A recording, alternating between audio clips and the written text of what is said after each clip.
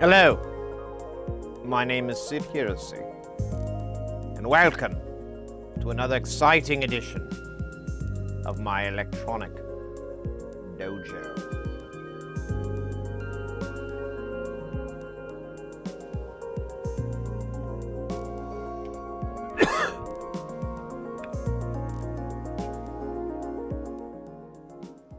Let's fucking go!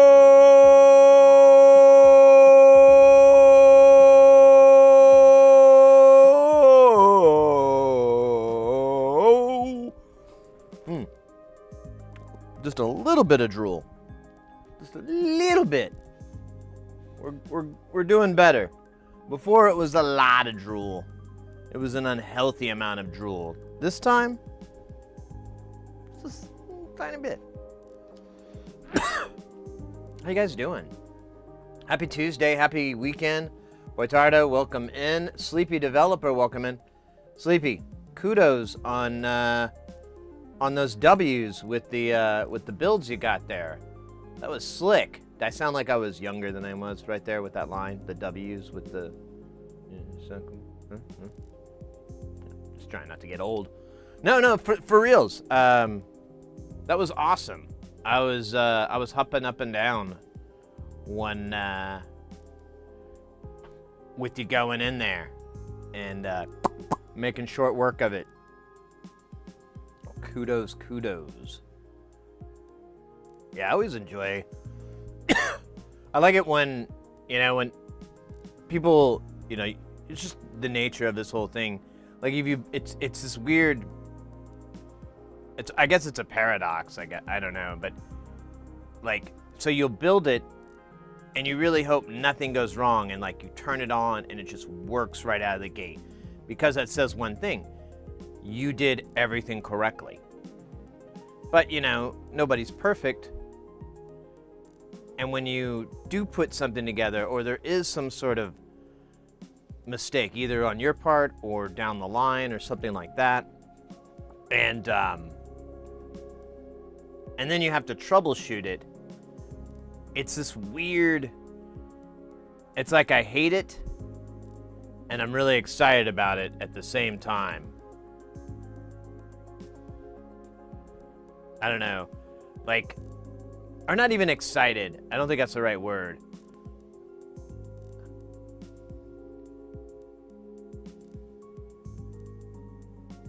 I imagine it's what weightlifters must experience when they go to a heavier set and do like, the reps or whatever the fuck. I really don't know anything about that shit. That they want. And then they like they're not looking forward to it. But they know if they get to the other side, they'll be that much better for it. Once they complete that, even if it takes a couple of tries, like they don't get it on the first time, they're like, I can only do 10 reps or whatever the fuck, 7, whatever. And then they take a break or whatever, and they come back to it, and then they actually punch through. Figuratively, of course. I imagine that's what it must feel like. What I'm experiencing. And what we experience whenever we build something, it doesn't work, and we have to figure out why. That was the most unintuitive thing I think I've said, at least this week. And we're starting the week on Sunday, so we're a Sabbath house. Black Sabbath. God, those are a lot of dumb jokes, aren't they? All at once. I should get a machine joke gun.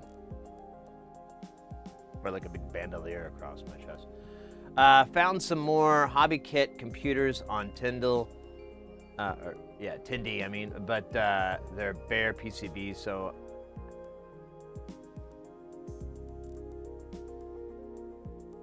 An EEPROM? Oh! Did you get... Oh, where is she? Sorry. This would have been more fluid if I'd known we were going to talk about EEPROM programmers. I would have been able to just pull it up from behind me like, you mean this? But instead you're gonna have to settle for, you mean this? Or something similar to it, the T48. There's different variations, but they're always, I think it's always called the T48. And there's other ones too, but that's the one, the TL866. Oh, there you go. Let's high five through the internet. Yeah, we know what time it is when it comes to EEPROM programmers, and we don't fuck around. Did yours come with like a boatload of cool adapters? I paid extra for like all these fucking zip socket adapters. I now have a bucket of them. For some reason, against man and God, I don't have a single one that's useful for anything that I do. But, you know, it's cool to show off to guests when they come by so rarely. Actually, I did. Oh my God, that was a joke. And then I realized the last time I showed anybody my ZIF sockets, it was a buddy of mine that visited who did appreciate it. I was like, check this out. I can program this, but I don't have any for this, this, or this. But I did have the size for what we were doing. So it worked, but comical. Comical is the way.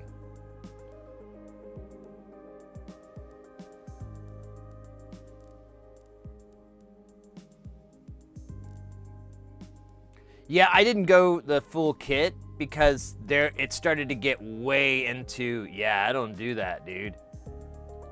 Like, I'm not gonna be programming any, sim, or is it sim? I know sims are, like single inline packet, or so I guess it's SIPs, whatever. The flat ones, like that RAM, but you do have like certain things that have firmwares, and that's how they rode, is on those little deals, like the sampler here. These two samplers, the OS and everything is on these EEPROMs, and they ride like that. They're in the weirdest fucking package. Anyways, I got a little heated there. Sorry.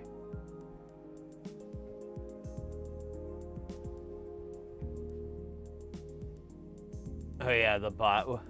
I didn't even fucking look. It happened so quick. Looks like they got 2 messages in though. Wonder what they, can I see it? I don't really, actually, you know what? I don't care. If there's ever a mistake, you know, if there's some sort of mistake or whatever, there's a, and it really matters too, there's a hole for an unban request. I think you have to wait like 10 or 15 minutes before you can put it in, and then you can put it in. I've only had one person use it who didn't think they were fairly banned, but the entire fucking message was them being an absolute cunt. It was hilarious. I have it screen capped somewhere. I don't know though. I don't want to dox anybody or anything. I mean, I don't really give a shit. I just thought it was hilarious. He's like so mad about getting banned, and he's just like, fuck, he's like, you know, I don't fucking deserve this. I should be in your fucking channel. You guys are a bunch of fucking bitches. You know, he's just like on. And I'm like, is this just an avenue to whine? Is that what you're doing? Cute. Denied. But alas. What are we doing again? I forgot. Oh yeah, we're doing a stream. Hi, I'm Sid Heresy. Virgo. This is about all I got for you. No, wait. What does it say on my profile? It has something really clever. Electronic Alchemist, Synth Wizard, Sound Warlock.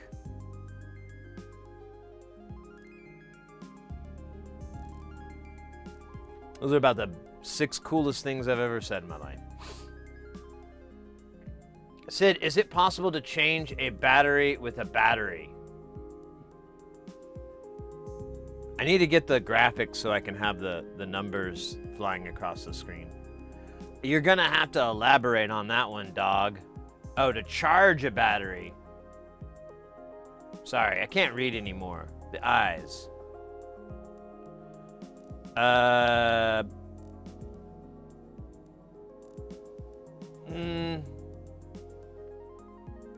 Not, I don't think so. So take lead acid batteries. I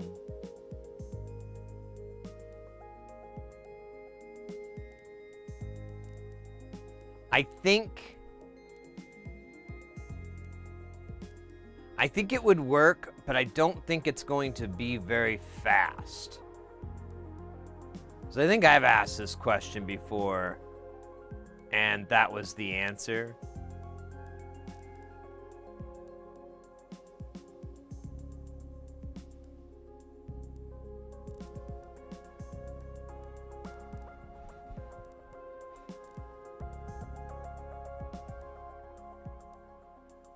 I don't know. That's a good one. Man. I suppose next you're going to ask me if a tree falls in the forest, does it make a sound? And I'm going to be like, oh.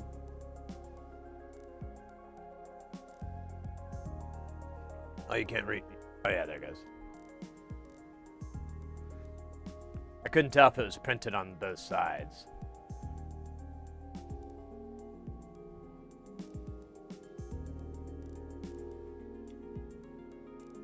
It would be cool to amplify the output.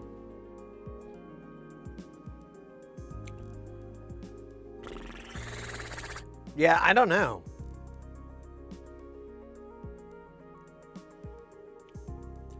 That's one of those things I guess you'd have to like, I'm sure it's already been, I guess we could ask the goddamn internet. Internet!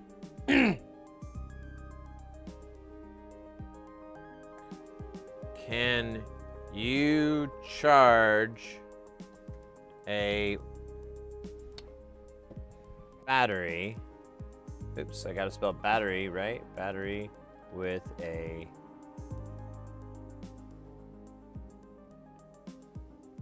let's do this, rechargeable battery with another rechargeable battery that is full.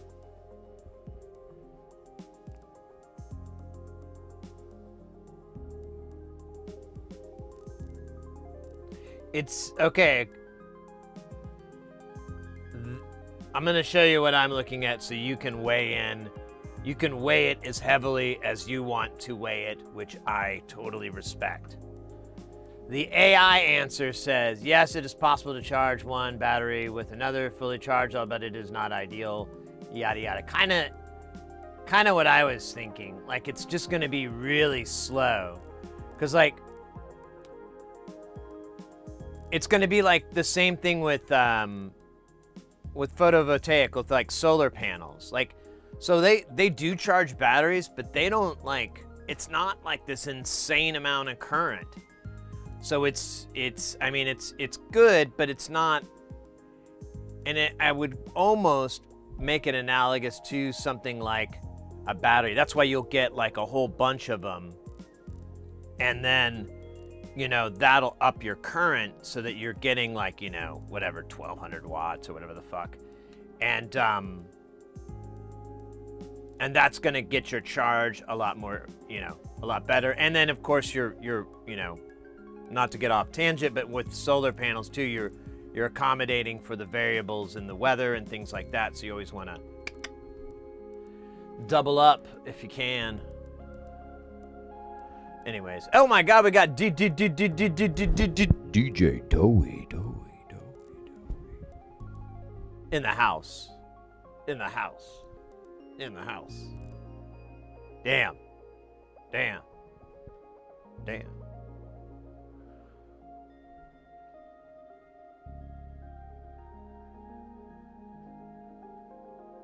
Okay, good. I just was worried I had to fucking go to a meeting all of a sudden. somebody was saying that. Yeah, so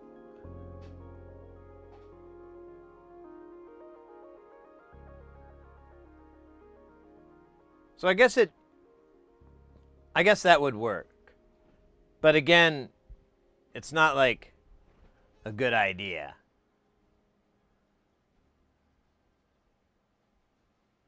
Holy crap, mate. I'm an idiot. Of course you can. Of course you can. Oh my God, what do you think those batteries for your fucking phone are? Ah. You know, the batteries that charge your phone? Yeah.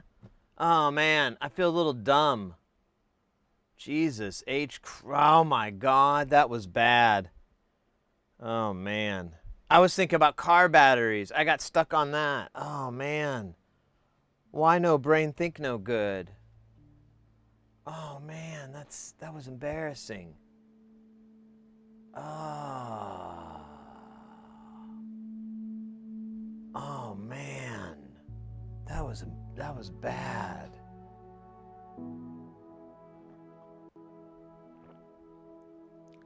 Jesus fucking Christ. All right. Sorry, that was insane. It was an insane amount of stupid all at once. I kind of got overwhelmed by my own stupidity. But I move on. You need to add these to your profiles. Audio Alchemist and Wizard of Wibble Noises. There you go. I could just change it to say that. What I have written there is kind of dumb. I mean, it explains a lot, I guess, but like in this day and age, I think that like what's kind of cool is if you kind of have a little air of mystique. And look at me. Don't I scream mystique? Or air? Or an air of mystique?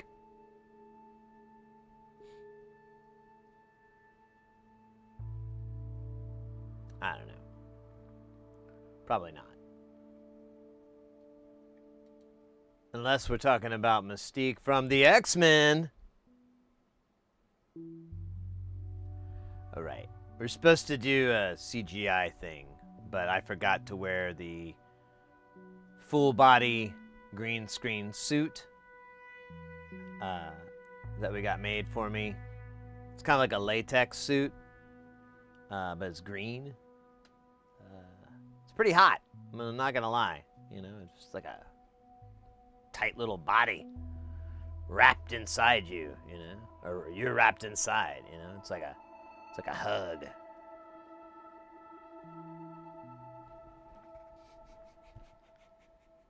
All right, I'm gonna stop. I would think that you need a higher amps to satisfy using the batteries back.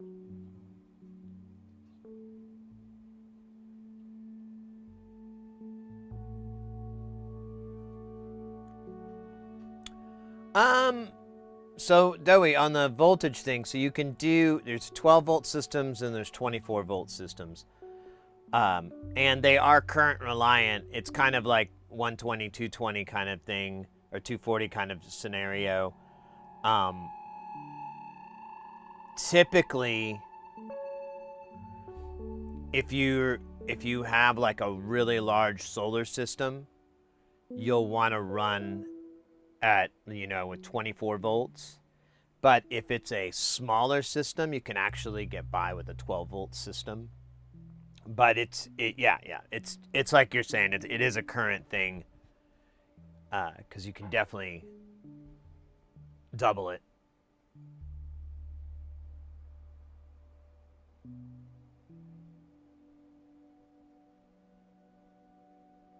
You're an enigma smothered in secret sauce. Oh, it's just Thousand Island. There's no secrets. It's just Thousand Island. I'm smothered in Thousand Island. Don't tell Santa. He'll be embarrassed. What the hell's going on today? What are we doing? Oh, that reminds me, I need to order a green hoodie. There you go.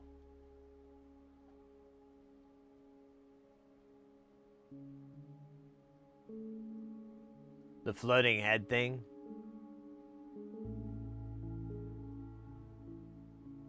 And be comfortable. Of course, you picked the wrong time of the fucking year to wear a hoodie, brah. Especially with the hood up. Make sure you get something mega light. I recommend a real thin, light hoodie. You know, like, you ever shop at the Gap? You ever go there? We got like an outlet Gap here in Phoenix. I go there, shop the used out. Now, I'm going to be honest with you. They're not going to have anything in the color green. But if you bleach it the right colors, you'll get yourself a green.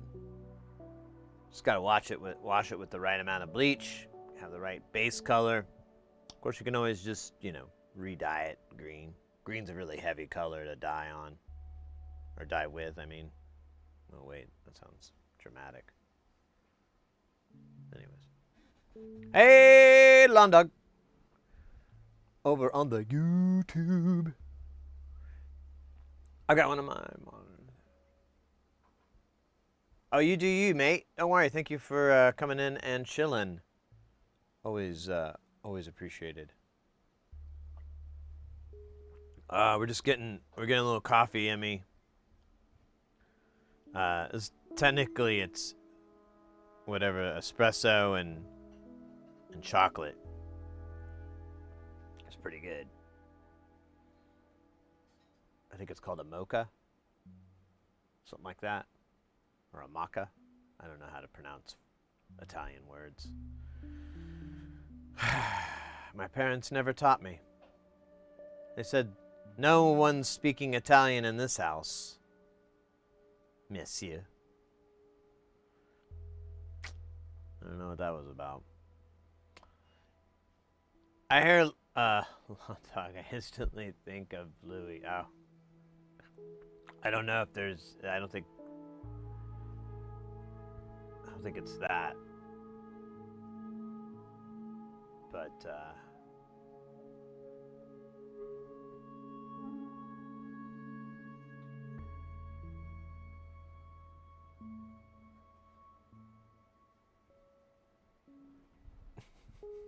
oh, man. Oh, so I got,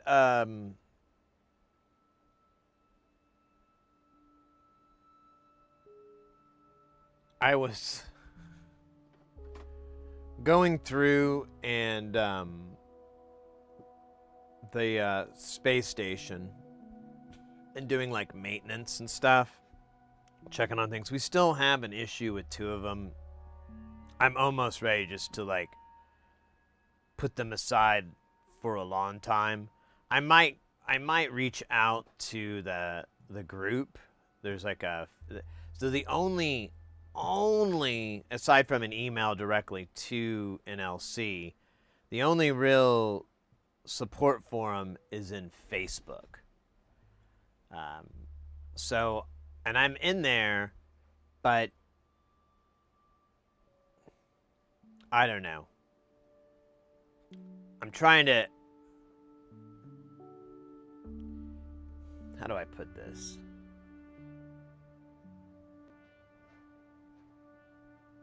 There's a lot of, not from Andrew, by the way. It's just the group. It's with a lot of these electronics guys, honestly. Like, they ruin it for me. Like, I really love our community so much that, like, anytime I go to other communities, I'm like, what a bunch of buttheads. Fuck you. You guys are fucking fuck off. You know, all this, like condescending and I don't know, just petty bullshit, really. It's just, I can't.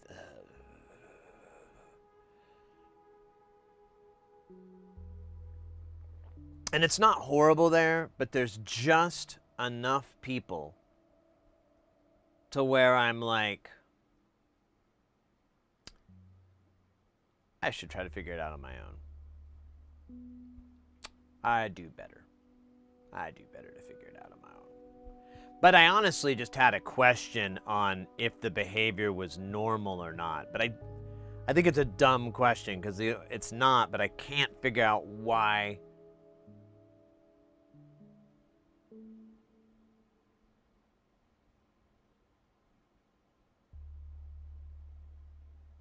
Wait a minute.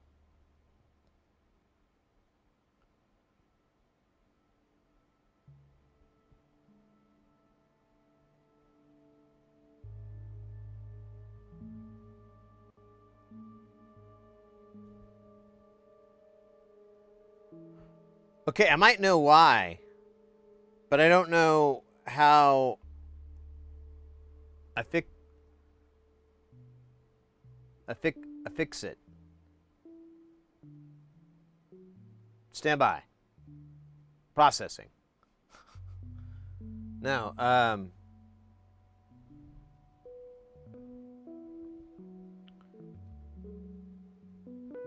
probably just stoned. I'm probably just stoned, and I think, oh, I found the fucking cure. Now we can live on Venus. But I dream of Venus. But no, I think I'm probably being stupid. Let me go to their website. Let me shrink down.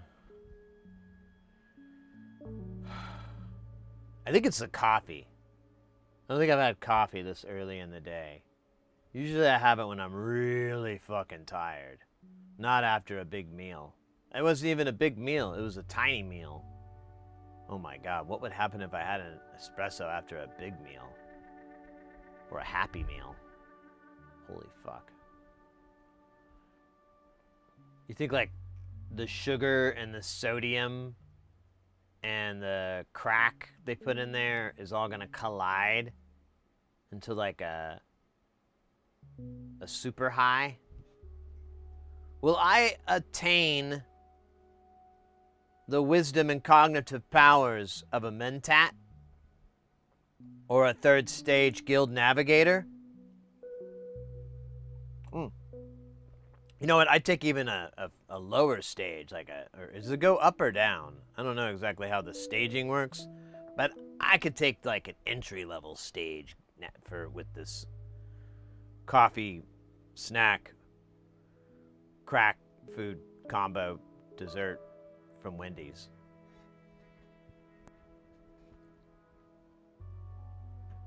The sodium and the sugar are really bad for you. Yeah, I know.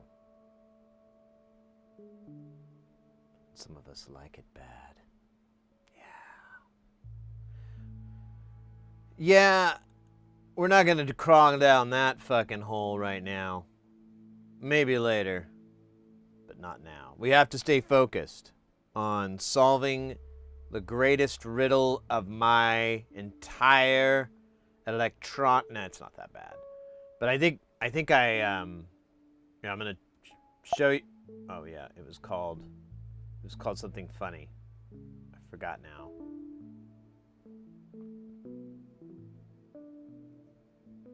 Oh yeah, it was Moog spelled Mogue. All right.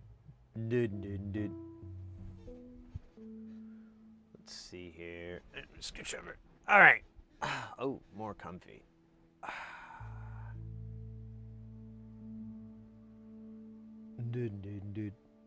All right, so here's what's going on. And I think I figured it out. Oh, wait. Are they all like this?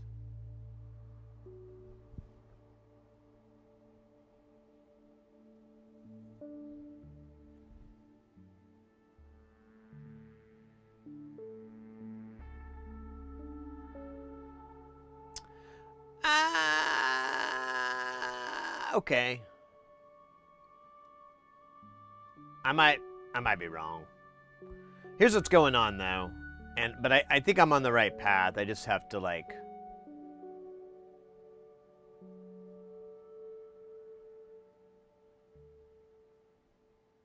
I'm sorry, I'm trying to remember all the fucking troubleshooting we've done on this. So as I recall, there's 3 of these LM394s, which are these duals here. Little 8-pin package, dip packages. And I ordered some from SynthCube, and I ordered like 4 or 5 or something when I needed 3. But I just kind of wanted to have some extra ones for, you know, that special someone. And I'll be damned if they didn't give me 4 different brands and models of, like, there was none of them matched. And that is insane. I gotta tell you, that I kind of got pissed. I haven't ordered from them in a long time because of that, because I was like, dude, you couldn't send me anything that kind of matches. And so, but it's a big part of this circuit. I'm sorry, I forgot to tell you what it does wrong. I apologize. So when you put audio in and you start to gain it up, it will, you know, you've got your sine wave. Right out of the gate, you'll notice that it's biased weird. So it's shifted up, and you can fuck with the DC level there. You can't fix the biasing. So it's always off, and it's like, oh, that's weird. Okay, well, maybe that's just a quirk of this. Maybe it's just a little off. Maybe if I, you know, tweak some values, maybe I can get, no.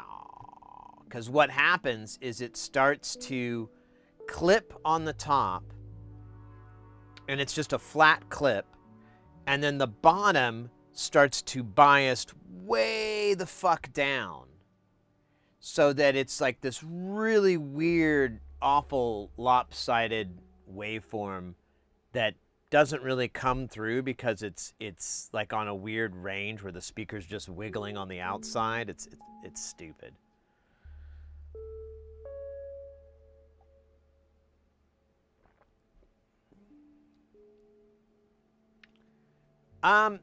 Well, they are matched themselves, but I mean, they're working together in a circuit, so you kind of want them all to be ideally from the same batch, same manufacturer, same production line, ideally.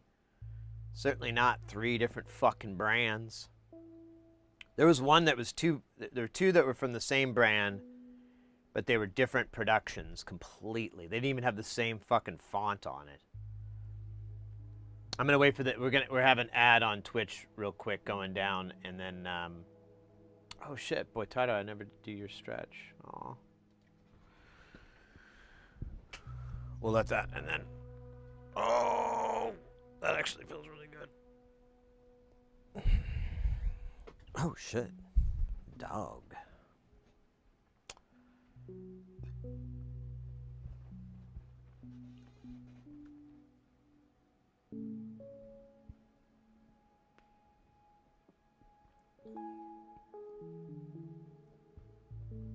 So, once we get back from these Twitch ads real quick, I'll go through all the troubleshooting that we did, which is pretty much everything you can do, short of just going and getting more LM394s. But I don't think that's going to solve anything, unless they sent me 3 bad ones that all behave the same now.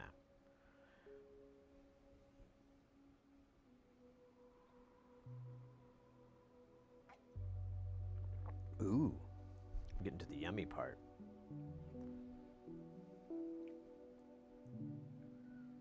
Oh man. Oh, I mean, I posted about it on the internets, but I finally got my Stream Decks all fucking running on a Pi now, which is way better. Way better. Because then they all just plug into the Pi, and I just remote interface into this program called Companion, and which is what I use to run all the shit. It's pretty slick.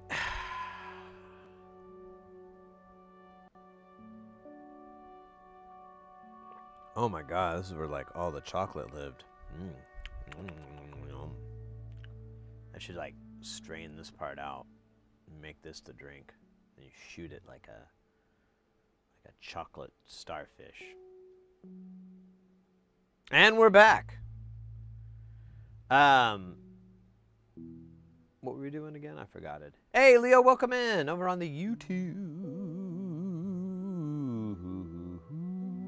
Oh yeah, so anyways, the audio gets all weird and biased funny.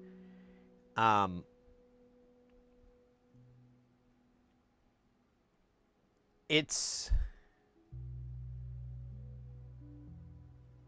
only, I think, now I'm having a hard time remembering.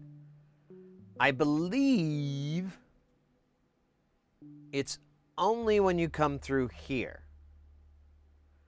I believe that if you send signal through here, it's fine.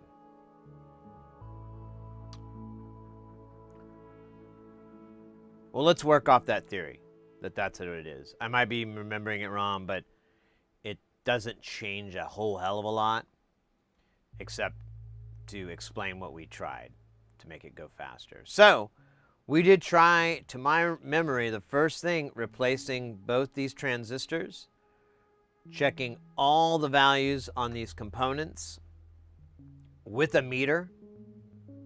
Like once we had these chips out, I remember checking these to make sure that they were the correct value. We replaced and checked and everything down here. I mean, there really wasn't a lot else you can do to kind of get that thing, you know, checked. This is a part.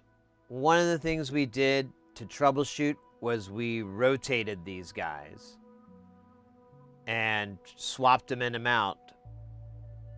The problem never changed. It was the same thing the whole time. Now, if you guys want some craziness, I know you do. We could crack this open. I actually was not planning to, but I kind of had that beautiful mind moment. Or was it beautiful mind, or was it waiting for Gutman? Or was it eating Gilbert Grape? Or Pink Flamingos? Yes, I had my Pink Flamingos moment. And beautiful mind all over the place.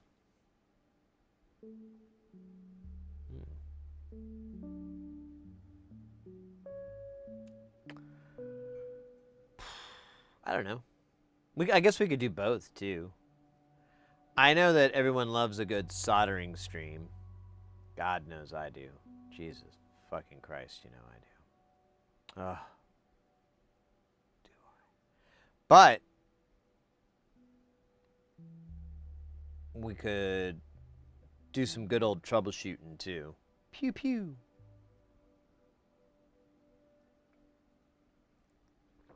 Oh, man, that's good. That's really good. All right.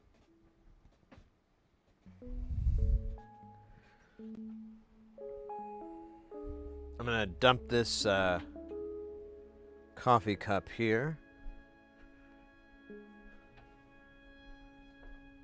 And then...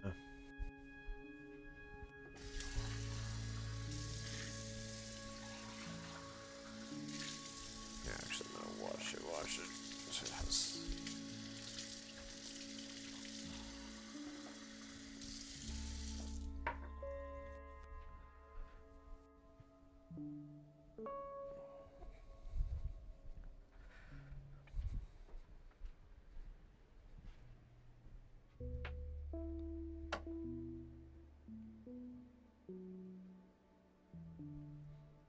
So yeah, I don't know if y'all have a preference for today's activities. If we should, so I mean, you know, we could do both. We could, well, I see solder in the chat, so we could solder for a while and then later on switch gears and do troubleshooting. I don't know. I try to keep it fresh. Which one grabs you harder? To be honest, I love just soldering. A lot. Like, I mean, troubleshooting is great, but it's like,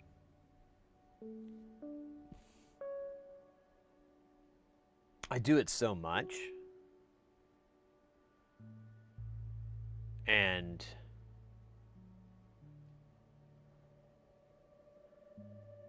so if I don't have to do it, I kind of dig on it. I was just saying earlier though about how when you make something and it doesn't work and you have to solve it, you know, you always feel better, and that challenge is kind of welcomed. And then in this case though, I'm just like, oh God, I don't want to email the guys in the Facebook group. They're just gonna poop all over my poop.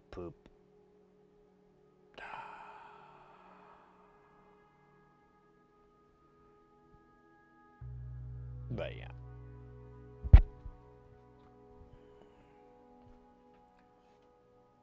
Oh, that's cool. Oh, I didn't realize there was a crack.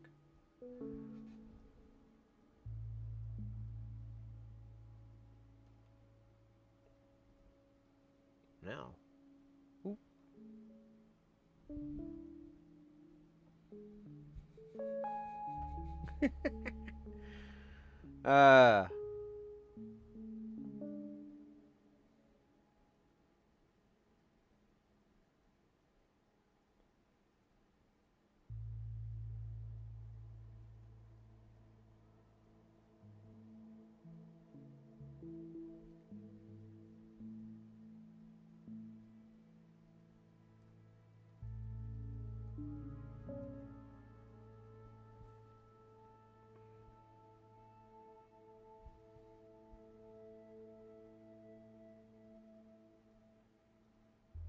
Down for all right. We got 2 votes for soldering, so I know what's up now.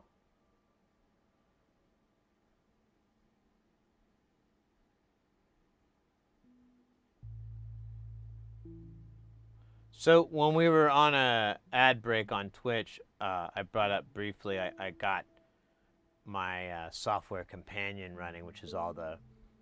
It's the software you can get. It's really cool program. You can get it. It's free to download. I believe it's open source and everything, and you can develop for it and whatever. They have SDKs. I know that, but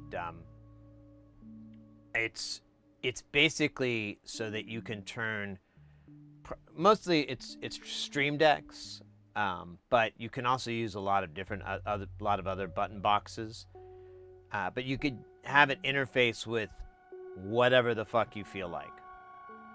And where Companion kicks in and is really useful is that they have a ton of stuff written for a bunch of different hardware. And the stream, like this whole thing here, or whatever, there, is all done on hardware. It's all done on an ATEM Extreme from Blackmagic. And it's a 8-input video switcher, but it has like video effects. Like, I mean, the green screen is the video switcher. The this, you know, I mean, this kind of crap is the video switcher. Really everything, all the camera cuts, all that, all video switcher, and it's it does really well. But the thing is, there's no easy way to handle it. Like, it has software, but it's like a regular vision board. And so like up here is your main cameras. Like right now we're looking at camera 5, which is the input, but then that's the shot that we were at. That's in a preview, so you have to cut back and forth. And it has all these different bits here. And oops, I meant to. But then you have this program that'll interface with it, and you can interface with a ton of hardware. There's stuff from Roland, Shure, Neumann, Klang, Audio Tech, just tons and tons and tons. And then you build your button box, which this one's all crushed because you build your button box here, and you can build your pages and everything like that. And then you your surfaces show up here. So these are, there's the Stream Deck, there's the Stream Deck XL, and there's the pedal.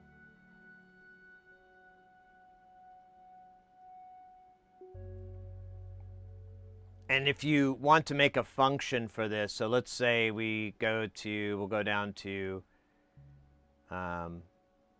this page 4. So let's say we want to, oh yeah, actually we've already done this before. This button will make everything go to black. Or it would if I hit it in real life. Oh, we can hit test. Oh, it didn't work. Huh. Well, that's weird. Oh, it says cut. I don't know why that is. Okay, let's fix it. So we'll go to preset, go to the ATEM, and we're going to go to, what is it going to call this? This is going to be,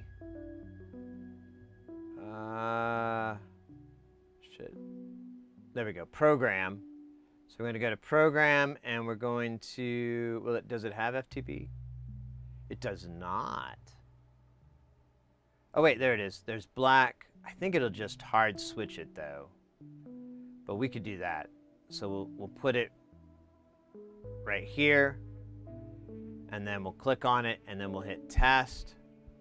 Oh, it's cut again. Weird. I think I have to change it on my button box.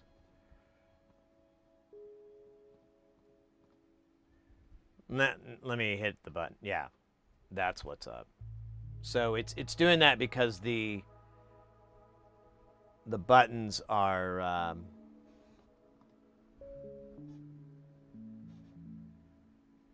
yeah. So now we'll go. So now it's changed, and this is changed to black. So we'll switch it to 2, which is going to be our other input, and then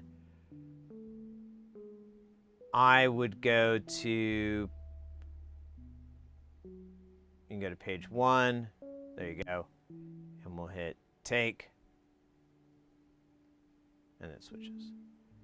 So, anyways, I think I over-explained it and under-explained it simultaneously.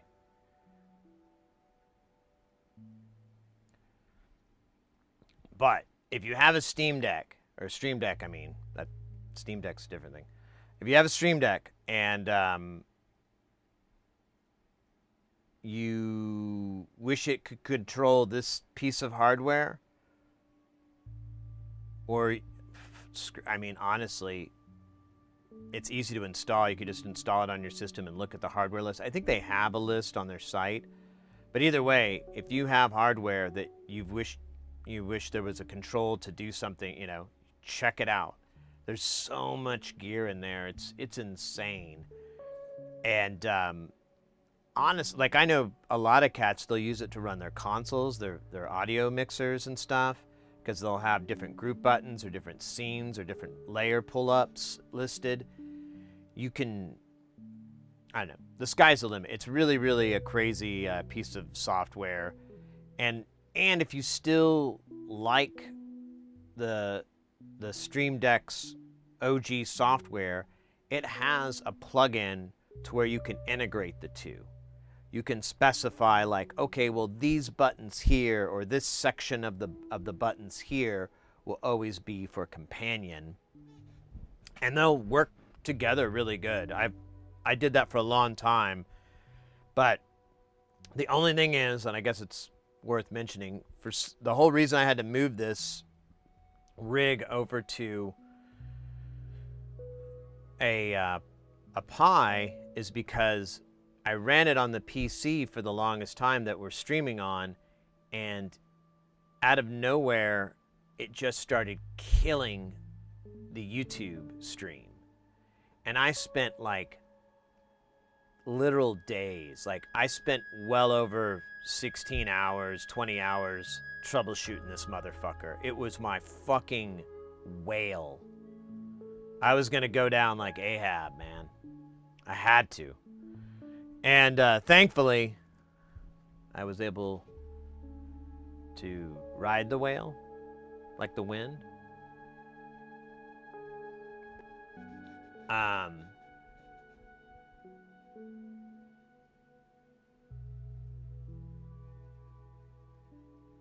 But yeah, I ran like Wireshark, and I ended up looking at the fucking hash verifications, and the data was coming back clipped off, and I couldn't figure out what it was, but I just knew if Companion hadn't started up at all, like you had to pretty much uninstall it then reboot, because even if you uninstalled it, it was still causing issues. You had to reboot, but once you came into a reboot without the program, everything ran fine. The moment you started that program up, it just went, boo. It was, and I still mean to email BitFocus about it and put it on their radar, but at the same time, I got other stuff to do, than write an email to somebody. And then have to document it and take, and then they're gonna find out it's my fault, so. Yeah, I should shut up. Probably is. Just like everything. Anyways. I would love to stream without freezing up. Have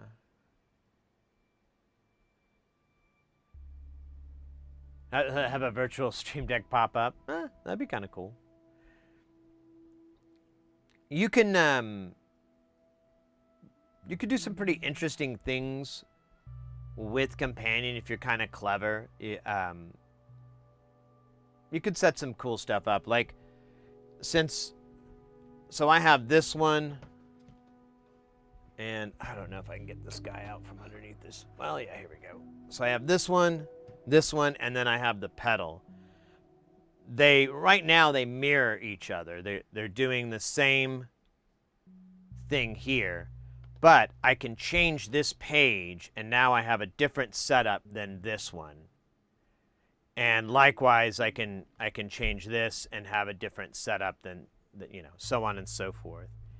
And I have it built so that if I get off on any of these pages, I can hit that and it'll jump to home, but then that button goes away and it's just an up-down, so I get a little bit extra space. I don't know if you can do the same thing with the Stream Deck. You might be able to. I really haven't bothered with the software ever since I found out about Companion. I was like, oh, cool.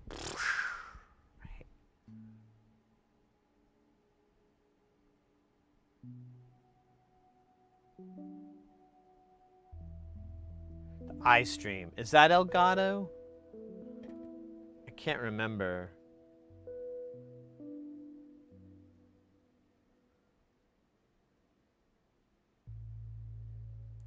I mean, honestly, they're hard. I think with oh,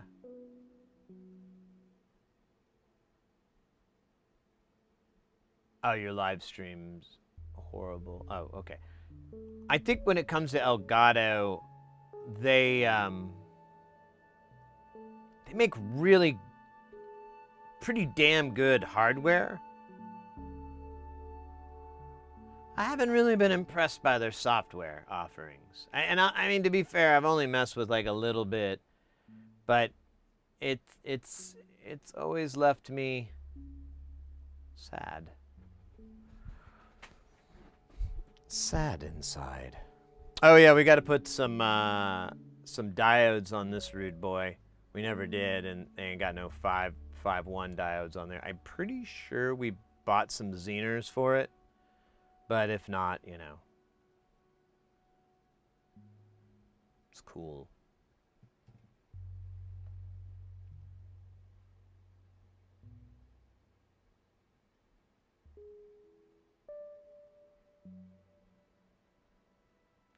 So, Boytarda, if you have dead air, you should just do what I'm doing and listen to our good buddy Jay Nothing in the background. It's pretty reliable, consistent sounds. It's musical without being intrusive.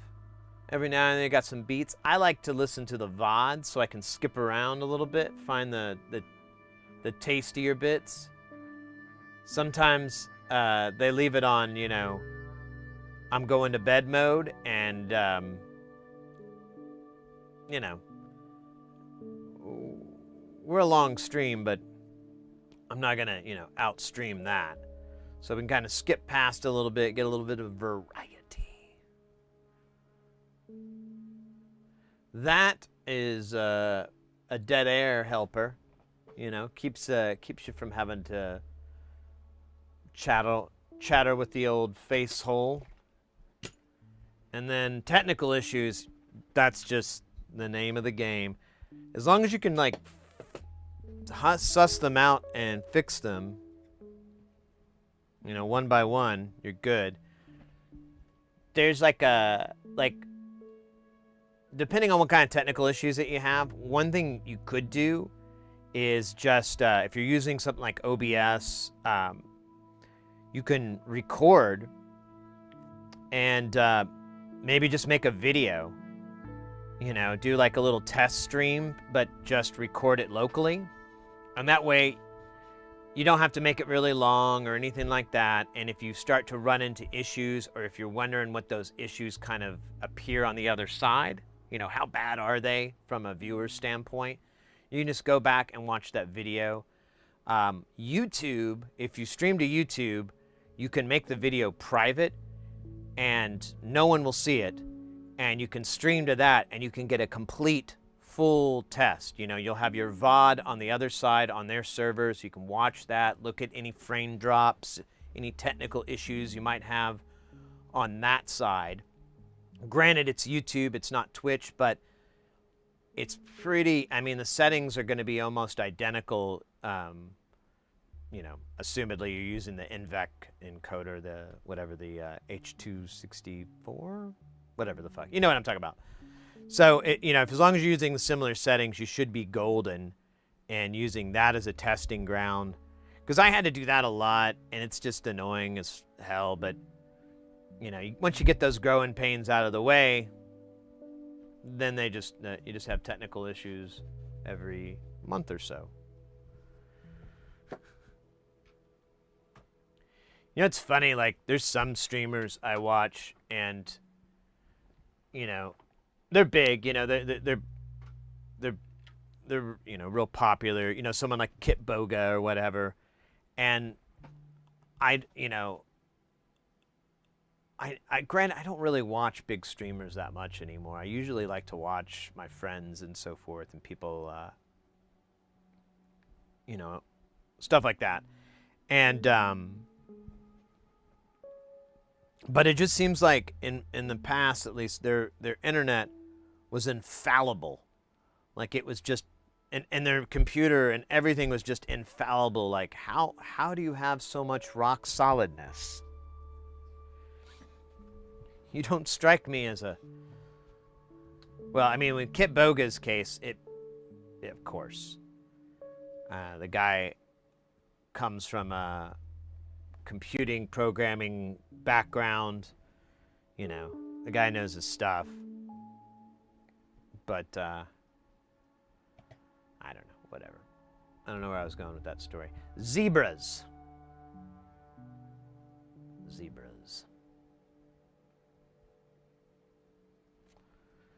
Oh yeah, we have to open up all the fucking files for this. It's so dumb.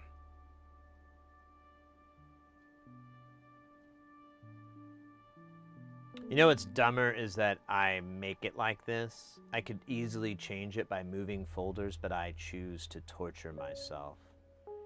It's analogous to taking the cotton ball out of the aspirin jar, dumping the aspirin you need, and then putting the cotton ball back in. It's basically, I'm just doing that. Like, I'm so mad that the past me did it that I'm gonna fuck future me over too. Like, fuck that guy.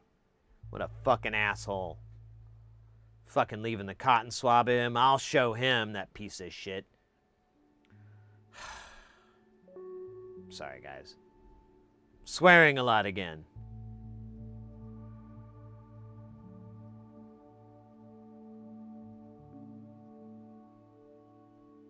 It's unbecoming. Ekin, what's up?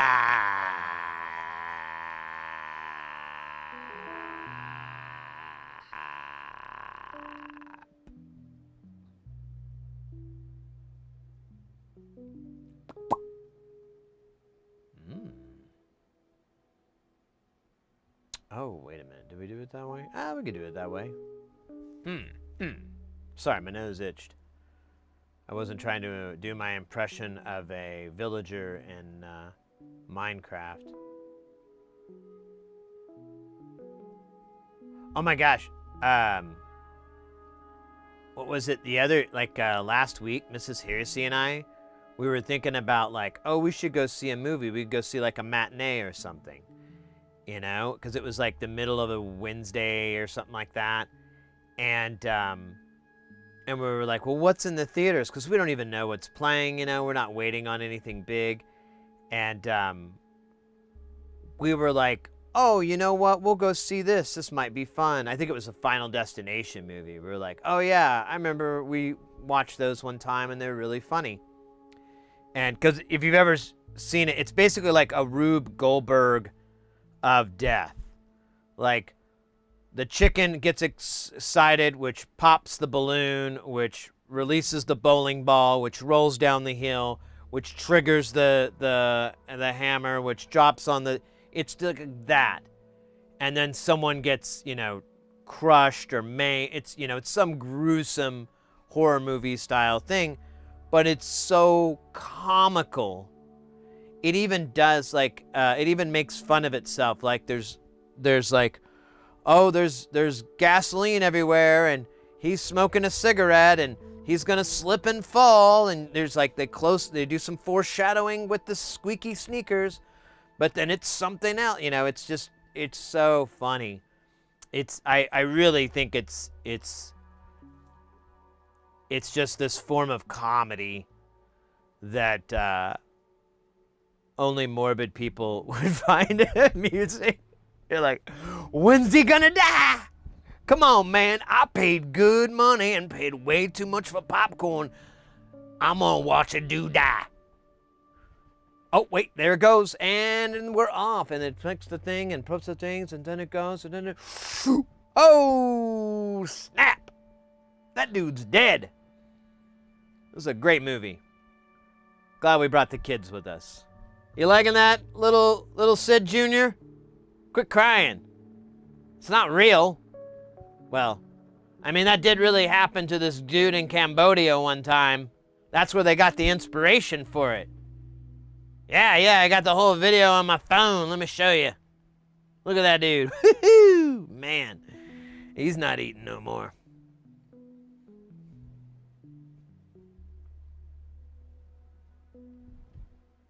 I should clarify, I don't have any children. Not anymore. Not anymore.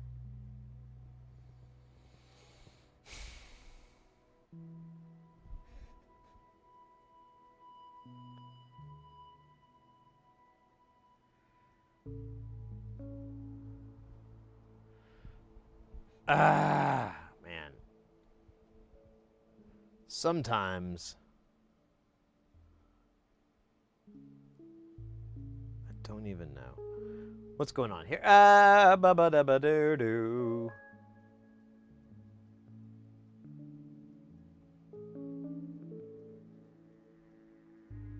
Final Destination. I was like, oh, it's just like the Scream movies. It's just like a whole different group of people, except there's like one person from the old movie. You know, they carry over. It's usually a handsome man or an attractive lady. And they carry them over to the next movie, and they're like, oh, this all happened in my old town, you know, or some bullshit like that. And then they, you know, I can't remember if that's right.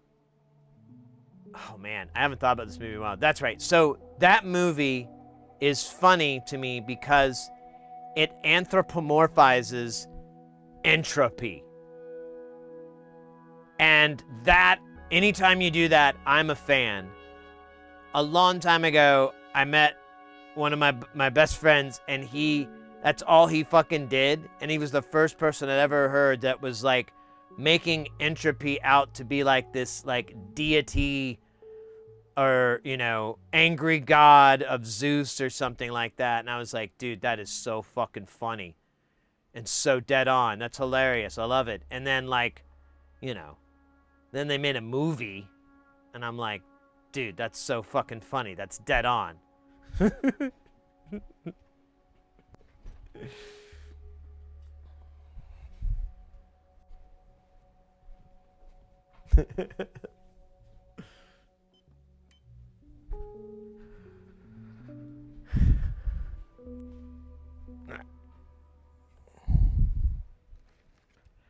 Now, the real question is, why haven't they made Final Destination the musical? You know? The Broadway musical, of course. The theater. That would be great. I'm going on my final destination over there. This electric cord has broken insulation, and I have wet hair. This, you know, you could just like totally make a whole thing about it. These chemicals have started to leak. The methane levels have reached the peak, and radon gas is near. My final destination is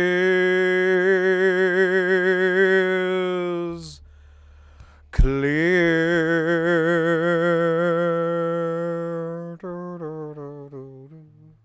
You know, that would be a great number, actually. I was making a joke initially. I mean, at the beginning, that was just a bit. But now that I hear it, I hear the piano. You hear the piano too? Blum, blum, blum, blum, blum, blum, blum, blum, blum. Man, that shit's gonna be sick. Final Destination, the musical. We already got some lyrics for it too. Those are gonna inspire better lyrics when I have more time to think about them than what I do right now, running a stream and soldering and trying not to be too boring. Too boring. Without psychedelics. The ending could be a large piece of lighting falls on the member of the audience. I feel like Sid has already written at least 5 songs for this. Yeah, well, I mean, not completely. I've just got the first 16, 30 bars, you know?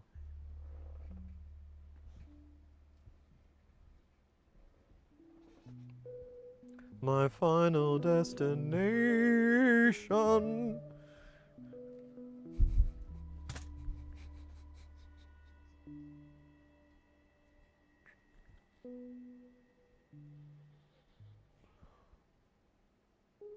Hold on.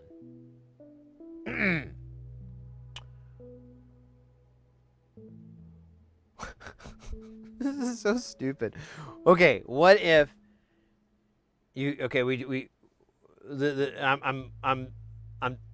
I'm dead ass, as the kids say, on this idea. So you have this character, the Final Destination character guy, and he he knows, like, in the beginning song, that he knows that, like, entropy is after him, and that's what the opening song's about. You know, he knows that entropy is after him, and he knows that he will eventually be killed by it, and it'll be some gruesome death, you know, and that his true calling is to die of, like, natural causes in his sleep or anything.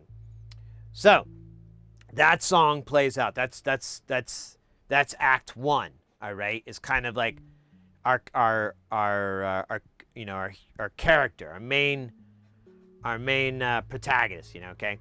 So then Act Two, he meets a love interest. You know, and in the beginning, he's kind of accepted this, you know, that he'll never die in his sleep, and then he meets this gorgeous Amazonian woman. And even though he's not very tall, it's okay. Doesn't matter, actually. Kind of works to their advantage when the gentleman's a little. Anyways, so they spark up a love and everything, but he tells her, like, you can't be with me because, you know, like, I'm going to get a piano dropped on me or an anvil, or I'm going to be driving and then realize there's no road underneath me, and I'm going to look into the camera and I'm going to fall. And she's like, that's insane. And then he, like, does something to show her that it is very real. And then the third act is more of a Mad Max story, where they're just out in the open desert, and it's a post-apocalyptic thing. It just, like, totally fringes on it, all right? You ever seen the show Fringe? Yeah, you can watch the first 3 seasons and the last 2 seasons, and you don't have to fucking know anything. They're 2 fucking different damn shows with the same cast. So fucking annoying. Urgh. We're gonna do that. In the third act, we're just gonna totally J.J. Abrams the fuck out of them, because someone gave us enough money and they keep doing it. We're just gonna keep fucking with them until they fucking take it away. And then we're gonna go do a whole bunch of, like, Comic-Cons and be like, well, I just want to improve it, you know, and ruin Star Trek. All right, I'm sorry. That was uncouth of me. But I stand behind my idea of the musical. I think it would be a great idea.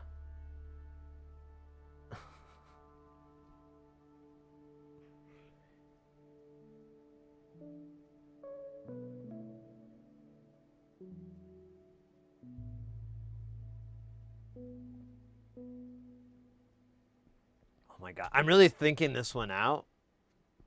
I just thought of a funny gimmick, is that so, like, for this, I'm like, oh man, how am I gonna stage all this? It's kind of weird, but then I'm like, wait a minute, I'll just, like, make it really bad. So there'll be, like, a wide shot of some, like, you know, some other musical, and then there'll be a green screen close-up of me, and of course there won't be any parallaxing or anything, so it'll just look bad if I move at all, which I will. And yeah, and then I'll sing that opening number, my Final Destination, the song. Yeah, it's gonna be great. Hey, Kraken, how you doing, mate? Good to see ya. Hope you're doing well. The Acme catalog. Ask me about my Acme catalog. You better ask me about my Acme catalog. I've got anvils for 22 pages and 37 pages of grand pianos. Acme ships everything in crates. Dude, we're just hammering these fucking songs out. We got like, what, at least 2 or 3 songs? I mean, granted, they're under 30 seconds, but that's where the magic happens. That's where we sit at a piano and we have our hard day's night moment where I'm like, bam, bam, bam, bam, bam, bam, bam, bam,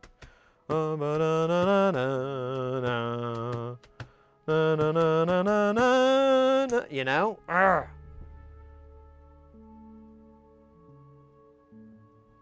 Damn it, this is so fucking ridiculous, guys. I'm trying to decide if I want to keep being stupid or if I actually want to solder.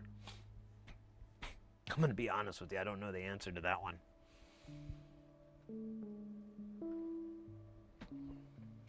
Uh-oh. Oh.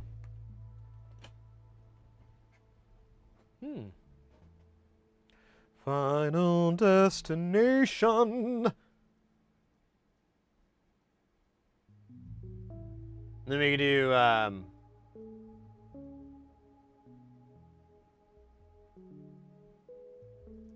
Final Destination, the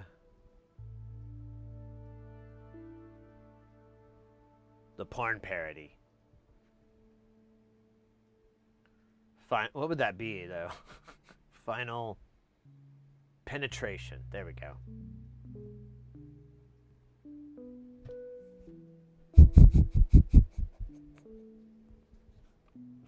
That would be the name of the porn parody of. I don't even want to know if that's a real thing because I don't want my browser history all clogged up with that. But I'm just gonna assume there's a 78% chance that is a real thing. And if not, copyright. I don't know if that's how it works.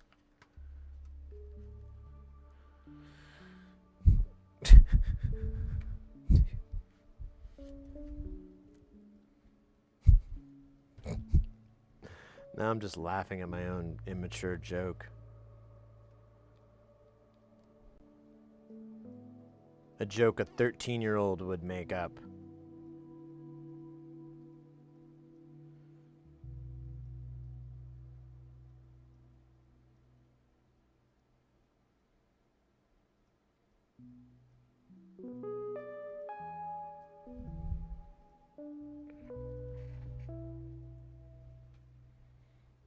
But a very funny 13-year-old, so, you know. Haha.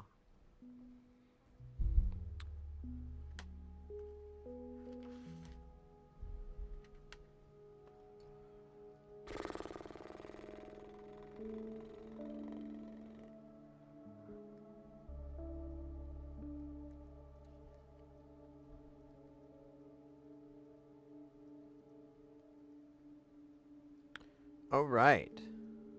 This is 22 of some of Colombia's or Taiwan's finest. Colombia. Well, yeah. Hip hop will rock and shock the nation.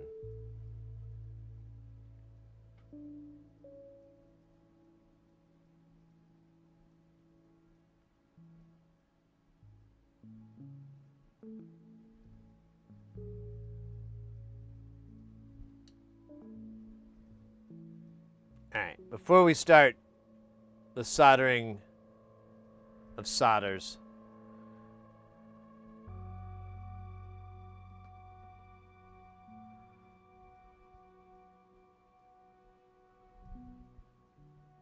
God, this board is so littered with, I got solder in all the holes.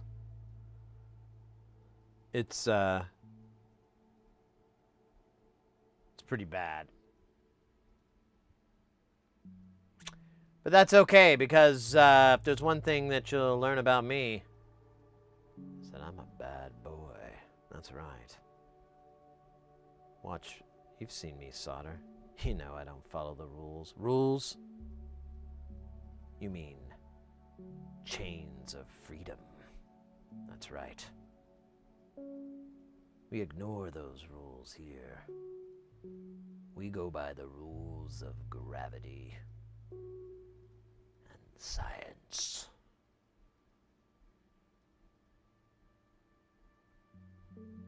Were we gonna dab? I was gonna dab, and then I got all distracted with my fucking bit. Hey, foil hats! It's been a minute. Oh, I don't know. That's what she said.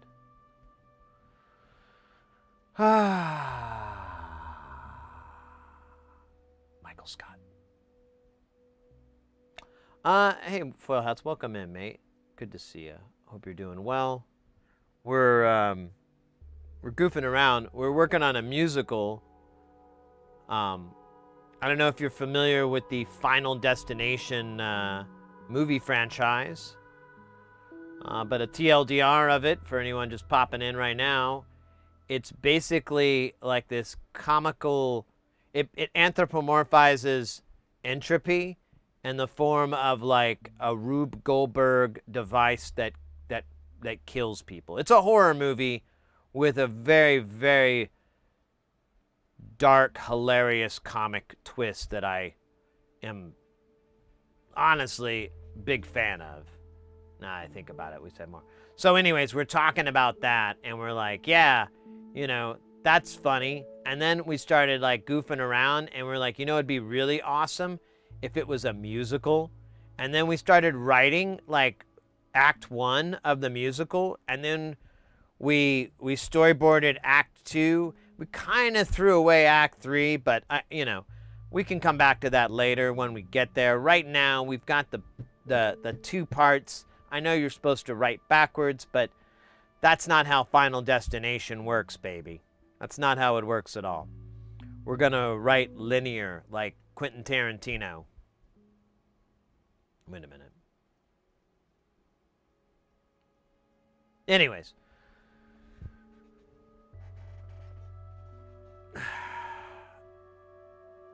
Sid has basically been fishing out his plan for a stage show version of Final Destination. It's brilliant. Well, hold on. I don't know if we want to call it brilliant yet. Okay. We still need to get something down early on paper here. Dude, wouldn't that be so fucking hilarious? I mean, it would be an enormous amount of work, but it would be almost worth it just for the lulz, just for the fucking ridiculousness of it. Like, just sitting there, writing this shit out, and like, my final destination, and like, thinking up shit that rhymes with destination, and oh my god, it would be so fucking silly. And then taking that to the next meta level, and having it be like a Hard Day's Night knockoff as well. Like, you know, having the story of that being written, but doing this whole, you know, because that's one of my favorite tropes. Like, people have done it so many times, and every time I see it, I just laugh, because I'm like, that's so fucking funny. It's so cheesy, and it's so accurate. You know, it's like, if you've ever written music and you're writing with somebody, that whole moment, like, that synergy that you have is so fucking cheesy and accurate. So, I don't know. That would, I wrote it down. I guess I could write it down further here. I don't want to get my notes too. Here, we'll do 5, 27.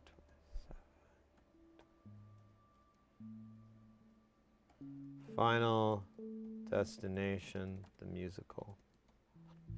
There you go. I'm just gonna write it that much.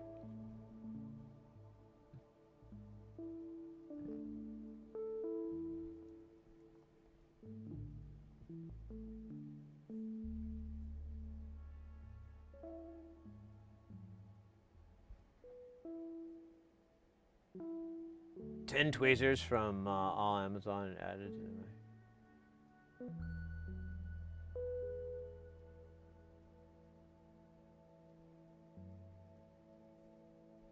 Ride the Cyclone is not directly a musical adaptation of Final Destination films.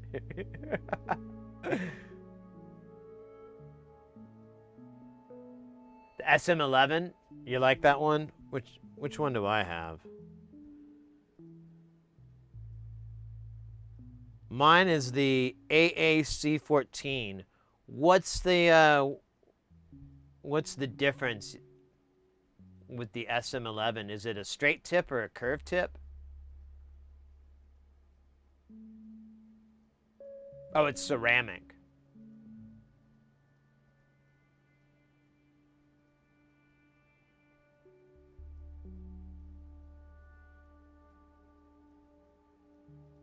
Huh, I'll have to look into that.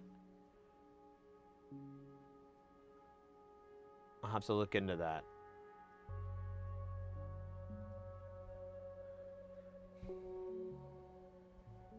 Oh, yeah. God, I keep forgetting that I was going to dab. All right, so we're going to do a double dab, and that's for Jesus, the Dudun of Doll. You do.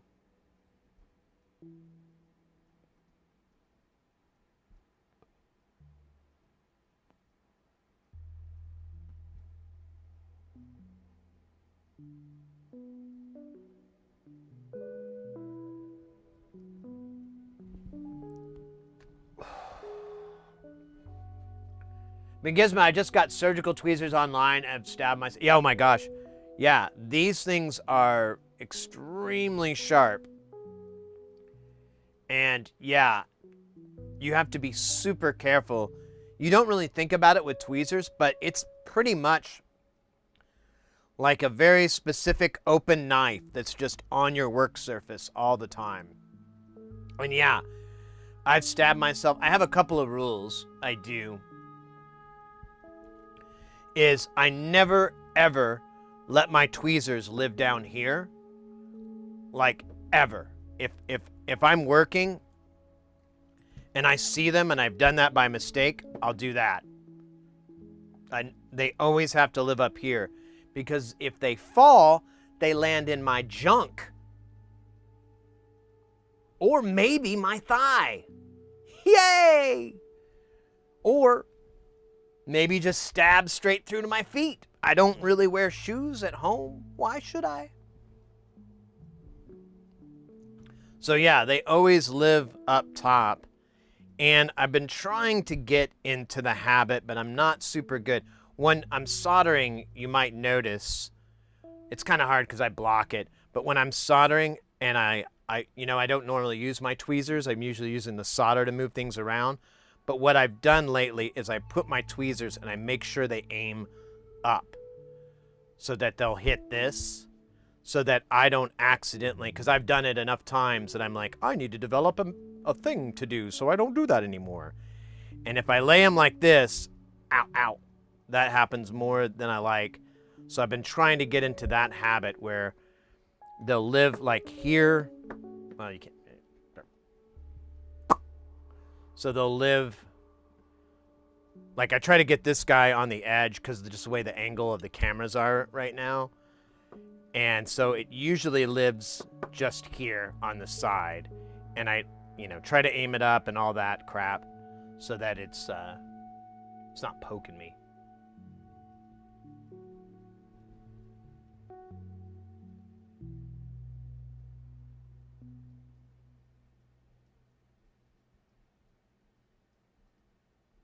They're less sticky.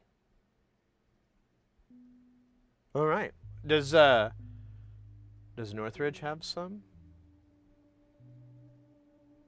I kind of want to make an order from him. I forgot that I got the Kester 213 from them. I haven't used any of that shit. Oh, man.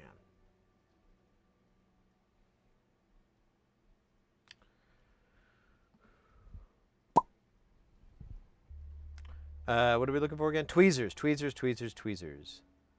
Whole section. He's got a lot from Best. Is this it?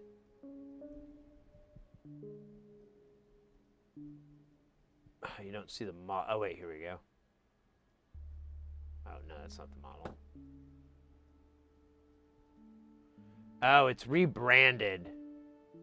Yeah, he's been doing that where he rebrands it with his name on it. It says diamond, though. Non-stick carbon coating.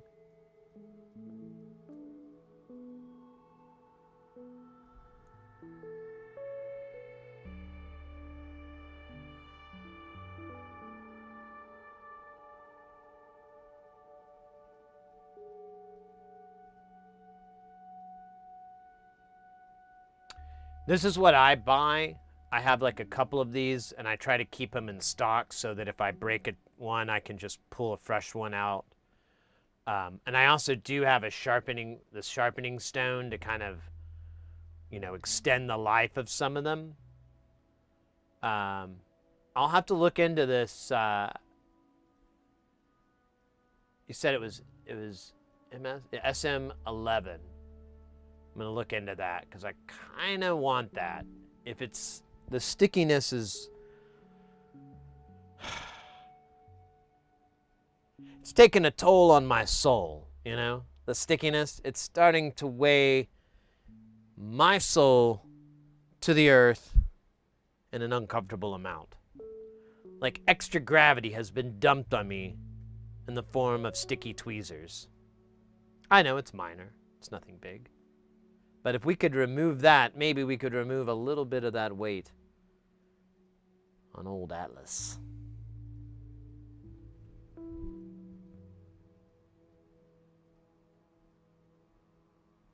Oh, man.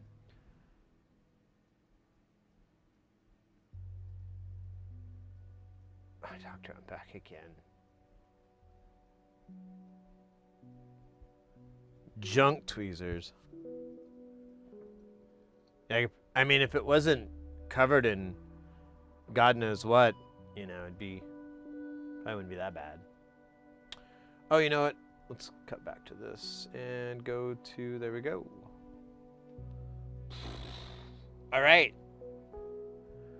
We're going to do the 560 picofarads.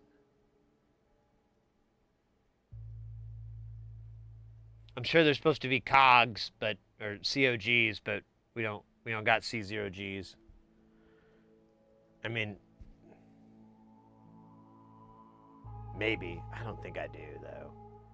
I'm going to start buying that, though. It's going to be more expensive, but I could buy, like, regular who gives a fuck for the bypass caps for the 100 nanos and maybe even 10 and 1 nanofarad. But I think I'm going to start ordering C0Gs for everything up to, I think it's after like 10 nanofarad, there starts to be a very big steep price difference. So anything I can in those low values, those low picofarads, I'm going to try to just order C0Gs from now on. Because I have to go find the video. I didn't clip it in time from Twitch, but we kind of had a couple of capacitor wizards in the chat, but it was during Jamtown, so it was kind of a weird time to talk about it. But we had a really good discussion on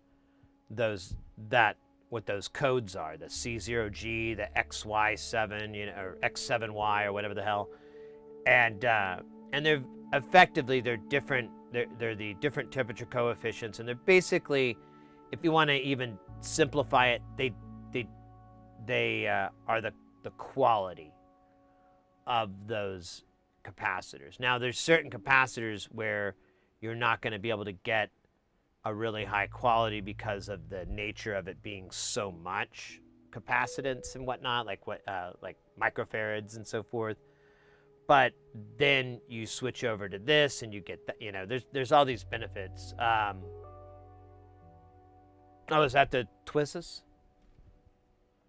Here, let me pop that in my old. But anyways, we. I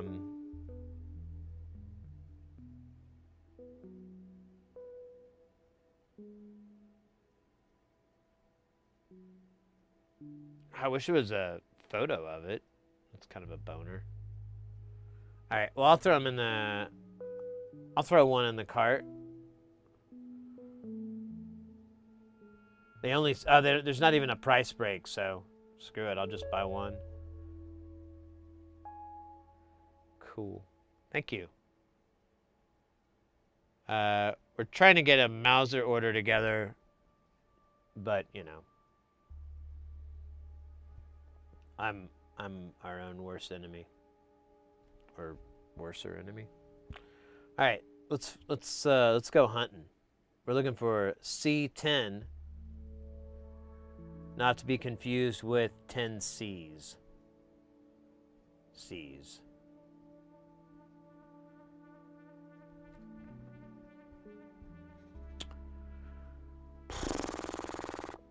Man, I like it when I do that because I see myself in the camera and it's like all droppy. I don't know if it's just, it frames weird like a helicopter blade. And I don't know what it is, but it amuses me. Just like talking into a fan. I don't know if that's a positive. It's like a good thing, you know? It's like, hey. Just a little bit stupid. Just the tiniest bit. Oh shit, speaking of stupid, I put this thing in backwards. Or upside down? What's the difference? Oh, no, wait. I had it right the first time. I should have known better. Oh my gosh. All right. Man. I gotta get me a hypersonic cleaner or a barisonic, whatever. No, hypersonic cleaner.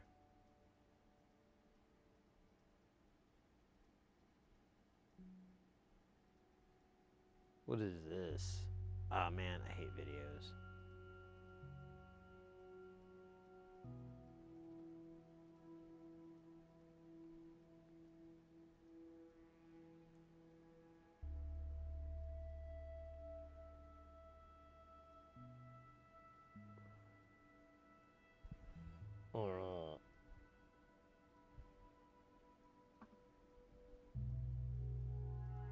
Ride the cyclone. What the fuck?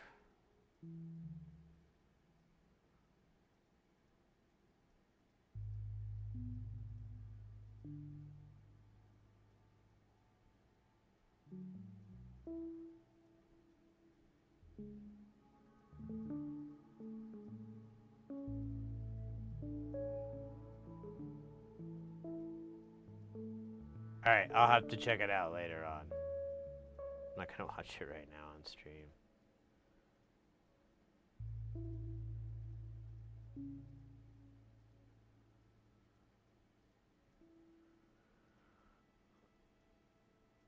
That's for the React boys. And girls, I guess.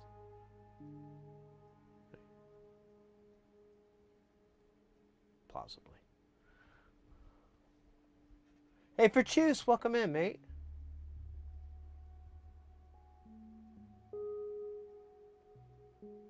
There's a guy in a wheelchair pretending to fly. All right, that does sound pretty funny. I'll check it out. I saw it was like a couple minutes long, but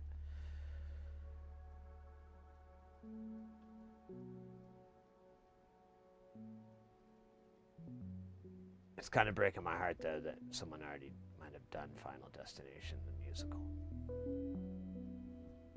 But whatever, they probably had a better budget. I just would have liked to have been included on a few table writings, you know. Well, you know, I was going to find out one way or another that they didn't invite me. They probably didn't even know who I was or that I even existed. And that probably hurts the most. Of course, to be fair, I know of none of them either, so fuck them, right? Who the fuck are they? Nobodies. Nobodies. But somebody's with a budget, it looked like, and at least a 2 or 3 camera shoot. God, that's a good money. I mean, this is like kind of a 3 camera shoot. You know, sometimes it goes up to 4, but not very often, because I don't know, that 4th one it's not sexy. Not sexy at all. No, it kind of just gets in my fucking way. I don't really like it. I thought it was kind of, it helps, but like so rarely that it's just stupid. Anyways, I'm getting ahead of myself and stuck in a gate. Well, you know what? I'll see what they got, and I'll do it. I'll try to do better. I'll try to decide if I can do better. You know, if we can craft out some really good tunes, me and my musical partner John Lennon, not his ghost, of course, then we'll see if we can craft something. You know, and it'll always be, you know, it's going to be a compare. You know, they're going to be like, hey, that's just Fortnite. You know, that's the same thing. And you're like, yeah, but it was a zombie game. And then we kind of got rid of that because it was stupid. No one was giving us any money for that. Where am I going? What the fuck? Okay, so C10.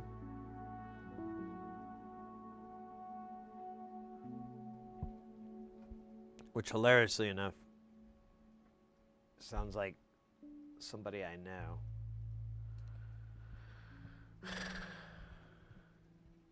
His name's not Satan, though. It's Satan. But that would be even funnier. I think sometimes I say it that way. I think it's funnier. I'm all into the funnies. I'm also all into the WKRP. Baby, if you ever wonder what happened to KRP. I'm living on the air in Cincinnati, WKRP. Got tired of packing and unpacking, town to town, up and down the aisle. Maybe you and me were never meant to be, but maybe think of me once in a while. I'm at WKRP in Cincinnati. What's up, Gen X?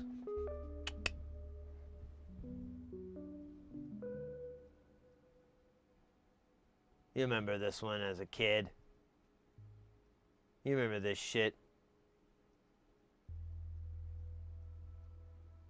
That and your questionable feelings about Rudy and the facts of life.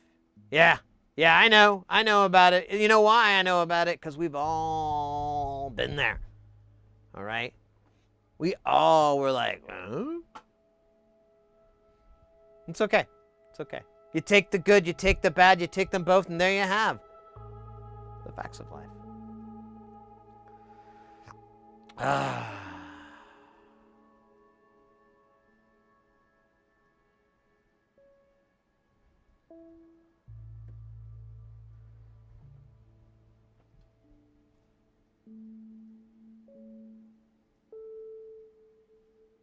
Yeah, right.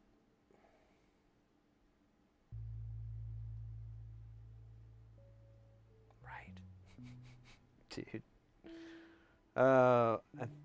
This is This is my variation of unhinged. All right, so C14, I think is whatever. It's that a ways. God, I think I have something on my glasses. No, it's my horrible vision, isn't it? Great. Boop, boop. What did I say? C14? I think that feels like that's what I said. Yeah. Yeah.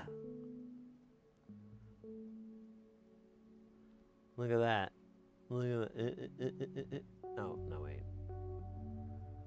There we go. There we go. There we go. Mother out. Wait, it's right here, right? Oh, look at that. Girls, girls. See, that's all I can remember from the Facts of Life is Mrs. Gareth going, girls, girls.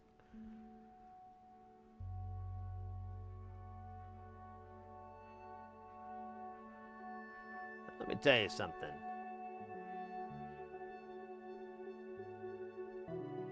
It is not something you want to start yelling out in the middle of a police interrogation for a murder. Not that you had anything to do with it, I just want to know why you line up with all the timelines. Once you explain that you're a photographer, following and tracking,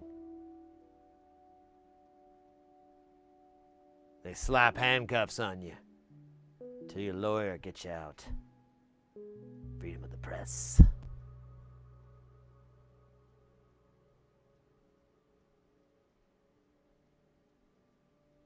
It's like that. But anyways, let's talk about the musical again. Let's switch gears over to the musical. Because I really think we have a moneymaker on our hands. You know, and if you know, an infusion of cash in the form of a musical, bruh, you know I can get behind that, right? You know I can get, I mean, I hate musicals, honestly. If we, cards on the table, flat out, hate them. Never liked them. Like, I think The Sound of Music is the closest I can get. Maybe a teeny tiny bit of Mary Poppins. I see the correlation there. I just see that. Okay. I don't know why Julie Andrews gets a pass. But let's is Matlock in both of them too? No, he's not. No, that's right. That'd be funny, though.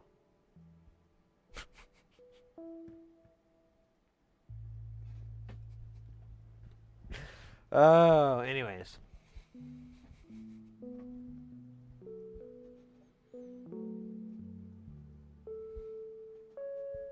Matlock!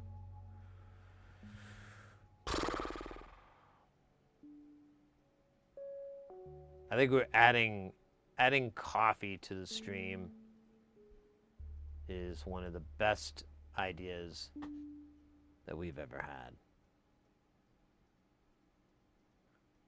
Who was that? Actually, I think that kind of might go to Mr. X a little bit. I haven't seen them in the chat today, but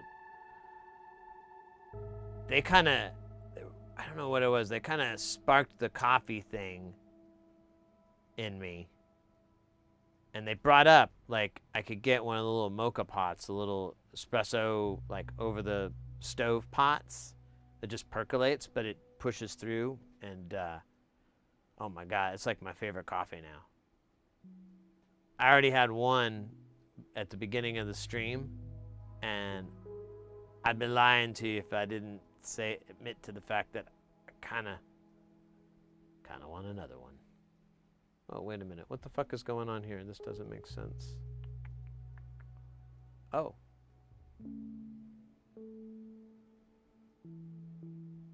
No shit.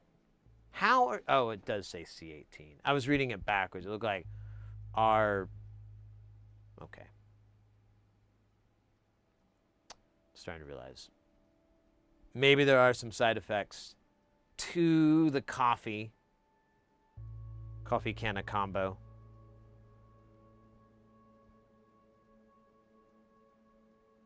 I did have a little chimichanga before the stream. That's not a euphemism for something, by the way. I mean, I literally had like the El Monterey's, the little chimichangas. And some pot. Oh man, let me fix this.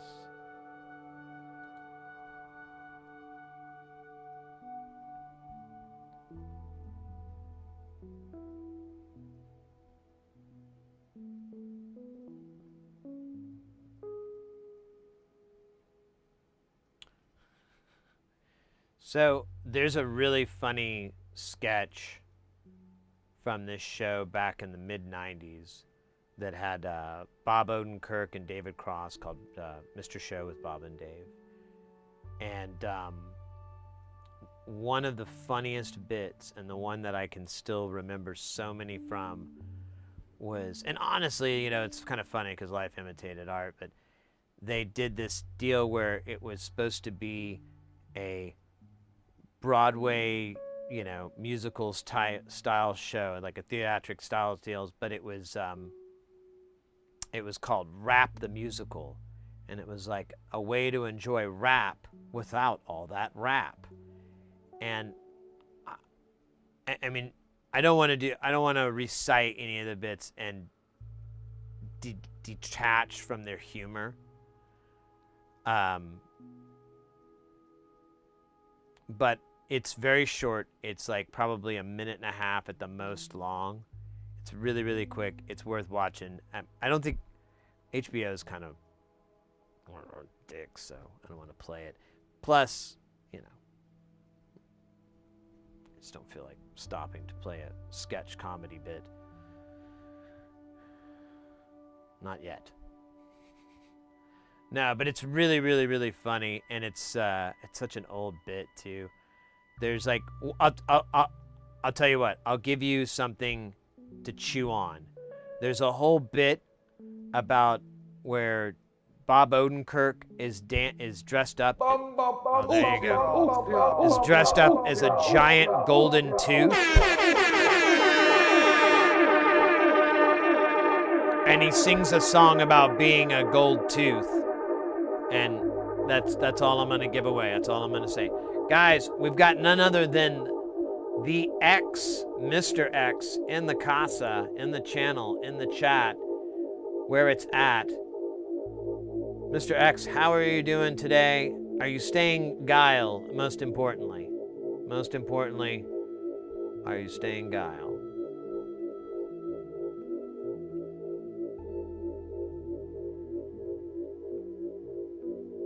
Guys, if you're not familiar with Mr. X, streams on Twitch. It's also on YouTube, really. And provides jams from across the lands, hot dams. Could have done better with that. We're working on better bits for you, Mr. X. Hey, this back up. I lost my page, and then I'm like, here, that's better. That's better.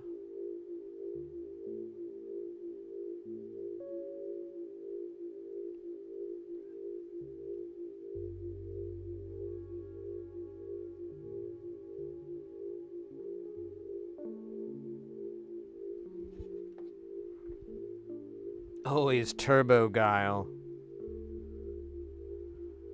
I see something here.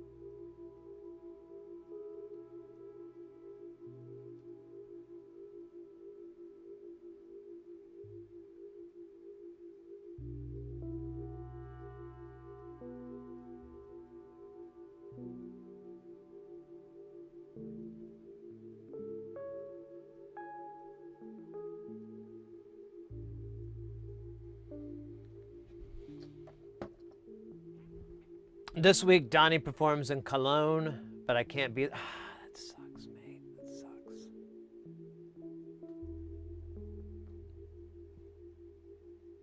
Yeah, I can't remember. There's some other concert. I'm all bummed. I was all excited because I'm like, oh, as soon as those guys go on tour, I'm going to go see them. And they literally are here in Arizona, in the Phoenix area. And it's even like not a bad venue. And I'm out of town. So I'm like, whatever. I guess, I'll keep railing them in their chat and being like, oh, you got to come back to Phoenix. Come back to Phoenix.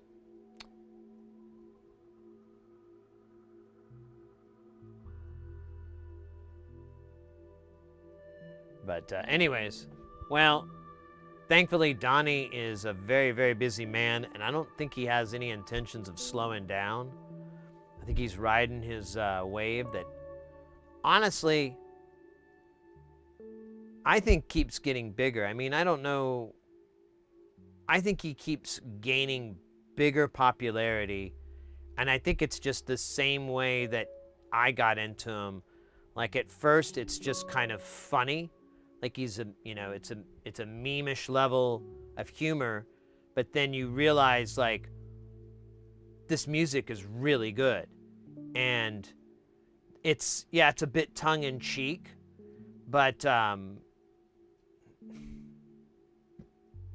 don't know, it's not in a bad way. You can really enjoy it, even with that little bit of a wink that's in there. I think that makes it more enjoyable because it's just like there's kind of an affirmation that it's good and it's silly. I don't know, whatever. I'm done. I can't really put it into words. Rumor has it there will be a special gig, M.R. Pete and Bass at the London Pussyclub. Rasta. Oh my gosh. I hope they film that. I hope they record that. I will watch the hell out of that. I will watch the ever-living shit out of M.R. and Pete and Boss trading bars. Yo, straight. Even if it's the material they've even if they're taking stuff from their old songs, I don't give a fuck, man. I don't give a fuck. It's still hard to trade bars like that, even if you're coming from there. If I were to hear those two guys just going back, those three guys, sorry, going back and forth, it would be so much epic. I think we might be able to reduce the effects of CERN. I don't want to get anybody's hopes up. I don't want to mess anybody up there, but I'm just saying, it would be pretty goddamn epic. I think it would cause some sort... It could make things worse, I don't know. I feel like it would be the opposite because it's so awesome. I don't know. It's that whole concept of the dark and light universe. And that we're entering into the light, but I think we're possibly being blinded by the light and ripped off by a douchebag in the middle of the night.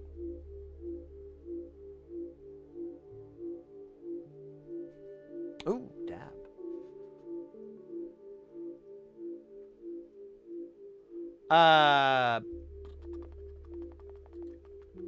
Here, we'll get this going.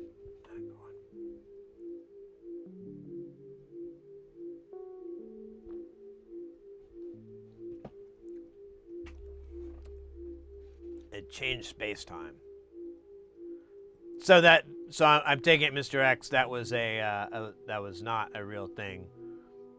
Because I was like this close to looking on the internet for like the dates. And then I was like, how expensive could I get tickets? You know, would it just be better to watch the video? Like, those were literally going through my head. Because I'm like, that is...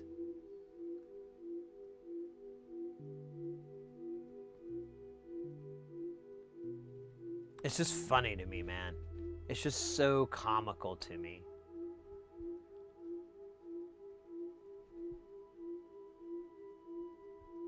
That, you know, I don't know. Anyways, I've gone on plenty of times about how much I admire said artistes.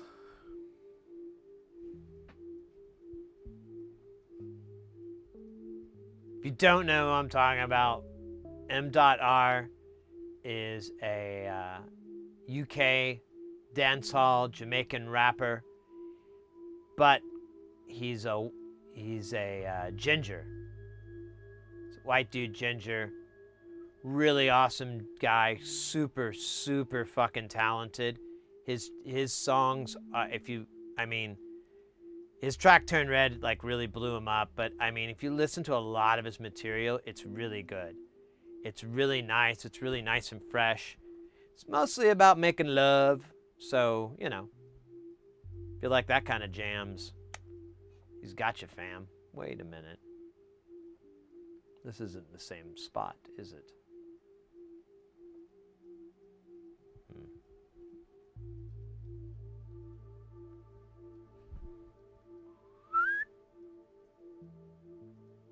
No?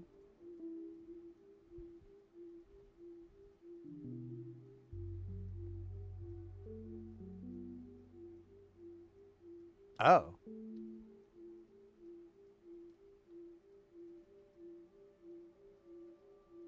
Wait, I did these. Ugh, God bloody hell.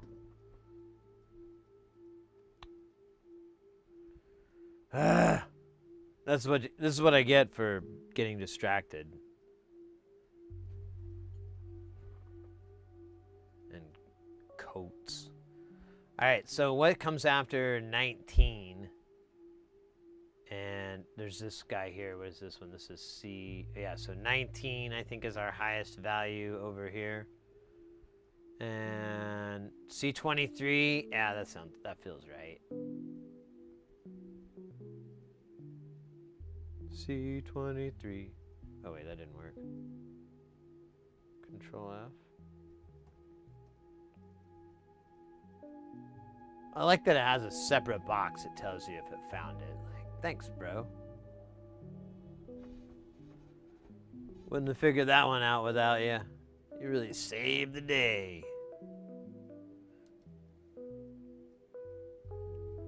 Oh yeah, the dab. My bad. So all right, I've got. Well, I feel like this guy's still got a ton of juice. It just doesn't taste burnt. I think I'm gonna double dab for Mr. X in honor of Mr. X for all that Mr. X does and all that Mr. X is. Double dab. It's the one to count on.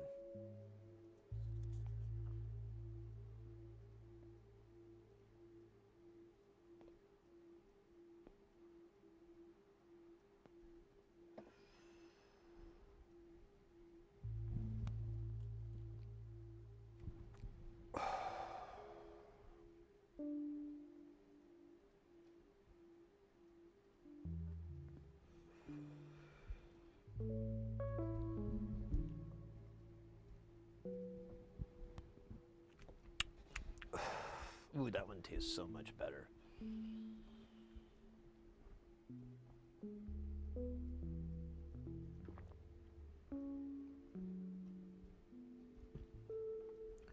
There's a cooldown timer. I think it's like 30 seconds or something. It's not very long. It's just to prevent people from accidentally, you know, like 3 or 4 people all doing it at the same time or something. Unbelievable. Sorry. I'm trying to work out a deal with the band. Remember the band Jesus Jones? Remember them? They did that unbelievable, you know, remember that? Well, anyways, they're wanting to make a comeback. And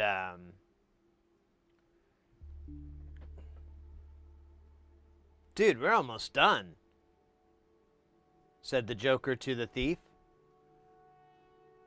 No, wait. Wrong song, sorry. Wow, wow, on the watch. Wait a minute.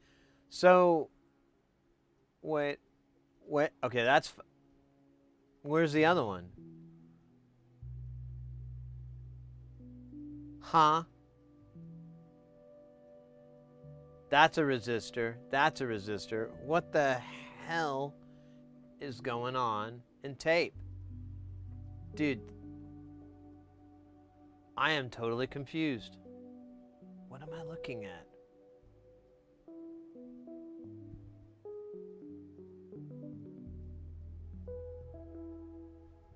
Hold on. I have to have a little moment here.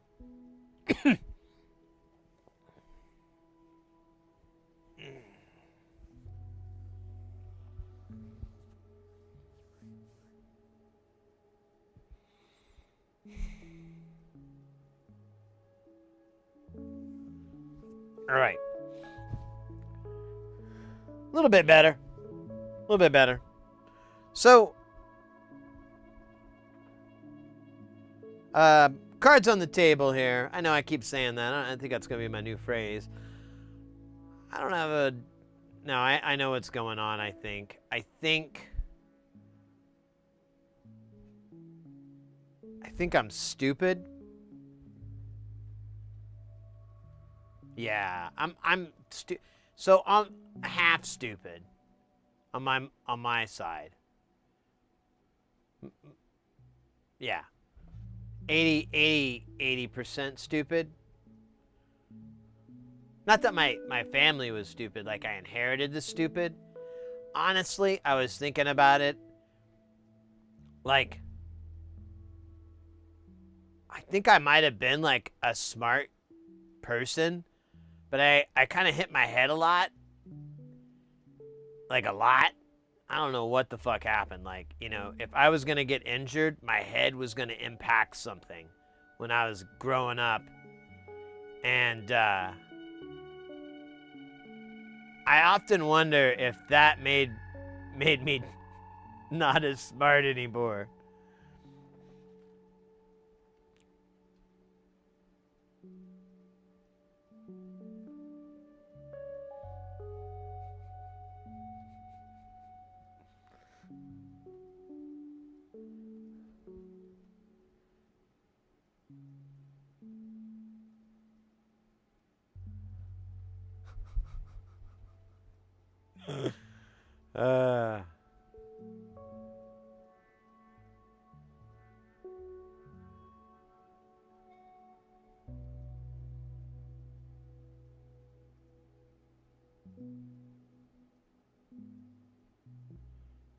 What is, man.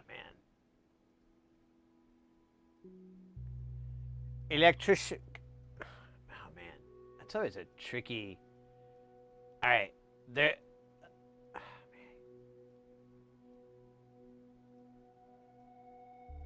correct. Let me just do the correct part. There we go. Anyways, you got Carl for 5 minutes. We can do that. I kind of feel like that would be entertaining to me.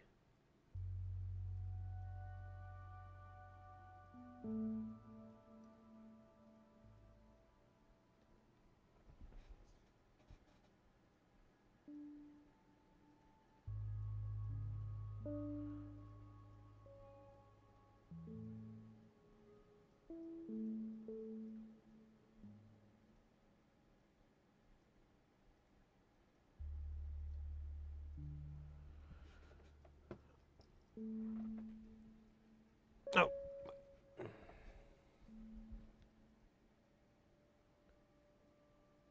Set timer for 5 minutes. 5 minutes. Okay, you can shut your face, all right? I don't need that. Jesus, could you hear that, broad?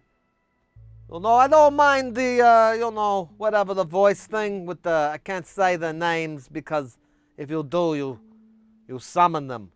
And then they're like listening to you. And then they go, oh yeah, let me turn on the lights and show you how much shame you have to behold.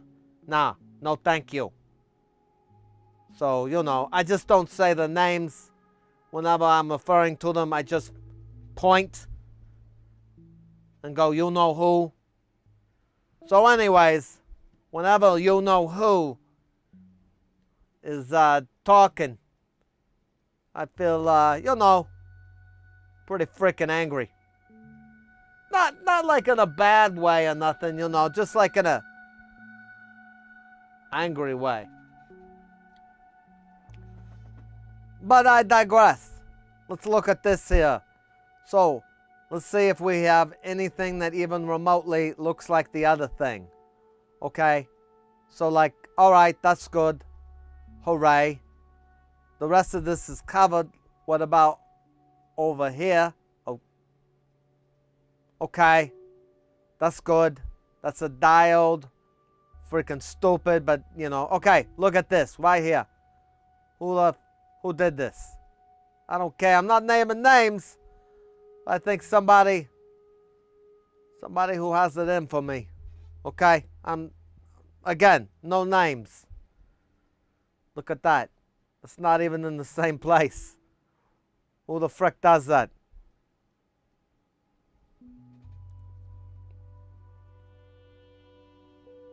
Okay.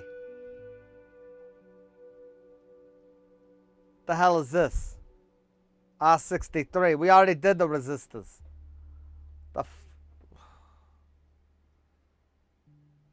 Okay, Mr. Smarty Pants. You know why you don't see it? Because it ain't there. The fuck am I doing with R63? I'm freaking serious.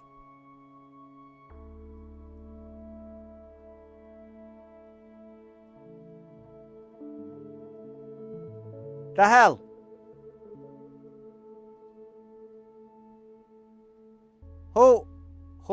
Who does that? Okay? Seriously. All right. Okay. Newsflash. We're gonna get a little sidetracked here. We're gonna figure out where this stupid thing is. I'm gonna find you. I'm gonna rip your head right off. I don't, you know, particularly like it when. Okay, what the hell is this? This is what we're looking at here. What the hell happened here? Are you freaking kidding me? Where did it go then? I couldn't find this when I was looking for it. I was like, oh, it must not exist. It's right freaking.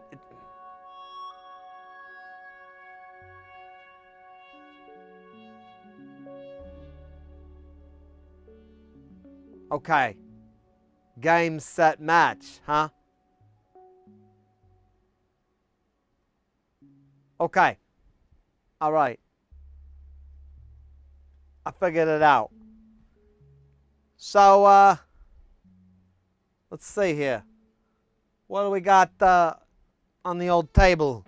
I kind of, you know, sort of swept it all away. I was listening to some Creed, you know. I just had it turned up really, really loud. Don't hate me.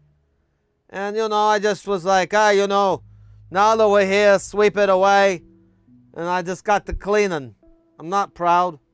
Okay, maybe this is one of them, but it's going to have all those fruity numbers and letters. I don't know what that means. I didn't go to, you know, some sort of high-class school. Yeah, what is that? I don't know. Only way I know any of this is by looking at the other ones. I'll tell you what I do know. I got a big old bag of them. And losing like 2. All right, thank God. Losing 2 wouldn't kill me.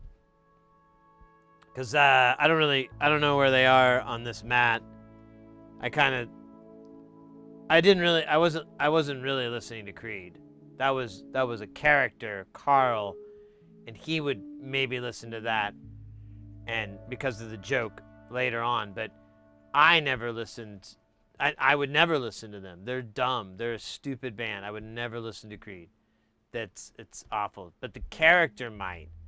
And so, you know, if you had to prepare for the character, you'd have to like get a little bit familiar with, you know, with the band and their catalog and Scott Stamped and you know, the whole thing. You know, you might have to get really in deep and really dive into the whole world, like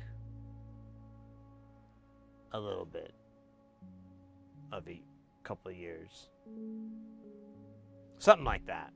That's good research, man. That's how you can make a good joke whenever you have to like pull one out. Because I mean, normally, who would listen to them normally? Oh my goodness, lawn dog.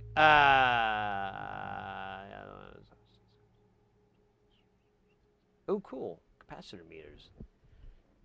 Does it do the ESR?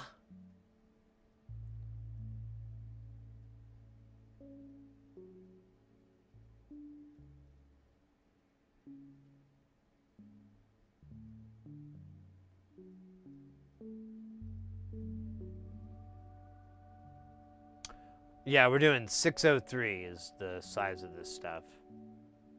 Kind of sucks. It's kind of about as small as I want to mess with. I don't really like to do 402 very much. I mean, I could do it, but I need like a pretty much a sterile work surface. And man, like neither of those things are very interesting to me. Like having a really clean work surface, super clean work surface. I mean, I'd like to have it, but I mean, I'd have to make that happen, and I'm like, ugh. And then also, then it's all for like doing really tiny components. Man, double whammy.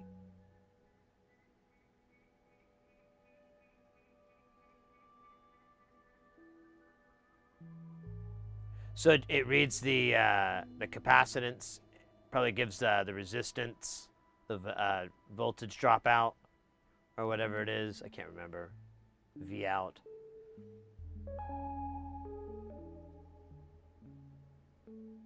Or is it a multimeter that has like a capacitance reading where it just reads the capacitance?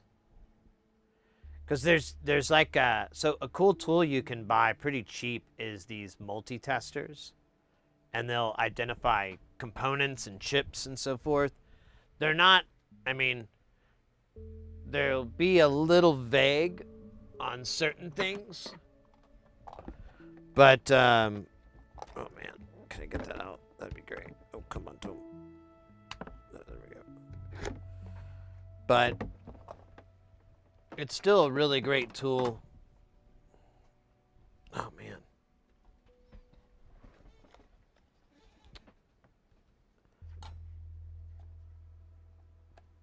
There we go.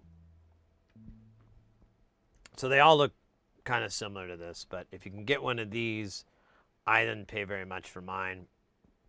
They're kind of all a knockoff of something else. It's, you know, it is what it is. But this will identify components for you, read all kinds of different things. So if you needed like a component identifier, now it won't say like, oh, this is a 50, you know, it's a 84 or whatever, like an 847 or 557 or, you know, it's not going to tell you exactly what that transistor is or anything like that. It's going to give you just those readings off of it. But it can also help you identify if that transistor isn't working correctly, because it won't be identified as a transistor, and it'll show up as like a dual diode, or you'll only get 2 pins to communicate. Usually the drain or the gate won't, and not drain, just the gate. Yeah, it's, anyways.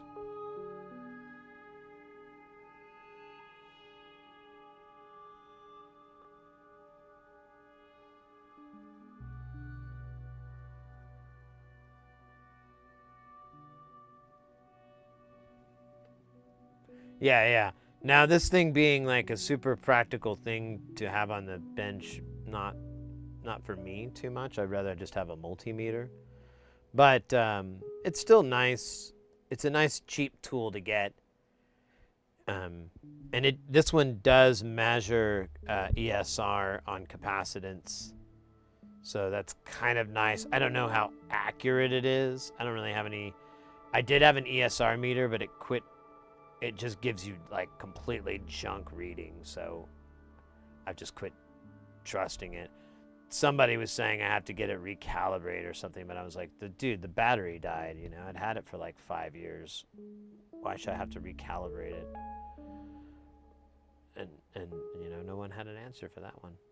No one. A useful tool. Yeah. This. I think if you're getting into electronics, this is just going to be nice to have because it's kind of a Swiss Army knife of functions. And I mean, like I said, it's not going to tell you that the diode's a 4148, or it's not going to say anything like that, but it will give you some information. And at the best, you can like I said, identify if things are working correctly. And that's a lot of it is either identification, or, and some components too, I would say they look like they would be a transistor, but they turn out to be a voltage regulator, or a diode array of some sort, think like a little, 2-point diode array. You'll see things like that. So it's good to know. And yeah, they're like $20 or something. They're super cheap.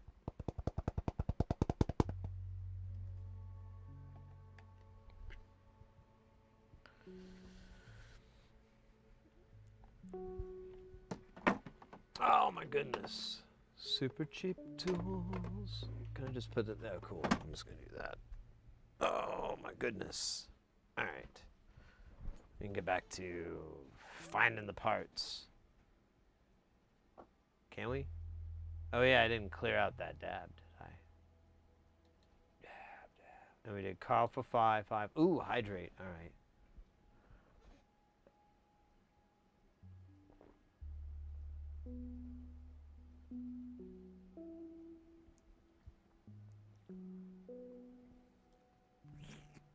Man, that's the only thing with this. Sparkling water. You can't gulp the fuck out of it like you could, still water, whatever the hell it's called. Non-sparkling. Oh wait, we're still putting parts on. That's right. I thought we were snottering. Okay, so we should address this since we don't have a map. Like, so here, this and this don't line up. I don't know where the schematic, where that is. Or the PCB, this revision that we have, I don't know where that is. This is the latest version according to the revision numbers.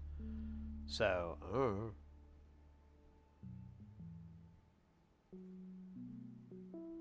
LCR, I can't remember what that is.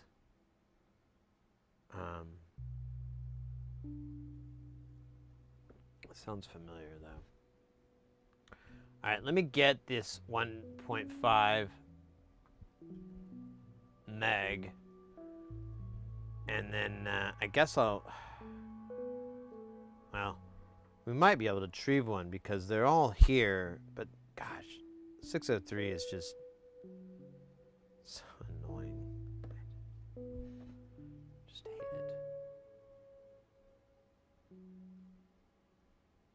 Inductance, capacitance, resistance. Hey, I mean, a lot of the times you're not really doing unless you're doing development, unless you're doing, circuit design, a lot of this stuff is pretty inconsequential. It's not really important. You just need to follow the bill. And or the bill of materials and just follow that. That's all you need to do. You don't, unless you're troubleshooting like bad components or something failing, then it's usually not going to be like, oh, this is slightly out of spec. It's going to be like, oh, this is fucking broke. You know, oh, it shorts out. Oh, this capacitor's showing up as a diode. You know, it's going to be something horrendously wrong. You know, it's going to be obvious. So all those tools are nice to, I think, for the most part, help reinforce that failure. And to some extent, you can kind of troubleshoot it a little bit too. I mean, it's not going to be fixable or anything because it's just a bad component. You just want to swap it out. You don't really want to try to replace it or anything, but still, you know, you can. Computer Yogi, welcome in. Good to see ya. Let me grab the 603. I'm just going to leave the book up here, I guess. I'm still trying to decide about the whole desk. I mean, I didn't really, well, I was kind of waiting on some checks that kind of ate into my time, but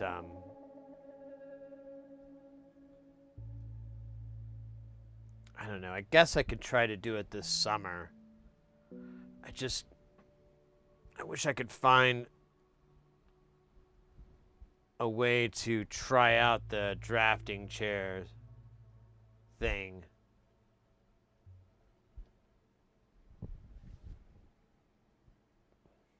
I guess I'm just gonna have to dig it, you know? It is what it is. But I was yesterday, like I said, I was doing maintenance on Space Station. I was taking some modules out and doing some stuff. And nothing crazy, like pretty boring crap. And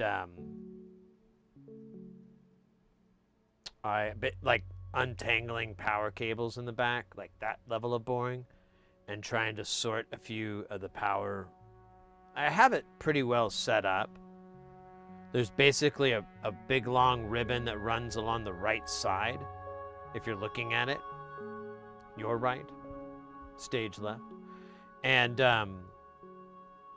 then from there are ribbons, you know, bus ribbons that come off of that. And then, you know, some of those are doubled and it's extended out. Some of them have to share across, and that's kind of what happened at the top. And so I was trying to sort it out so it would make the most sense, you know. It was that level of fun. And I moved like a little bit of stuff, but I was thinking about it. It might be nice for us on stream. And I was kind of, you know, I wanted to try to do it when Mr. X was in the chat and available and whatnot. I kind of would like to organize Space Station a little bit better because I don't like the way it's set up. There's like a lot of stuff that could change. It just creates this colossal vomit of cables. And I'm like, you know, there's a patch that's always going to be this way. Why don't I put all these things right next to each other so I can run short jump cables to all those points and then be able to either perma-patch them to some extent. You know, I don't know. Anyway, you get the idea. I was like, I really need to rethink it. And then also, I need to figure out. I don't think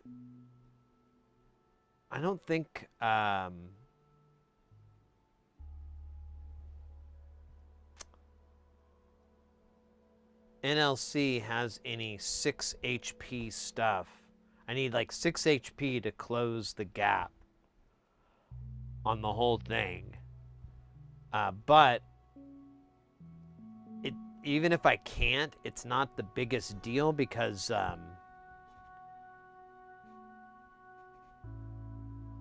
I don't really like the 2 foyers. I thought it was going to be cool to have 2. I never use it because it eats up so much cable to make that thing do interesting, weird stuff, because you need a lot of different modulation sources and you need them all kind of like moving against each other. And a sloth works great and whatever, but it's still just like nom nom nom on your cables, and I'm just not into it. I'd like to just break down to just having 1, and then I was going to get a black panel for that, maybe from oh gosh, I forgot their names all of a sudden. Oh, the Magpie, maybe a panel from Magpie, and use that one for the foyer. So I have 1 in Jamtown and then 1 here. It's a huge power hog too. Like, it is most likely responsible for any power issues that I've ran into on this thing, because it like takes up like, I think like, I want to say it's almost 200 milliamps on both rails, like per rail. It's insane. But anyways, it's cool still. It's just not necessary to have 2. At least not in Space Station right now. Maybe down the road. I'll keep the old panel, so when we have the when we expand Space Station into what the hell is up? What's after a space station? What's a higher tick up than a space station?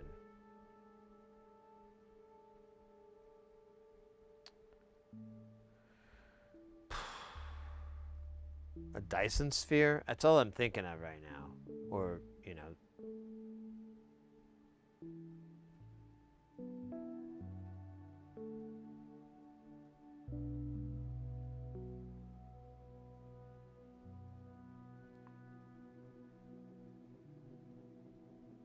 Hey, Calderel. Yeah, right? I mean, that's the next thing I can think of besides a big orbiting fucking structure.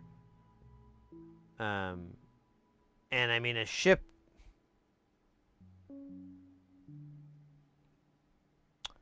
Maybe it's just that easy. Well, I don't know, though. A spaceship, wouldn't that be smaller than a space station? I kind of fucked this up, didn't I? I should have started with spaceship. And then once we graduated to the bigger one, we could have called that space station. But look what we've done now. Fuck me. God damn it. Now we're trapped. God. Is this what Madonna must feel like all the time?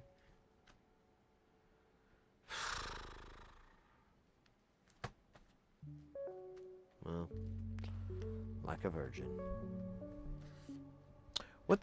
What is this written? What is written upon the letter?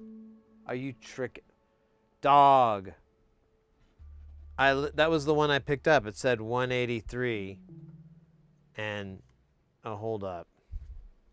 I may have had it all along.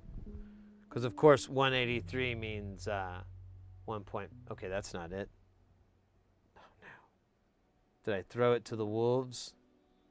I don't even know where I put that guy. I did a bad. Okay, there we go. So that's 1.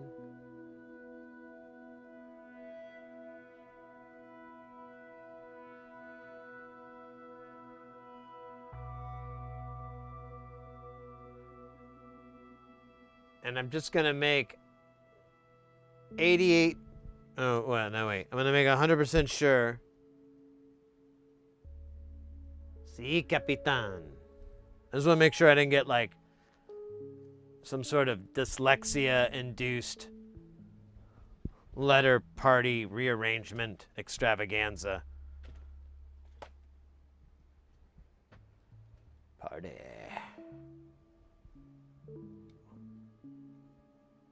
Yeah, Botetta, Death Star. I don't want to call it the Death Star. That's like for a monicum of reasons. Dyson would kind of work. I don't know. Let me see. What we're talking about, Dyson sphere is a massive construct surrounding a star, absorbing the energy.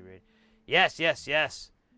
It's one of the levels of technology as well, harnessing the power of the sun with 100% efficiency, or near 100%. And I learned about it from good old Star Trek, The Next Generation, when they discovered a Dyson sphere.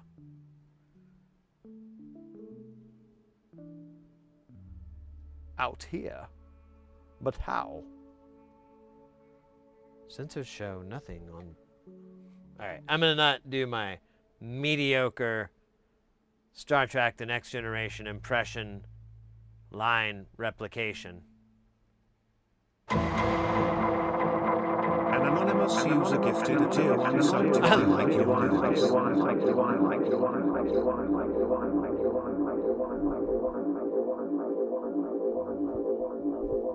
This old thing? Why, thank you. Thank you so much, Anonymous. I grew it myself. Quite proud of it myself. I think it frames up my mustache pretty damn good, if you ask me. And you did. Well, you didn't really, but, you know, who the hell cares, right? Who's... As AC/DC asked, who made who? When they should have said, whom. But AC/DC not really known for their grammar. They weren't really grammar struck. They didn't have a hit song called Grammar Struck. Learning phonics and pronunciation. Learning all of the words. Down. That would be really... Actually... Is that like a good idea? Like...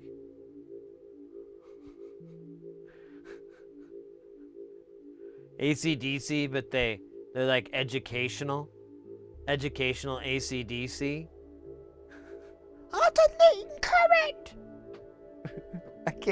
I used to be able to do his voice. I can't do it right now. I think I have to do it so fucking loud. It's gonna blow the mic out. I could probably... Hey, God! No, I can't. My voice is kind of dry. I don't know what's up. I think I've been hitting the dab. I hit the dab a lot yesterday.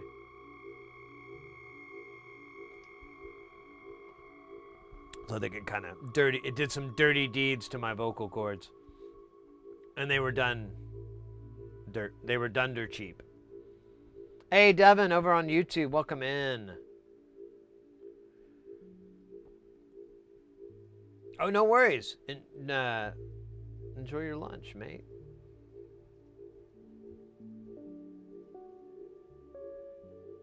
DC to AC with AC/DC.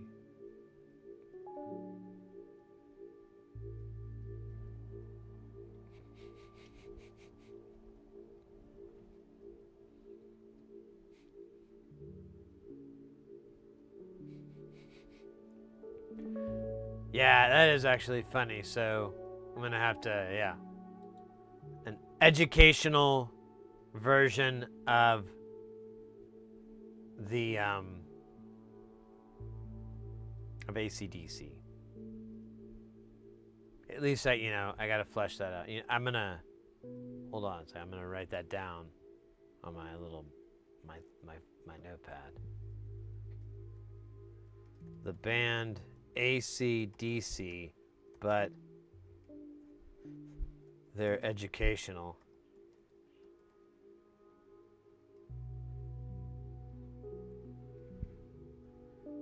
Yeah. I don't know if it's going to be funny when I read that tomorrow, later tonight.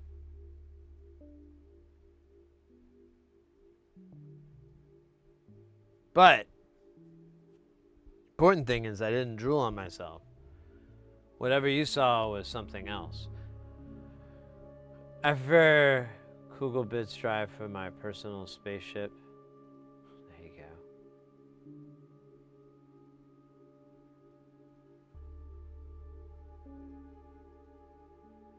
go. TMBO, welcome in.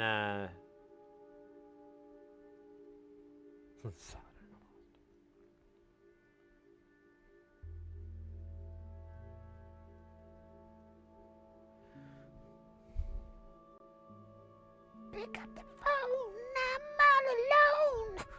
I'm on a beacon now. It just sounds like a Muppet. Kermie. I'm sorry. I'm shitting on AC/DC. They're not bad. They wrote a lot of really great jams. I'll give them that. They wrote some killer jams.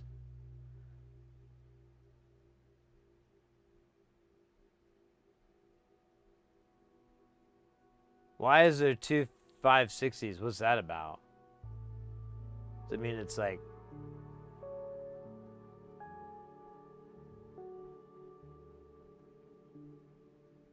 Oh, sneaky. Dirty pool, old man. Dirty pool. But very nice. I'll play your pool game, pool man. With my soldering iron.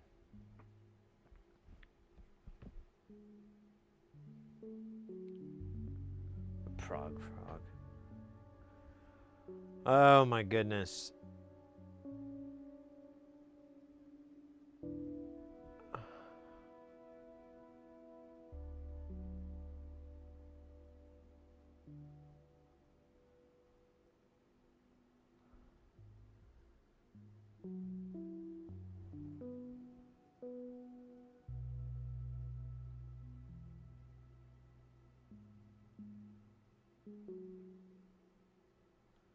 All right. What the hell is this? What the hell is this? Sorry. I just wanted to bring in Huey Lewis in the news. If I could, whenever I can. Because, you know, I don't know about you, but Huey's music is very uplifting. And in this day and age, we really need the uplifting joy of Huey Lewis and the news.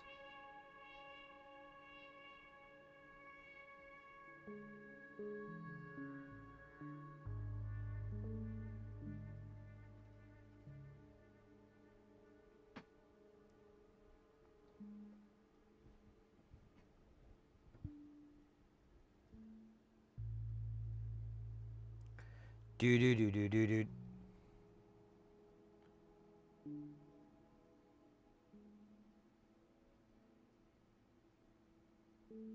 Remember they wrote The Power of Love? Where you don't need money or fame or a credit card? Well, at least for public transit. Which, honestly, I would hope so. But, you know, times have changed, really, since the day of Huey Lewis and the news. Wonder how the news is doing. I wonder what the news is thinking right now.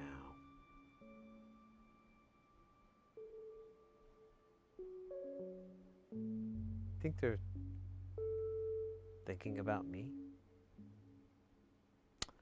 Probably not.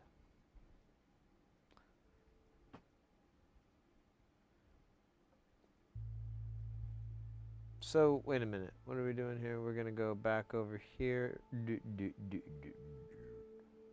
All right, now we're back to here. We got more 560Ps. Those are picofarads or puffs. Oh, I bet we're going to have our other mysterious, shit, whatever it is, 180E, which is 1.5 mega ohms somehow. Still don't. I don't know how to answer that one for people on how that is, but I'm just gonna accept it. What are we doing? Oh yeah, I don't remember. No, we're looking for the capacitors here. There's this guy. So yeah, there's an odd number here, which is really disconcerting. But that's how it is. This is 100. It's covered. These are all done. I don't know why I'm up talking.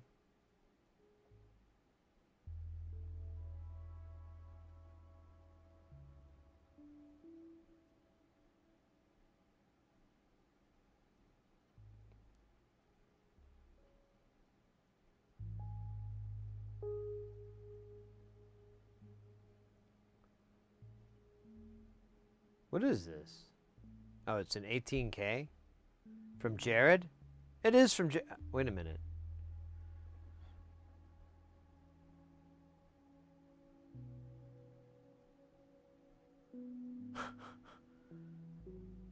All right. There's going to be a comedy bit later. So buckle up. It's going to be funny. I'm going to lull. Oh man. So you say that they aren't sticky. That'd be nice. These are kind of coming up. Oh.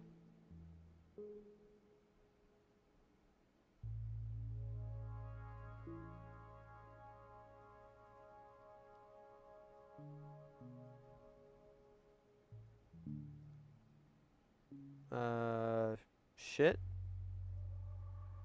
I thought I had one. But I don't see it.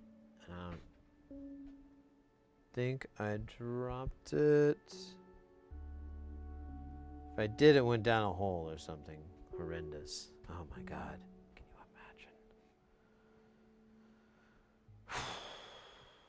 It's gotta be sad. Anyways, we'll just go ahead and put another one there and we'll just move on. Just like we did.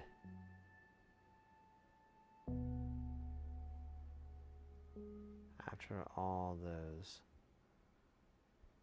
really stupid jokes that we had earlier. Sobernark, welcome in.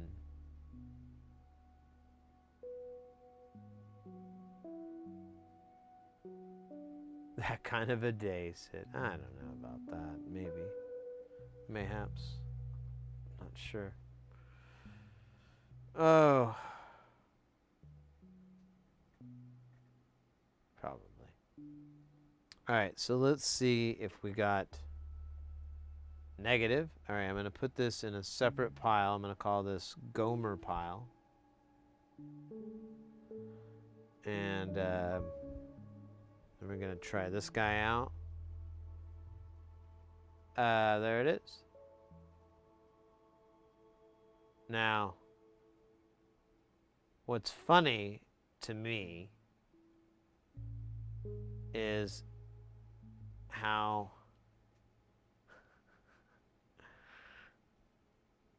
similar these two look. E versus 3. That old chestnut.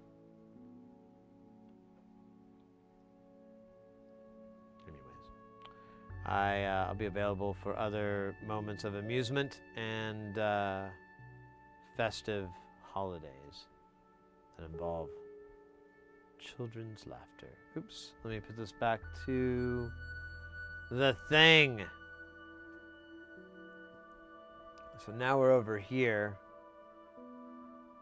where there's a rebel yell and I believe she cries Mo, Mo, Mo? Mo, Mo, Mo. Uh-oh, that's not gonna cut it there, mister. I'm sorry. What a fucking asshole. That's never gonna work. Ever. That's gonna ruin everything. And my dreams. Wait a minute, let me make sure. Yep. Yep. Look at that trace on that guy. See how the left one is going to ground? That's going to ground. And then that trace is going to trace. Not cuatro. No, that's a bad joke. All right, so we got to move it over. And when we do, we must punish it for its insolence. If you're weak of heart, you probably want to sit this one out. But it's going to get a little weird. For these kind of maneuvers, I like to use my tweezers. Just kind of get in there. Move it over. Oh, look at this little feisty son of a bitch. Oh, who the hell do you think you are? Huh? Who? Who? Who? Nobody. That's right. So to permeate these, you got to put a little bit of extra on there. It's from the Doublemint ads, I believe. Not exactly sure. Could be a deodorant thing. I can't, I'm really hard up for recollection.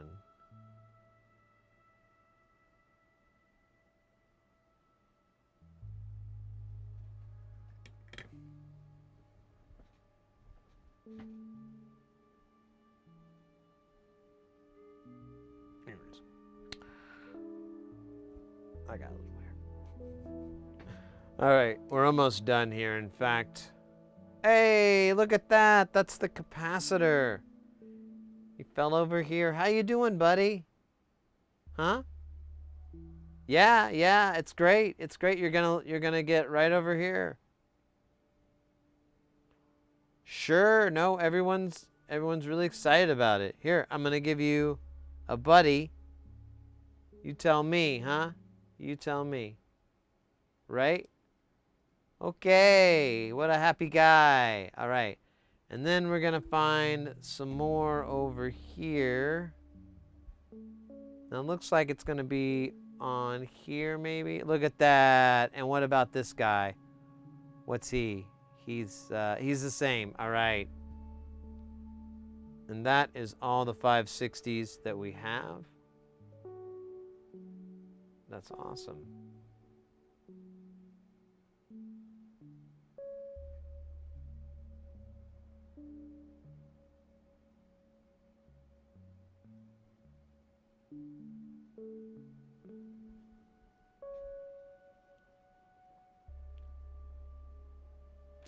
Awesome. Now we solder.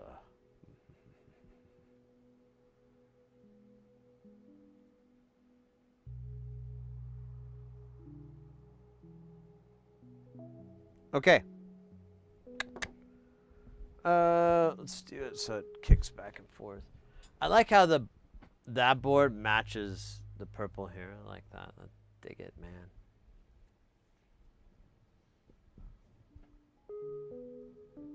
Ooh. Calderia down 200. Yikes. Hopefully you've got a nice stack of gold.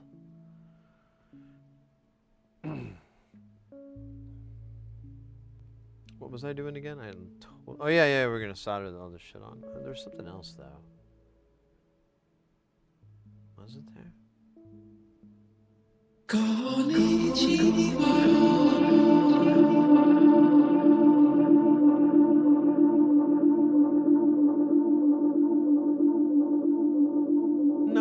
No. I think I'm just thirsty or something. I don't know. Can't really think of it.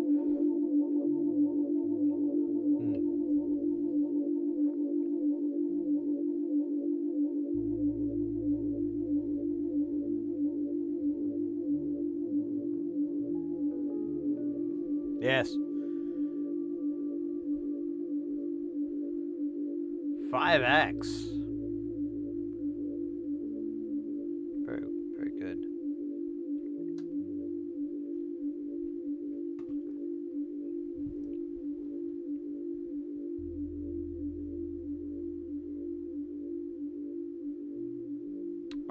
Anyways, what are we doing again? I forgot it. Oh yeah, we're soldering, but I keep thinking there's something I wanted to do.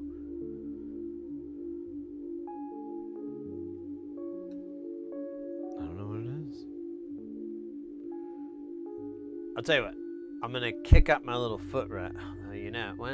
I'm gonna kick up my little footrest.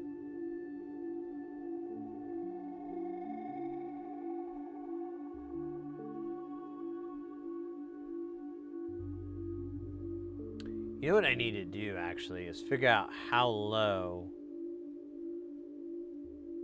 that desk goes. Because like right now, this chair is at its maximum height and it works for this desk height, but just barely.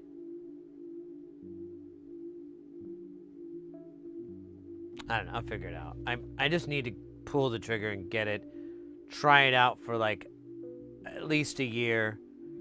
I mean, I believe I can reset it to a lower height if I really hate doing the standing and the drafting chair thing, but I think I'm just gonna miss being able to take a nap in this chair, which I really love doing. But there's nowhere else I could put it in this house, and oh yeah, the missus and I were thinking about getting new furniture in the living room, but furniture we have isn't even like 20 years old yet. It is pretty rough though. We were talking about giving it to our father-in-law because he needs some new furniture, but I'm like, well, that one part is like completely blown out. We'd have to get someone to like fix it. If we fixed it, it would be a great couch again. Anyways, it's where I would always sit, and I kind of killed everything about it. Anyways, what are we doing again? Hey, Fire, welcome in.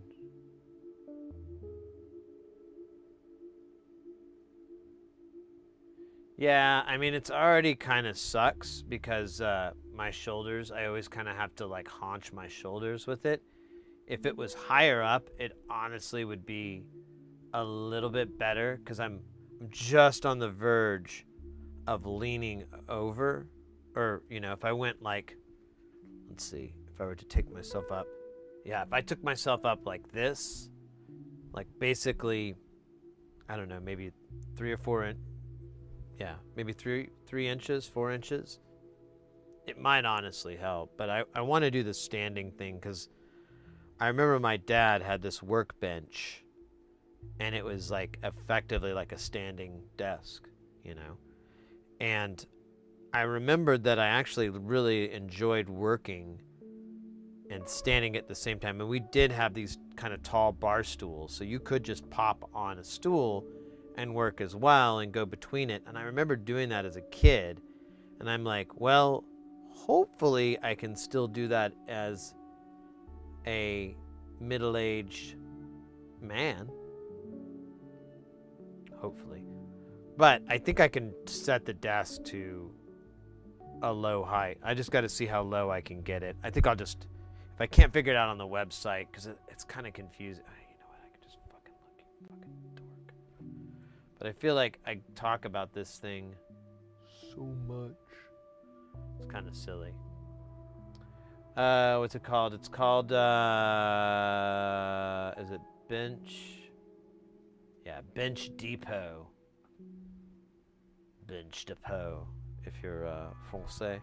So if we just go to the standard workbench, and I really want to go with the Kennedy series. It's a little bit nicer than the Roosevelt, but I don't know. It has like I feel like they have more accessories. I could be wrong. So we're gonna get the ESD table. I just need to find out what the height is. We're gonna go by 30-60. Black, black. Yeah, I'd like to do black so it doesn't reflect any real light back.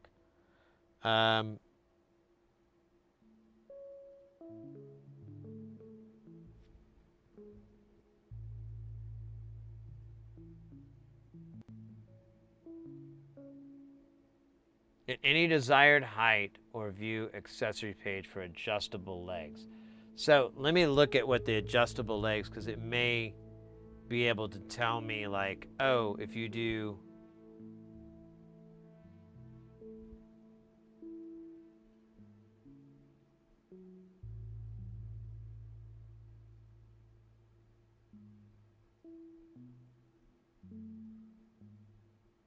so I can get a foot to a half a foot of height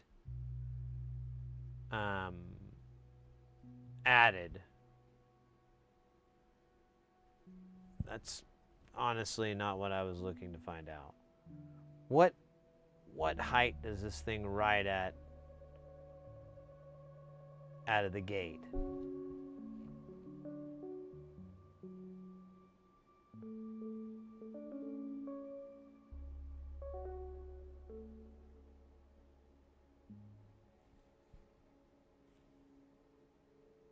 I'm sorry, Dowie. Well, I'd like to get this thing ordered, but I was thinking out loud, and then, yeah. I'm just trying to figure out the frickin' dimensions of this damn thing. Oh, I thought it said chart for some reason. I need to learn to read. I hear it's fundamental. But I have fun doing all kinds of things. I don't have to be demental.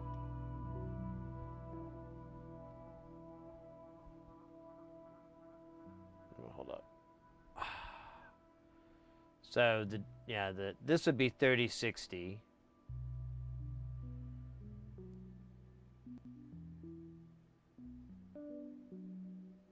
Black. With black.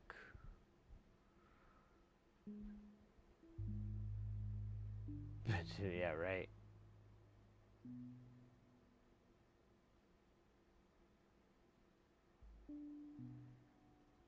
I just, it's kind of expensive, so I want to make sure I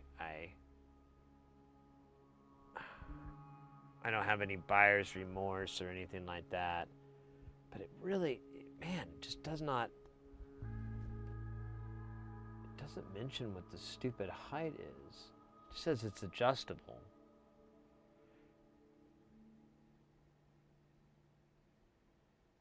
I mean, because it looks almost like a work table.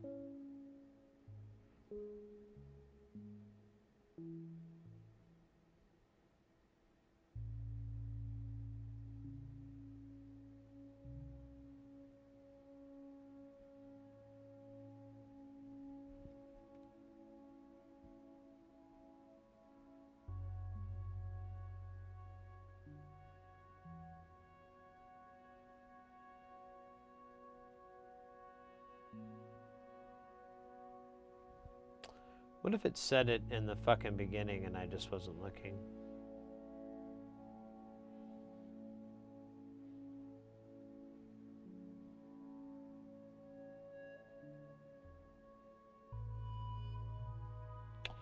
Okay, well.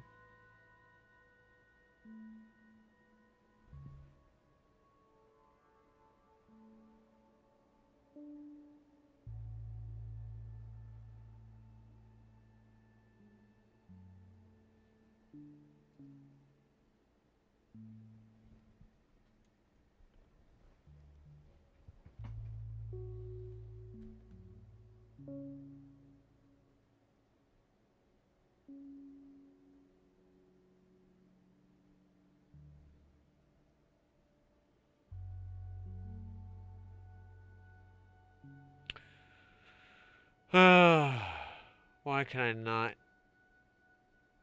grasp the physical height?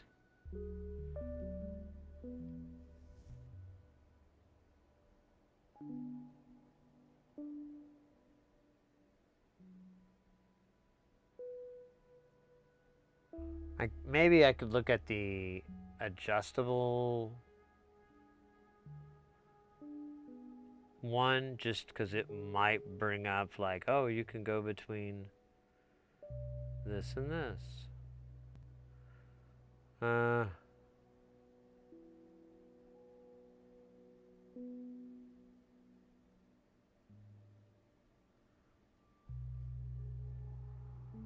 Looks like I can't get anything until June 10th.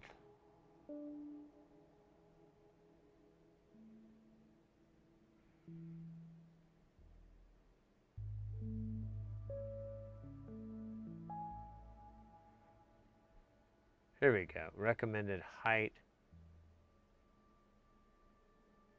Jesus Christ. How? Oh, it's a page. Okay, good. You can order your bench at any work surface height without incurring additional cost, or select the lowest height you believe useful and add either our optional adjustable legs or electric lift system or our crank up system. We have seen orders for almost every work surface height. Some customers want to sit down and work, others want to stand. Here are some thoughts that may be of assistance. Desks are 30 inches high.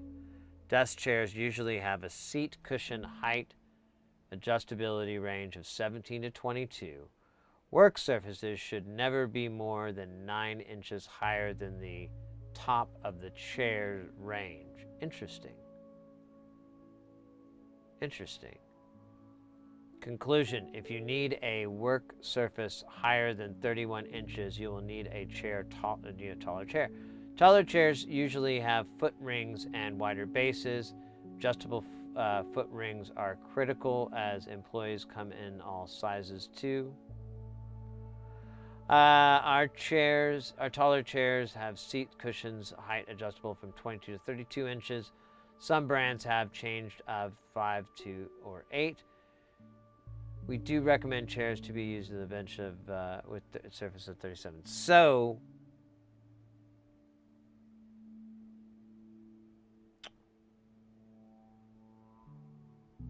if I were to get a chair that was 37 inches, that got up to that, and honestly, I think I'm at, I know this is really fun, guys. I promise I'll be really quick.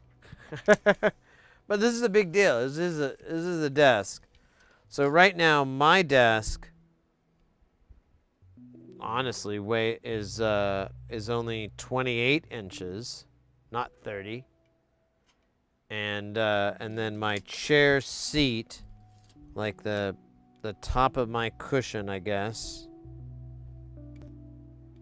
is 18.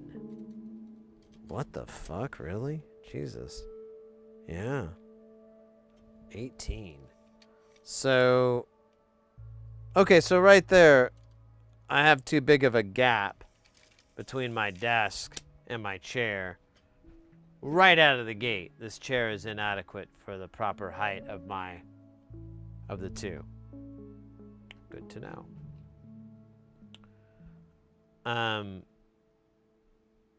I think I did this earlier. If I'm going to do working height, all right, this doesn't have a working stopper. I think that's why I own it. But here, let me do. So, honestly, like a cool height for a work surface would probably be 40 inches.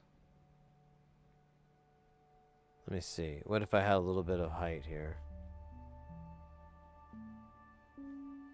Maybe 42 inches. 42 would kind of feel nice. I think the minimum, I think the default was 30, and then it could go up to, well, you could get a foot extender.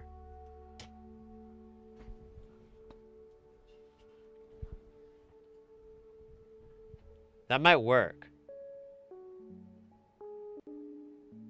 Because a foot would put it at about 42 inches from the ground. That's a good standing working height. Let me check again. I gotta really... Yeah, honestly, if I have my arms at this angle and I'm working, it's not too bad. I might be stepping on a pad to give me a little bit of extra height. Or, well, it would give me a little extra height from, standing on a pad like that, but I think this would still be okay. So one more check. It's basically my arm at an L. There. It's actually showing 39 inches. We'll just do 40. So if I did 42, it'd be a little tall. That might be too... I don't know. I wonder if that thing is...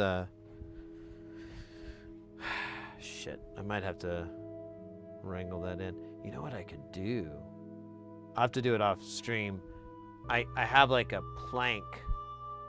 I have a plank of wood.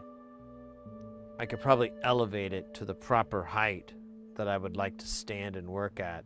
And then I could just measure that from the ground. Yeah, I'll do that later. There we go. That'll get me my height, and I could either do a 30-inch or a 28-inch or something like that, and that should get me to there. And then I could easily get a chair that goes to like 33 inches or something like that, like a,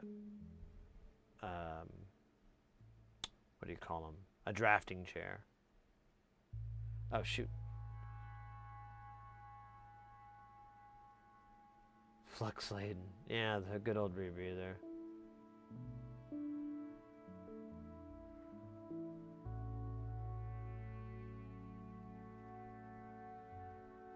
Oh yeah. There's is that something? All right, let me check real quick. Oops. Click on the wrong thing. God damn it. Where is it? Oh, there it is.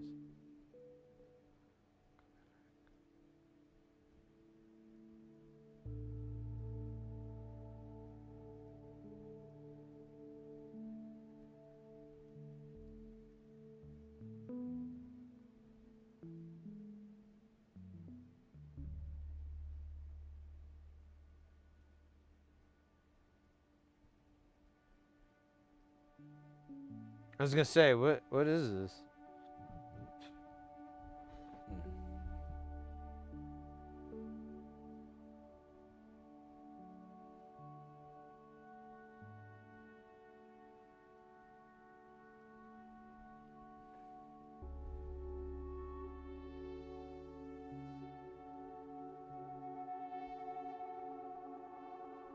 Yeah, probably not 10 G's.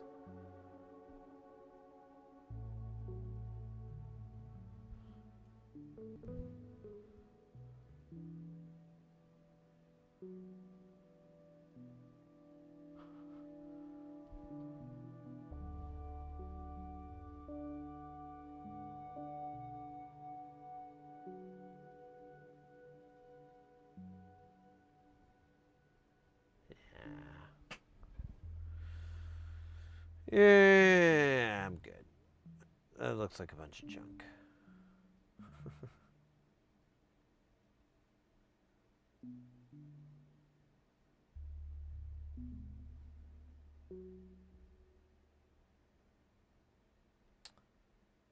All right, let's see that.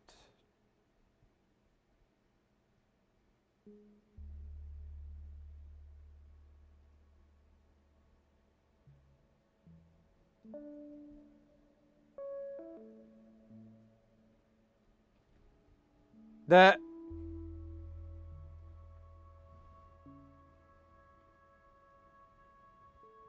Yeah. I really don't have 35K though, to be. I mean, I guess I could liquidate everything I own, and I might get there. That might be possible. I don't know. The market's a little weird right now. I kind of don't know if I'm gonna get any buys, any nibbles before this auction's over.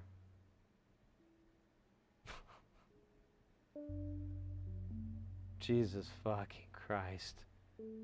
You have your nitrogen, oxygen, helium. I'm confused. Not quite sure.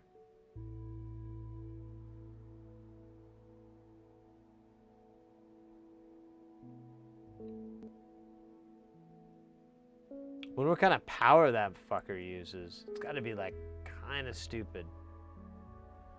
Wish there was some info on it that didn't suck. Oh, there it is.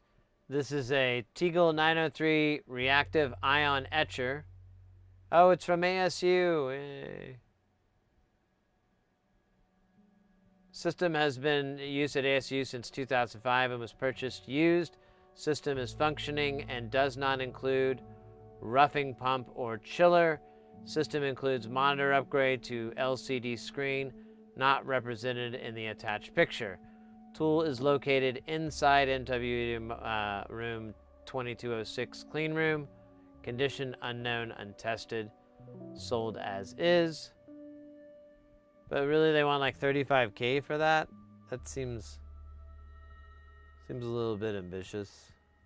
But you know, if it had the chiller, I don't know, I'd think about it. But no chiller. I don't know, man. I can't get behind that. I can't, you know, a chiller is really expensive on its own. Have you looked at chiller prices these days? Through the roof. They are insane. I would not, if I was in the chiller selling market, oh, you better believe I'd be a happy man. Oh boy. But I'm not. The fact of the matter is, the chiller seller market is a pretty tough nut to crack. I'm not saying they're mobbed up or anything, but they might be mobbed up or anything.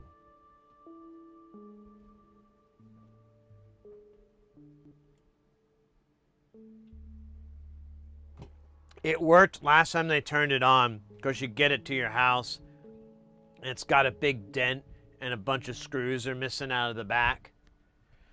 And you're like, oh, what the hell, man? I've gotten better luck with Nintendo Switches. As is Nintendo Switches. You ever seen those videos? Like, people just get, and a lot of different consoles too. I've seen it with all kinds of consoles. Like, people, it's like, I mean, it's practically just rocks inside a plastic shell. You're like, ah, you got me.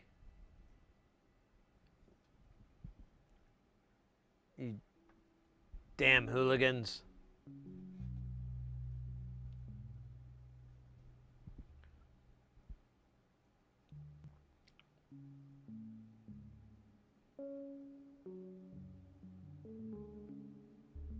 Your second gen?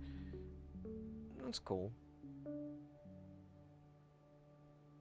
Oh, cool. Fun. Did you jump on the new oh wait, no, that's never mind. I'm thinking of the wrong thing. Well, nonetheless, even though I'm thinking of the wrong thing, I'm still a valid question. The new Doom game. Have you rocked on that? I've seen a lot of people playing it, and it looks like it's pretty fun.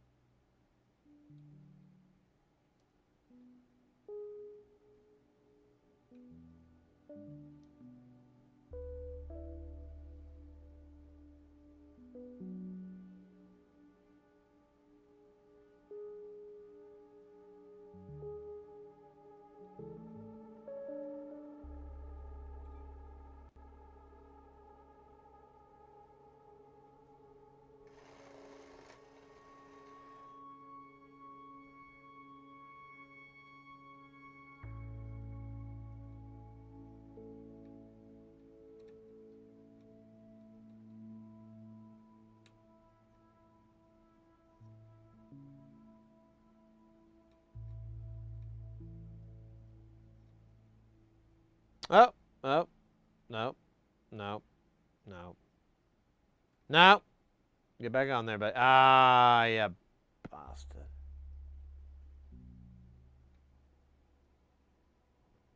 All right. So, is this supposed to connect? I think it's supposed to connect. Don't have the goddamn page up. Oh yeah, because it went away. It does connect, so I guess it doesn't really matter that they connect. It might even get sorted out when we do our reflow, but for my own sanity,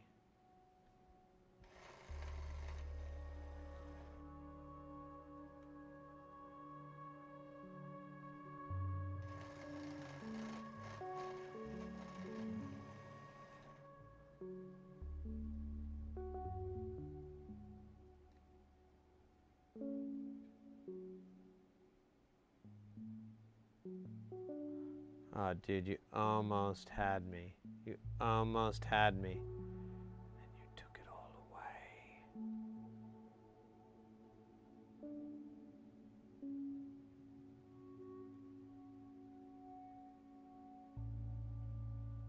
Come on. There you go. And, hey! I'll take slightly crooked over whatever. DJ.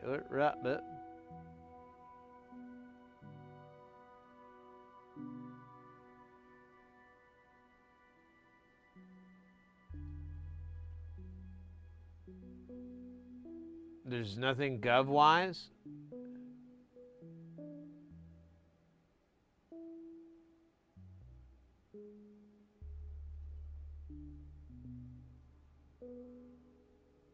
Yeah. Oh, the government options.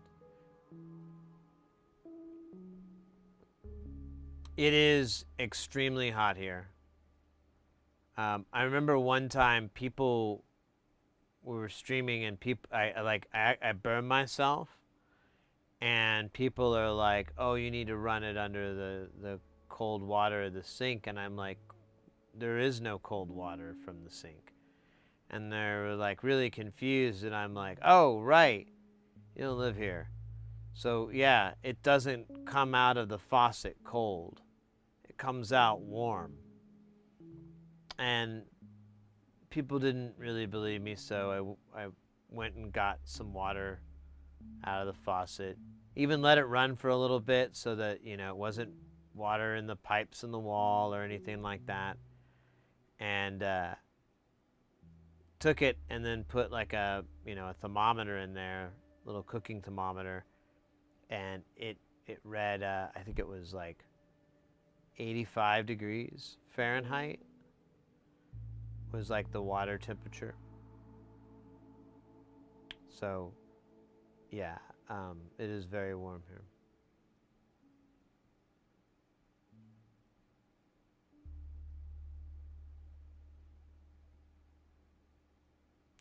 Well, Doey, so government buildings here, if you want to get to those, you would need to go over to the area of Yuma.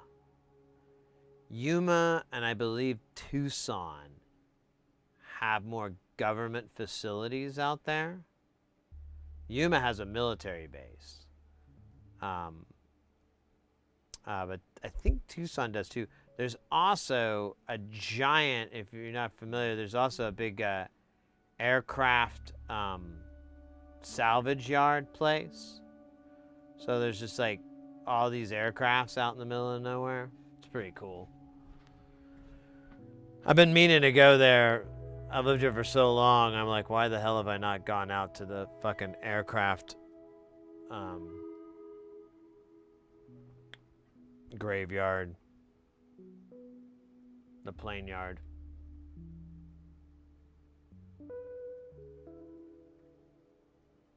Yes, just ruin everything. No.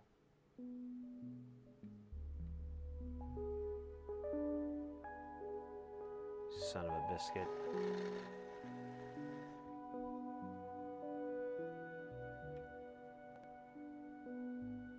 Almost. What if I did it like that? No, that's worse. That's worse. I just need you guys not to do that. Okay, that works sort of. Can I get you straighten and then you straighten? Come on, buddy. All right. Who loves you, baby? That's right. Telly Savalas. He loves you.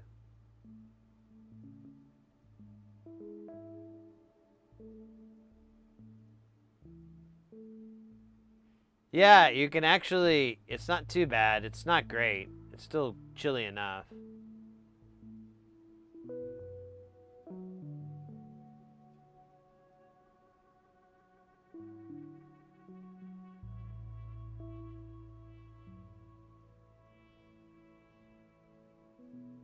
Yeah.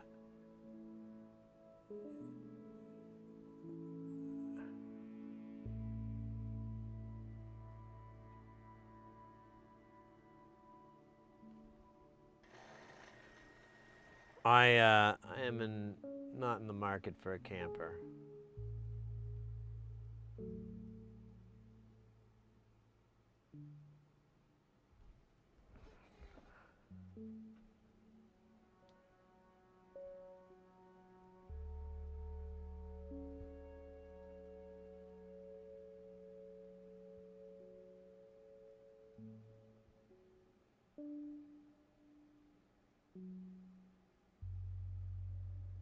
That was not a movie, but a hit series on A&E. Was it A&E, I think? Or was it? Yeah, I think it was A&E.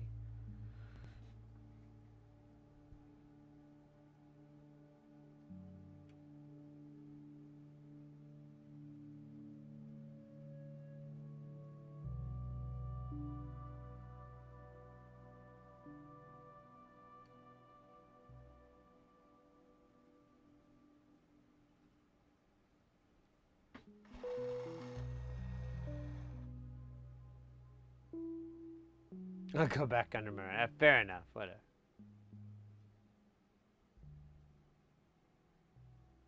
One of those trucks with the bed removed?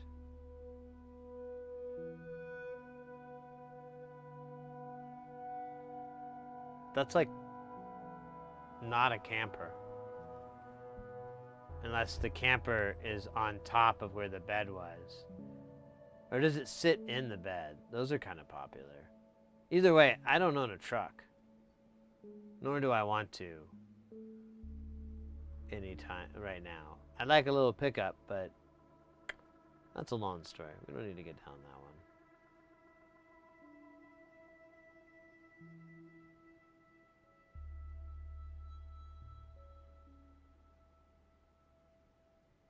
one. Oh, yeah.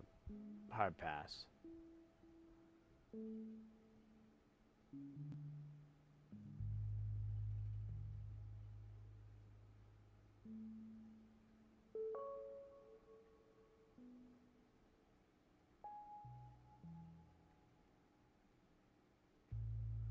Oh, we're gonna have the same bullshit, aren't we, guy? Yeah, yeah, yeah.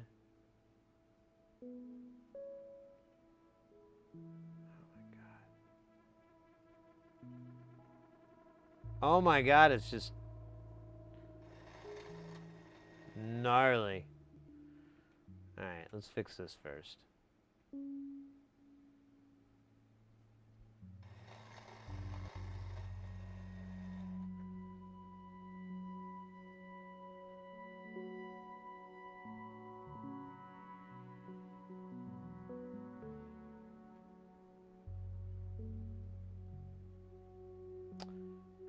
I feel like this guy's okay, but I'm just gonna give him a little dash.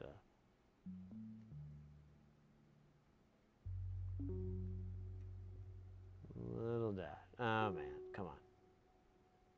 Okay, that's worse, isn't it? Ah, bloody hell. There we go. It technically didn't matter. Well, we are gonna have to clean those holes. Oh no, that's gonna be a diode, isn't it? Yeah, diode.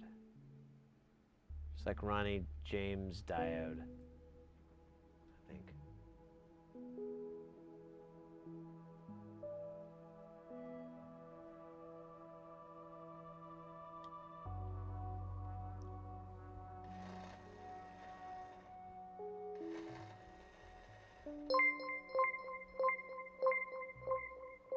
Whoa! What is that? Happy O'Reilly over on YouTube. Thank you so much for that sub. Welcome in.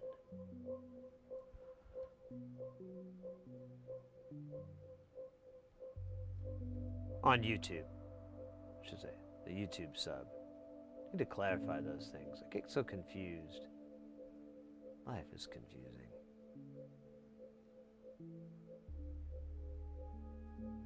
Oh, come on, buddy. Come on. No, that's not good.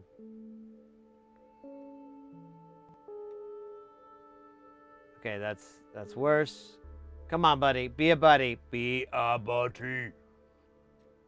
I swear to God, if you are not a there you go, buddy. Konnichiwa, indeed.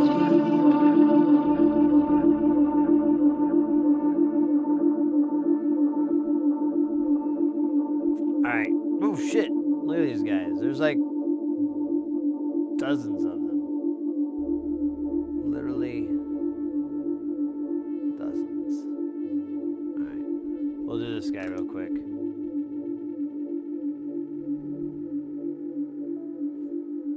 If we had a narrator, the narrator would be like, but it wasn't really quick. And then it'll be really funny. We'll cut away to it being done, though. You guys don't have to sit through it. It'll be awesome. Oh, look at that. I was able to write myself out of that problem. Thank you, foreshadowing. Reverse foreshadowing. Man.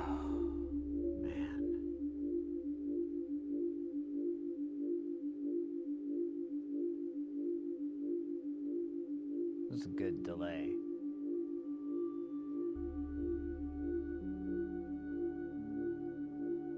Oh shit, dog. No. Dog. There you go. Oh, dog. I know. I love it too. Where'd you go, bro? Oh man. He's getting absorbed. He's in. There he is. Come on. Here. There's like a slightly too much.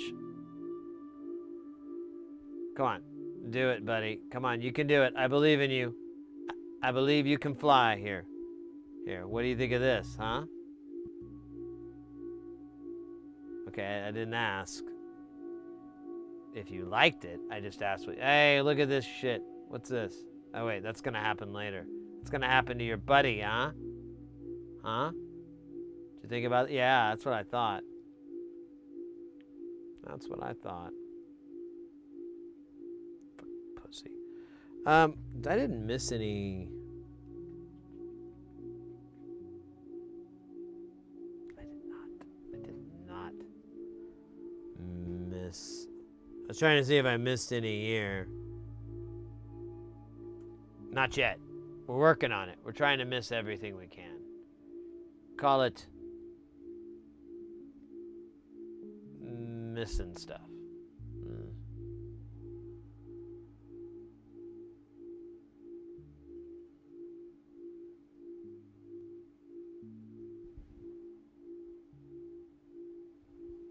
So it's like Tucson, Yuma, yeah, 4 vans and a few pool tables. Ugh.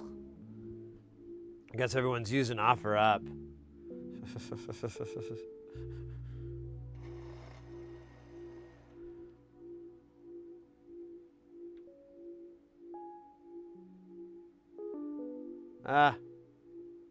No. No, please. This is bad. No, I do not wish this. This is terrible. I shall fix this first. I don't know why I'm using this goofy accent.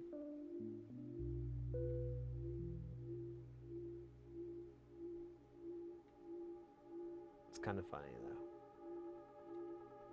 but just to me.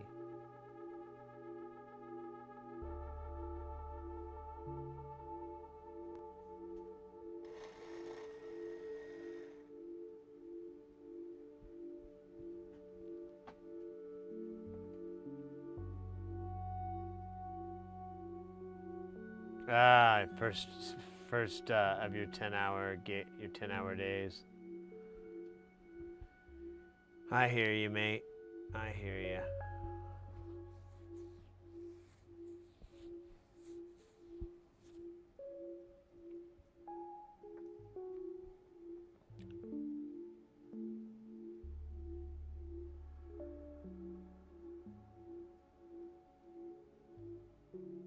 Speaking of drinking, I wonder if it's too soon to have another espresso. What if I just had like a bunch in one day? What would, well, okay. We've got the heart rate monitor though. We're good. Look at that. I'm a solid 70. And honestly, I don't think this espresso really is like super caffeinated, but it tastes so good.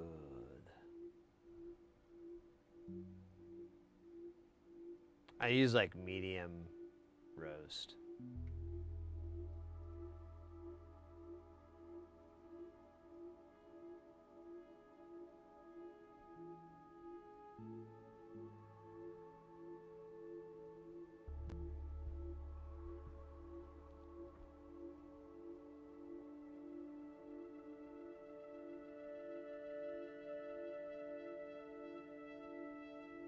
Doesn't AI machines learning solder less messy than this? What are you talking about? Automated soldering is like insanely fast and super efficient. Like it's been, I mean, they've been dialing it in for decades now. It's there's some YouTube videos out there of production facilities. It's insane the speed at which they can assemble and solder boards. Like you can see some of these CNC machines, the pick and places, and they're just moving at this ridiculous speed, just flying around on the board. Everything's just getting dropped perfectly.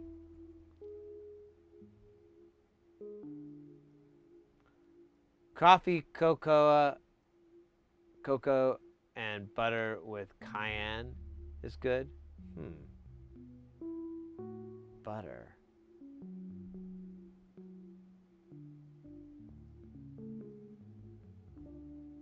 Holy shit. I wonder if that would work.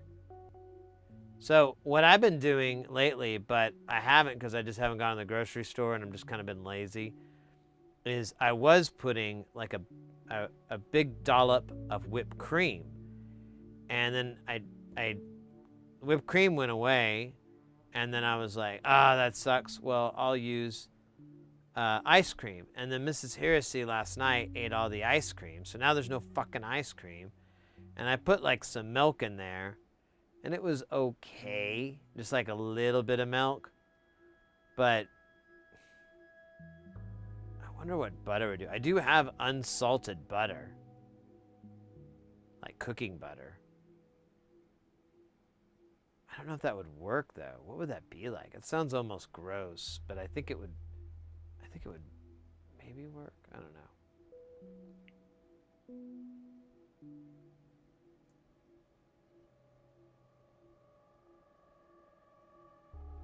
Yeah, I don't like creamer that much though. Honestly, like whipped cream though. Fuck yeah, baby.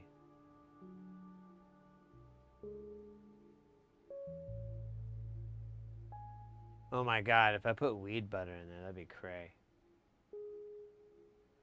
Man, yeah, that's one of the kind of weird aspects of legalization here in Arizona.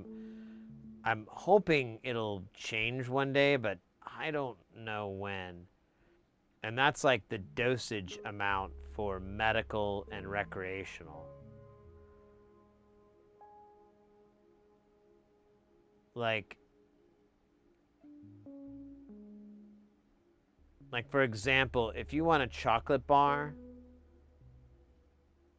that has 1,000 milligrams in it, you're going to need a medical card to get that. I believe. I mean, that's how it's set up. There may be a way to work around that. I've never asked. I know one time they did offer to bend the rules for me, but I had to sign some paperwork, and I was like, it's not that big of a deal, the rule that we're bending, so, which is the max amount that you can purchase in one day. And I was exceeding that, and they were like, oh, well, you can do that. You just have to sign this piece of paper. And I'm like, you guys are open tomorrow, right? Yeah. I can just come in tomorrow and buy it if it's that important to me, right? Yeah, it's that important to me. I could just show up tomorrow. Maybe not. But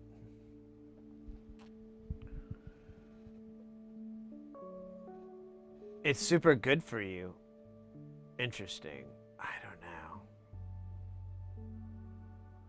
I'll tell you what. I don't want to ruin a pot today.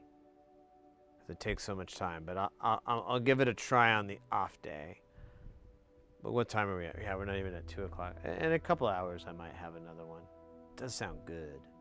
I'm kind of getting into coffee. I know this is a terrible example here on the stream, but off stream, I've kind of noticed it to give me a little bit of focus.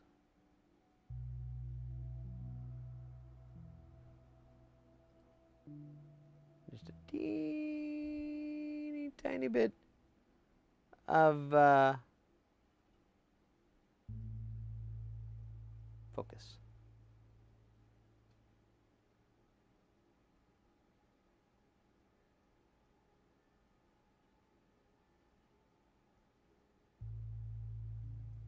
Meth, you can get like Adderall and stuff, but man, I find out like a lot of the most annoying people on the internet, like that are just like just every time they open their mouth, you kind of like, a little piece of you gets dug away. Most of those people seem to all have a problem with Adderall addiction, I've noticed. This is just a loose observation, but it's just like, huh.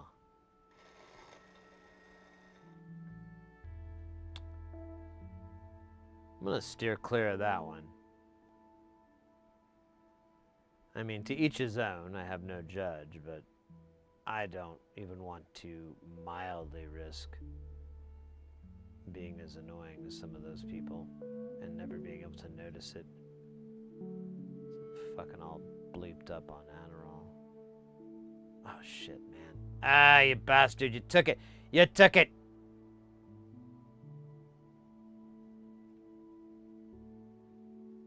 Okay. What the fuck is... There you go, you son of a bitch.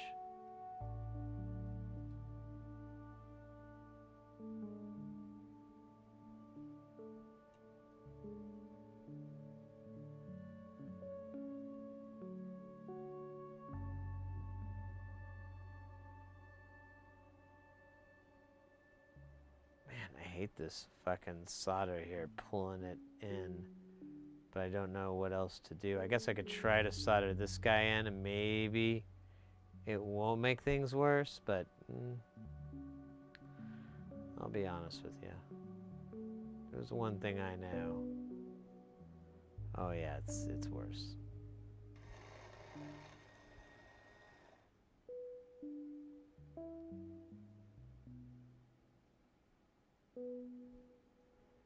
Gatorade bottles and drain cleaner.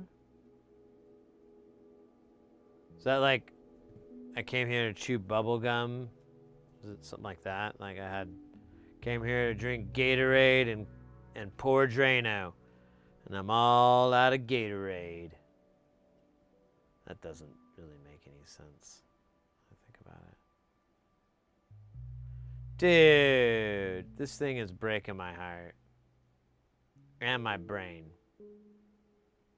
And my heart brain. Alright. You fuck off. You, look at this. Where's all your solder? You're supposed to have solder over here, bro. Bro, yeah, why don't you bro over here, bro? Thank you. Okay. What I'm gonna do, bro? Yeah, there we... Oh. Okay. Was that so hard? Of course not. You just make it hard because you hate everything in this universe. And you make me have to deal with it. There you go. Look at that. Everybody's happy. No one has to be blown up by explosive decompression. Is that all of them? That can't be all of them. There's got to be... Well, hello, hello, hello.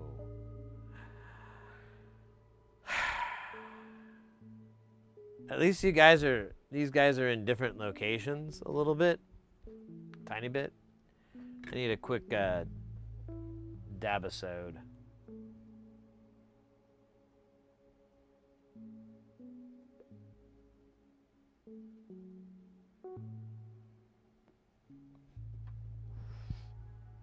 Thank you, Boy Tardo.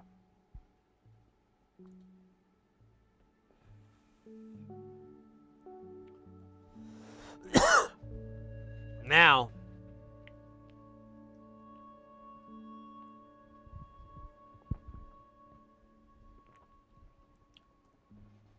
I got that fourth stage Guild Navigator vibes. I still like this. This honestly, I realize the diodes that's going to be in there is like those flat pack sots. So we're still going to be like draining solder off of it, but I just didn't even want to F with it. I was like, I don't fucking care.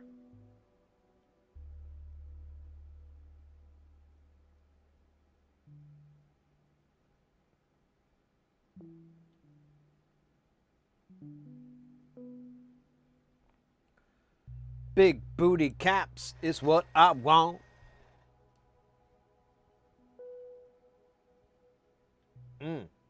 Give me some of that big booty caps. Look at those big old round solder joints.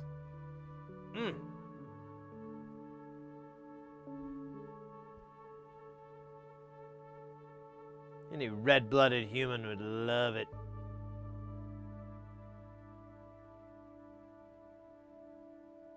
Oh, look at that.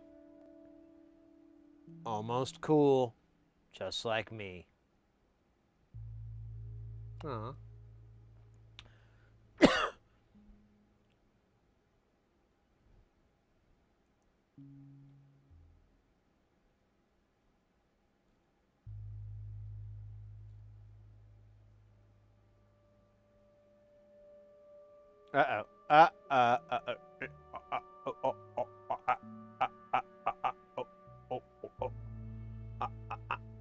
Hey, let's go. Oh. This is too much solder, yo. Oh, this is getting badder. Oh, man, this is bad.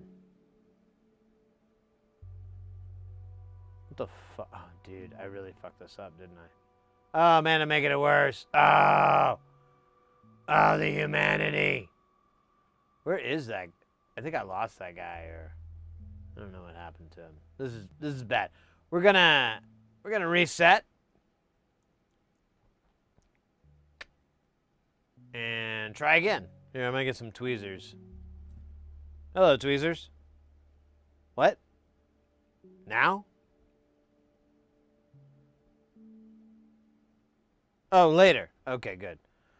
All right, we're gonna move this off. I'm gonna put him over here, maybe. I think he's tombstoning right now. We're gonna let him tombstone.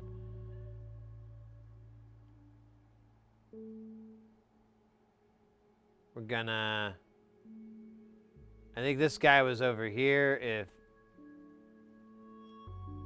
Memory is working for me right now. We'll check on the paperwork.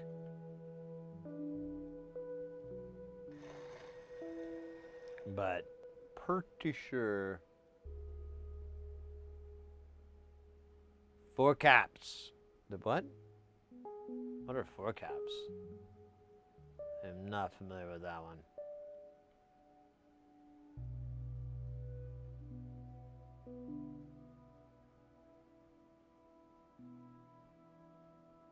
Okay, this is all gross. We're gonna fix it.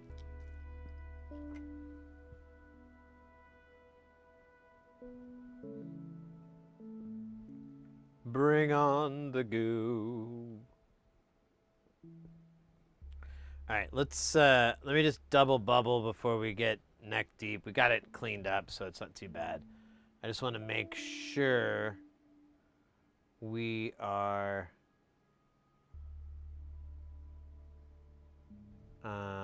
we're on the right thing and we're doing the right thing to those things. So that is a 560. 560. This resistor, 12K, yes. That's 100. Okay, we're good. All right. Oh, fire! I didn't realize you're taking off. Oh wait, what?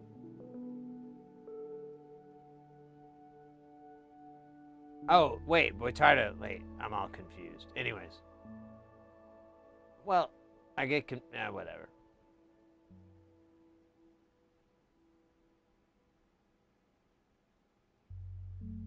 Cold brew coffee ice cream. I don't know. I kind of don't. Just don't feel like.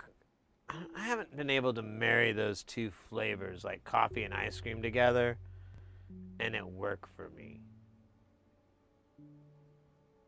Now, it could be a me thing, you know? I'm totally willing to accept that, but.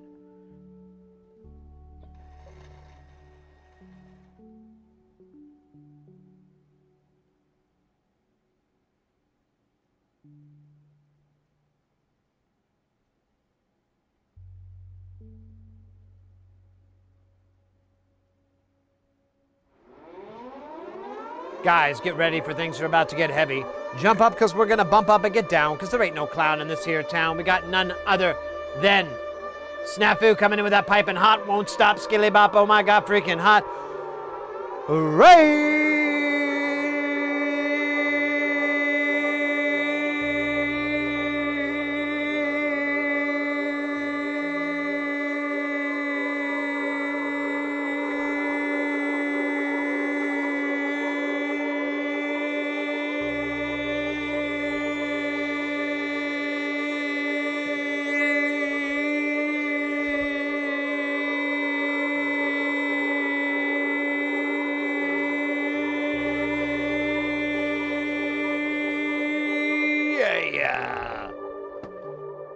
Let's go, let's go. Welcome in, Raiders. Thank you so much for the raid. How was the stream? What were y'all up to this fine streaming days?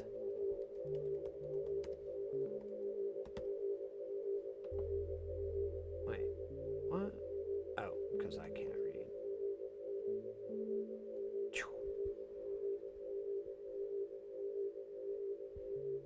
Pull up your channel real quick. Maybe I can figure it out.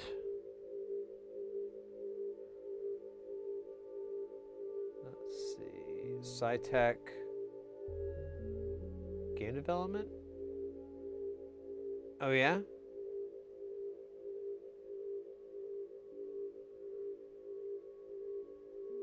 Guten Abend! Hey dude, I just finished my very first soldering project, and today I made a chat strobo me with the new. Let's go! Hey, guys, you got it in the Twitch chat for the link there. Go give them a follow. More SciTech. Show your support. Hop in there. and rock and roll, mate. Well, just a second here. My ears are. Let me make sure I'm not missing up on chat.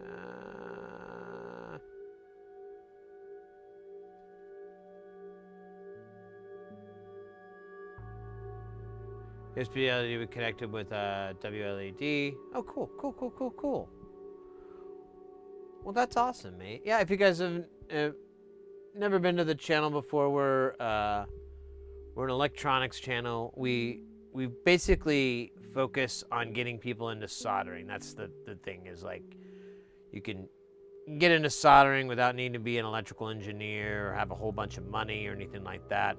A lot of it's just getting the right kind of tools, and a lot of these tools and even these components and stuff that you need for it will last, you know, you'll get buried with them, you know, possibly. They'll take a really long time to get through, so they're really solid, great investments that you can always use if you really dig this hobby and you get into it, or if it's just something you intermittently mess with, you know, doing soldering and repairs and whatnot. Right now, we're working on, we do a lot of synthesizer stuff. That was that thing behind me there with that's a modular synthesizer, pardon me. And we keep adding more and more stuff to it, building more things. We even have another modular synthesizer that's kind of the same size, but not. It's kind of hard to say, but anyways, it's still big, and we feed that thing as well. This particular module that we're doing, it's a EQ that has two shelves, a high and a low, and then it has two band passes that have gain and frequency control, but they don't have any type of bell shape. However, it's kind of neat. It does have each one of those band passes has a separate output for high band and low pass. So you could basically use it as a filter if you wanted to, as long as it also passes the full signal through the EQ. It's kind of cool. I was kind of interested in it because it's a mutable instruments design, and I'm always a big fan of those. But this one's kind of been modded a little bit, and it's been a tiny bit challenging. So far, nothing's like screamed like, oh, this is the wrong thing or anything, but we've had to like, some stuff has been moved around or it's not on that sheet. So we've just been kind of partying with that. It's not too bad. But yeah, we mostly do SMD soldering here on the channel, but I always encourage people to give through-hole soldering a try first. But some people genuinely, hit the ground running with SMD. And it's, if you have some very inexpensive magnification that you can use to be able to see what you're doing. A lot of light helps too. Just dumping a lot of light on stuff often makes a big difference. You're able to do this kind of work, and you don't need crazy expensive microscope or anything like that. But I digress. Feel free to ask any questions if you're curious about anything that we're doing. Right now I will preface that the way I'm soldering all this stuff is like, you're not supposed to solder it this way. But we are going to reflow this whole thing later, where we'll heat it up on a plate and everything will get to temperature for the solder to melt, and that should kind of fix things. I was thinking about it. I wish I had a way to vibrate the plate. I keep thinking I might have to get one of those like muscle. I keep seeing like really great uses for those like impact massagers, the muscles massagers. Aside from writing like really cool drum and bass and so forth with them, you could. That's so funny.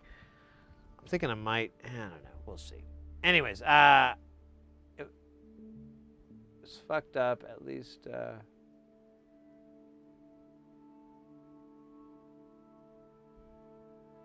Lamp is in a snafu shape. All good until snap. Sometimes you gotta step away and come back. Knock it out. The stuff that does a lot of goofy movement. If you were doing SMD soldering, it's really tricky. It's depending on what size. Like right now, for example, this is a component. It's tombstone, so it's sticking up. Well, you can't tell, but it's sticking up. I hope it is. Now I'm not even sure anymore. It's been that way for so long. I haven't really seen it like, yeah, there we go. Here, let's see if we can do this with tweezers. We might be able to just get by doing this on tweezers.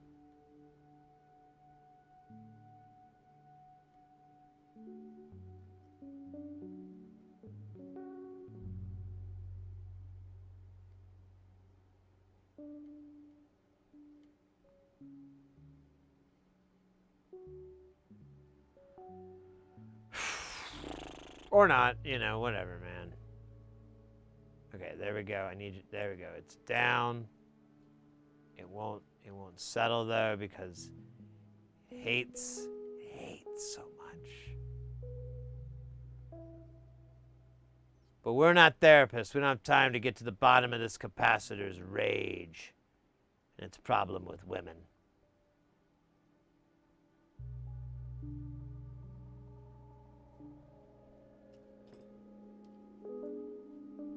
This capacitor makes me sick.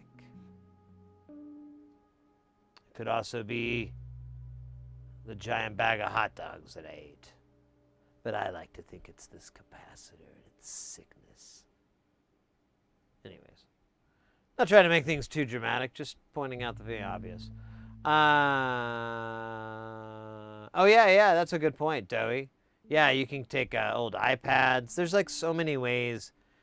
I mean, the cheapest is the goggles, unless you already have an iPad laying around.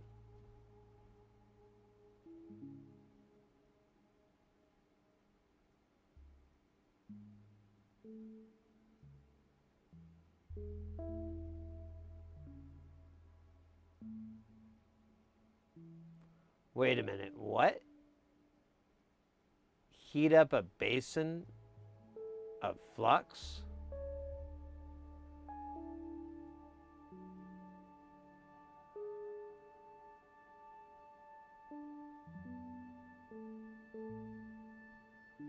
Bro, the amount of smoke that is going to come off of that will kill you. It will absolutely not. I mean, you would need to be in a suit with oxygen, completely covered. And then you would have to have something to dispose of all that, because it's like not even like ethical to let that much smoke enter into the air that other humans and animals breathe. It would be so much smoke. It would be awful. Instead, just sprinkle the board with a little bit of flux. And then you're golden. That's what I got here. It works pretty good, man. I still, if you haven't tried it yet, I know I'm not trying to be a pain in the butt. It's just, it's a little tiny thing you can do that makes your whole solder process easier. You do it the same way you do, which is the correct way, by the way, where you'll solder each end. You know, you don't have solder on these pads. Where the fuck are we? You don't have solder on these pads. You solder each end. You go one side, then you go and do the other side. That's the right way. But it's just covered in flux everywhere. And if you need more flux, you just move your iron off into these areas, and now you have flux on it. Like, you gotta have a little bit of solder, but you get the idea. It's super great. And the best part, it cleans off with alcohol. You can use a little bit of distilled water too. If you, I know that's, you know, like a little Dawn and distilled water will also fully clean it. But from a guy who never does that, I just use the alcohol. It cleans up perfectly. And it's not, you don't even have to use a lot of alcohol. The Kester 44, the flux that's in, the rosin flux that's in the solder, makes more of a mess than this stuff. This stuff, the only way you can screw yourself up is if you heat this up on a hot plate. After a certain time, it burns, and I don't know if it's mixing it with Amtech or if it just burns, but it burns really bad, and it's really hard to clean off. But you don't use a hot plate, so you're good.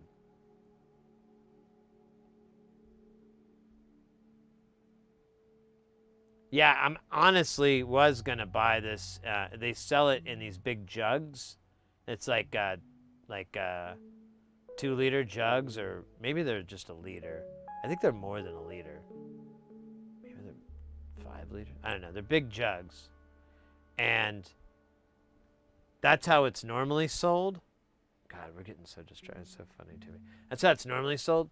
What you buy here is actually a company that repackages exactly that into smaller little containers. However, I know how to purchase these containers, and I can just buy the big jug, use one of these newfangled things called a funnel, and refill these fuckers, and I'm G to G.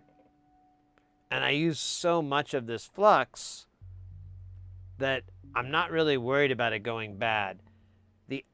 Now I remember the only reason I haven't purchased it is that I kind of want to keep it at a low temperature, and I can't put a big jug like that in our food refrigerator. I have the flux, but it's in a bag,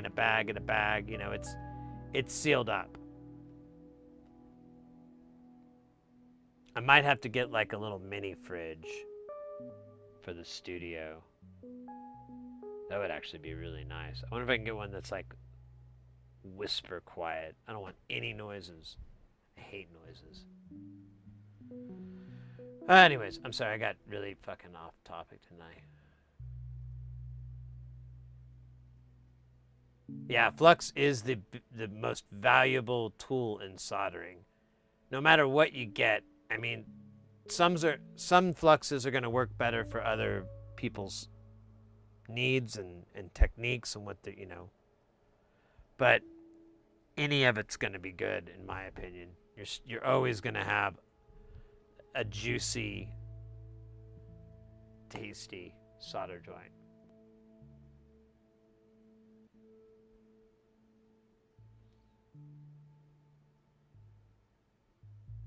You can't afford solder anymore. So this flux is, I think it's like $10. Let me think.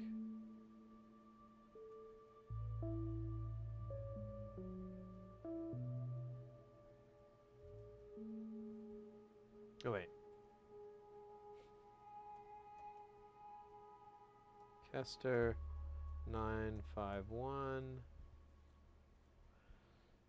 So it is a little bit pricey. It's $17 for the little 2-ounce bottle.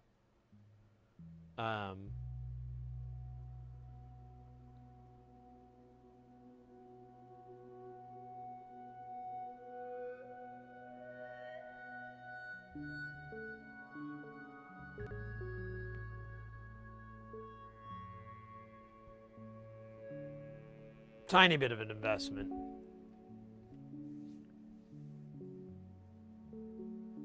Hey, Will, welcome in, by the way.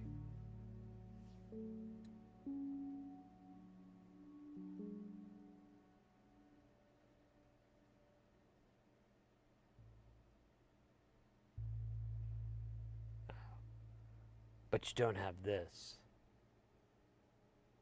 And this.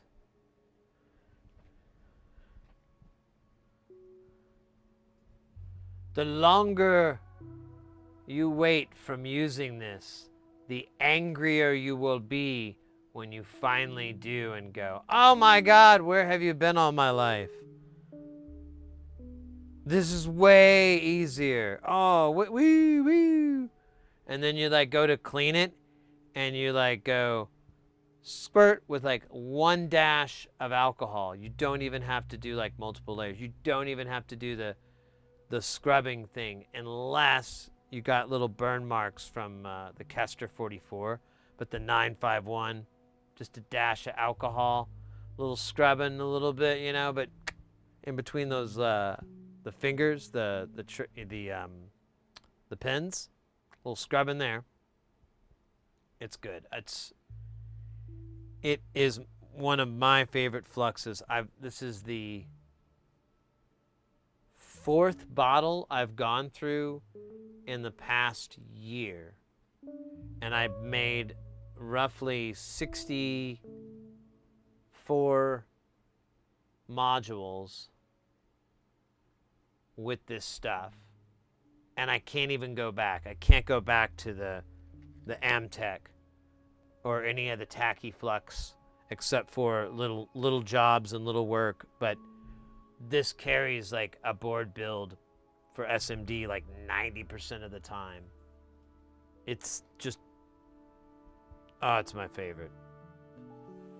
If I could get like sponsored by Kester for this shit so I could get it cheaper, I'd do it, man. And then I'd repackage it for you. Maybe what if I did that? I'll tell you what.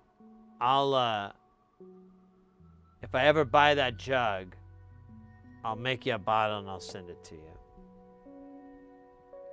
With the words, there you go, inscribed upon them.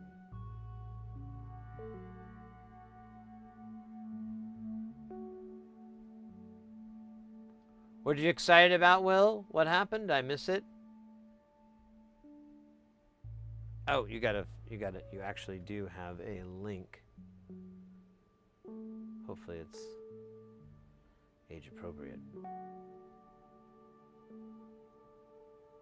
Ah. Why does it want me to log in?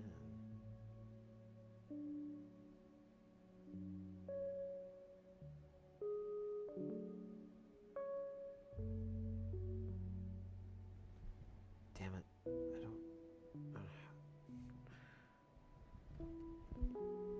Let's see if I can log in with the QR thingy. Okay, it looks like it's gonna work. Oops. Maybe.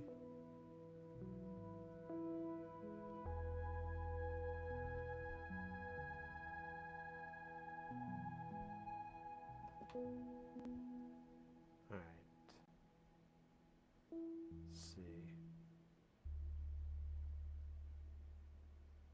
That didn't work.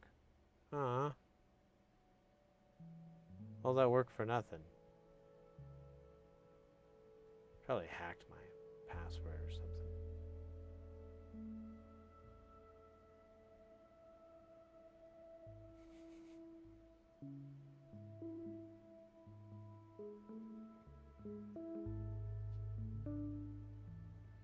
Yeah, I'm not sure what that link was supposed to go to.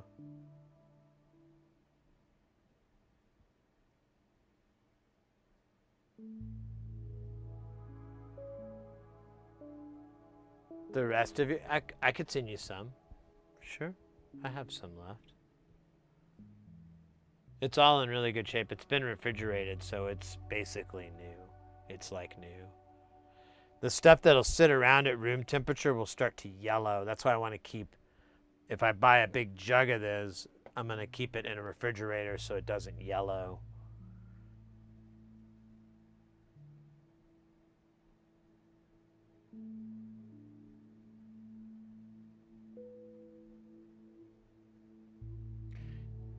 Yeah. I have this 213. I need to put it away before it starts to yellow. But I was like, oh, what if I want to use it on the stream today? But I don't know why I'm thinking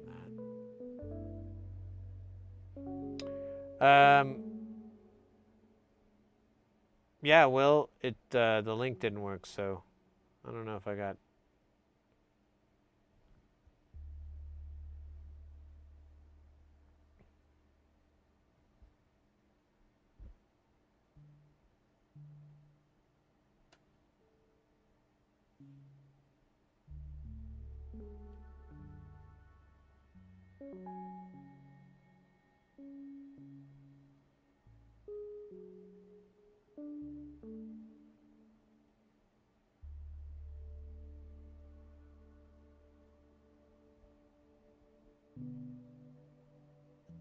Let's see here.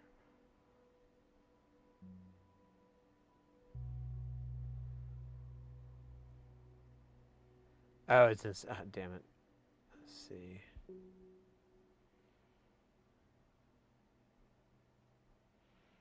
Okay, to synth life. There it is. Well, I can modular now. Oh, cool. So it looks like you got. Am I looking at this right? Is this oh shit, let me unload this. Is this a case that you acquired and two modules?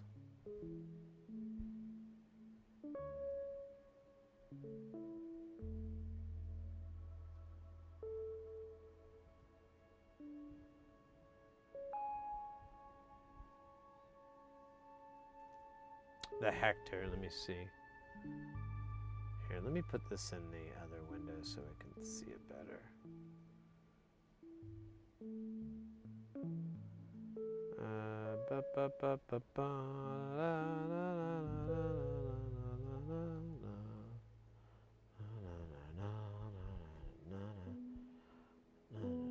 Oh shit, such a dick.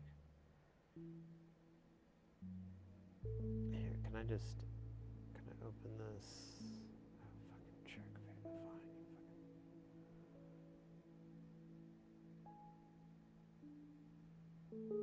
Alright, whatever. So I see the, what is that? The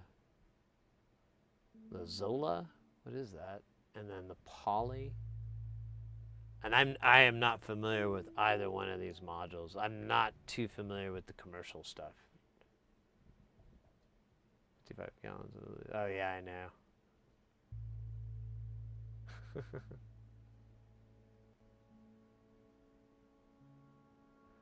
So how big of a case is this that you got? And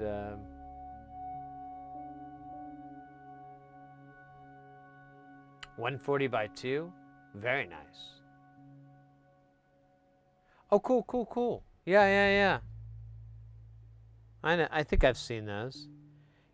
So, you're gonna grow to hate these sliding nuts. I'm just warning you now. But you know, it is what it is. Well, they can get trapped under things, like in your Go, and you accidentally shoot it under that, and now you have to take that whole thing out. And then those get screwed up because you're trying to put it back in. It's just like this house of cards kind of issue that comes up. You have to work like a surgeon with the sliding nuts, and it's kind of a pain in the ass if you want to add new things and so forth, because you can't just simply you can't scooch these two and then drop something down. You're gonna have to like remove everything all the way up to where you keep spare nuts. Like usually you'll have them all on one side and you'll have like a screw kind of locking them down so they don't slide around. And so I don't know, it's not a bad thing by any means whatsoever, and I'm not dogging on your purchase by any means, because I have stuff that uses sliding nuts. So it's totally totally a thing that some people actually don't have a problem with it. I know this one guy I work with, he's like, that's stupid. If you have, you know, modular grid, what is your excuse? You can do everything on modular grid and then just apply it. You know, you could even know exactly how many nuts you need, all of that. He's like, he just thinks it's a non-issue. But that guy really kind of builds racks for specific tasks. So that kind of, hey, Razor Grill over on YouTube. So Razor Grills, I love my sliding nuts. Sometimes need to get a magnet involved. Yeah, so some people just don't have a problem with it. I'm not really of that camp, but price-wise, it's a huge price saver. A sliding nut versus the rail ones, it's like $100 sometimes difference. So totally something, if you're trying to be frugal, it's totally something you should get used to. Just save a couple bucks. You're like, I can deal with it. It's not a big deal. But if you're like me, you're like, fuck that. God, no.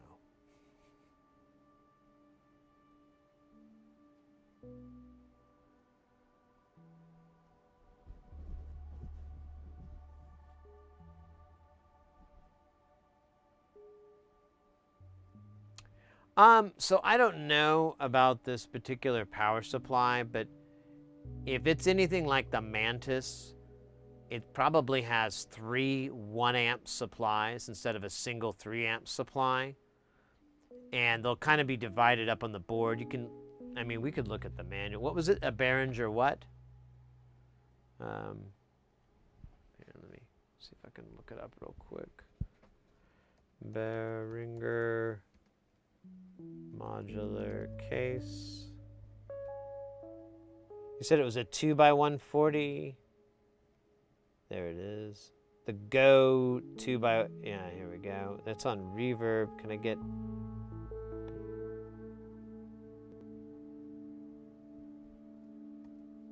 Go 2x140. Oops.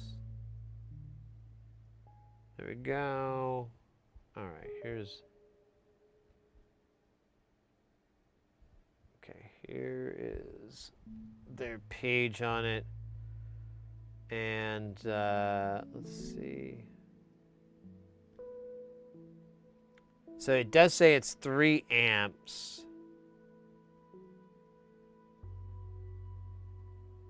On the positive, and then 1 amp on the negative, and then you have a 1 amp 5 volt.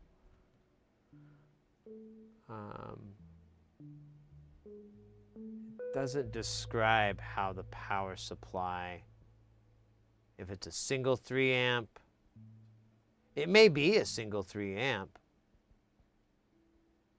Oh.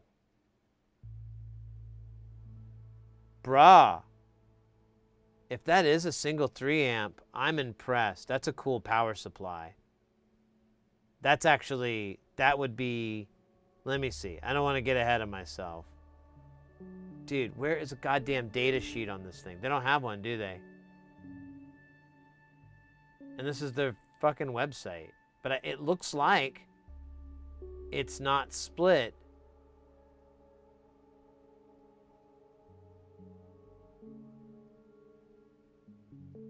Yeah. It says massive power supply. Brah. That's really cool. So, on the Tip Top Mantis, the way it's done, and there's some other stuff too, it's 3 1 amps, which technically isn't 3 3 amps because you can't run those guys at their limit. I mean, you can, but you're going to get consequences. So you're kind of like, your headroom gets reduced even more. Instead of being able to go 80% to a 3 amp, you have to go 80% to these 1 amps, which that gives you the full juice, and it's pretty reasonable. 1 amp on the 5, 1 amp on the negative rail. You're really not going to run into much of an issue, I would say. It is a pretty good size case, so you'll have to be mindful. Those modules that you had, where was that? So you'll want to look at these modules. Are you Will, are you already familiar with modular grid? Have you already done that? Okay, so you already know. If you go to modular grid, you can look up the supposed power consumption on these. And these might have 5-volt switches on it. Try to utilize that if you can, although keep in mind you do have an amp, but if you could put both of these on 5 and the 5-volt rail, it'll greatly reduce the drain on your 12-volt rail. Because I don't know if everybody else knows this, but the way eurorack is you have the positive 12, you have the negative 12, and then you can also have a 5-volt. Now, I literally have 0 modules that do this, so it's kind of, I've dealt with some commercial ones, and it's more common with commercial ones. But one of the modules, or I'm sorry, on some of these modules, you can have a switch or a jumper or something that will select where the 5-volt rail comes from. Some of them will power it off of the 12-volt rail, and that's what a lot do. But the problem is it really beefs up that requirement. You could have like an ornament in crime, and it could get to 60, almost 100 milliamps and stuff like that. So not that great. If you put it on the 5-volt rail, though, who cares? So that's the kind of the benefit here, is that if you have anything that will accept that, now you still have to keep track of it, but you can move it over to that, and that will lighten your load. And modular grid usually specs for that with a separate 5, because it assumes you have a working one.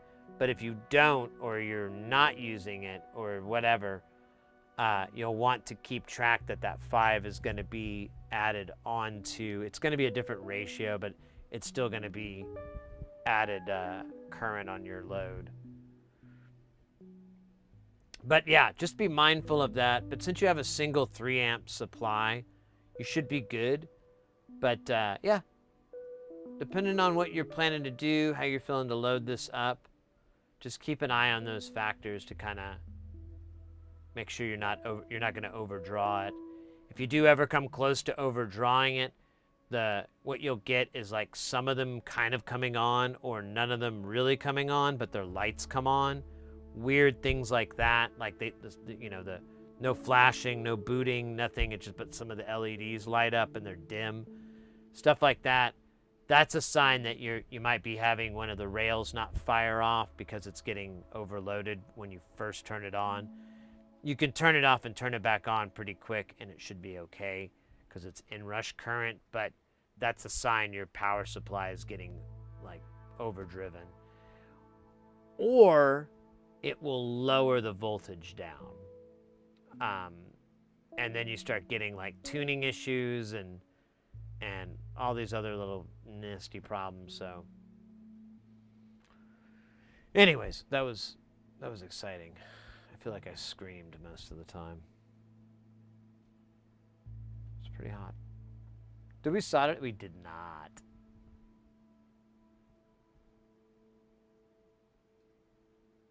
I'm still not sure if it's single. It has 3 sections.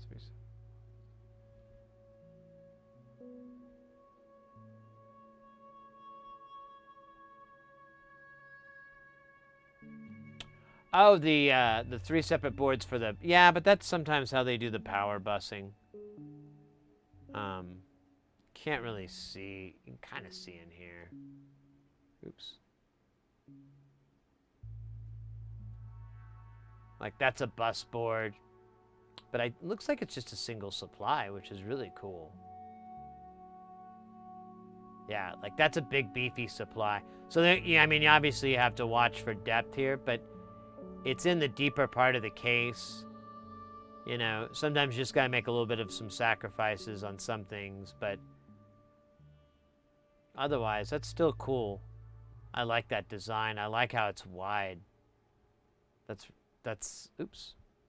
That's slick. Is it gonna die out? Yeah, it probably is.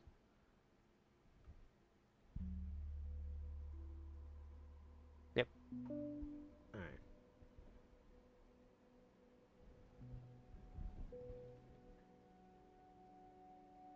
You're very kind to inform. Yeah. Oh, anytime. Anybody that gets into the modular realm and so forth, and I'm always like, all right, well, here's some tips and tricks, and it looks like you already know pretty much all of them. But then, there might be somebody hanging out in the background that wouldn't mind a few of them, so I kind of keep going. But yeah, it's a really fun hobby. And I mean, obviously DIY goes hand in hand. So if you want to save a couple of bucks, but you want a nice VCA, real simple design, real straightforward, there's a sea of stuff you can grab at, of varying difficulties and complexities, and I don't know, the sky's really the limit. It's pretty awesome. It's really exciting. That's one of my favorite things with modular. Is like whenever you buy a keyboard, back in that day, you had that keyboard's architecture and that design and that set. And even though they had stuff like modulation matrices and things like that, it still was confined to what it still only had this many LFOs. It only had this many envelopes. It only had that. And that, you could keep adding on to it, and that would make a synth more interesting to me and more desirable, but it really had to go hard. And then, I'm reading about modular synth, and I think it was 2005 or 2006 or something. I had this job where I literally, that's all I did was read Wikipedia, and I was reading about modular synth, and I was like, oh, where have you been all my life? This is infinite. It literally has no end. There is no feasible way. I mean, you could try to collect every module out there. I think it would be an outrageous amount of money, and to truly know all these things, to be good at them, to have an understanding of all that, there's not enough lifetimes. It truly is this. It's like exploring the ocean. Yeah, I guess technically it's finite, but good luck fucking getting the entire, the ocean and the seven seas. Good luck with that. Good luck with getting all of that under your belt and being able to say, yeah, I've seen every coast, all of that. Good luck. And I think modular, as far as sound designing and music creation, and even just teaching you about music a little bit, because I've learned a lot about music just from modular synthesis, and sound designing too. All of those things are kind of taught back to you, and you can read a lot about old patches and a lot of the legwork that a lot of early, synth engineers have come up with, and you're able to implement them in the modular world where you couldn't do that on your, your Roland keyboard or your Korg keyboard. That's where I'm at. Prior to modular, I was into samplers, heavily into samplers. Didn't really think there was anything beyond samplers until I read that article in Wikipedia, and then I was like, oh. And I even tried to combine the two, and I always am willing to try to keep that up in some way, but it just didn't sit together well. And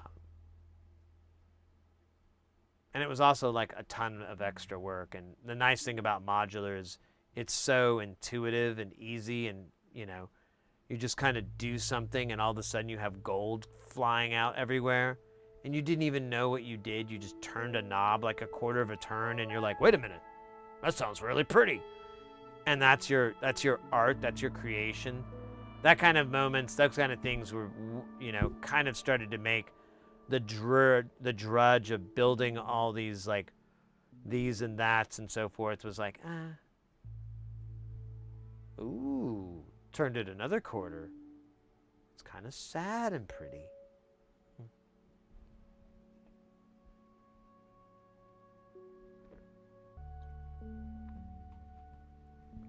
Oh, before I forget, let me fix this really quick.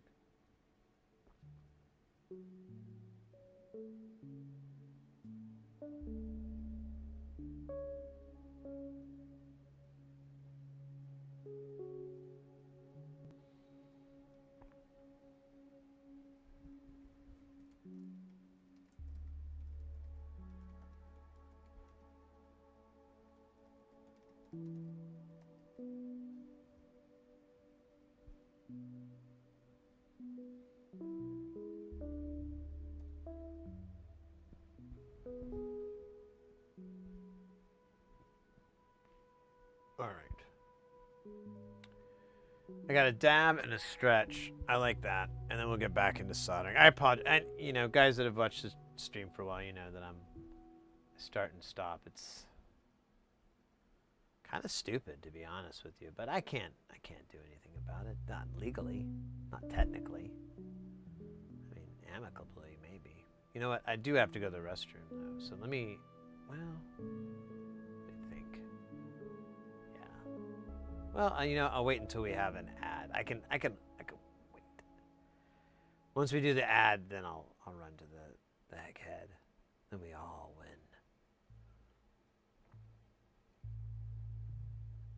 Snooze.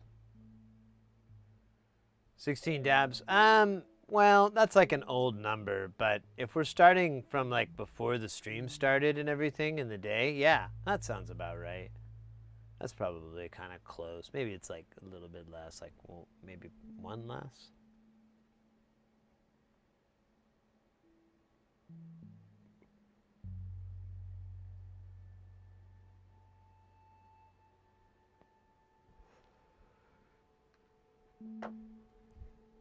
I found a certain zen by combining it with espresso.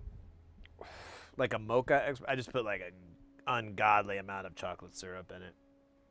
Like if a doctor saw it, they'd like cringe and go, "My God, man, what have you done? You won't even be able to taste it." And I'll just look at him and go, "That was my plan." Actually, it's actually a pretty good taste. Kind of into it.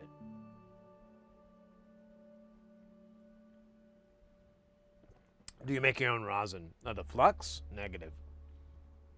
This flux is my jam. I don't know. Wait, were you just here when we were talking about it? I can't remember. I was going on and on about it earlier. Fuck it. I'll do it again. I can't remember anymore. Time is a blur. I'll just say it really fast. So this is Kester 951. It is a flux. It's a liquid-based flux. It's alcohol-based. You put it on your board. You get it nice and drenched in the areas you're going to be soldering. It's a nice wet thing, and it'll evaporate very quickly. If you got like a little fume extractor, it'll evaporate even faster. Just put it on there to suck those fumes off. Do that, I don't know, at least 3 times. Honestly, you could go more. Eventually, there's like a diminishing returns, but 3, 4, even 5 times, yeah, sure. Go for it, baby.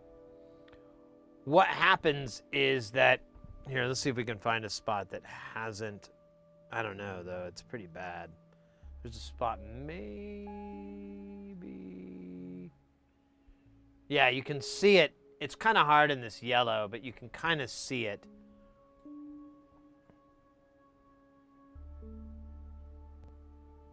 There we go.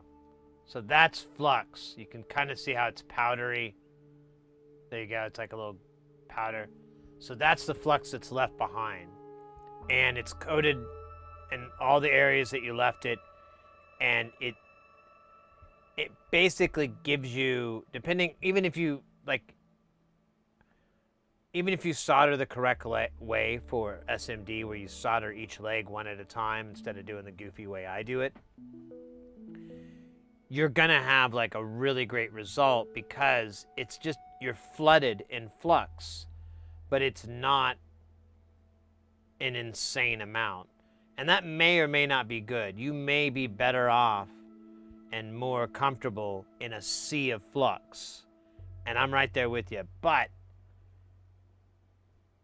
if cleaning is a headache for you when it comes to flux, if you're like, ugh, I hate cleaning it up, it sucks, that's the way to go. Kester 951. You can get a bottle of it for like 17 bucks. I've seen people on YouTube use it incorrectly. You have to let it evaporate. You can hit it with the iron while it's wet, but it just makes a sizzling sound. And I feel like the action of the sizzling just pushes the flux part away, so it kind of defeats the purpose. But I could be wrong.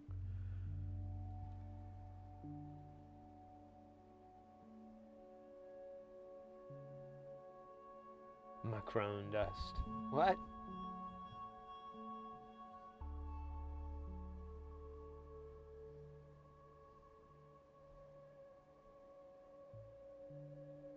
All right, Fire, take care. Quite sure they asked about the THC rosin, not flux rosin. Oh. That makes more sense. No.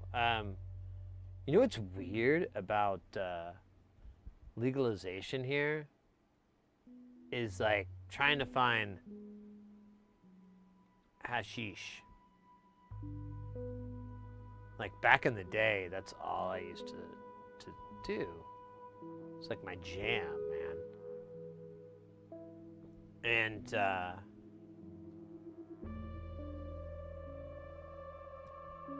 nobody has it.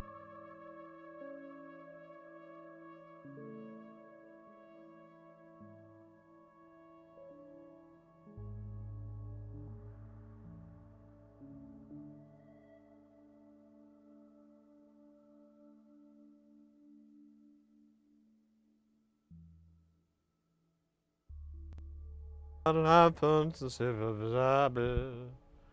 What were we talking about again?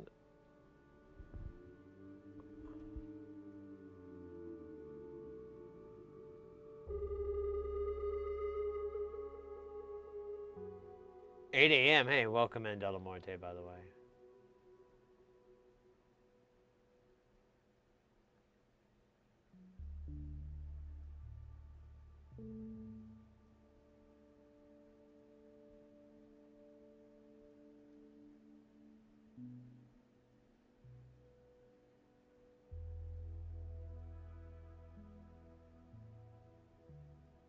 Yeah, I can't find that at the dispensaries.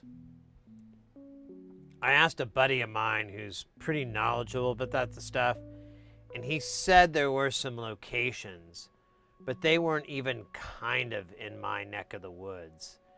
And the whole Valley of Phoenix is big. Like, it can take over an hour just to get, like, from one side to the other easily. It's ridiculous. Actually, it could take longer than that, especially if you live in the southern, or if you live way out east and whatever. Anyways, it's really, really a big area, and I'm like, I don't know if I feel like driving like 40, 45, 50 minutes to go get that, or to find out if they even have it. He was like, oh, you should call, and I'm like, yeah, I guess.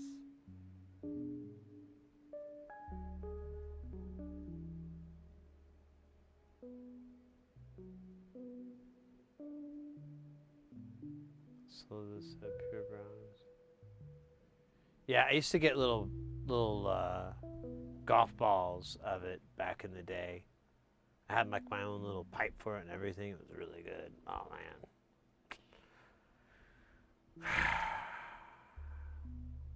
And then like, it was funny, like after that wasn't really available anymore, I saw a video where it was these cats, and they were in like Spain or maybe Holland, you know, Amsterdam, someplace like that. It was somewhere in Europe, and they had like a ball of hashish, and they were like scraping it with like a potato peeler, and they were taking these slithers and then putting that and making like a joint out of it or something. I think they sprinkled some tobacco in it. I could think of something else you could put in it than tobacco. And I was like, that is fascinating. I am fascinated by that. But at that point, it was too late.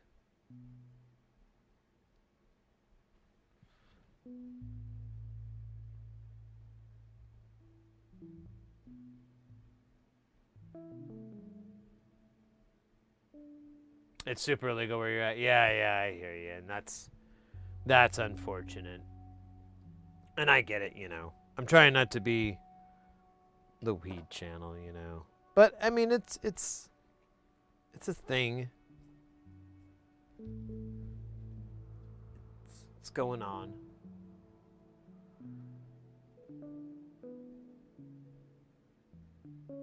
Yeah, if I've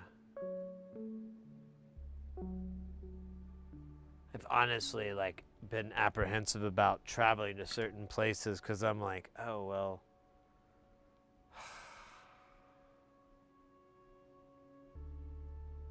won't be able to smoke that much.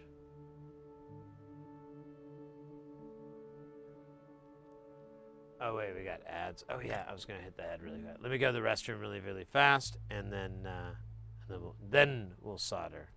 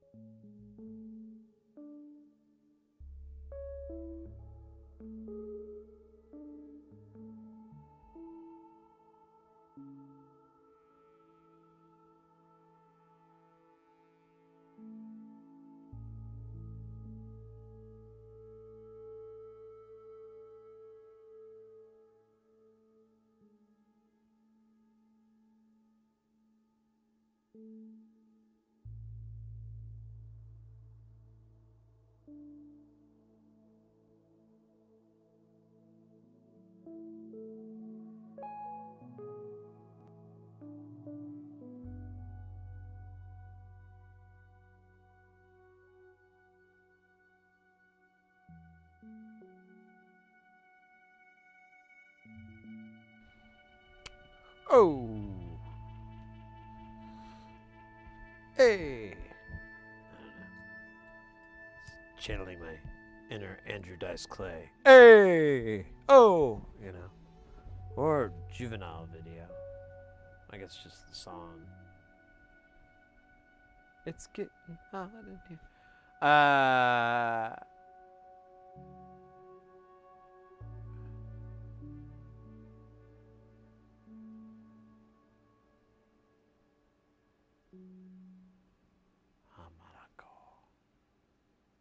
Yeah, I was watching a video of Anthony Bourdain, and he was in Tangier, and it was all about burros and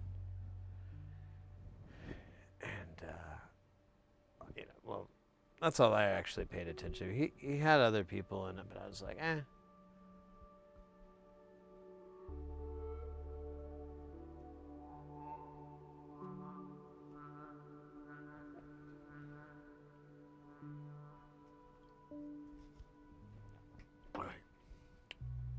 Let's get to soldering, baby. Gonna put my hot I'm down for you. Oh yeah, look at them joints, baby. They're super hot for you. Ooh, ooh, ooh. Gonna tap it in a second, 'cause it's too round for me. But maybe it's okay for you. Yeah. I don't know about the yeah part, but the rest of that is solid freaking gold. Freaking gold, man. We're gonna sell t-shirts with that song on it. I don't know how we're gonna exactly pull that one off, but definitely gonna give it a pull. Oh shit, man. I need the juice. Oh no, you went the wrong side. Alright, I'm gonna try this, but this is like twice as hard now.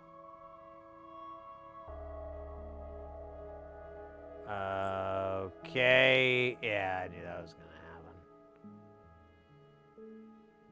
Okay, that sucks. Can you not suck so much? Thank you. A little bit less sucking, please. Oh my god, you suck so bad. Alright, I don't even know what to do about this thing.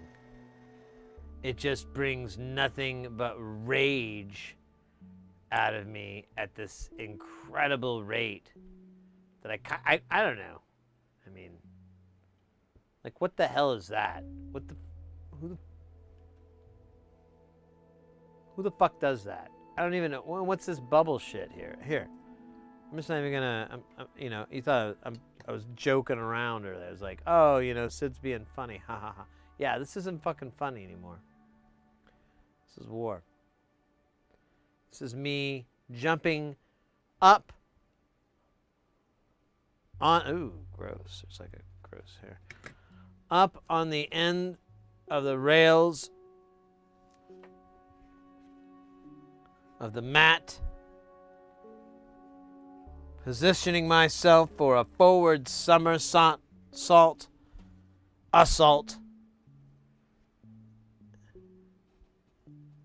and doing like a hammer fist right to your back. It's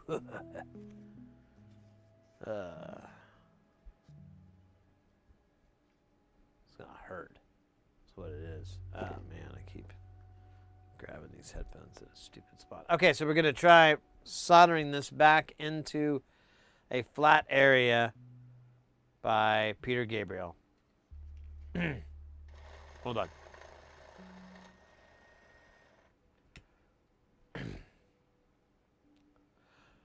Flowing back into a flat spot, I can see it kind of right.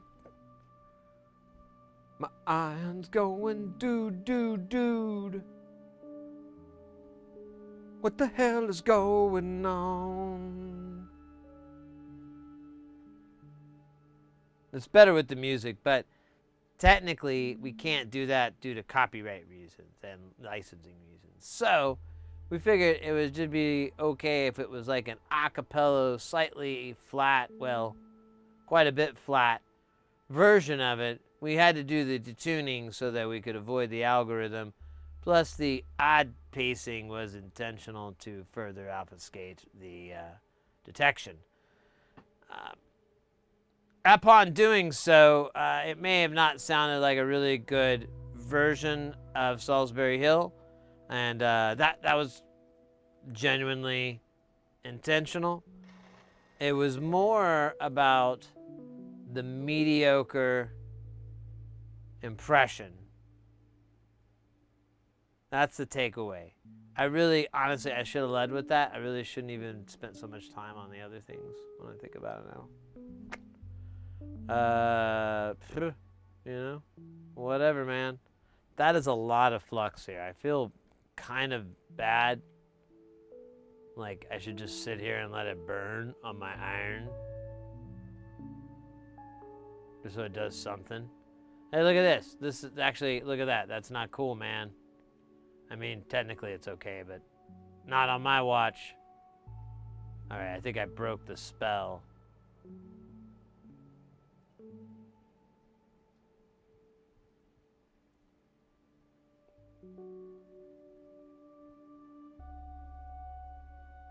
A little bit of severe. Everything is better with the music.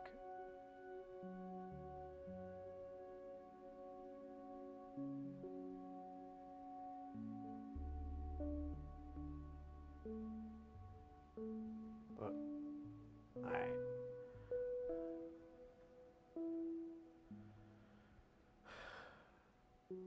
Dude. That's what I say. All right, I'm gonna go full back to the world's most dangerous tweezer. Leaded solder.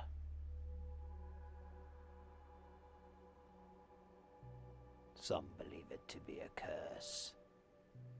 Others believe it to be a witch. Some believe it to be a cursed witch. Others would agree.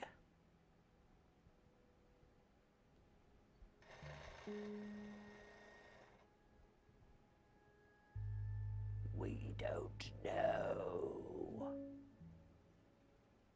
Yeah.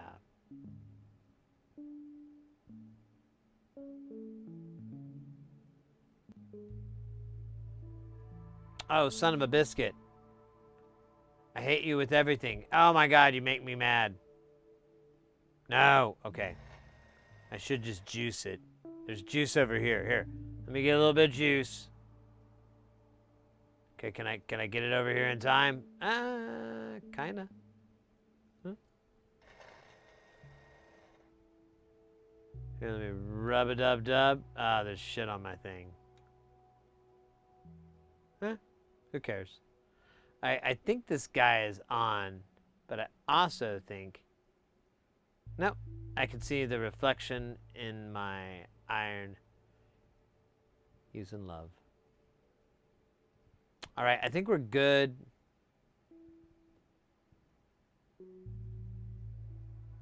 As much as physically we could be good in this kind of a situation, which to be honest is not terribly great. But, you know, I'm thinking you're doing good. Not great, but oh shoot, I forgot to stretch. All right, let's do that. Oh shit. Oh man, is it bad that my sternum cracks? I noticed that. It's starting to do that cracking thing again. Man, I wonder if my back is because my desk is too high. Wouldn't that be hilarious? If I could get like this chair. This is maximum the height it goes to because it's a piece of shit. What if I just got a chair that was like a little bit higher?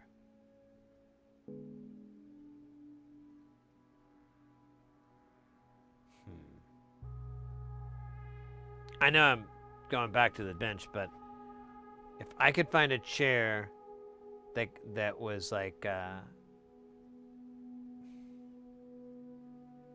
could meet those heights. I forgot the numbers already. I'll have to look them. I'm gonna do my own little math work, but that guide of 9 inches is a little bit, might actually fit for me, or it might be nice to make that a little bit of a shorter gap. But either way, I did look at chairs on them Amazons, and then man, one of the fucking office supply shops, you know, the chains, and they did have drafting chairs. So I was like, okay, well, you know, if I look at these heights, you know, I'm gonna look for this and this and this. But now I have like genuine numbers from that deal, so it was worth it. A little boring, but it wasn't chlorine. That's worse, far worse. Trust me.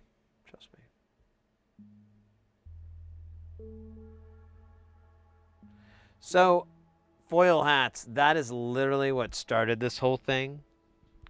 A friend of mine, I was at his house, and he had this big giant desk that would be great for working on, from Corsair, and it was designed for content creators and so forth, doing, you know, Lego building, model making, electronic, you know, it's kind of the whole market that they're aiming for.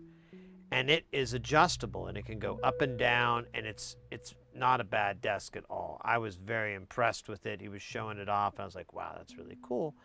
I might get that.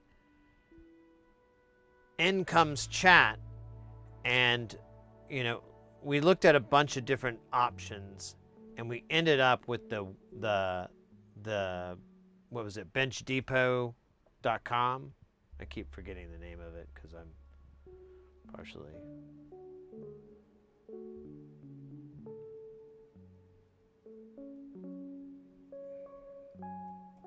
Yeah, it's benchdepot.com, and we start looking at what they have to offer, and immediately the like right out of the gate, the thing I'm attracted to most is the weight that these things are rated for. It's like 6,000. It's like, I can't remember, 6,000 pounds. It was some ungodly amount of pounds, and all that told me is that it was really stable.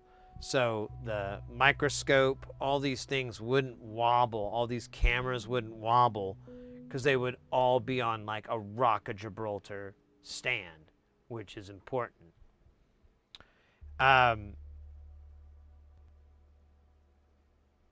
then it had a ton of accessories and a lot of really cool accessories. And aside from it being adjustable, if you didn't do the adjustable part, it was very competitive to what Corsair was offering. Now, if you did do the adjustable, Corsair won on price by quite a bit, like $500 or so. For three, well, it depends on what you add, but anywhere from $300 to $500, something like that. It would be cheaper to go that route, but I feel like this bench is going to be something I'm going to have forever. So even if we're looking at getting more space, like getting a new house or something like that. And so if I do that, at the worst, I could always repurpose that bench and get something different from that same company because everything's modular. So I could just move different parts over or replicate it, whatever. And I kind of like that. It's a company that's been around for a while too. I was going to contact them and ask them, like, how long has this, these series been around? Are there any plans, is this like a 50-year, 80-year, how long does this format plan to last? How long do you plan to keep it? Is it tariff proof? Where's the manufacturing? All these different things. I'm going to hit them up first because I'm really making kind of an investment. Corsair, you have a little bit of recourse and so forth, but it's not going to be great after 5 years, maybe 10 at the best. So with this company, I feel like I'll have way better warranty, customer service, and support too. So it's all these things that kind of weighed out. The main issue is that I really wanted to be able to not give up my comfy chair because I really like to lean back and take naps in it. And it has like a little footrest and stuff. But I do have a couch. I could literally just clean that fucking couch off and take naps there and I have a footrest thingy. I can put my feet up.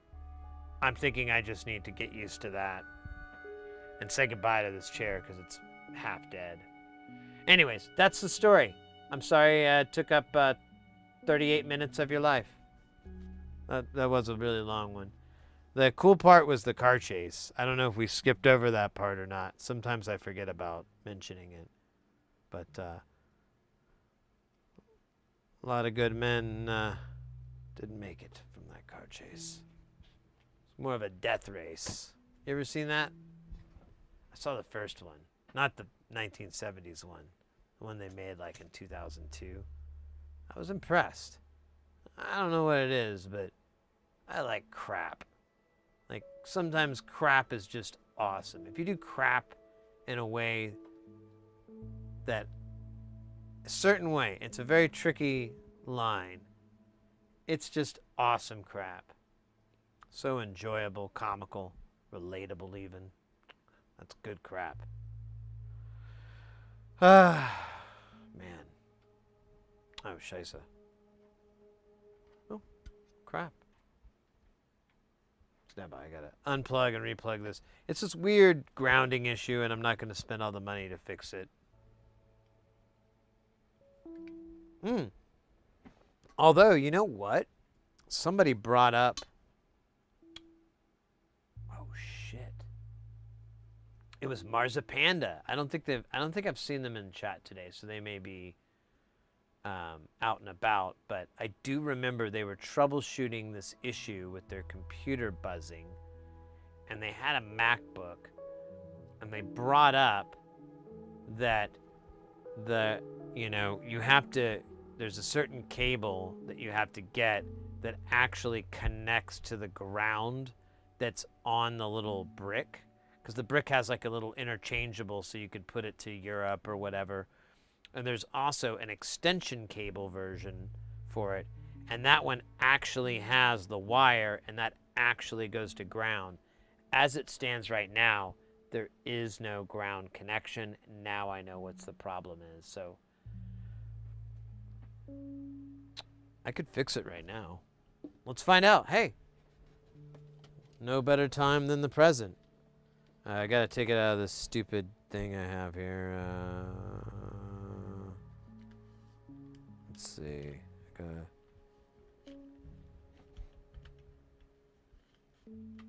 Stand by.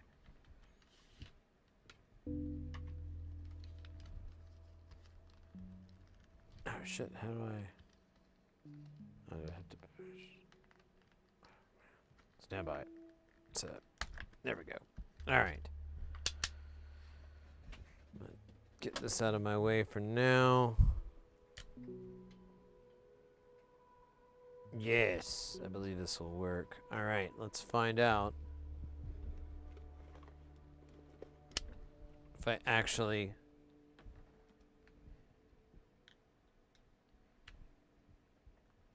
So this is what I'm talking about.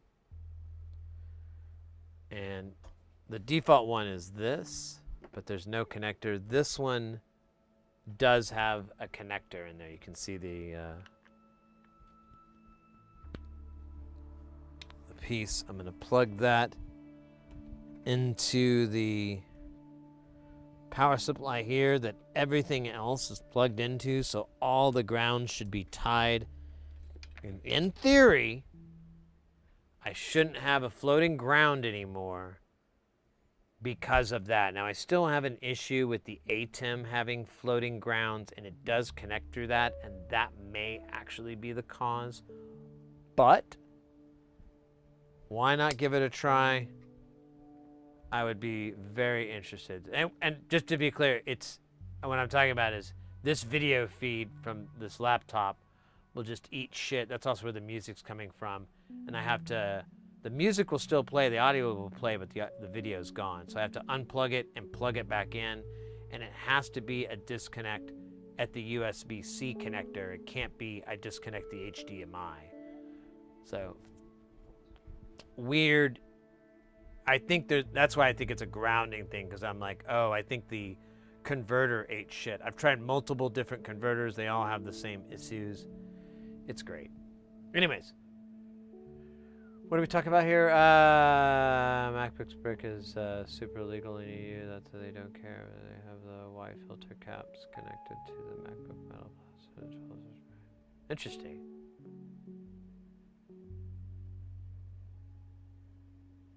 Well, we'll find out. We'll see if this makes a difference. If it does, if it actually fixes it, I mean, I'll make a bloody video on the damn thing. But if I get the same results, or it stretches them out longer, I don't know. I'll take what I can get. Right now, I don't know what I'm taking. Looks like we're gonna be. Oh wait, those are diodes. Oh my God, there's so many fucking diodes. Let's do the 6 of these caps here. These are gonna be 68 picofarads from the land of Pikachu. Thought that was fake, didn't you? Uh-oh. Uh-oh. Uh-oh. Uh-oh. Uh-oh. Uh-oh. Uh-oh, where is 68 picofarads? All right, let me write that down in the good book of components I want to acquire. 68 picofarad 06, oops, 0603. Excellent. And kind of sad. All right. Let's see if we have it in 805 size. I think if we're lucky. Yeah. We'll see.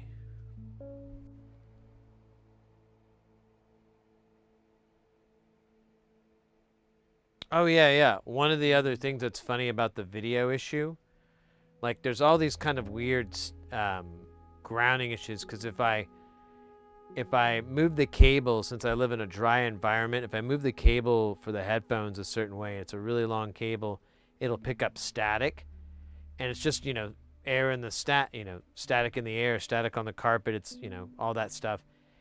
And if I move really fast and it, zings, it will take video out on the whole thing for like a second. Maybe half a second. It's pretty fast recovery, but it's still like, damn. Is this gonna break it? Am I gonna cash in on my warranty? But man, I've had this for at least a couple of years now. I've put at least 1,000 or so hours on it. I try to keep it ventilated, that's about it. It's got a pretty decent intake. I guess I could move this out of the way so it has a little bit more. Anyways, I'm talking to myself. All right, let's try 68 again. Oh, damn. Damn.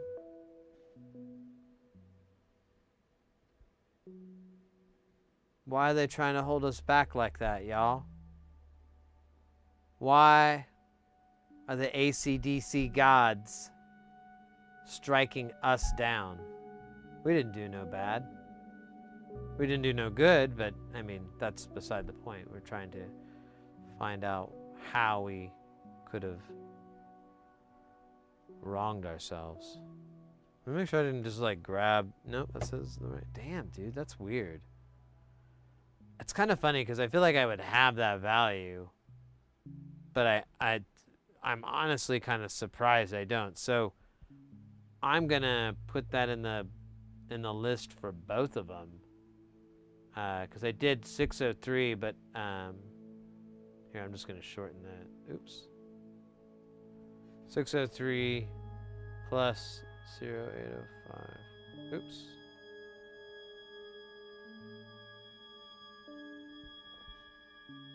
All right, so now we at least have those guys covered for the order. Man, that's annoying. I'm kind of really pissed. We can't do anything now that like any components that we have to wait on, we can't do shit. Because I don't know if you've noticed or not, this thing is nightmare fuel. The through-hole stuff is on the same side as the components. We basically, I kind of want to guys, get ready because things are about to get heavy. Jump up because we're going to bump up and get down because there ain't no clown in this here town. We got sunflower coming in with that pumping hot. Won't stop, skilly bob, oh my God, freaking hot. You know it. Ray!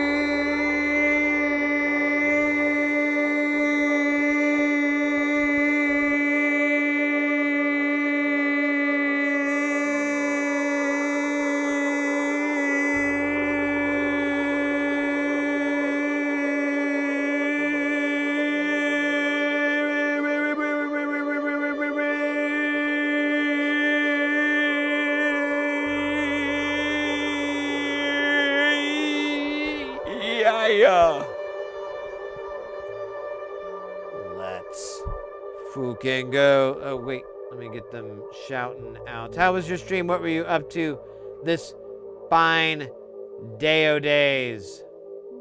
Oh, wait, where is it? I keep trying to grab a dad. Animate do.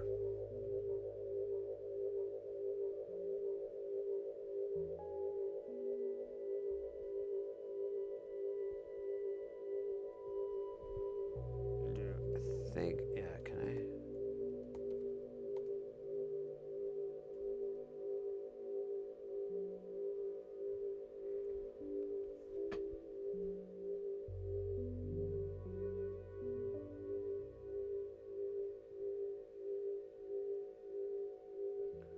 Yo, Laser Lows.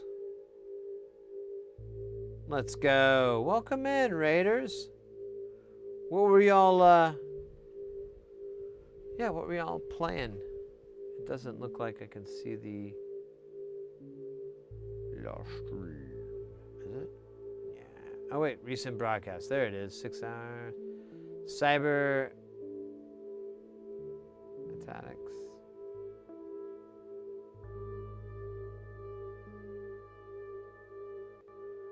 Oh, yeah. This. Oh, yeah, these are a bunch of... that's right. I remember this now. Took me a minute.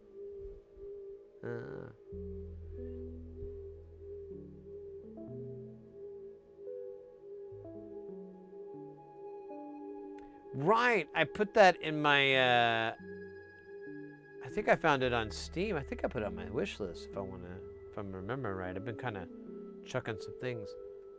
Let's go. Well, thank you so much for the raid. I hope the stream went well. Had a good time.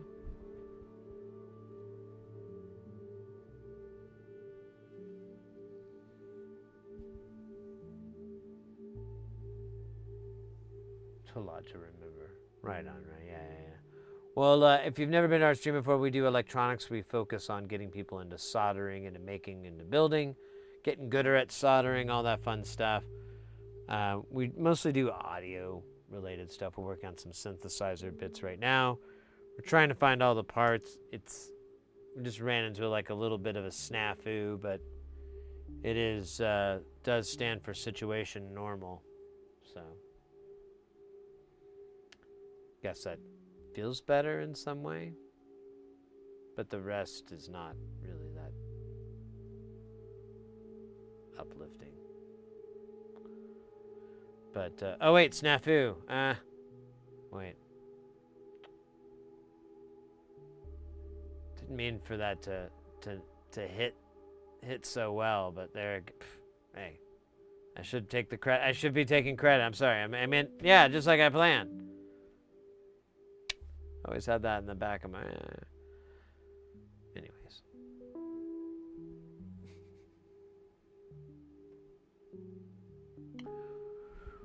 Well, I was planning for. Yeah, that's true. It is my whole. Yeah, I hear you. And ditto here. We were going to at least put all the components on this thing, and then we discovered that we're missing like one pretty specific part. Normally, you kind of have like a little bit of wiggle room on some of these parts. Not this one. This has a 1% tolerance and 68p, or for picofarad. We have 100, and then we get to 47. That's like the next value. And that's for both sizes. Like this is cheating. This is a bigger size, but it would work. But then, oops, this is wrong. This is resistors. This one is same thing. It goes from 47 to 100. 68 is a really unique value. I'm kind of curious why that is, but I don't really want to get into it. And well, I guess you know what? Why not? Let's just out of curiosity, what are, so it's C6. Let's see if we can get this mother trucker to work here. Control F, Charlie 6. I know it exists. Okay. So, oh, no, wait. So it's off this guy. Let's see if we can find him on the schematic. That doesn't light up. But can I Control F C6 here? Hey!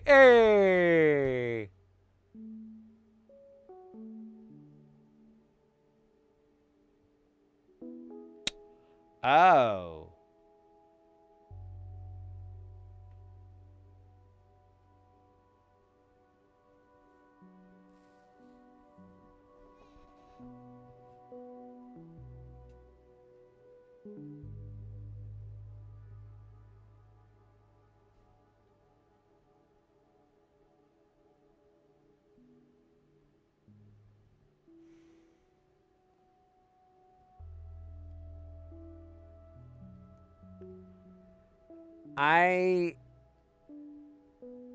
I kinda...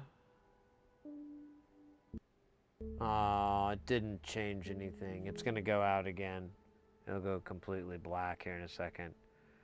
Well, it was worth a shot, right? You know, there we go. Au revoir. Au revoir. I gotta unplug it, plug it back in. Well, cool. I didn't really want to have to use that stupid cable. It's so long and kind of gross, and I don't know how to clean it. Father never taught me how to clean the cable properly. And to be honest, I never wanted to learn. I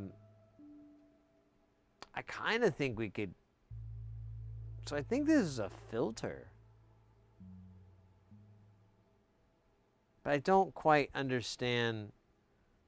Like, our feedback is at the front of the VCA. But I think that's just to gain it. Or set it. Because then this is 0. And the audio comes in.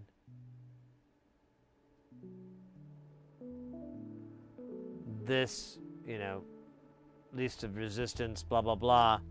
Then you have this as like a filter for the TL072. I don't know, man. Part of me is like, you should just buy the component and put the component on there. Because if you're wrong, it's going to be a big pain in the butt. Although I think I'm right.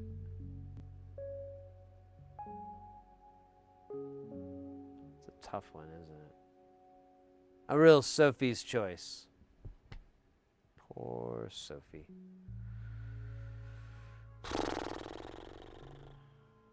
Why's all those choices? I don't know, mate. I think I'll just wait.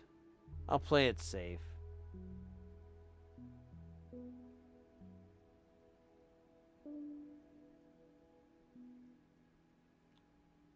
There's all these 560s everywhere. There's just this 168 on this whole circuit.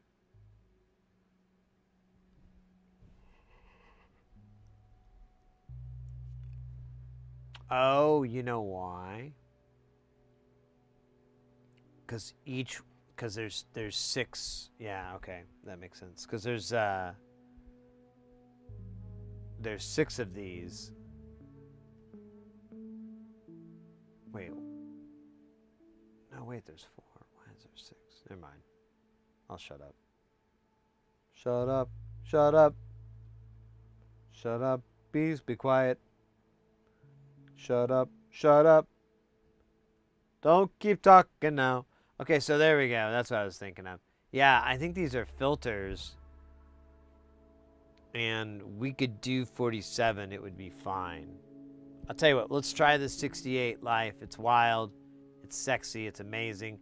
maybe there's something going on here that I don't know any better, and I shouldn't mess with these powers, especially since it's 1%. I don't know why it's 1%, but sure, dog, let's go. Let's do it. Yeah. All right, that was really hard. I think that's the most difficult thing I've ever had to do. As a streamer. As a DIYer. So close for me. Being able to just change those components around and act like it meant nothing. Oh, but it did. All right. As soon as I compose myself from my great atrocities of component swapping and ideological missteps, we'll have a look at this. So we could do maybe these three. Let's find out. What do you think they are? 25 volts. That feels good. You think they're... we're not doing those. We're not doing those. Those come later. All right.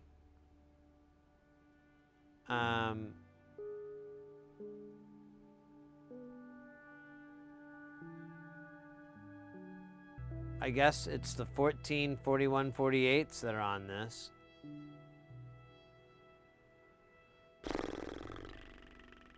What's the footprint for these?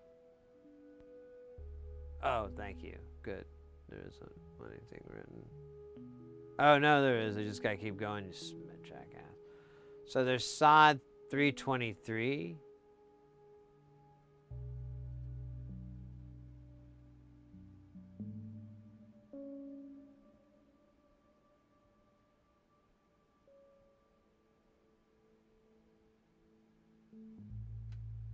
I don't know what any of that means.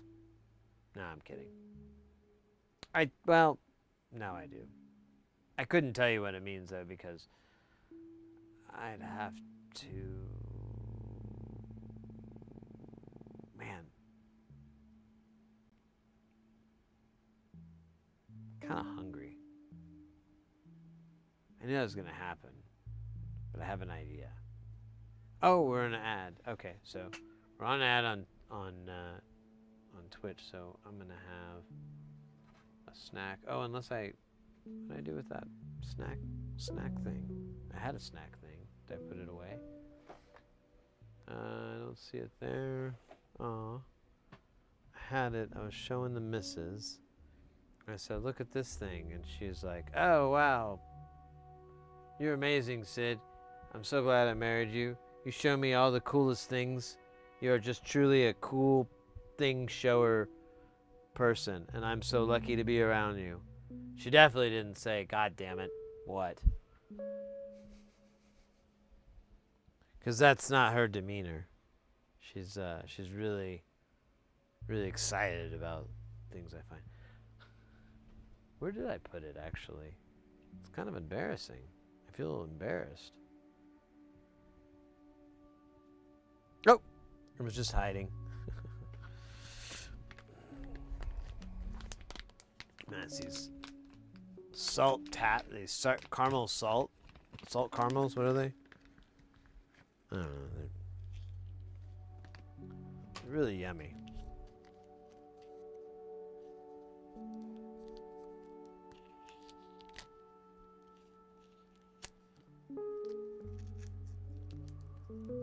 God, they're hard to open though.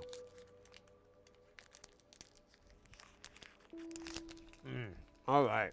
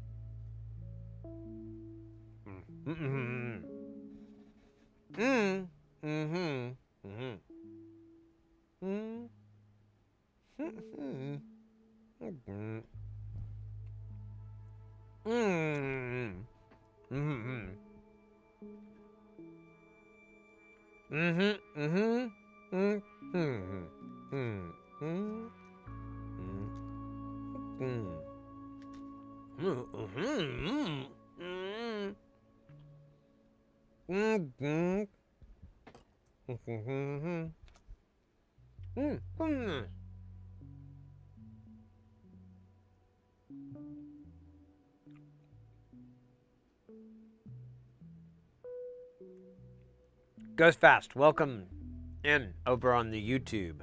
Thank you for coming in. Hey, no worries. I'm glad to be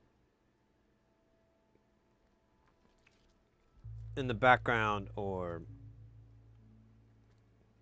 I'm like closed captioning or stereo, you know. Just glad to be available.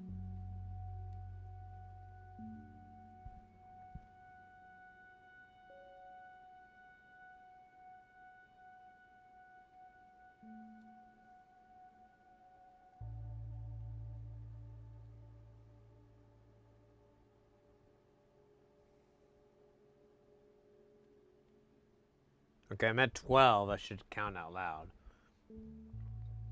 13, 14. All right. That was kind of, you kind of got the best part of the count, which was not me counting.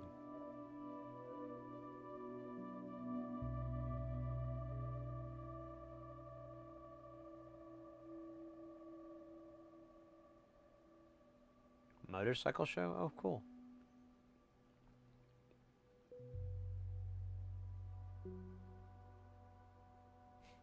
The sound of will and effort. I'm Will. I'm effort. And together we make will and effort. I was going to say it. Well, you were taking too long. So you always do that, Will. Well, wait. Wasn't your name Will? Right. Okay, so you get to talk first. Oh. Right. I never really thought of it that way. Yes, well. How you never thought about how I have to speak second. So every moment I get makes it easier. Don't you understand that, Will? You know, Effort, I had you all wrong. You know, with your weird accent, I thought you were some pompous asshole. You know how you Yanks sound. Yanks? What the fuck does that mean? Oh, it's, you know, an old term from colonial days. Colonial? What the fuck is that? It's nothing. It's hundreds of years old. You know, my uncle's 100 years old. What? Yeah. I'll ask him about this colonialism. Yes, you should do that. All right, thank you. That was Sid may or may not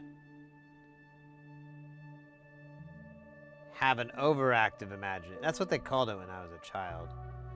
Overactive imagination. I was like, I don't know what you're talking about, dog. Literally. No idea. I can't hear you over the sound of Jason Statham. Oi. That's right. The whole time we were talking, it was Jason. I figured I might sneak right in. No one would notice. Come in, say a few lines, sneak out. No one would be the wiser. Not even you. Alright. I better skedaddle. I don't know if you'd say skedaddle. That doesn't sound very Jason Statham. But actually, I don't know how he... I guess he would just be like, I better leave. You know? I want him to be like cutesy Jason. I gotta watch more of his work. That's the only way. I have to watch all of Jason Statham playing Jason Statham in all his movies where his name is credited as Jason Statham.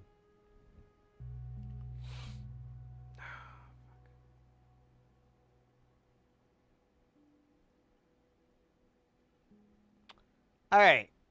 I've got yellow news and blue news. Which do you want to hear first? All right. The yellow news is that albatrosses may or may not exist. The blue news is that alligators are very real.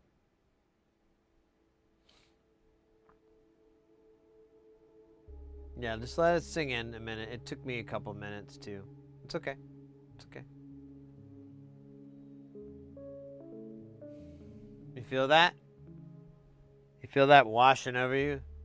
That's peace of mind. Feels good, right? Yeah. That's what alligator wisdom really grants you. Peace of mind. Which is honestly one of the most delicious pizzas.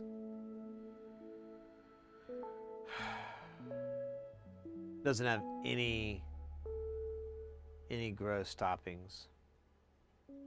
All the good ones. And it's not greasy and gross. Soggy. No. It's a masterpiece. A culinary David. Almost like looking into the hands and eyes of genius. An overwhelming sensation, deeper than anything ever experienced. That kind of pizza. I'd like to get some of those. I don't know. We've got a Domino's. They're all right. I really wish that they could get Kiss to, work out a deal with them. I'm telling you, I'm not a big Kiss fan. And I'm not even a big Domino's fan. But I feel like if you had an ad campaign for like 10, 15 years where you heard Kiss's Domino's, or, well, it's Domino, I know that, but who cares? They can have them re-record it. Domino's! And then go, Domino's! You know? I would love it. I would love it. I would love every single second of it. I would roll on the floor laughing. I'd probably burn off like 400 calories just in the first minute.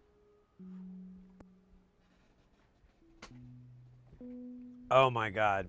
I'm just considering it loosely right now is the best thing ever. Anyways, I should read chat better.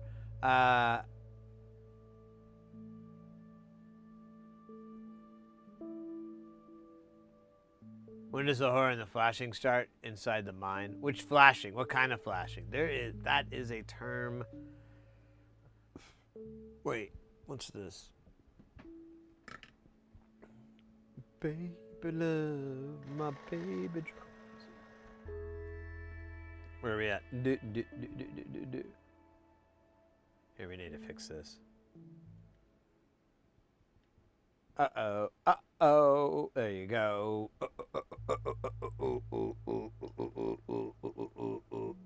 Should we try to solder this guy on while we're here?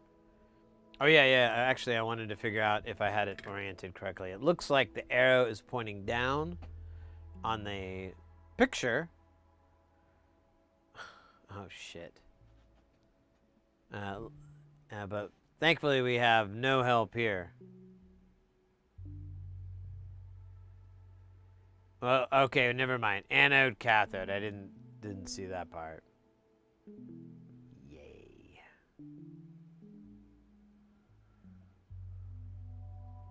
Yay.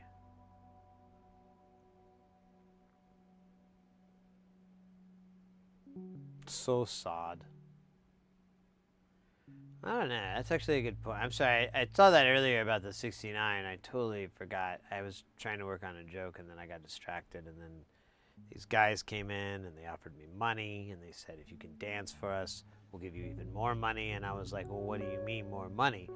And then they took me on a private plane. And then before I knew it, we were on some crazy island in Antarctica.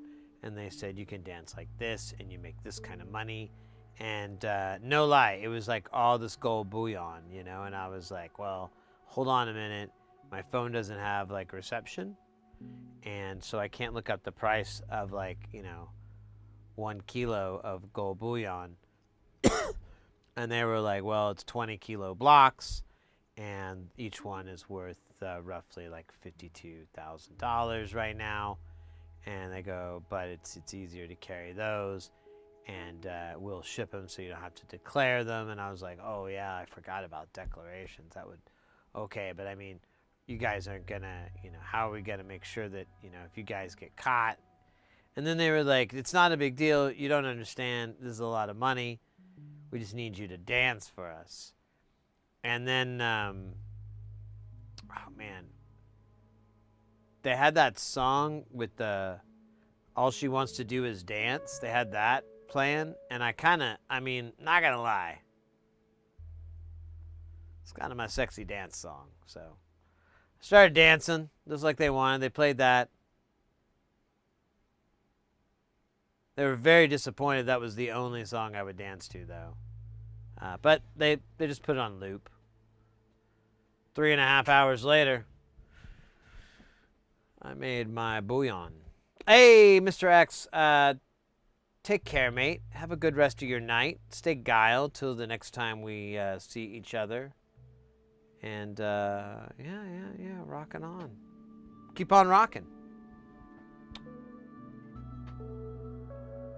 All right, I'm going to try something called using your tweezers. It's experimental and possibly illegal, but this point, I don't give a shit.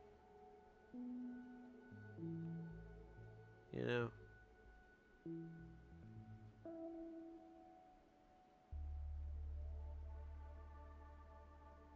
Okay.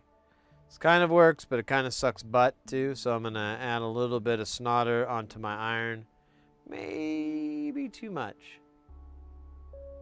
Maybe, yeah, maybe just a little bit. Maybe a little bit too much. Okay, what are you doing, dog? Okay, hold up. We're gonna start over. No. All right, actually, time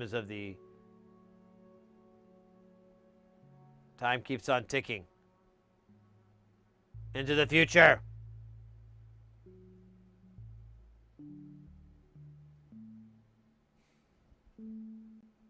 The hell is that?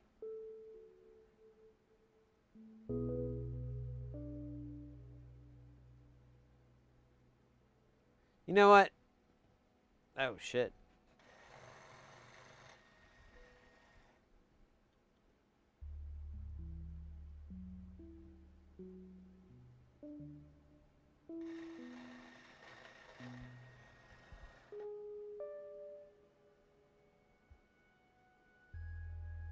Oh, TwitchCon, that's right. I almost forgot about that. I saw your post. That's going to be exciting. Personally, I've never been too interested, and I kind of go to cons enough. I'm kind of, I don't know. Every time I've gone to one, I've been pretty... Oh, shit, we're going to do this the right way?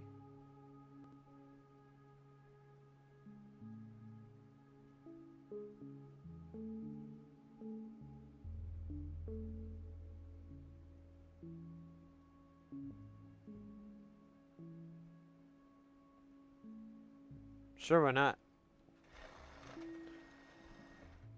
I can hang.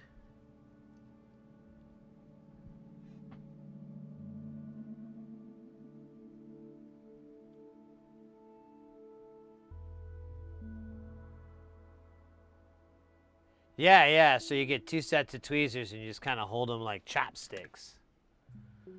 Isn't that what you do?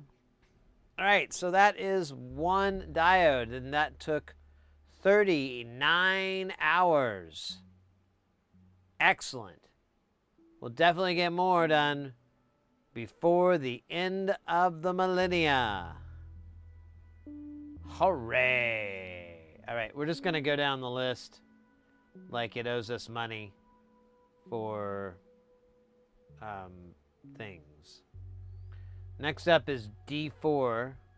This guy was really cool in the hip-hop scene, but after 2006, D4's smooth raps about huffing paint thinner really just didn't take off. Well, more like lost its luster, and people moved on to Little Gas Sniffer. Nah, these are terrible jokes. Oh, but there's that sweet, sweet clave. All right, we got to find this spot, and then we have to use, oops. Man, that screen looks dark for some reason. Max, there we go, beautiful. What was I talking about? Peanut butter. So there's R3. We have to go right below R3 to this TLO74 and put 2 of these side by each. I believe we're really, really close to that. And I was right. And it looks like these both, yeah. So they're both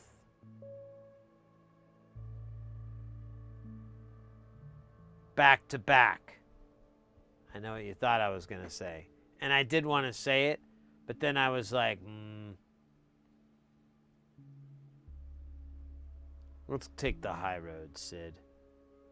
Let's take the high road.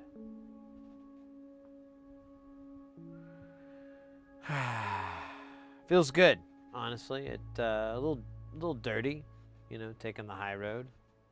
I don't know. Honestly, I kind of hate it now that I think about it. I thought I'd feel better taking the high road. I just feel like I betrayed you all. And myself. Like a great coward. Made out of tiny cowards. The big coward hat on. And a suit that says Primo Cowardo. And a glove that says, look at this, on the knuckles. But that's too long, so I didn't think about that quite. Anyways, doesn't matter what the gloves say. What's important is family. All right, I'm going to solder this on really badly. But it's really just a lesson that we all learn about life and germs.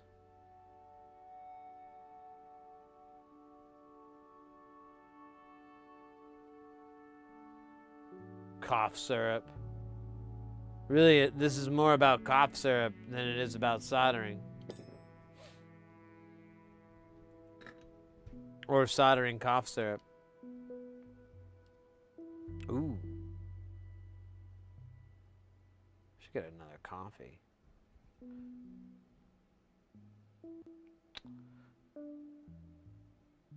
Have another mocha. Come on, dude. Get both pads hot. Come on. Oh, come on. You gotta get both pads hot. Uh-oh. I can't.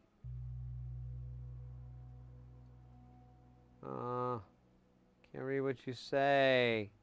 I think I flipped it, but I can't tell. It's on.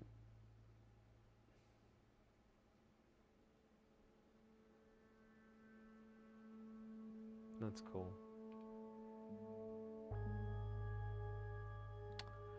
I'll tell you what. I'll solder the other one on. And I'll screw that one up too, and then we can flip them both later after we reveal which one is what. It'll be so funny. It'll be like an episode of Dallas. If you remember Dallas, if you're old enough to remember Dallas, and J.R. Ewing.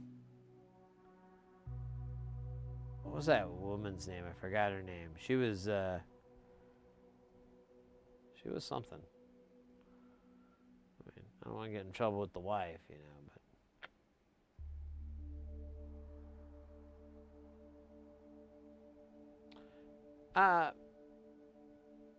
Actually, this is going the wrong way, and it needs to go the other way.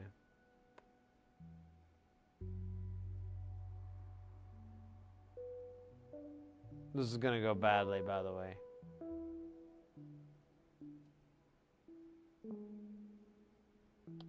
Yeah, I can't see what this says, and I'm not a mind reader. Well, I used to be, but they took my license away.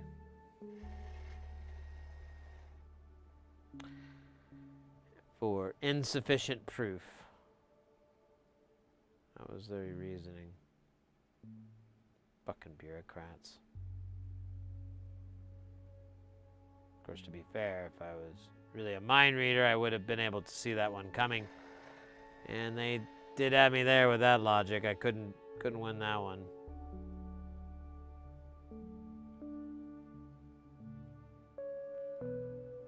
Hey, go fast. Still got your license. Gotta get it reinstated.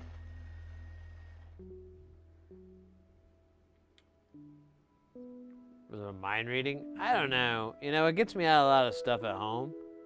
You know? I can just be like, hey, I'm not a mind reader anymore. Of course, that does open up that gateway all over again of like, why don't you go back to school?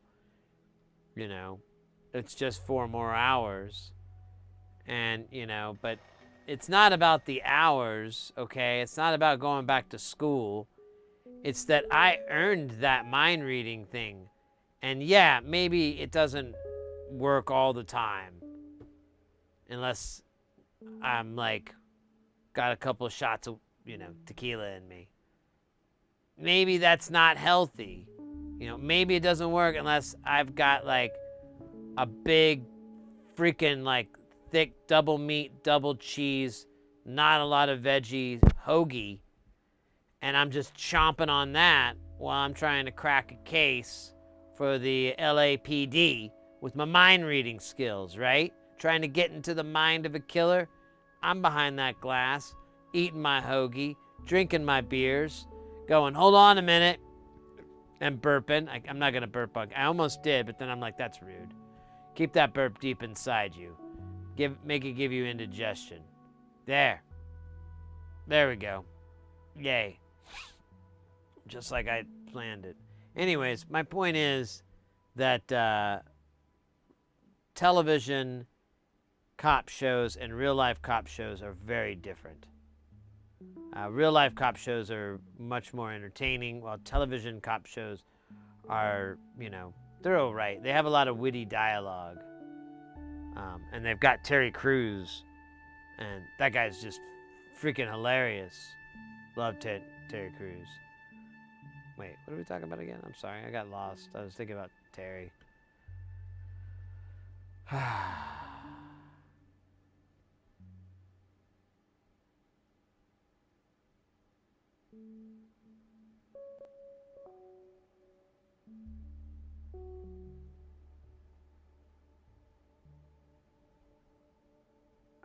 Scheisse. Where am I? Hey, let me clean this up real quick.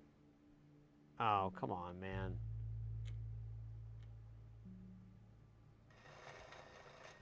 Here, I'm gonna give it the good stuff.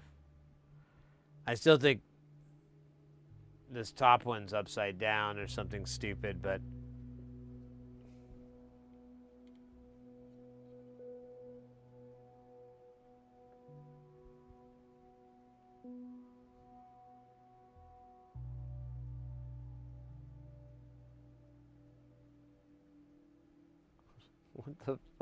what are you talking about, Go Fast? I am both confused and intrigued. All right, I think I'm just gonna have to look at this later. I don't know if I put it in backwards. I don't want to clean it off. I can't burn it off. I'm trying to burn it off.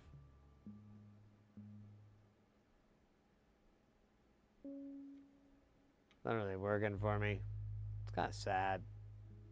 Really. Should be embarrassed. Oh wait, here we go. Here's some solder. Let me get some solder on there. Ah, look at that. Got him in that other hole. That's great. That's gonna be so much fun. Yeah, I give up. Oh wow, that felt good. Just giving up like that. Nice. Okay, so that was C, or wait, that was D as in dirtbag. Oops. D as in dirtbag 4 and D as in dirtbag 5.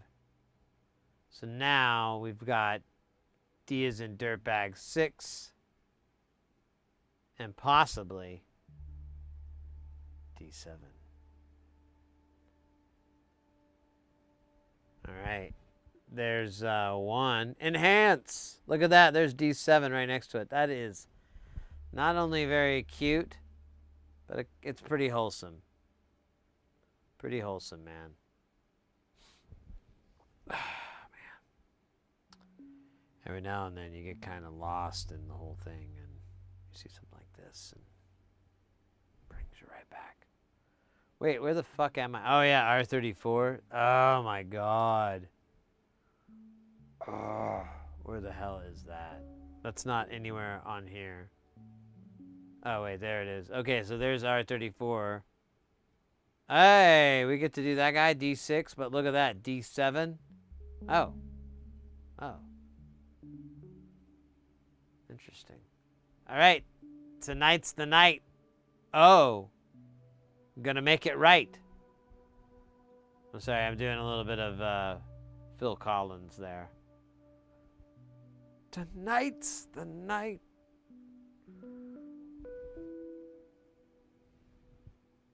As a detective in an old, like an old, the old hard-boiled film noir. You just need a jazzy saxophone in the background.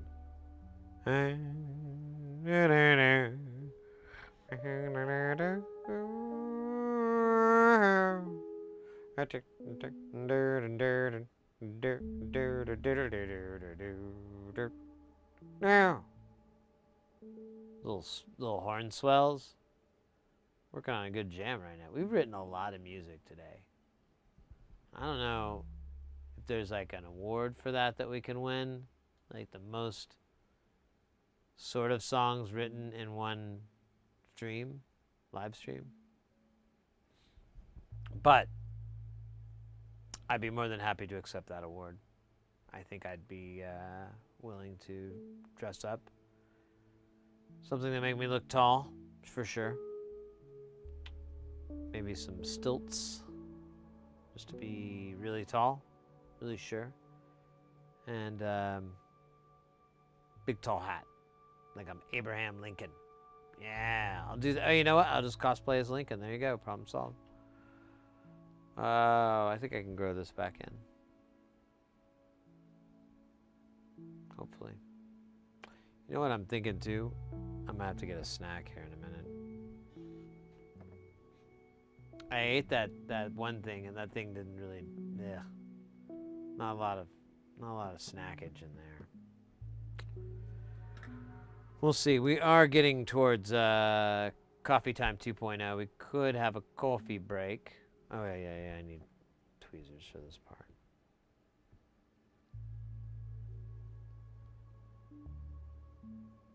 It takes me like less than 5 minutes to do the coffee because that thing is fast. Oh God.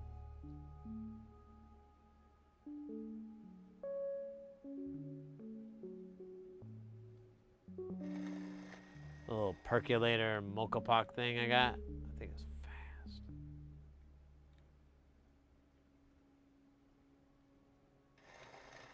Oh, come on, dude. I think they connect and everything, but it kind of,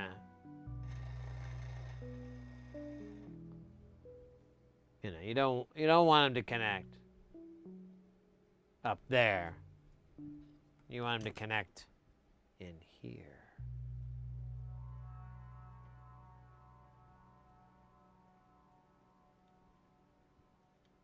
Oh, come on. Dude.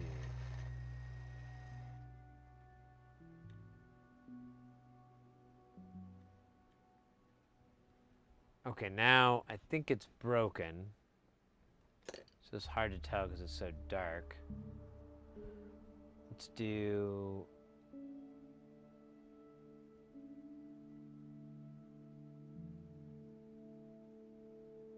Yep, we're disconnected. Pretty sure.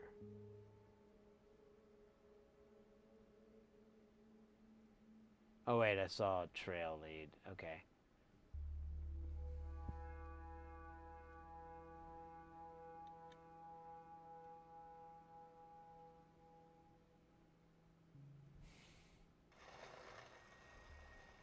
Here, let me put a little bit more of the good stuff. I think I dragged some solder accidentally into this mix. But we can go a little heavier.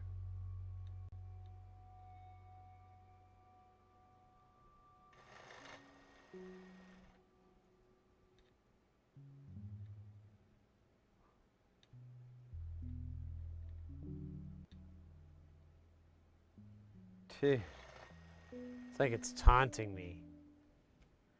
I could hit it with desolder braid. In fact, let me do just that. Let me just hit it with a little bit. Not even like a clean bit. Just need like a little bit to go away.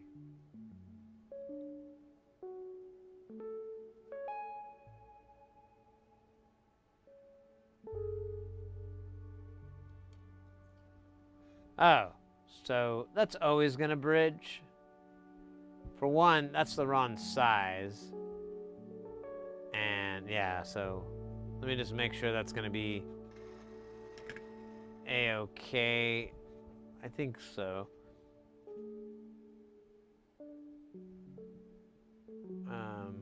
Damn it. There we go.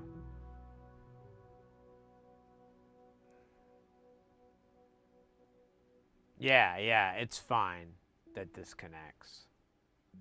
So, all right, well, then I'm going to put a little bit of snodder there. Back. And we're just going to call it a day.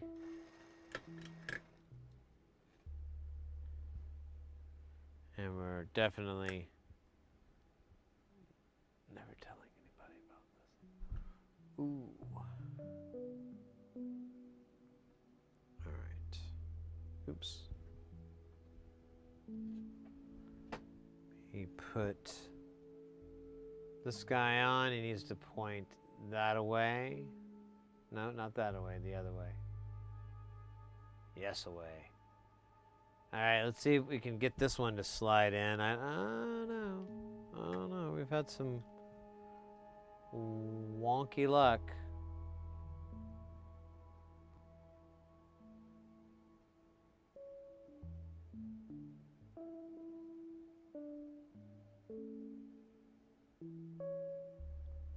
I'll take it. Let me zap both sides and oops, I'm down here.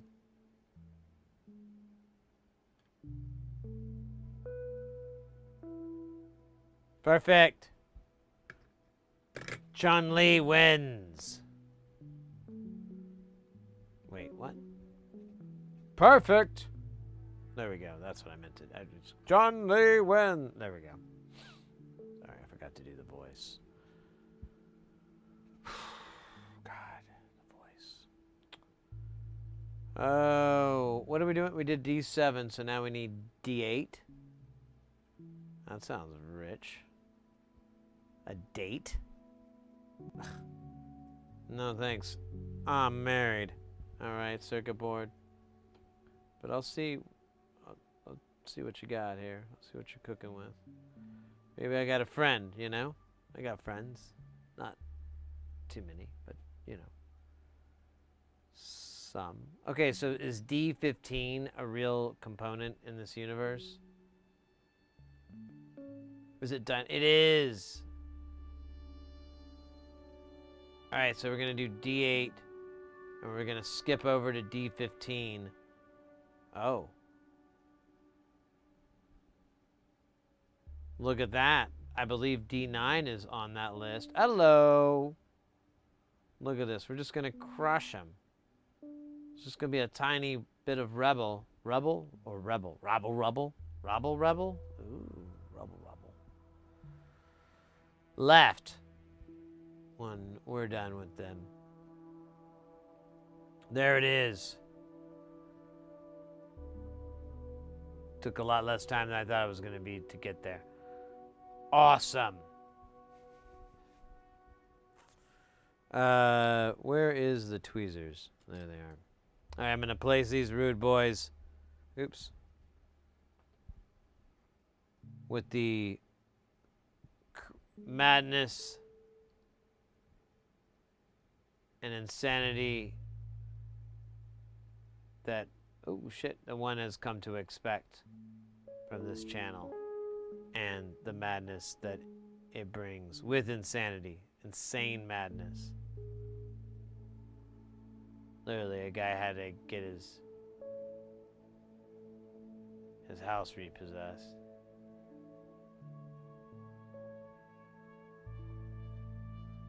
sad, really.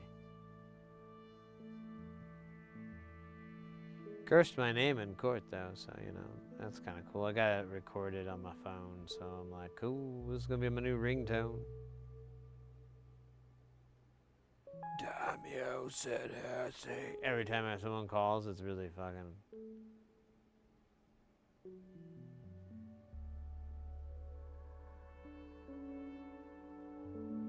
Alright, look at that. That is not coming off. Alright, don't look at that. Look away. Do you see that condor? Of course not. You were looking at this. Condors fly fast. You gotta look quick. Condor life, guys. Condor life. Alright. I'm gonna take a quick break. Really, really fast. I'm gonna throw together some coffee. We've got a Twitch ad coming up, so I'm going to try to squeeze in that time. The quicker I quit talking, the faster we can get back to soldering. Or troubleshooting. We could do troubleshooting. We haven't done that yet.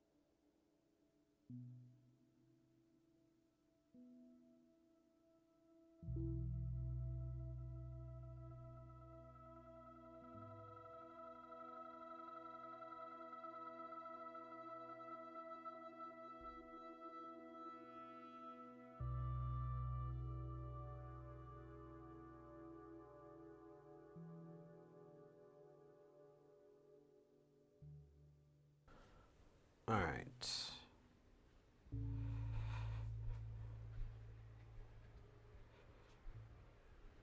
Just a second here, walking slow.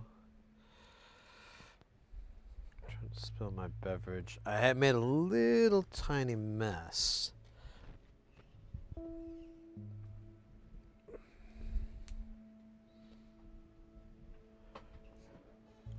My little pot thing, it like leaked around the edge and it got coffee everywhere. I don't know what the fuck is that problem. I try to figure out what I'm doing wrong.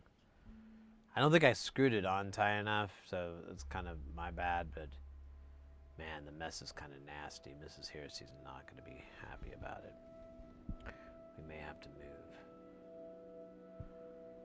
Not far. Far enough.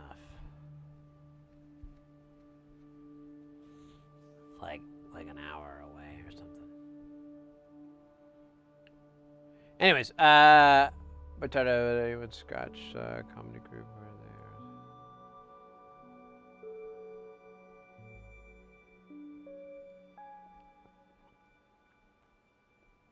Yeah, I don't know.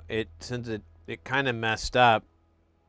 I was kind of worried it was going to mess it up, the flavor. This isn't far from the way I like to make it, but I've been I made it this way this morning, and I was like,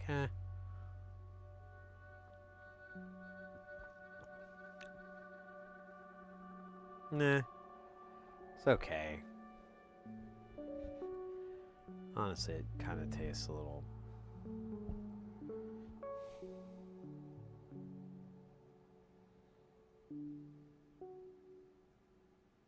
Doesn't taste that great. Hold on.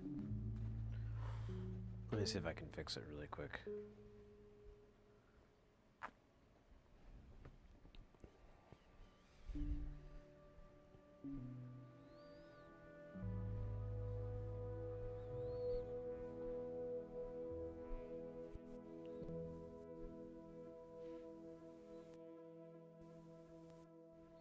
All right. Second here.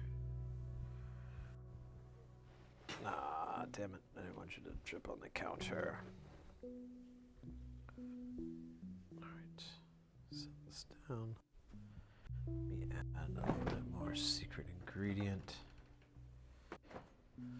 Mostly chocolate.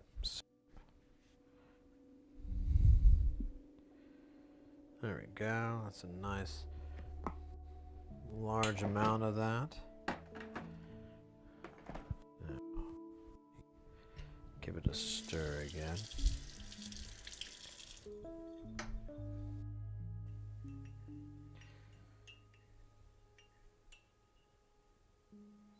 Oh yeah. I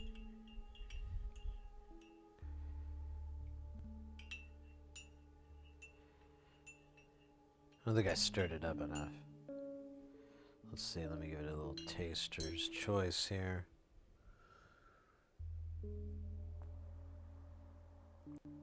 That is exactly what was wrong. Oh my god, that's great, actually. It's almost too much. Third. Oh my god, actually, that's really fucking good. Now I'm addicted. We're back, baby! That is practically a hot chocolate with a shot of espresso in it. Or like a cup of espresso, I guess. It's not really a shot. Ah, whatever. Oh my goodness. Got a 22 painting complete, ready to sign. Oh, neat. Oh, damn.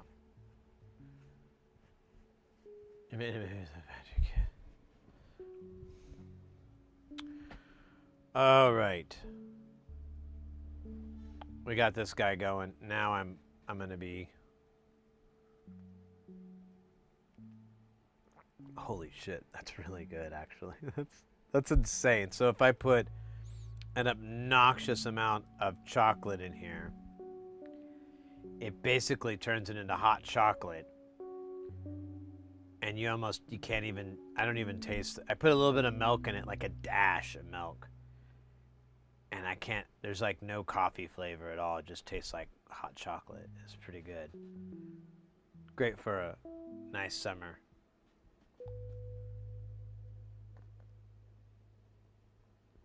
Holy shit, that is really fucking good.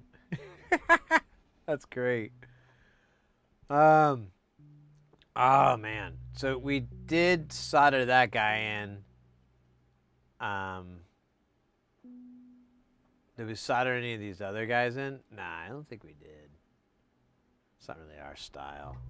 Oh, wait a minute.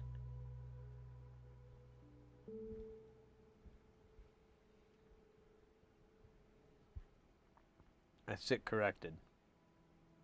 We did solder that guy, and then we soldered all these guys. So I guess we're obligated to solder these guys on. My gosh. Can you believe this bullshit? Me neither. Me neither. Wait a minute. What direction is this? Is this the right direction?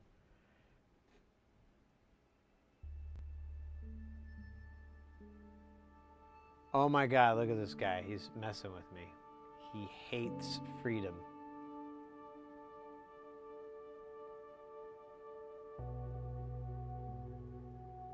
Yeah, it's going the right way. As long as they're going opposite directions, it honestly doesn't matter because they're just doing a little rectifier thingy. It's pretty slick. Like in the Star Wars movie, The Phantom Rectifier. That was a good movie.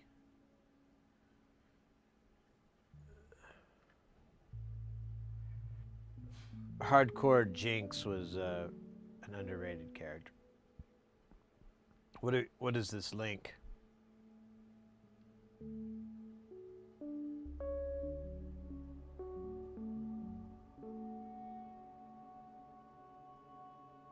Cannabis man.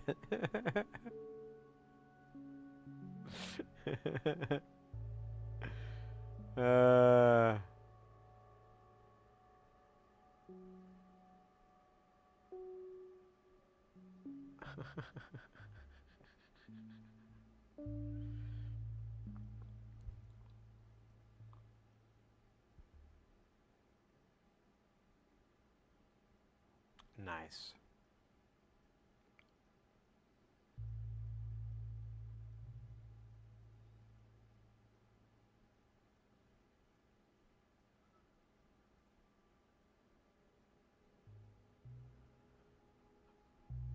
Have you ever seen that Australian guy that he's on Omegle or whatever the hell, he's on one of those like sites, and he most of the time he's he'll do like his card reveal, and a lot of times it's like a strip tease thing where he pulls his underwear out from underneath his shorts or whatever, or his pants. I'm not gonna get into too much details. You know what I'm talking about. All right. Anyways, and then it'll have their card or something like that. It's really, really funny. The guy is hilarious. He does a bunch of different characters as well, and he's like, he's like, he'll do. He basically will just catch them off guard with the same tricks that he just does repeatedly, but he does them really well. And he's a very charismatic guy too, so he's got that charisma going with the whole thing. I'm trying to remember his name. Let me see. He's on the gram, but I don't know. I don't think I.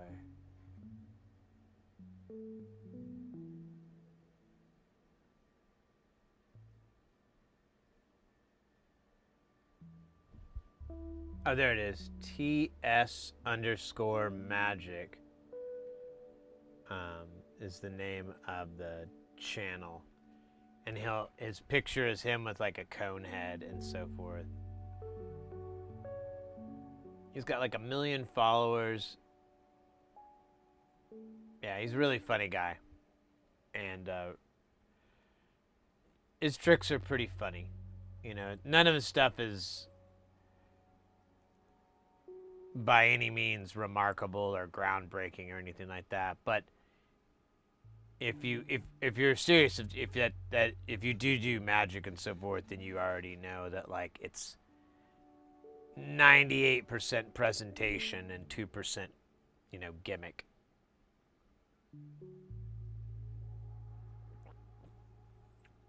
Whatever your trick is or whatever you're trying to pull off. Yeah, he has a lot of different characters. I like it when he's just him, because honestly, he's a pretty cool guy. I mean, he's got that Australian accent. He's got those piercing eyes, and he's he's ripped too. So it's just fun for him to, like, when he gets ladies and stuff or guys, and they're just like, whoa, what's this? And he does the whole sexy stripper bit. So it's really, really funny in that vein. But I can get why he's like, I've got to, he's got like, I got to come up with other bits, other presentations, other deals. It's all pretty tongue-in-cheek. And like I said, I love his presentation. I think that's any type of, anyone who does like any type of illusion, magic work, whatever the fuck.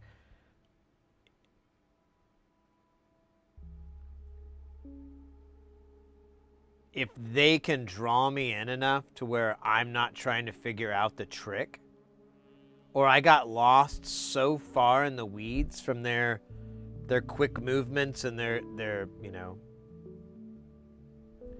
that I don't even know anymore. I can get so immersed in the trick, then I'm excited. I'm happy.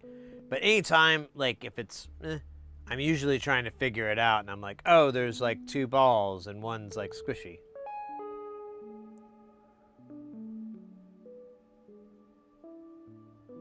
You open for bands? Oh, cool. Right on, right.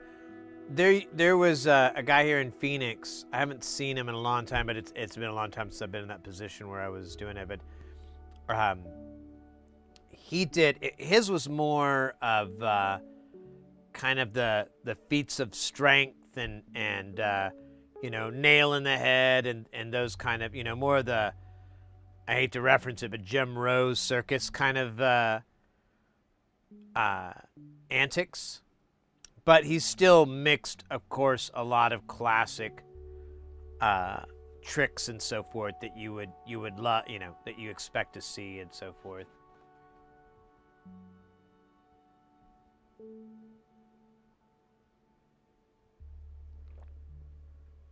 Billfold the promoter? I don't know that name. Geek Act? Is that really? I've never heard that term before. Hey, Harry, welcome in, by the way. Oh, sure. I mean, whatever. I like those shows. They've kind of burned they've worn their course, but there's still some good stuff out there. Some of these people, though, that I know that have been in the scene, they've been doing it for ages. I can't even imagine. That's dedication.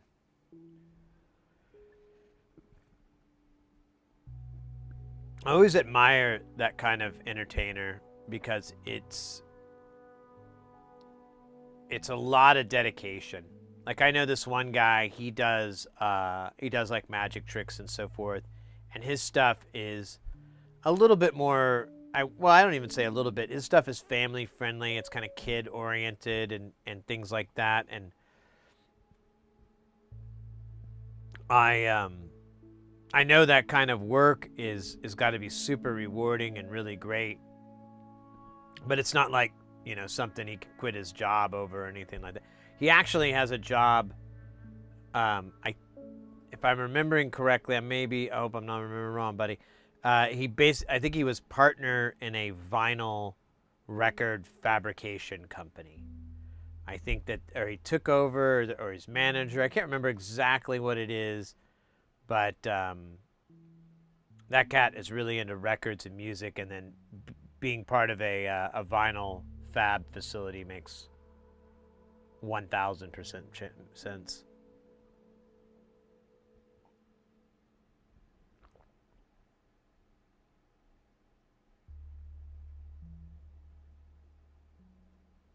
We need more money.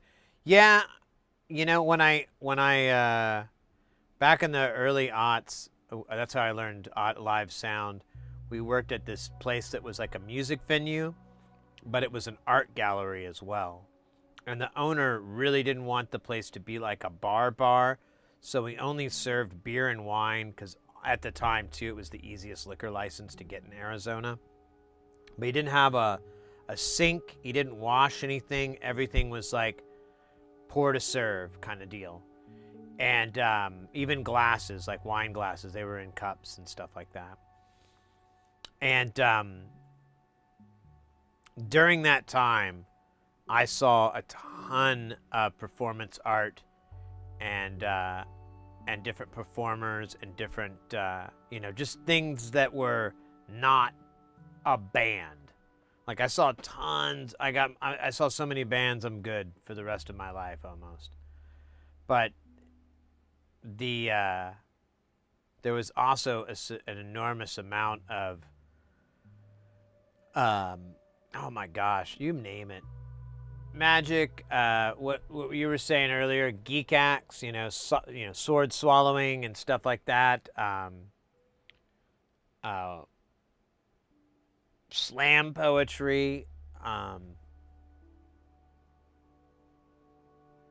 all kinds of stuff. It was all over the place. It was I really got exposed to a lot. It was a big part of the art scene in Phoenix. Phoenix has a pretty decent art scene. I mean, I know it doesn't compare to, a couple of other, 4 or 5 different metropolitan areas, but it's still not bad. I still think I like Phoenix because it has its own kind of thing. And it's not, I don't know. It's not cringy.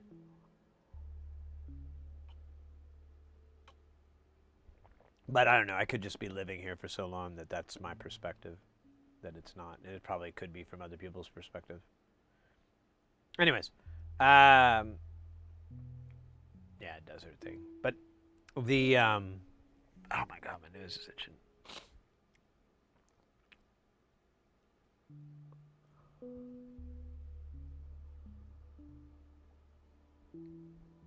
But yeah, you really just only see that. You don't see it live. It's hard to present these days. And it always was kind of difficult. You were always kind of like limited to small crowds, because that was the whole part of a performance like that. Like if you do, like let's go with magic again. If you do magic in front of a crowd and some of these people are like 50 yards away, they're not going to be able to see you do a lot of your quick hand work. In fact, they're going to miss out on a large chunk of those tricks because they just can't see. Now, there is video walls, and they do have camera people to do IMAG, and that helps. But those are often pretty delayed, and I don't know. It's not the greatest experience. So I think that's always going to be a trapping with doing any type of performance art like that. You're always kind of going to have your best energy, your best moments with these 100 or less, maybe 200 to 300 or less, but small crowds where you're dealing with maybe even 100 tops, maybe less than that, like 20 or 50. And I mean, as someone who did that kind of stuff, I didn't mind it at all. I always loved having a crowd, even if it was a tiny crowd. just looking out at them and looking at their interest and how they were just hanging off of everything that we were doing and our performance and our thing. Worth it. Absolutely worth it. Having like several dozen of those is really cool too, but it doesn't really scale or anything like that. You're like, oh, this is even better. It's more just like, it's like a validation. Whenever you get bigger crowds, you feel more validated that you're a successful artist and whatnot. But when it comes to performing, any feedback is the best feedback. Any reaction, I mean, you know what I mean, positive. But even if it's a small amount of people, it's always going to be fun. Blah blah blah blah blah. I'm just keep repeating myself. Ryan Labs over on YouTube. Welcome in, Willkommen.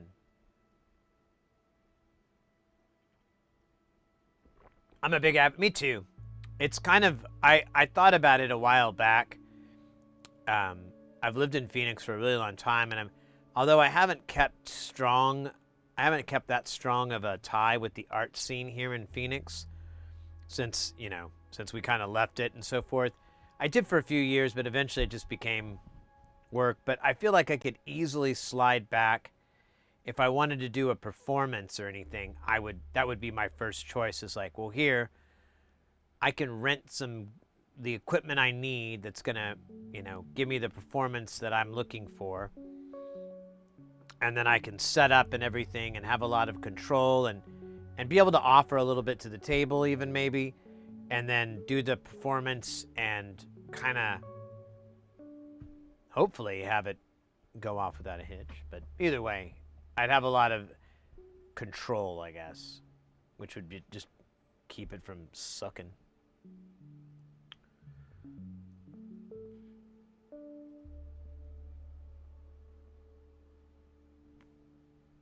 You get a lot of punk rock. Yeah, I bet punk and magic or the,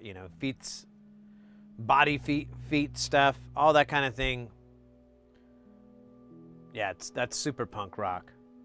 And that kind of works with the punk rock scene because, like, kind of the baseline of it, or at least the theoretical baseline of it, is impress me with something.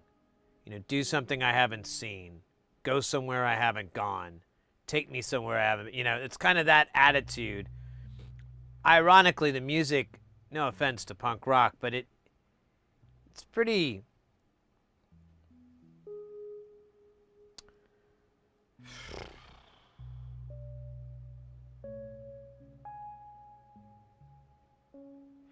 doesn't have as much variety as I wish it would. There we go. It's not bad. I just wish it had more variety. And it's ironic because it seems like it thrives for that. That's what it got me into the whole genre, was like bands like Sonic Youth and stuff, where I'm like, what the fuck are these guys doing? This is weird. This is punk rock? I'm into this. This is like, they're playing their guitars with drumsticks. That's fucking punk as shit. I'm in.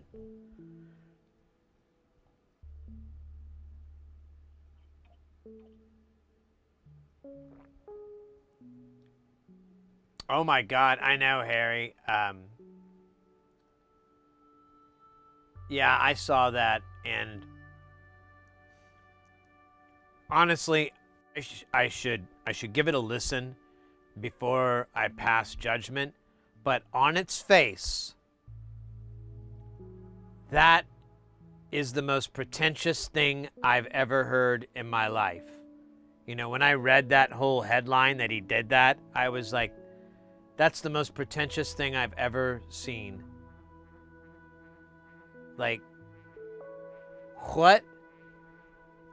But, like I said, I should give it a chance. I should listen to it.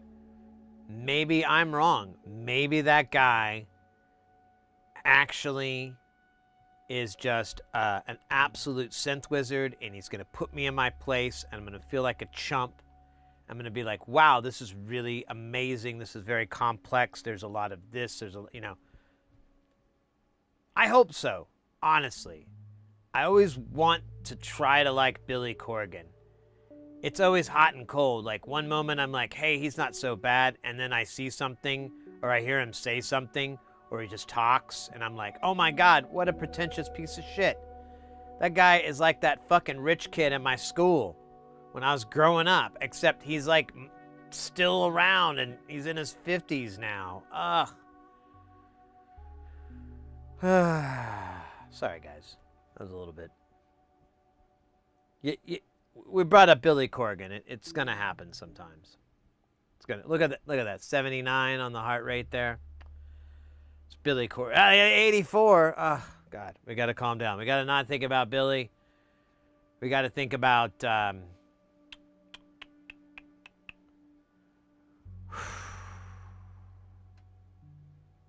Stamos. There we go. John Stamos.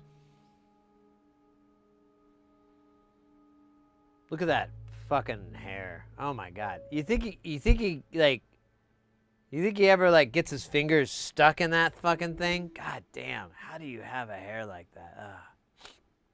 I mean, I got my hair. It's not going too bad, but still. It's not like John Stamos thick. God. Anyways, I'm sorry. I didn't mean to get hung up on John Stamos again. 3 times in one day.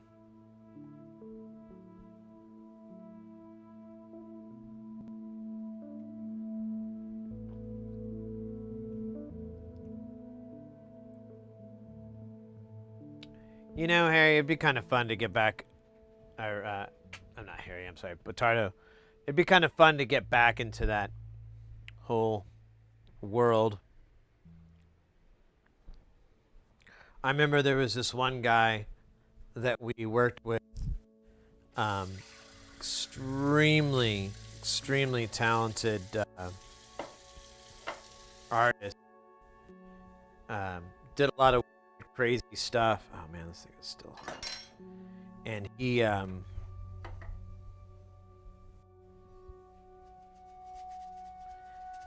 wait, this stand by, I gotta clean this stove I made a mess on so the missus doesn't get mad at me about it. Oh wow.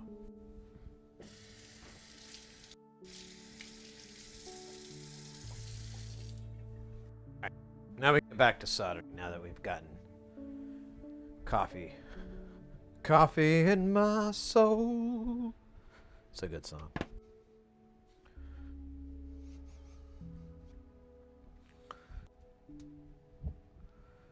Oh, shit. Oh.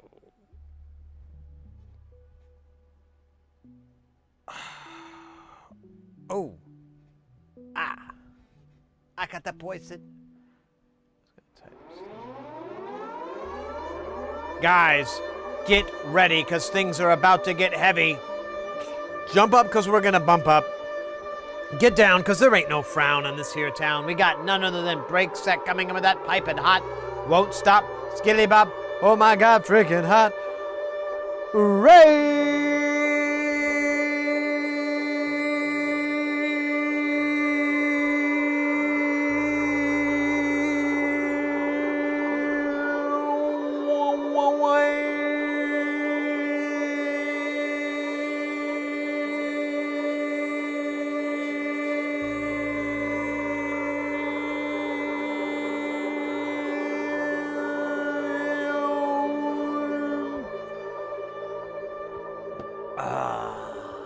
Let's freaking go.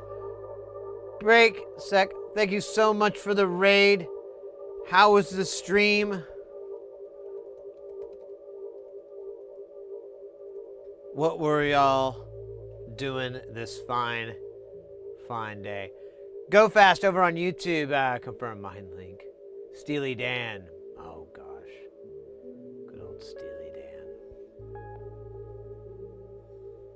Speaking of burrows. Speaking of burrows.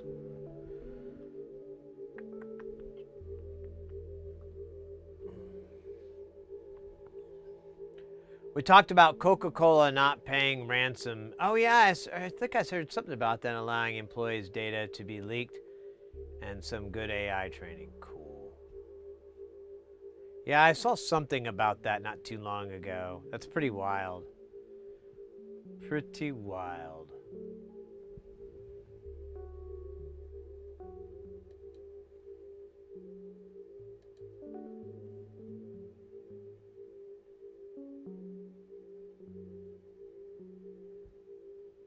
In UAE and Qatar. Oh, wow.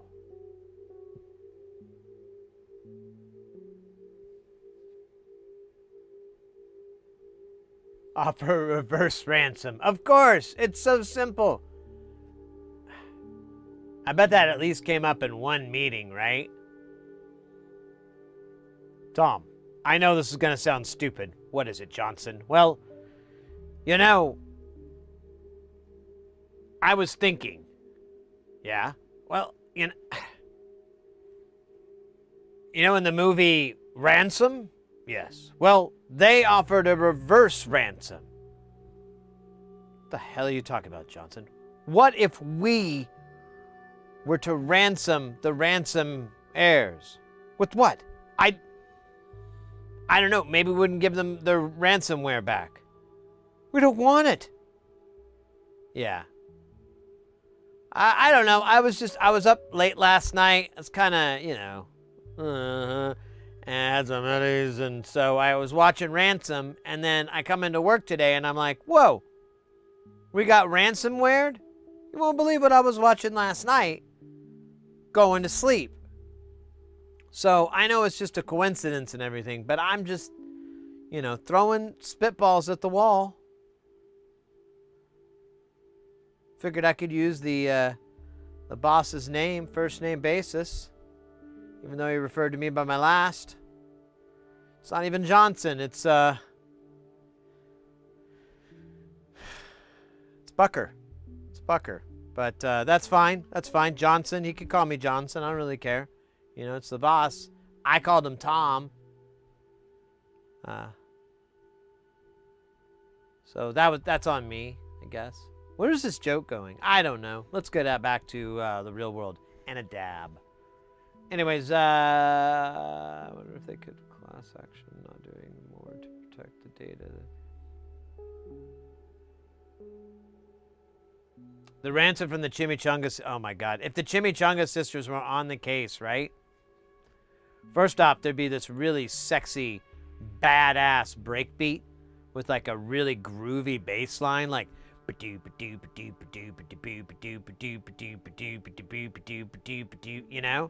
and then it's like these really close-up shots of the Chimichanga sisters, like looking like badass boss bitches.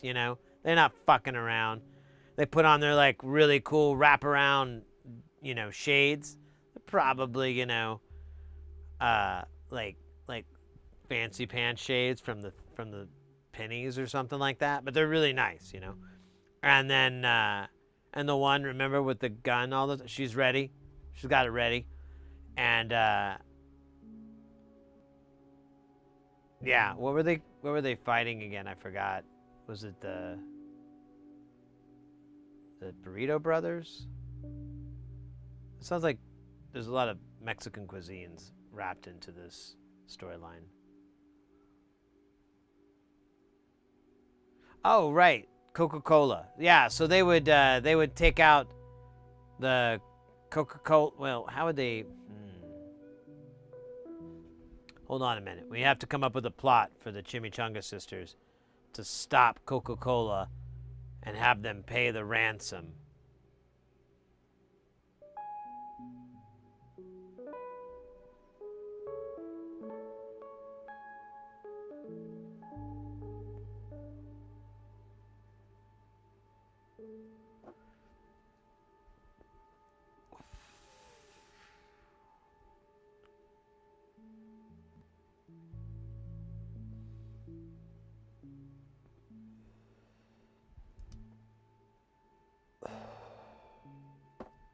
I've got it. A fake Bitcoin. Yeah. We'll have our IT guys cook up a fake Bitcoin. According to the ransom, they want Ethereum. We'll make the fake Ethereum coin, transfer it to their wallet. Before they know what happened, we'll have the codes, and we'll be all the way to Guatemala. Wait a minute. Well, whatever. We'll have our our data back.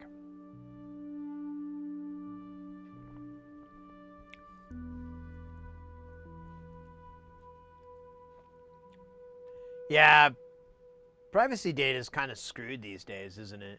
It's kind of too bad. I feel bad about it, but at the same time, you know.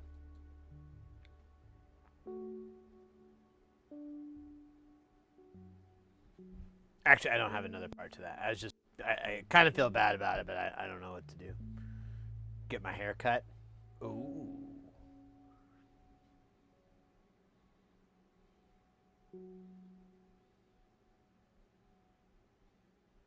Oh yeah, we could go on a coin, a meme coin. God, that. Don't even get me started. That actually, I was having to explain that to someone the other day because they didn't know about that, like the hot Tua girl and all that shit. I had to explain it, and I don't even know if I did that great of a job. I was kind of just regurgitating stuff from CoffeeZilla and whatever, but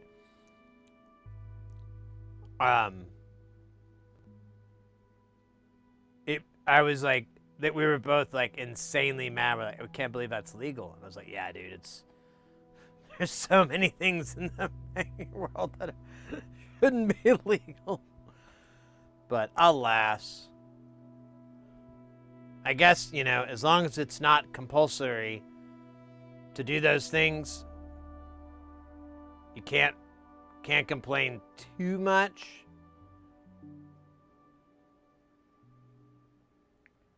Of course, once that changes, then you got room to really be pissed. Dude, where is they needed? Oh man, this thing is pissing me off, bro. We're going full tweezers, brah. Full tweezers.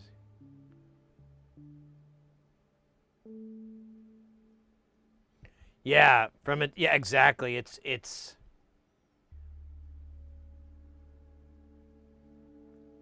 I don't know. I don't really, this isn't that kind of channel where we really talk about the thing. However, I will say, it just seems like gambling is, in different formats of it, different types and different variations of it, really is just kind of like on the loose a little bit.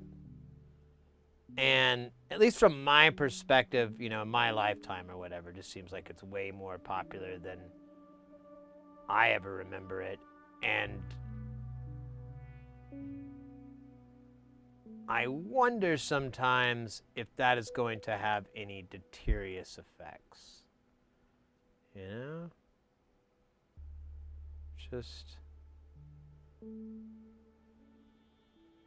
Just wondered, I don't know.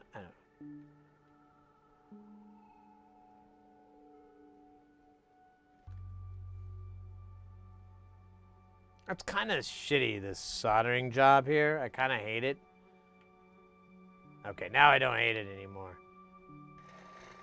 There we go.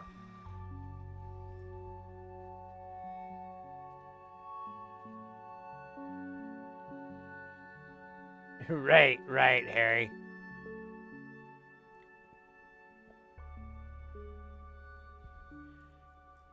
And you're taking the real money, the real equity that's in there and cashing out on it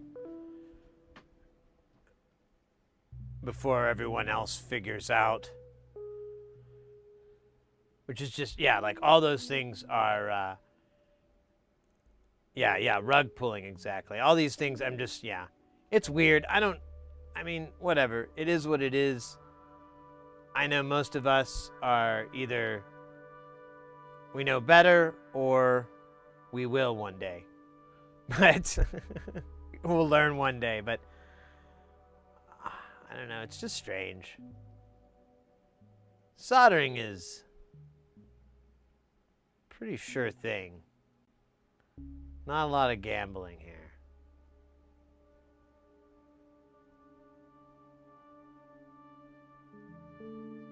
Well, I say that and then look at this. Dude, why won't this thing go away? Get off my... God damn. Yeah, this thing's still loose here.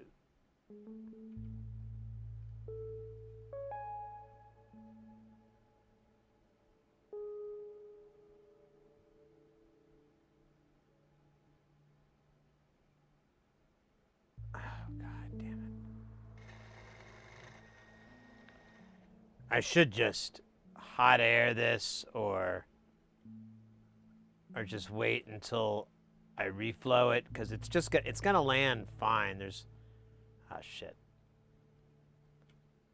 There's plenty of solder on that spot, I think. Yeah, now there is. Motherfucker. Alright, let me get the tweezers.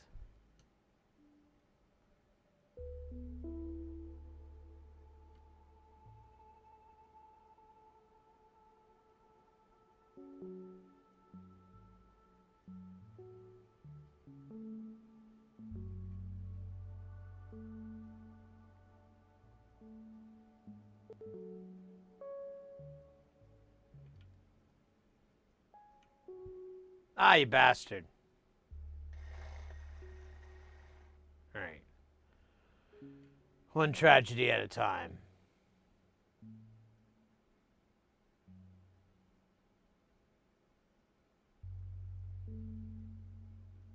Oops.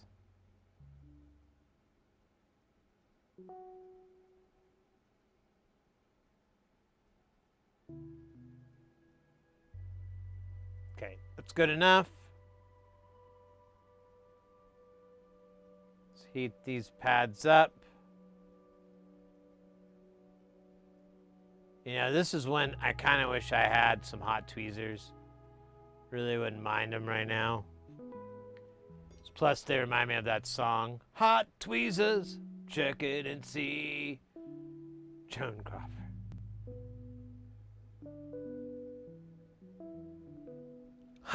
The same grass. Probably. Hot tweezers, check it and see. Got a tweezer of a tweezer with tweeze. Come on, baby, wanna tweezer with me? I'm hot tweezers, hot tweezers. Okay, that's good enough. I'm not gonna... Oh, dude, this is actually gonna suck. Why didn't I do it the other way? Oh, I'm so stupid. Hot tweezers. Can it come off?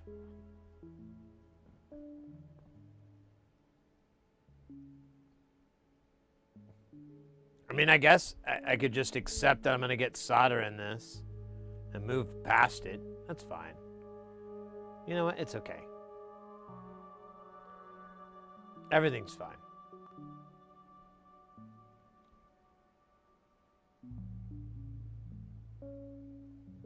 Hey, guy.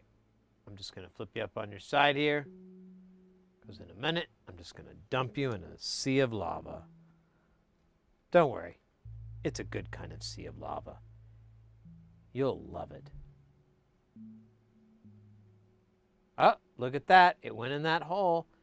Now I can cry inside with a rage that makes me almost sick to my stomach. Almost. I don't know why I'm not using the pinchy bits of these tweezers like a... Oh, yeah, it needs to go this way.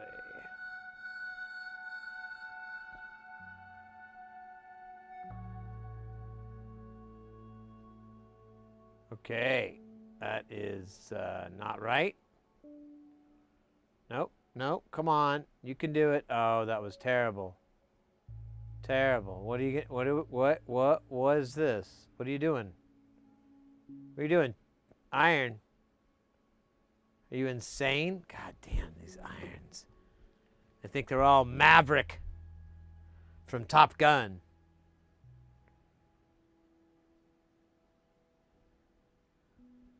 The new one.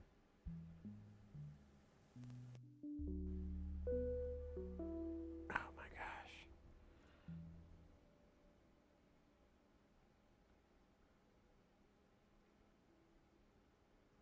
Oh shit. What's going on here, man? Oh no. What? Wait, did this flip? Oh, I can't read it now. I can't. I think it did flip, but it's so hard to tell right now. I guess we'll look at it later and we can get mad then. Soldering these diodes is extremely soul crushing. I mean,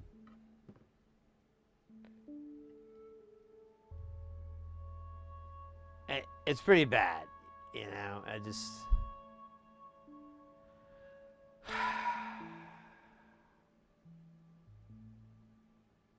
all right, I'm over. I'm good. I'm good. Don't worry. I'm good. It's just these diodes, man.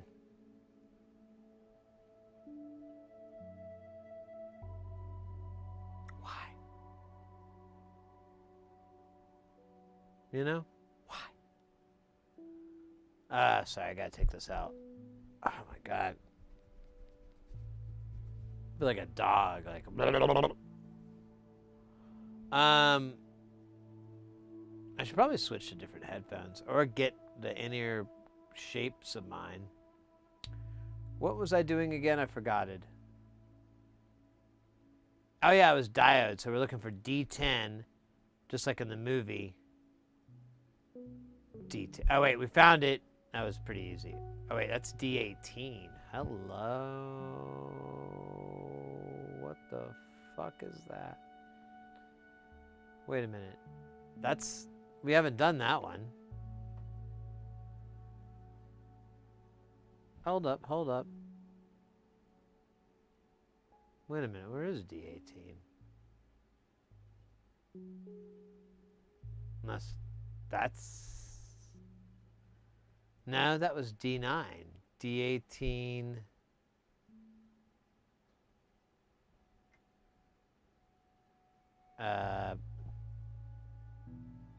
Cool.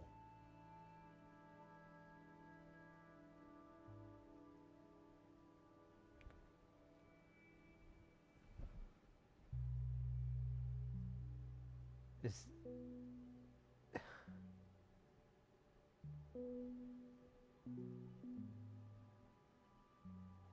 What's the value here? That says R90. Yeah. That's the value that we're looking for. So I don't... Oh shit, that looks bad there. Let me clean this up a little bit. I'm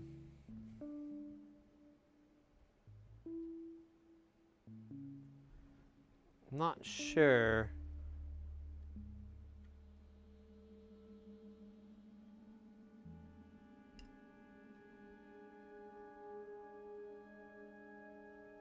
Where this diode's supposed to be. Yes, I think this is okay if this touches. Let's see. Am I not looking at the right thing? Yeah, the two across. And then I have this going across. This is connects to ground. And then I have those. Those do not connect to ground. So this does not want to touch here, but it is ridiculously close. So go figure that one out. Oh, cool. Yeah, it's great. Oh, yeah, that's great. It's great. It's great.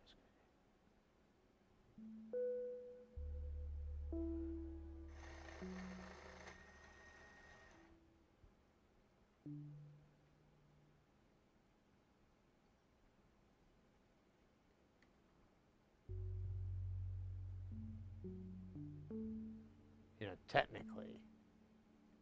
We don't really need it. It's just nice to have it.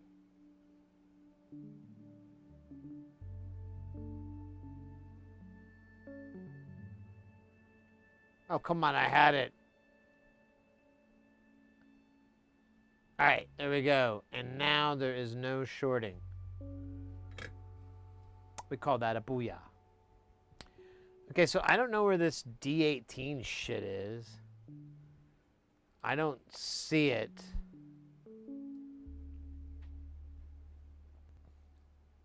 And diodes kind of have a big burp, so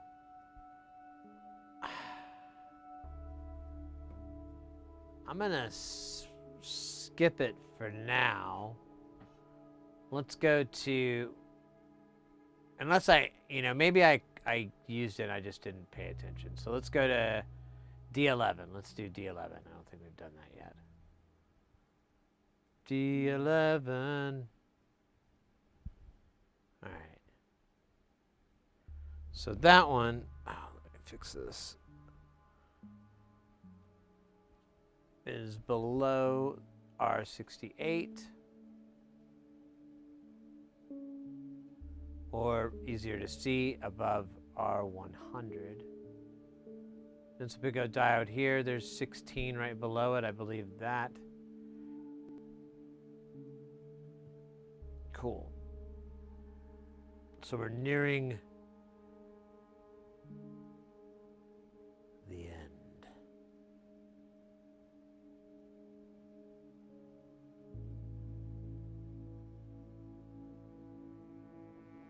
I never thought we'd get here.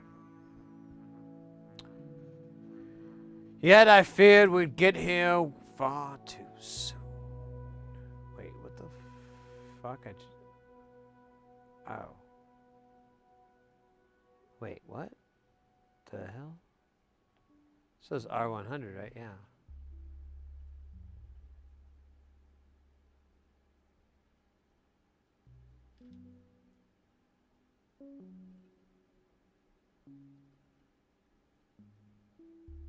No, wait, we already did this.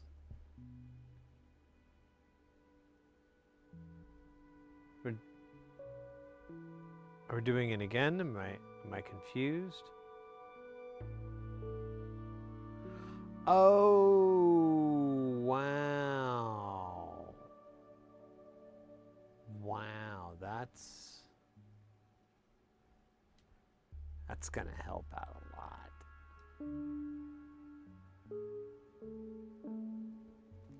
Which IC is this? IC7, just like the wrapper? What? No?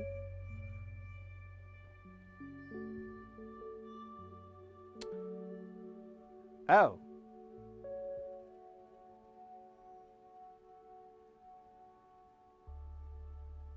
You know, I'm just going to use them until they're gone. I think that's a viable option. Yeah, I thought we were just here. But I guess I was doing these the whole time.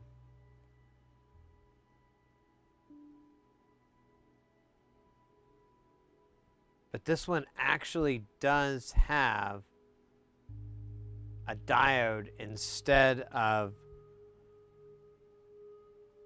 a resistor, but not in my version.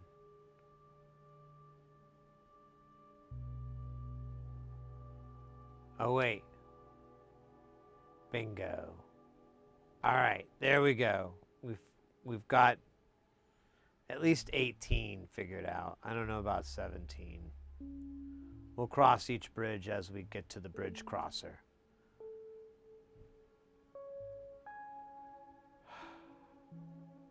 Hey, good news. We can solder each diode sort of in one at a time, the way it was intended in the before time,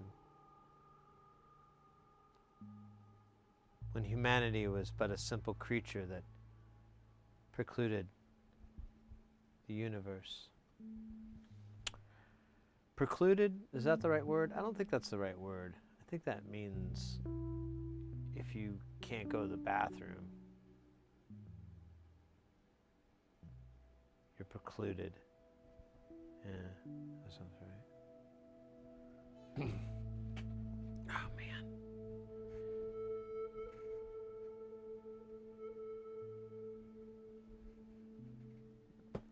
Oh, man.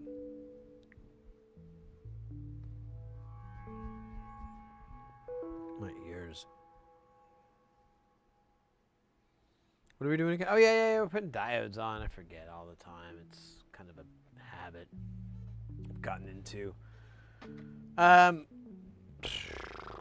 Let's do this from top to bottom this time.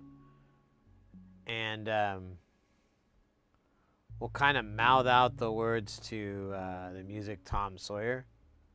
But not too much because we don't want to get legally in trouble. So it'll just be like,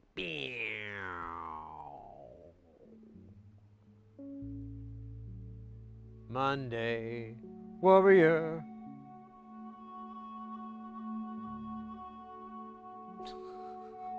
So dumb. I'm going to stop. I'm going to stop you right there, Sid. Just shut the fuck up. Don't. You're good. You're good. You tried. That's the important thing. Right? But it's more harm than good.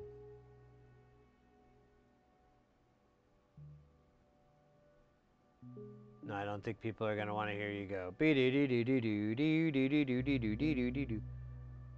It's Meatwad. I don't know. Let me hear it. Oh, yeah. I think I remember that episode. That was a good episode. Yeah, it was. So you're just going to talk like Meatwad. Well, I could do that for a minute. Yeah, I don't know. It's kind of... It's kind of what? I don't know. It's just... It's kind of like... Not as something I want. Yeah, I get that, but I also get that you're a chump. Oh, I'm a chump. Yeah. It's best you hear it from me than from a friend. It's cute. Yeah, I guess everything I say is cute. That's why I got 10 Golden Globes and you ain't got shit. You don't have Golden Globes. Yes, I do. I went down to the Target. I said, give me a Golden Globe. And they gave me one.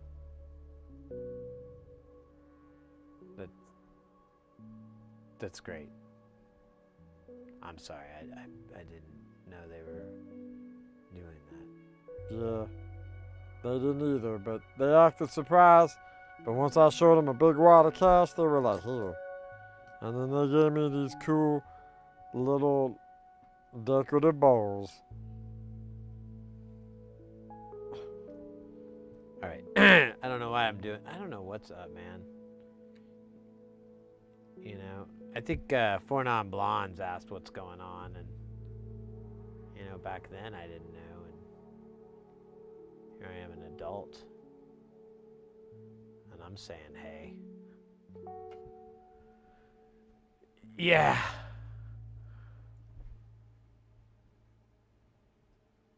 Talk like Joe. I don't think I can. I can't really do George Lowe. Howdy, citizens. I can maybe do a little Space Ghost impression, but it's not George Lowe.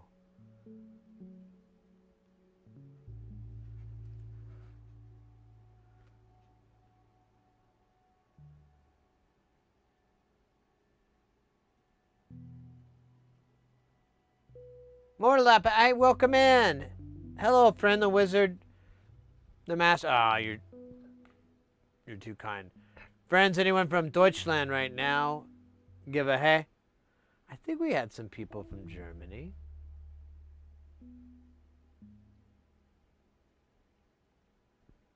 How are you doing this fine evening? It's late time. I know Mr. X retired for to sleepy time. That sounded terrible. Sounded like he was a 5-year-old.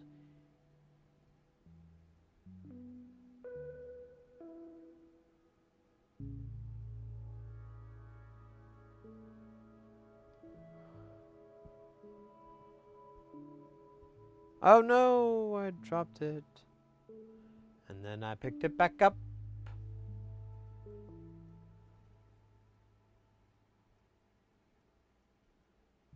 Hey, Iron Imp, welcome in.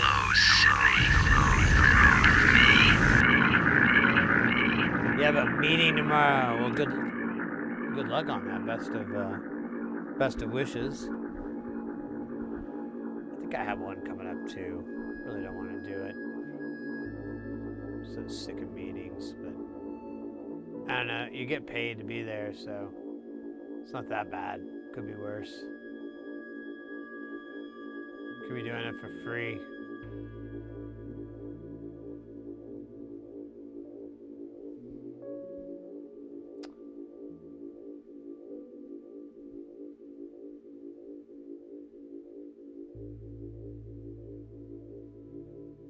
The VC I'm hoping for is coming. Hey, Iron Amp, have you been sit in chat? Things are good, mate. I doing a little bit of working. Like I've got like about a weekish of streams, and then I hit the road for a little bit. And I'm off and on for June, but then once we finish that June out, I'm done until like September when I go to KnobCon. And then September's pretty busy, so there won't be that much streaming. I might be streaming from KnobCon a bit. We'll see. And then I'm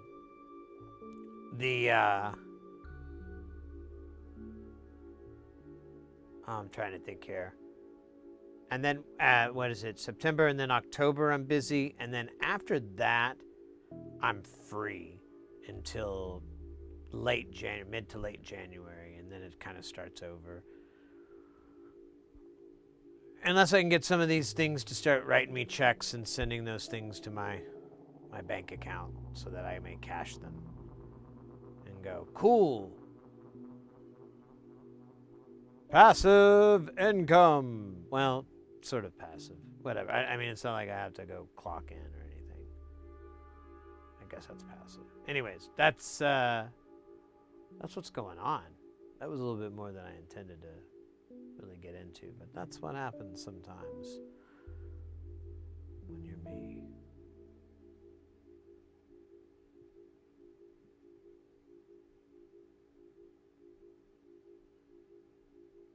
Crash land. I hope everything's okay.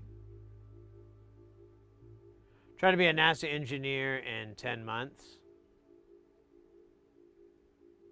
I think they have classes for that. I don't know if they're legal or real, but they do have the classes. Become NASA certified in just 10 months. At DeBry.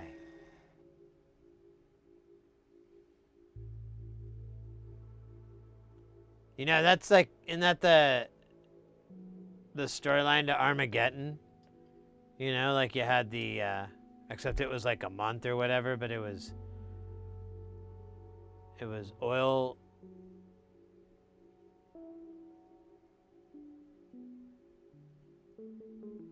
They were like,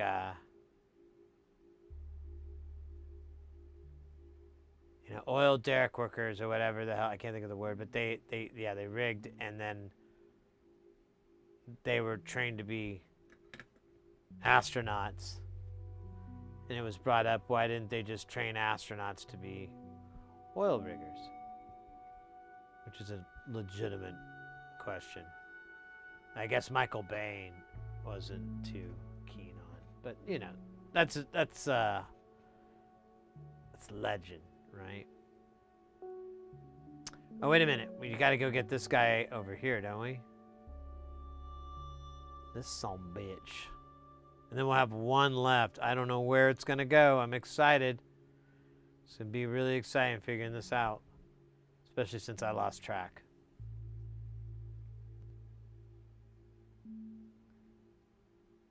Yeah, there you go. Oh, wait, there's 2 left. I was wrong.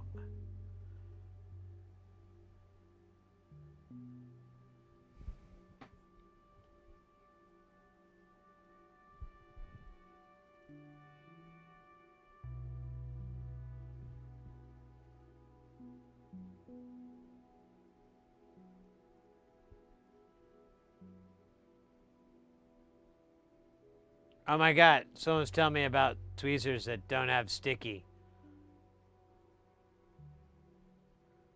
And I'm like, really?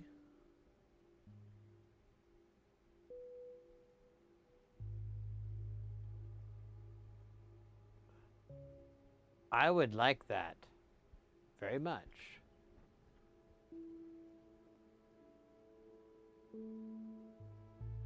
My thesis will be on risk. Oh, cool.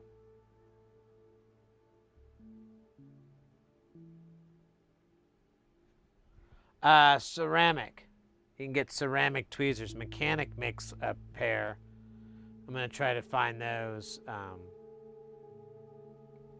They don't have it at Northridge, but I'm sure I can find them if I look around.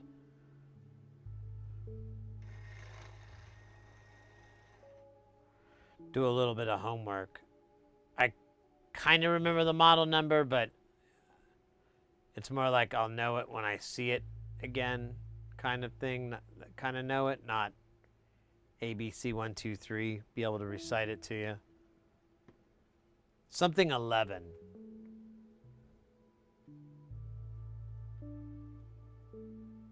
But it's a ceramic one, so I mean, it's like, need to look up that part more. Oh man, this thing isn't sticking.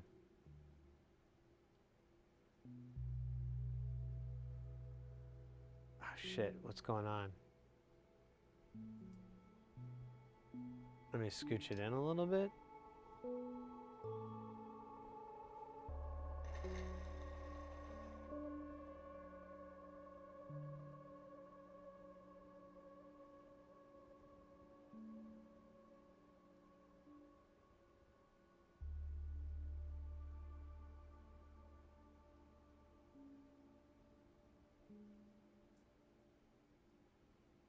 All right, I think that's going to be a better surface area. We'll see. It looks like it's flush. I'm wondering if it was like elevated a little bit, and that's why it was. Yeah, there we go. Yeah, I think I had it like a little bit elevated. All right, so I'm missing 2, but I think I saw it. What is that? That says R. Oh, cool. That's a resistor. And that's a capacitor. Oh, wait, that might... I don't know about R, but... Well, there's quite a few caps here. Oh, wait, well, that's a cap. That's a cap.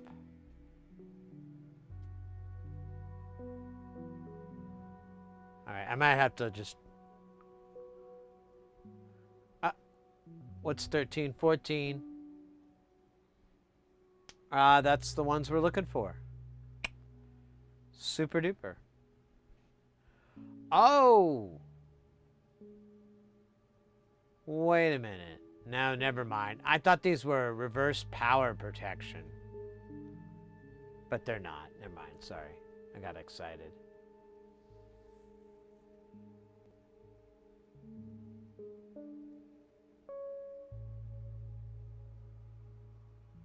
Oh, price of stuff has gone up. That's sorry to hear that, mate.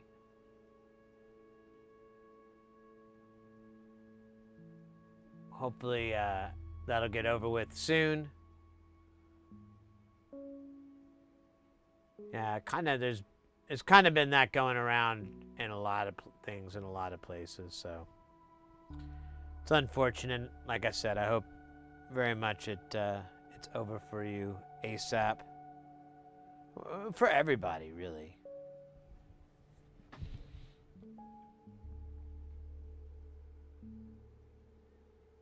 I want people to be able to buy as many modules and modular projects and soldering projects and as humanly possible. And if you have to spend money on electricity and eggs and all these basic things, and it costs more and it eats into your synth budget, well, sorry. But that's no good. It's terrible news. So, but All I can do is hope for it to fucking go the fuck away. Get fucking over with.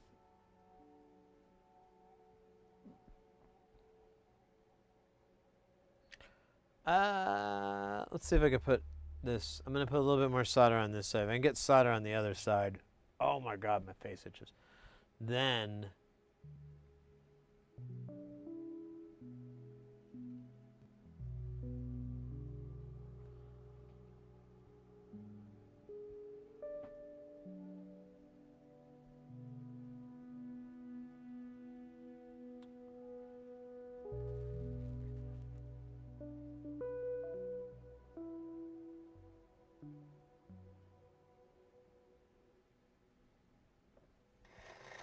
all right, let me get the last little deuter here.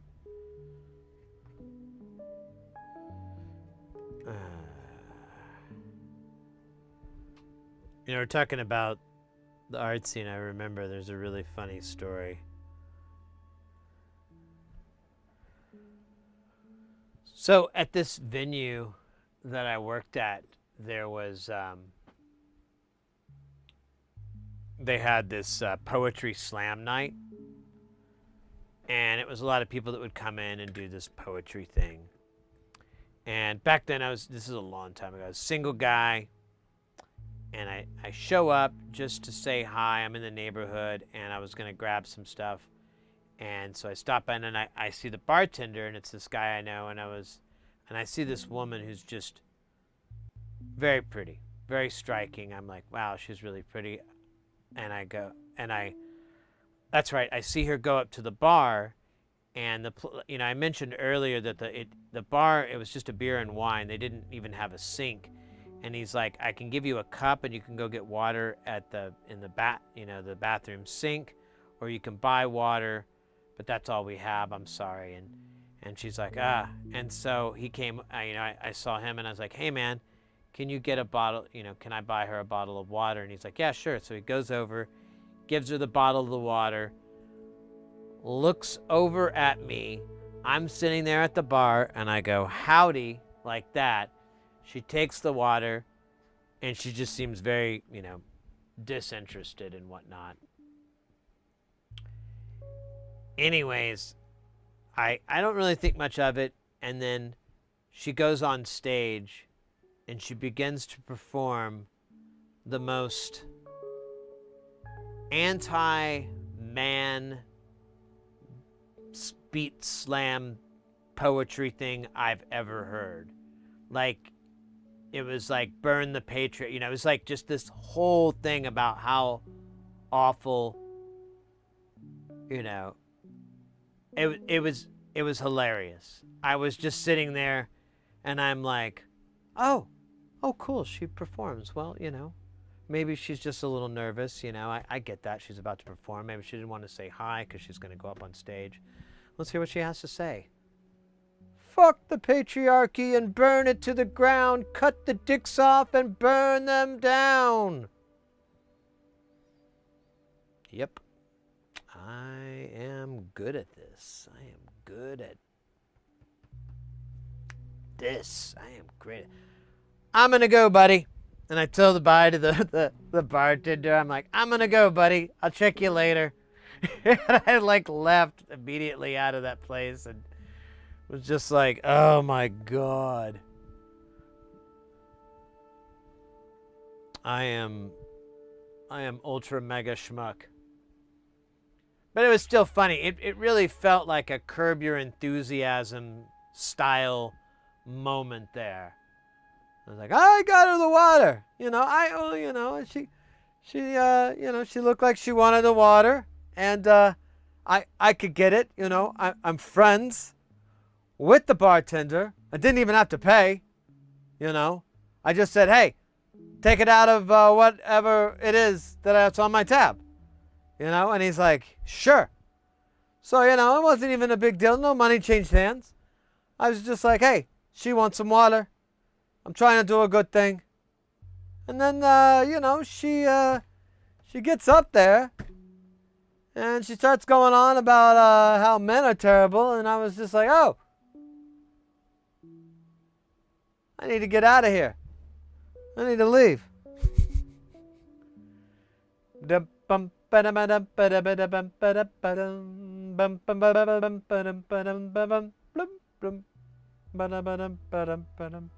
know.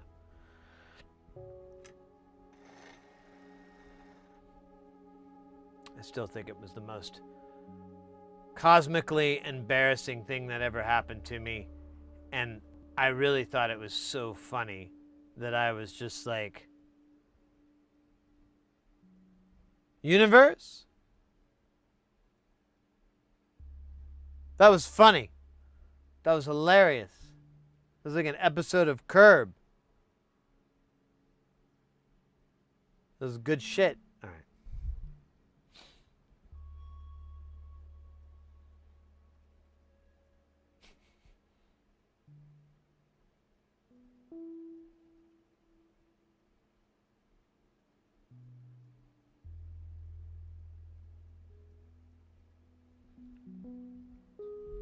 I was just, I was just a single guy. I was like, hey, that girl's, she wants some water.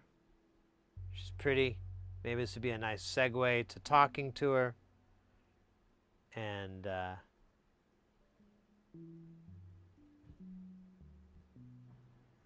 not only was I pretty sure she didn't really like guys very much, pretty sure she hated them.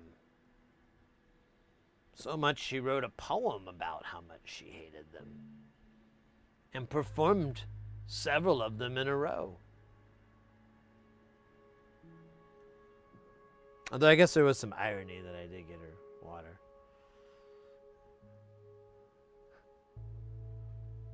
So.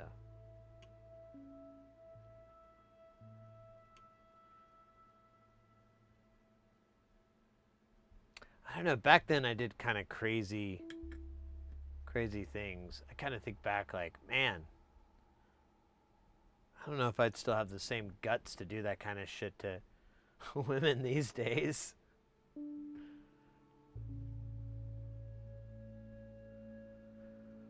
So we did have yeah, look at these. R119, what the fuck is that?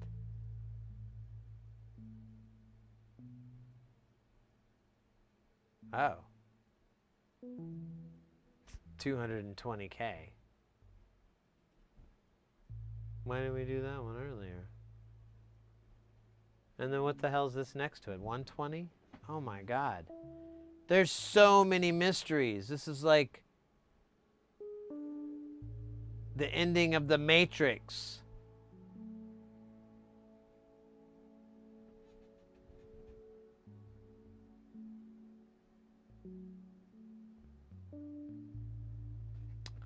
Dude, I was just looking at the fucking numbers. Okay, so that's by itself. I don't know what this one is. Let's go over to the unblinking eye.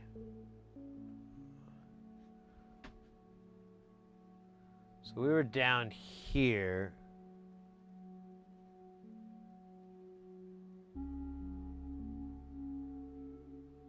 Okay, that's on me.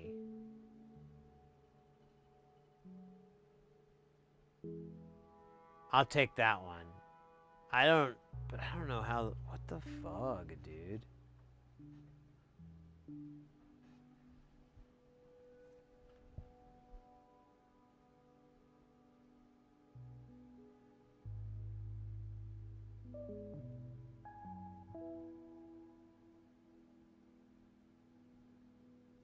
Oh, Iron Imp. I don't blame the lady. She was fine, It's just, she is who she is. I mean, I'm sure, I'm positive she's probably mellowed out or something since then. Whatever, man. People get focused on stuff, and whether or not that be entirely positive is kind of subjective, I suppose. Who cares? Fuck 'em all, fuck 'em by. Isn't that what we learned from Amy? And to party till we die. Party till I die with my chin held high. Bye.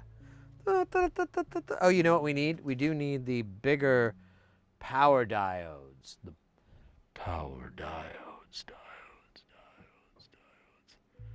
These mother truckers are bigger than a baby's arm holding an apple, holding 2 sheep with an apple.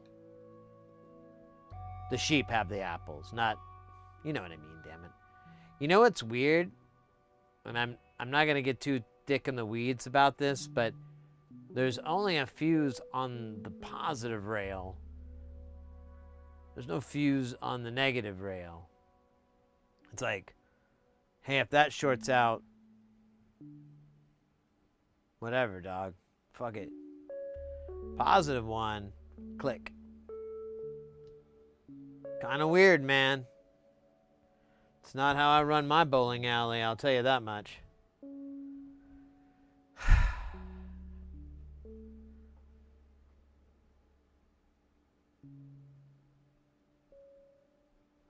That was pretty gooey.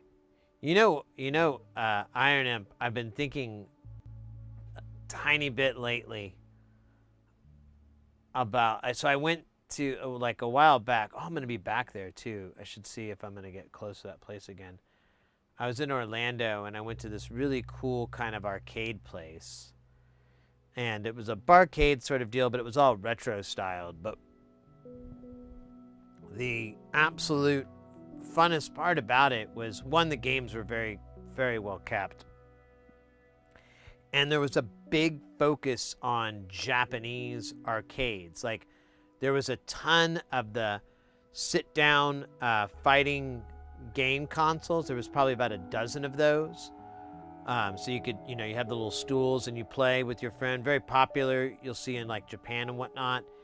And then they had a bunch of other games, like racing games and stuff like that, all in Japanese, like no English on it at all. You just kind of like, hey, I think I have to make these things. Oh, there's a circle. I have to hit the button to make that, You figure it out. It's not complicated. They had an entire room filled with rhythm games.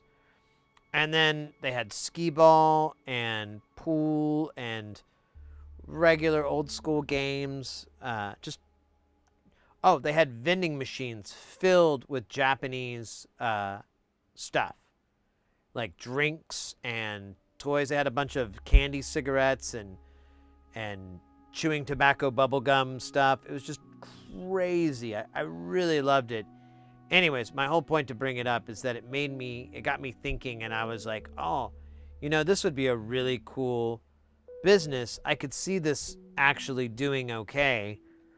It's a lot of overhead because you have a kitchen, you have a bar, you have all the games to maintain, etc. But I don't know if you could be able to really attract the right kind of crowd. If you were in the right part of town and whatever, you might be able to really, stay competitive and whatnot. And the thing that I really liked was the Japanese aspect of it, because it was really novel. You can go to a lot of arcades and stuff, and you're just going to see the same old kind of things that you would see there. And there was a lot of that there, but there was so much more stuff you just don't see. There was so much of that, and I appreciated it, and I had a lot of fun, just messing with that stuff. And I started thinking, like, man, if I were ever to start a business, I think I would do this as a model. Because like I said, if I could find a good location for it, if I could get near, like, there's a college town here in Phoenix, Tempe. If you could get it near that kind of college area and so forth, you could really do well, I think, in that business, at least for a while. I don't know how long it would last, but I forgot already what the value is. It's 5819s. I think I can really just use any tchotchkes here. I don't really have to use 5819s. because I don't even think I have that. But I'll just use regular tchotchkes because that's all it is.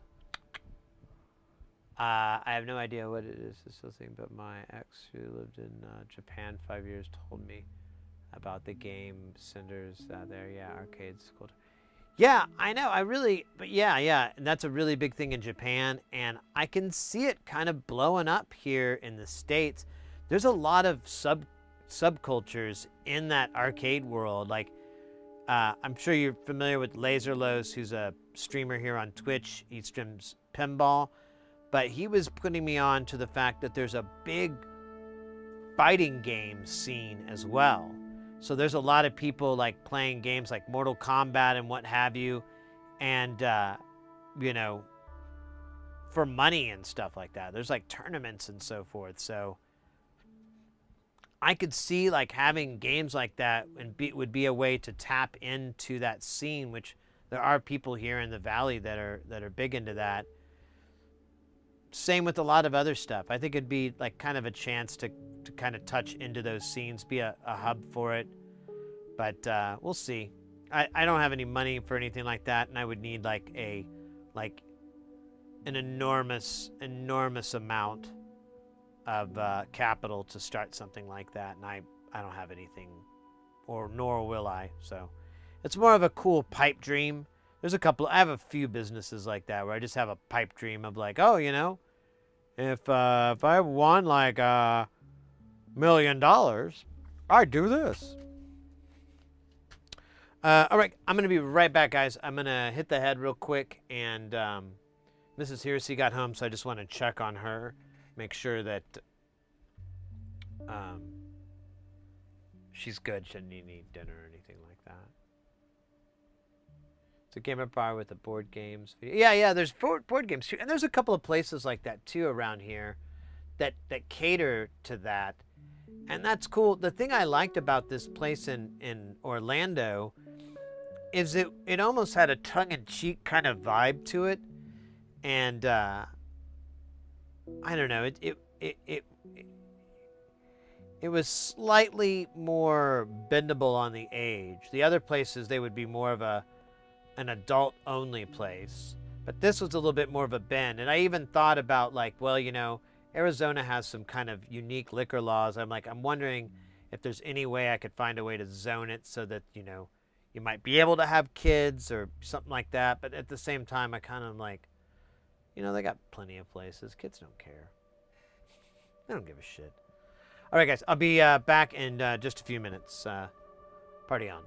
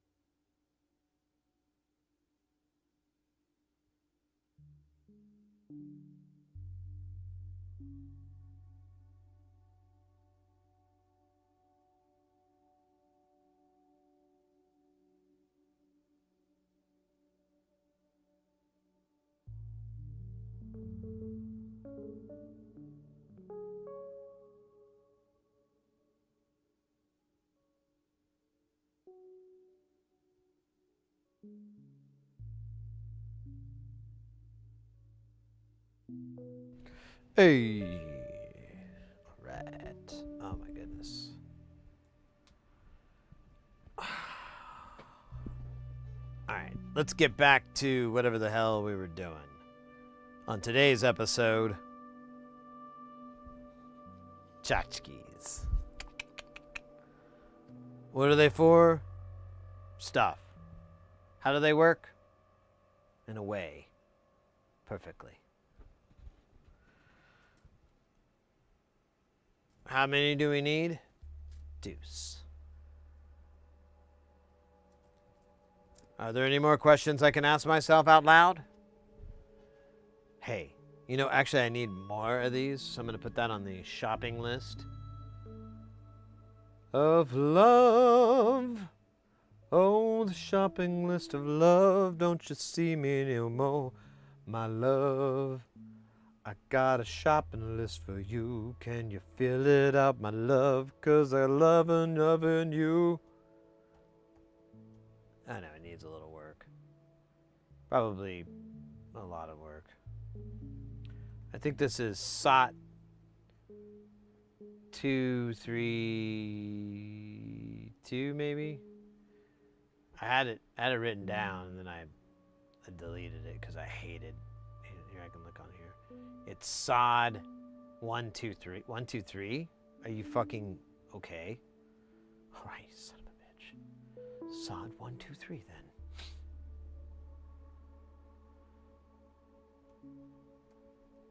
All right, we'll see, buddy. We'll see. What are we doing again? I forgot. Hey, Chaser over on YouTube. How you doing, mate? The Coleman. Man.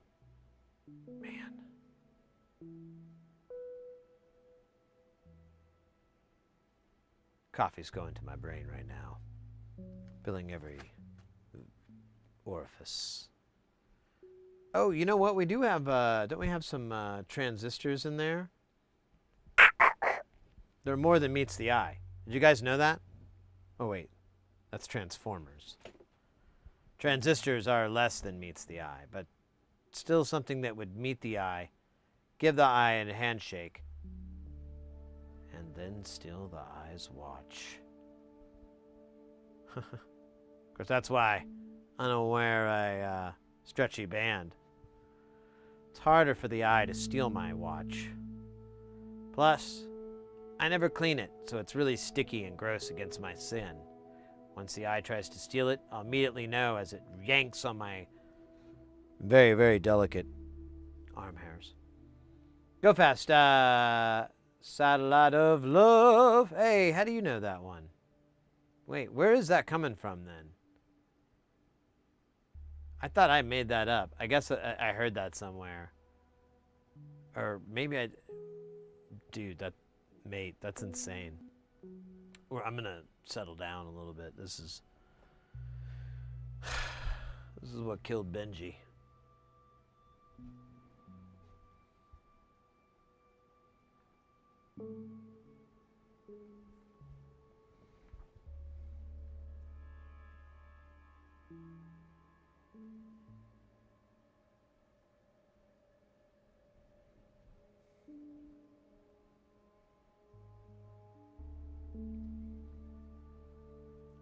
The satellite of love. Oh no, now it's stuck in my head.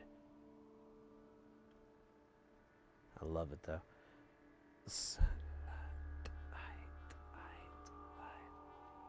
It is Lou Reed. That's where it's coming from. God damn.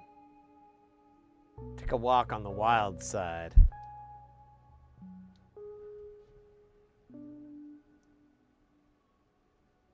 No, it's all right. No apologies needed. Really, what we need is the ability to circumnavigate the audio protection in YouTube like we would be able to on Twitch. Although, to be honest, I had to set up another mixer, and it was such a pain in the ass, and there were so many dumb problems with it that I kind of don't miss it. Just like, you know what, fuck it. I like listening to Jay. They, you know what? In fact, let's see where we're at on there. We might be able to skip ahead a little bit. Their jams. Yeah, we're in Night Patch, so let's skip ahead to. There we go. We're ahead. This is a new patch, although very. Oh, it's the same layout. Let's see if we can get.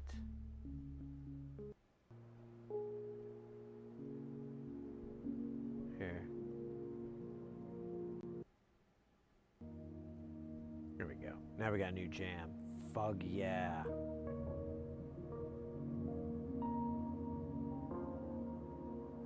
This is what they eat hammers to.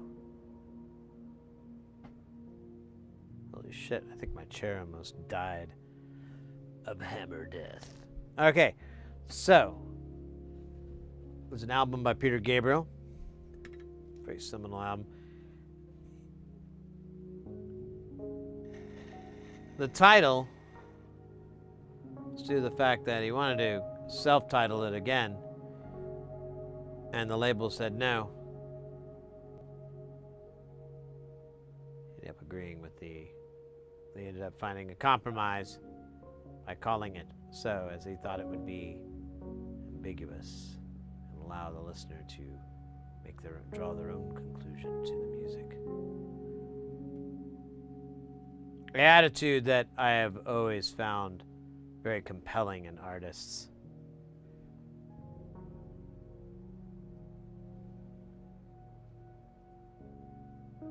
From Peter Gabriel to Lou Reed to Salvador Dali, all of them just like make the title into an aspect of the piece, make it its own little piece.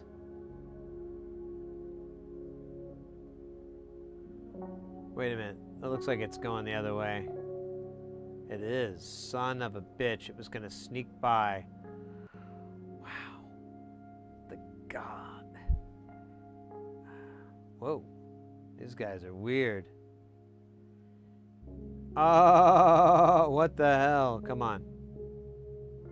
You goofy little snot. You're insane. This guy's insane. Oh, come on. I didn't mean that in a mean way.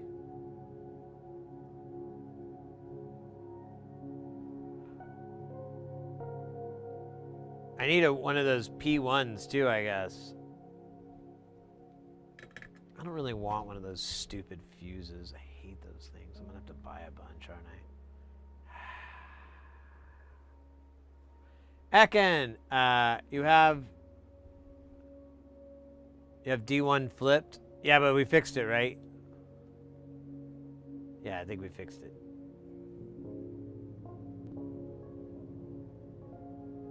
No, close one. Yeah, I should read longer. I got a bunch on, but I wanted to stop it. Hey, Iron, thanks for stopping in. Feel free to lurk. We be just chilling and illin' like villains on Zillow. Wait, that's a horrible. Oh, man. I guess let's do these transistors. Let's get the silicon out of the way, and then we'll go over any resistors or caps that we missed or screwed up or whatever. We'll solve those mysteries with Scooby and Shaggy. Once those are complete, we'll put the dip packages on, and then we'll set it aside. Ready for more.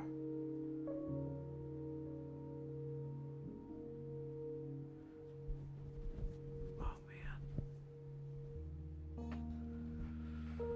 Oh, dude. Dead. Okay, so I don't know what kind of transistors we need in here, but I'm pretty sure they are. Oh, weird. Actually, I don't know. What are these marked as? IC1 and IC2? Oh. these are... Ah, scheiße.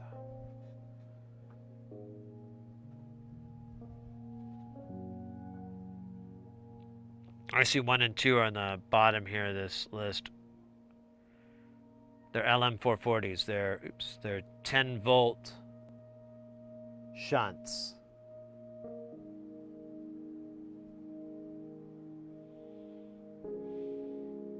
We've been shunted. Shunt. We do now. Actually, I bet you one's fed positive, one's fed negative, and they're part of the voltage swing for these pots. Just interesting that they do that way. I mean, I see a lot like that, but then on the other hand, I don't know, man.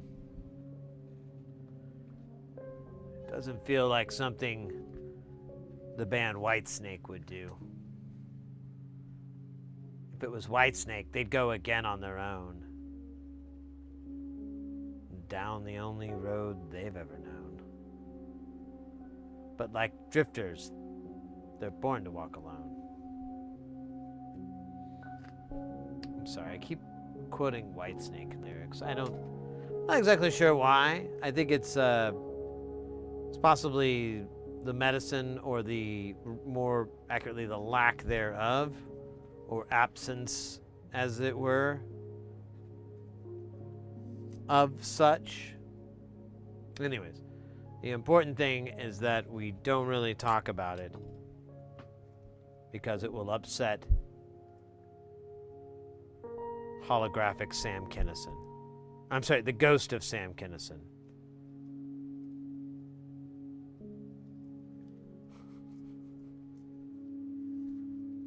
I am pumping out those old school Gen X pop references at a rate of 22, oh yeah, per hour. Be careful, Mom and Dad. I might hurt your mind. Seriously, Mom and Dad, run. Run as fast as you can.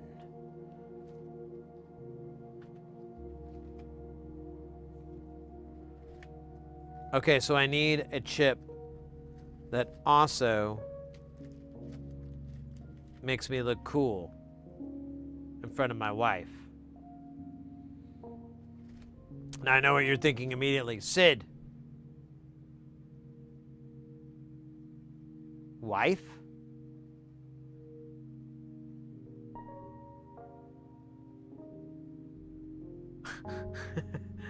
Did you make that up or something to impress us? You don't have to impress us, Sid. It's okay. You don't have to make up imaginary people. And then I'm like, no. She's real. We've been together for over 16 years. It's been the best time of my life. And she means everything to me. And then you're like, it's okay, man. We still think you're cool. You don't have to invent people. And then I get really upset, and I'm like, it's not it's not made up. She's very real. I mean, and I show a picture, and then you're like, okay, that's. I hope you're not paying too much for the AI. And then I'm like, hey, what the hell does that mean? And then you're like, no, nothing like that. I'm sure your imaginary wife is great. And then I'm like, okay, I'm done with this. I'm out of here. And then I leave, and then that brings us here. What do you think of that, Brian? Ooh, I laughed and my chest cracked again. That cannot be good. I cannot. Okay, so we also have a 3904 here. I don't know where the hell they... Oh, I found it.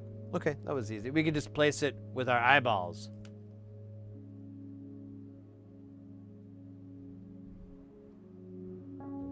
Good medicine? Not if it's anything like your love. That's bad medicine. And bad medicine is what I need. Whoa. Whoa. man. We are like cruising through the decade that isn't really anything to be proud of. I mean, no.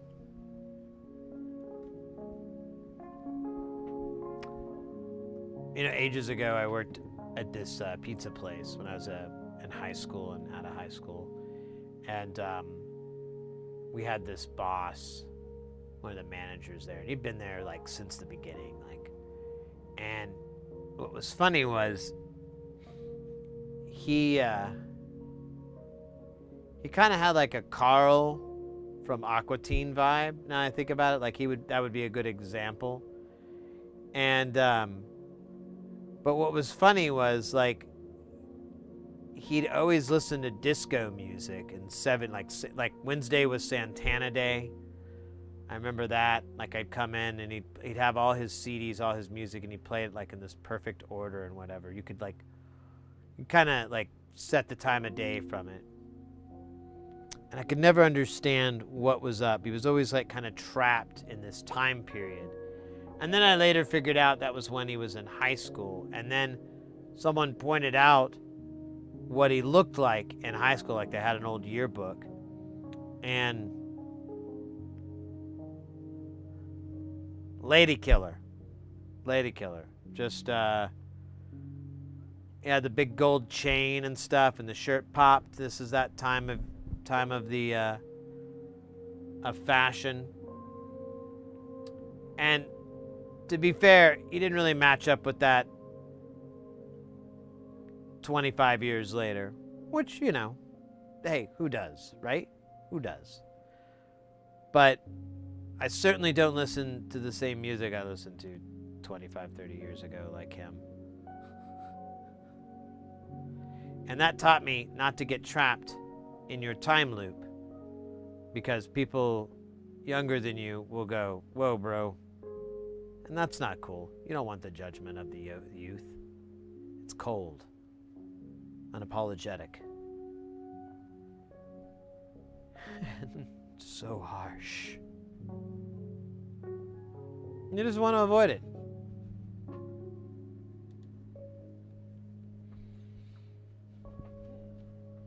Just like examinations.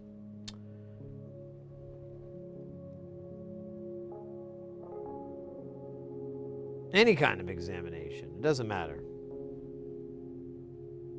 Could be a free one, could be one you paid for. Just get the hell out of there. All they want to do is steal your blood, sell your organs on the market. Not even the black market, the open one. Yeah. I don't give a fuck anymore. You can get good money for it if you're smart, though. But most of us aren't. Most of us, I mean, right now, could you name the going rate for a kidney? How about half a liver, huh? The good half, too. The squishy half. You don't know. And to be fair, why would you? You're not in the market of trading organs for money or yachts. But if you were,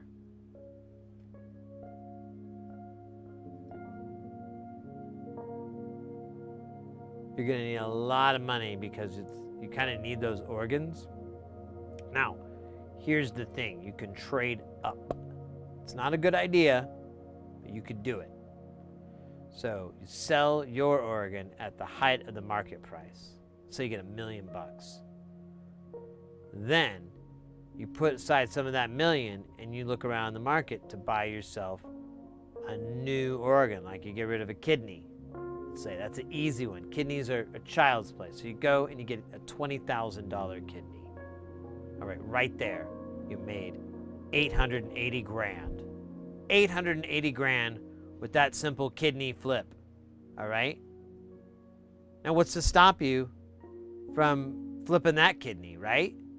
I mean, that's a $20,000. You already know, with the right people and with the right tests, even if they don't want that used kidney, You got another one on the other side, and you know from your guy, you could probably get it again for $20K.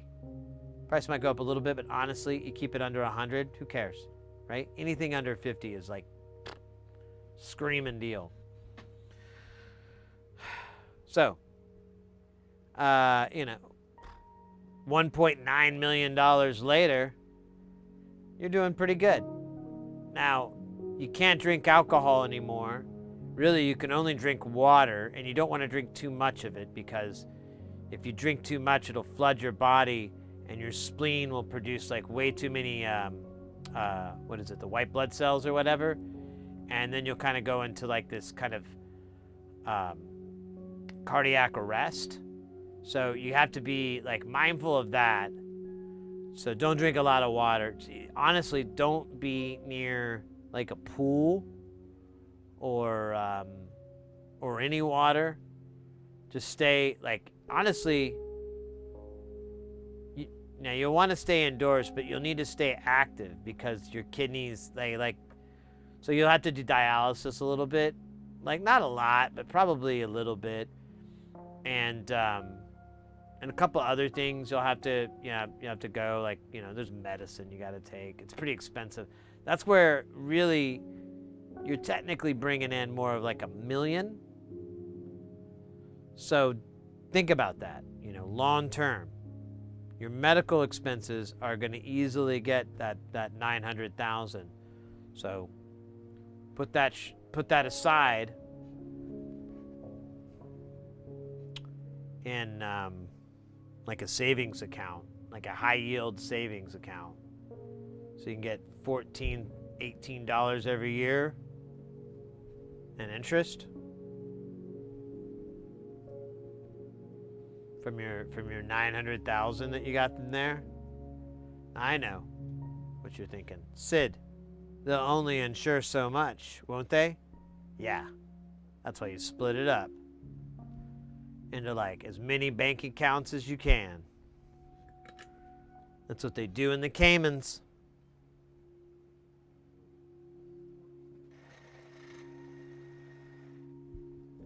Dude, this thing is so twisted. I figure I should call it D. Snyder. You get it? Because it's a twisted system. Never mind. If I have to explain it, it's not funny, isn't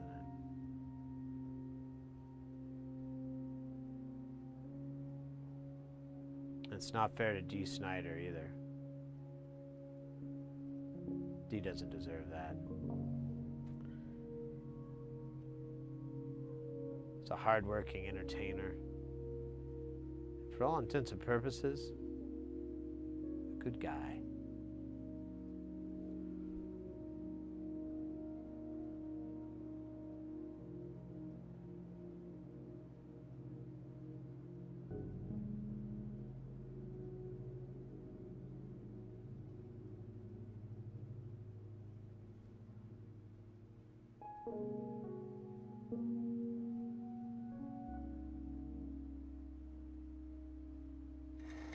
All right, I'm not gonna get annoyed and glob and be like, no.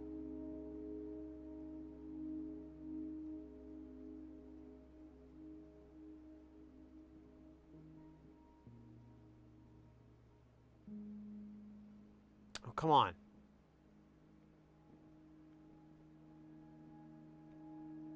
I knew you were gonna do that. I knew it. I knew it. I knew it was gonna do that.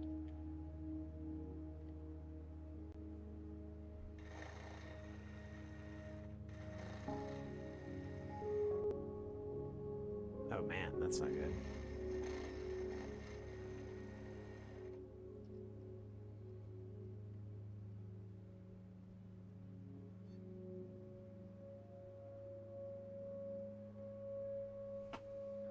Ha ha! Eat crap. Crap sandwich. There's a lot of little blank spots. I wonder if that's that cap that we're missing or much more.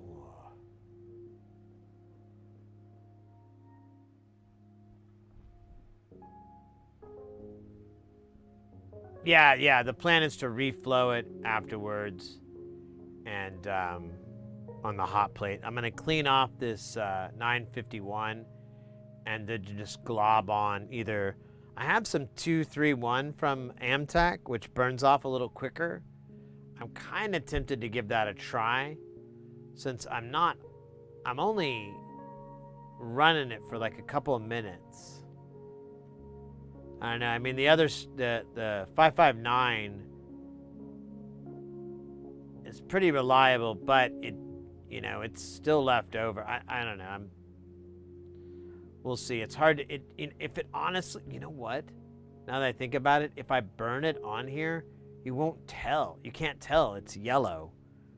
And it'll be, yeah, we can get by. No one will know. But of course, I won't know the results. Fine by me. Shit, now I think about it, I could just totally get away with that. That would be funny.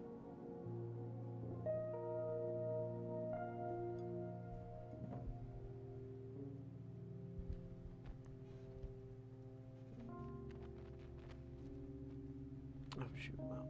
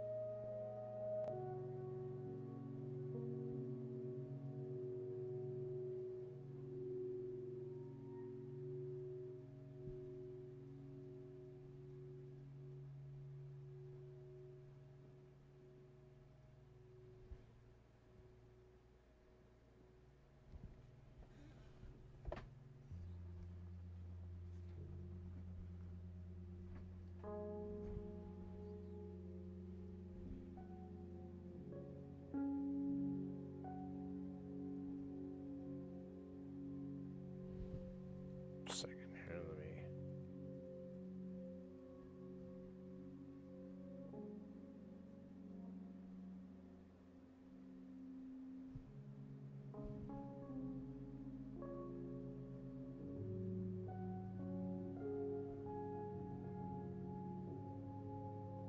Second here.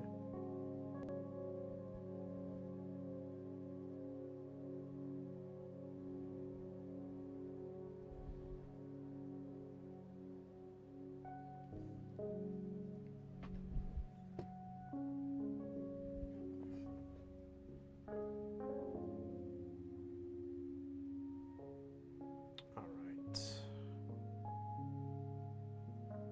Sorry, it's just. I don't know why people ever contact me when I'm streaming. It's like the weirdest time. I'm like, what? Now? Really? Okay. Crazy.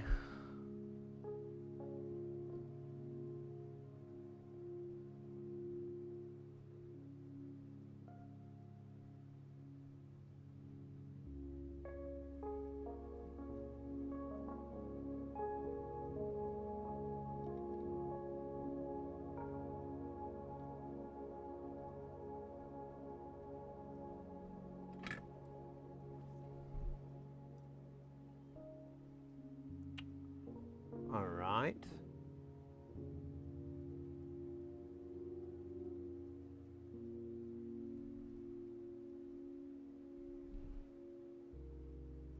Let's see. I guess that's it for caps, or for, let's see.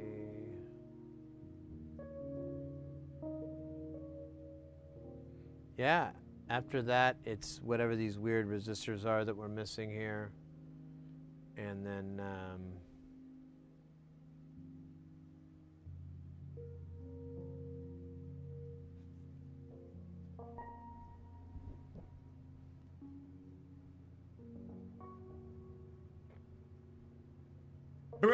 Whoa!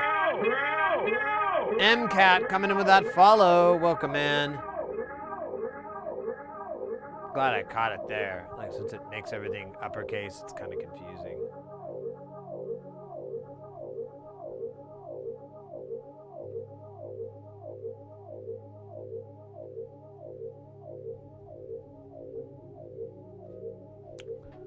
Oh man, my stomach.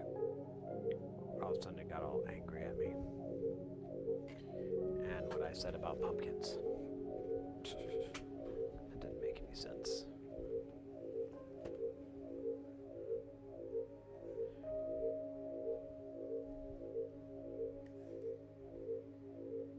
Let me see, resistors.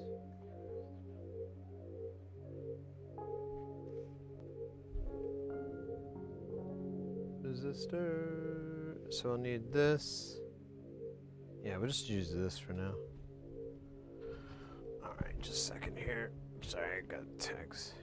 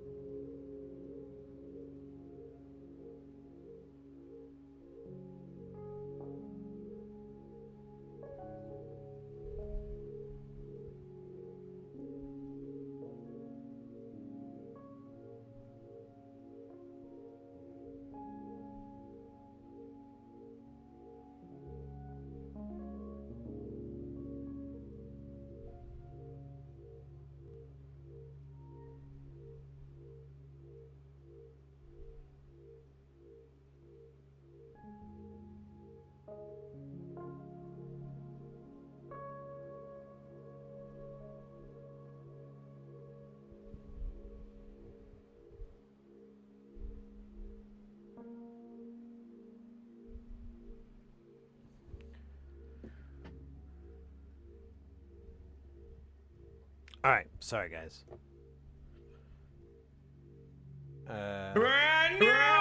Two. That's cool. Templary Zagrio. I feel like I inadvertently summoned a Gundam. Thank you so much for the follow. Welcome into the channel. We are... I don't know why I'm missing parts there. You know, maybe I put it on the board and then I forgot to solder it and I just knocked it off. It is on the edge, just like I live every day. Teetering on the edge. Kissing it. Riding it. Batting my eyes at it. The edge, I mean. Anyways, I'm sorry. I didn't mean to be weird to our guests, but that's what happens.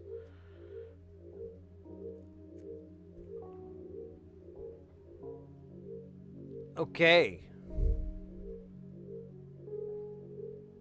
The last.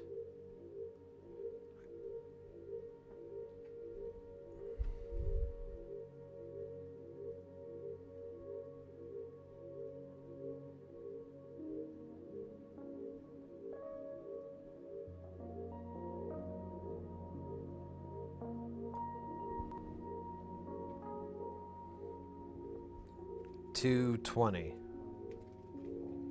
$220. All right, we got that. I remember that one from earlier. One more Beastie Boys. Drop! That was stupid. I'm sorry, guys. It's supposed to go drop. There we go. Sorry. It's like... Oh, shit. Where did that guy go? Oh, he did drop, but he dropped down in the hole. It's not good.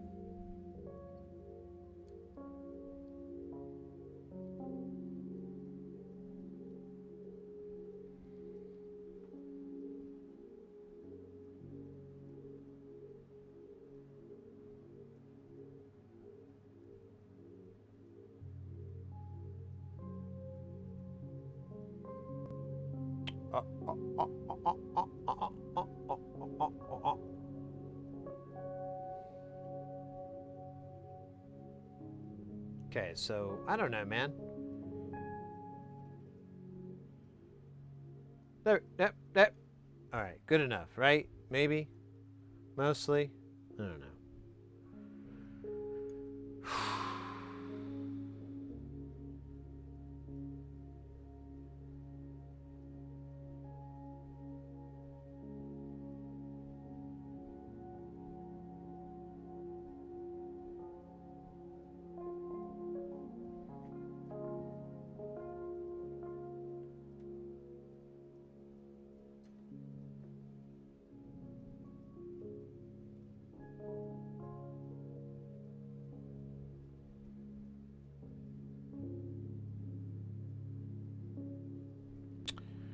Oh man, my stomach keeps burping at me.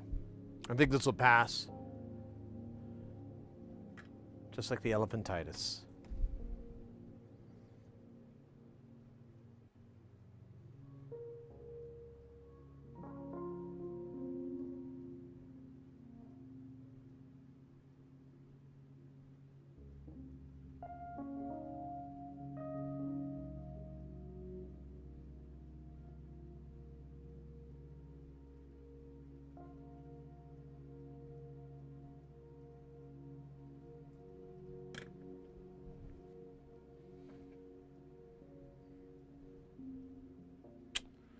That was awesome, but not as sexy as I was hoping it would be. I'd be lying if I said I wasn't a little bit sad. A little bit heartbroken.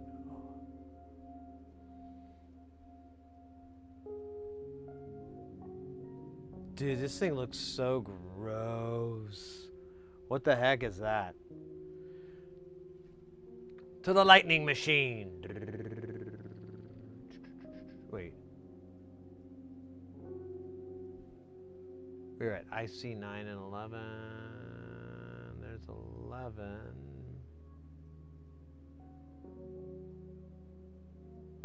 Hey, I don't need the clave. Okay, there we go. There's a lot missing here.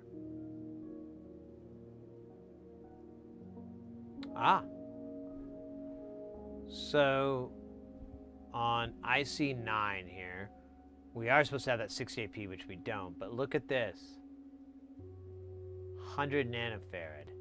Nothing. Nothing. It's as if someone didn't solder it on. Now, I don't want to name names or point fingers. I don't think that's going to do us any good. But it was definitely not me. Until we find out who that is, let's solder on, if we will. What the hell is this on the side here? What is this? This is a 68? Okay. All right, so really we just can only solder this 100 nanofarad on here. What's this, huh? Oh, look at this. Is this 100? Yeah. Oh my God, this is all over the place. This is like Las Vegas all over again. If Las Vegas was a bunch of components being spread out on a circuit board in an appropriate way. Wait a minute, did you just see what I saw? C36. Enhance. Track right. Stop. Oh.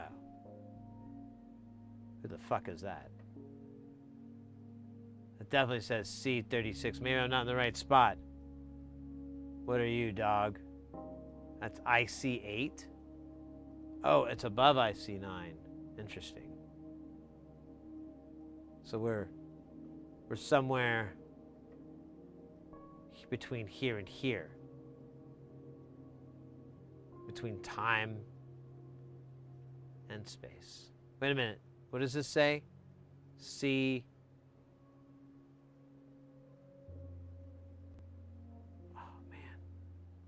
I insane? What's going on, man?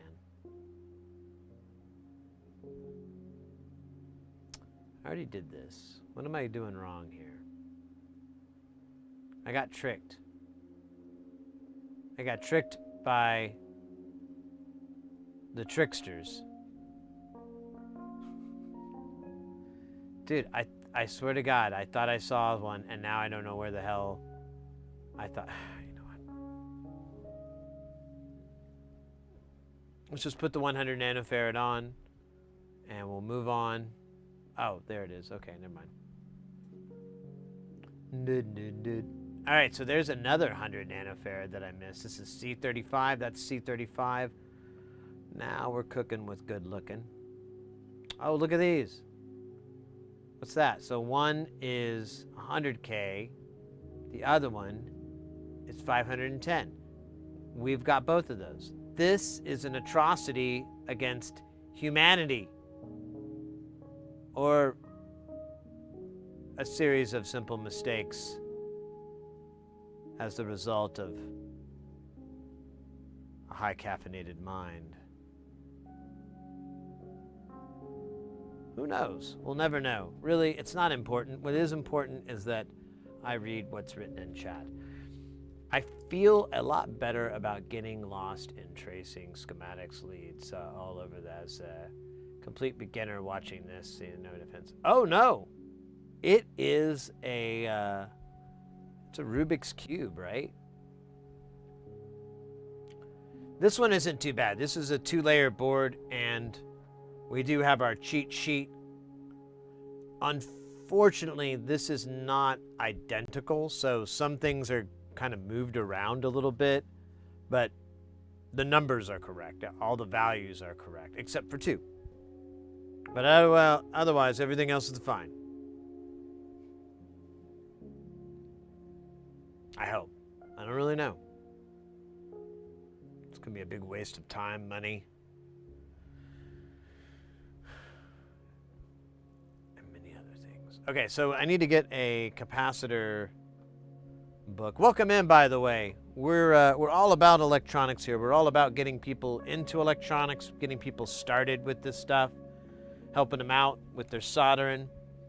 There's lots of kits out there. There's lots of fun stuff you can do.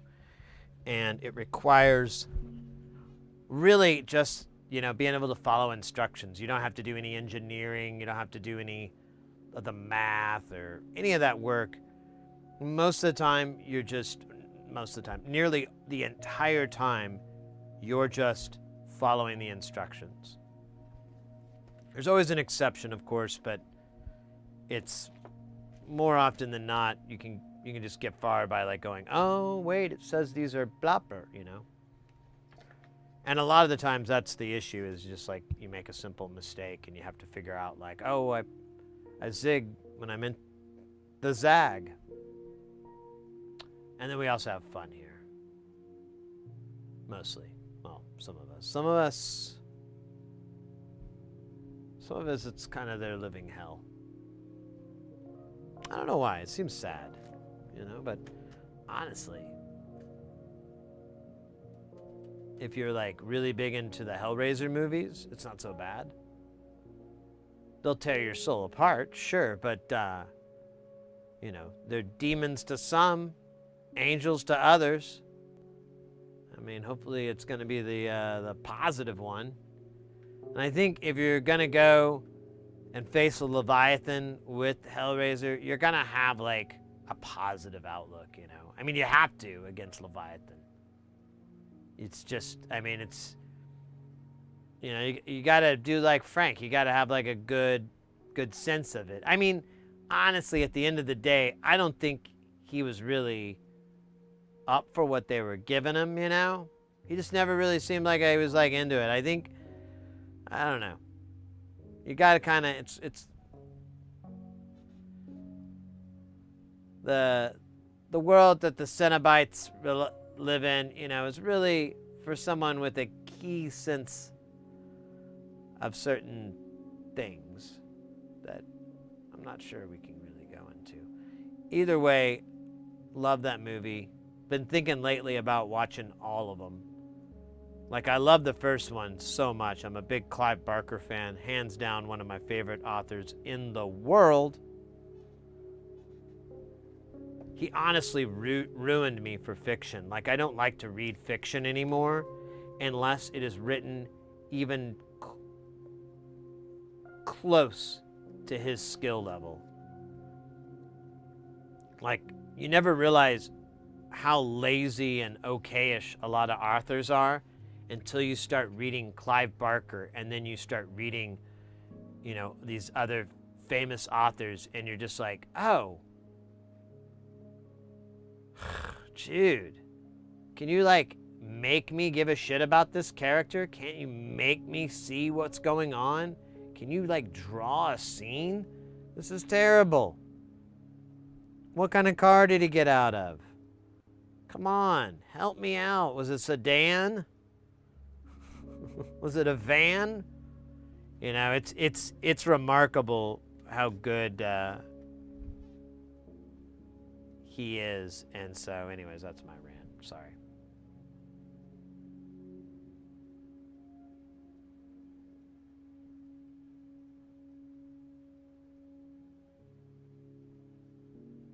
Oh yeah. So that's a good point, Ekin. So I don't have the other camera on. I should turn it on, but we do have. You can see it's not 100% real, but this is Jamtown, and Jamtown is we're building Space Station, which actually is done. I just don't have the camera aimed at it, so it's all white modules. And it's huge. But that's our thing here.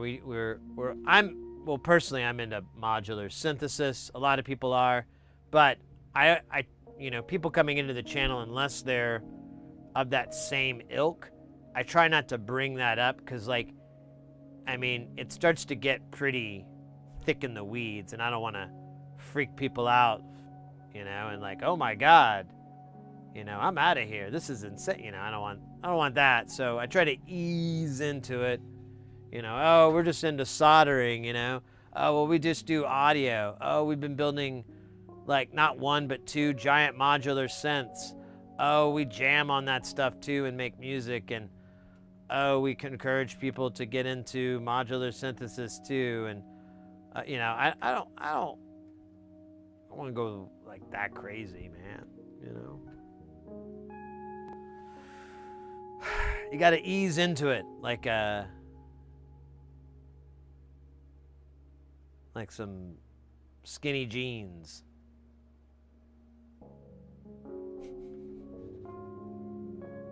Skinny jeans will not fit me. I put them on, but clearly they're cutting off my circulation in the limbs. Do. That's actually pretty funny. Skinny jeans instead of Billie Jean. I like that. That's a good joke. That has some legs. You could easily just take the backing tracks to Billie Jean and just, you know, every time I try to wear them, they never fit my clothes, and everyone goes nice undies. Hey, I have to wear thongs. You know, well, you'd have to. I mean, you don't know that, right? Yeah, it sucks. Unless you're into that. Like, if you like to wear thong underwear.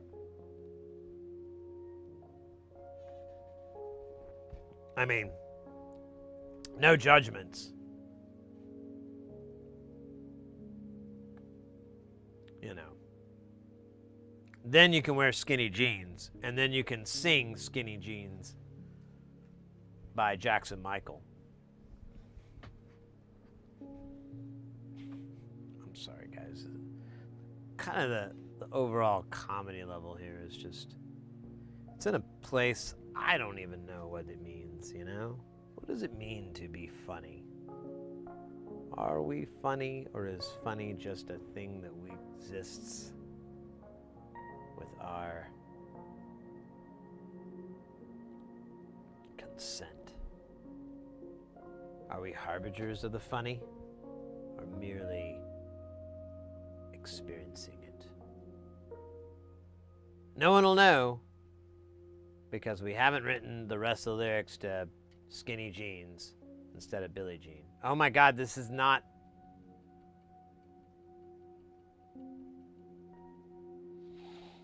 This is why people rob. Okay, there we go.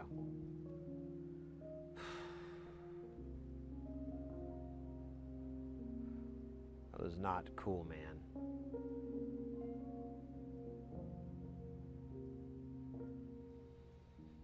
In through the nose, out through the butt. Oops.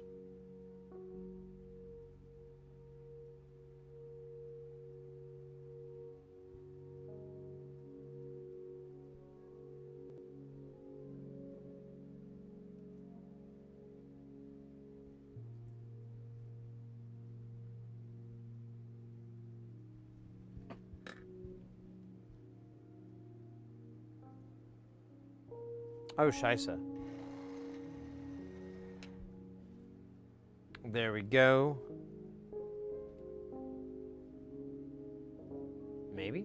Here, I'm gonna do it this way first because there's kind of already solder there. Maybe not. There we go.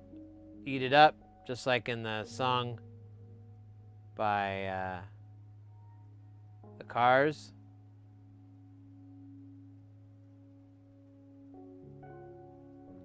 Eat it up. Eat it up.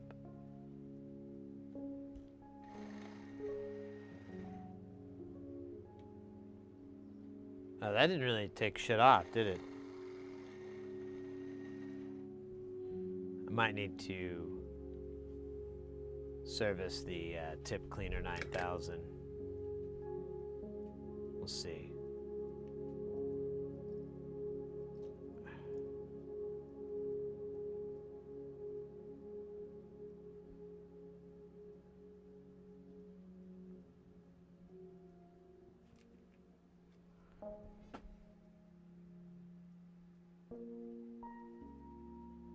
We give up. Hey, Delamorte, welcome in, by the way.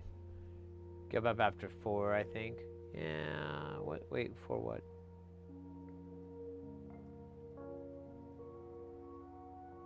If you had, hey, Pomp Rocks, welcome in. If you had to go down to sing a module, what? Well, I mean, there's not a lot of modules that do much on their own. You know, it's a team effort. It's like, you know,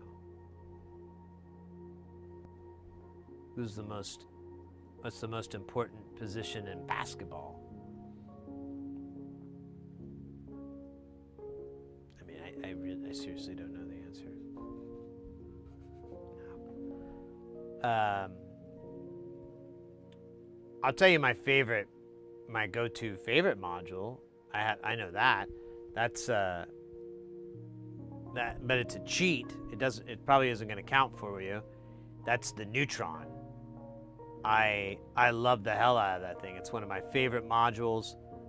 I could go on and on and on. I'm not going to bore you, but it's pretty dope. So this needs 100 nanofarads there on the side. Let's go ahead and drop that on there. I don't know exactly. It looks like I put...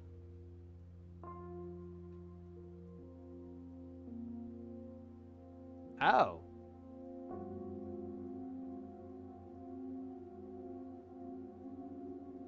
That says 510, but that's not supposed to be there. It's supposed to be... Oh, no, it is.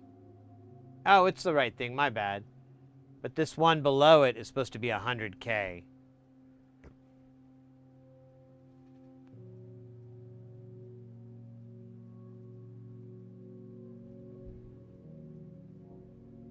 Hey, so we posted an update on the Pluggy McPlugface adapter. It's jank, but managed to finally get it to work. What do you mean by janky? Like, what's the issues with it? It mounts? Yeah, I think, well, okay, if you're going to let that count, then yeah, I would easily say the Neutron. That thing, it's an entire synth voice. It's turnkey. It has a ton of, functions. And the price is so nice on it. I mean, I don't know what it's going for right now, but, you know, as long as it's under $500, $600, it's an incredible deal. It might be a little bit up in the U.S. I haven't looked.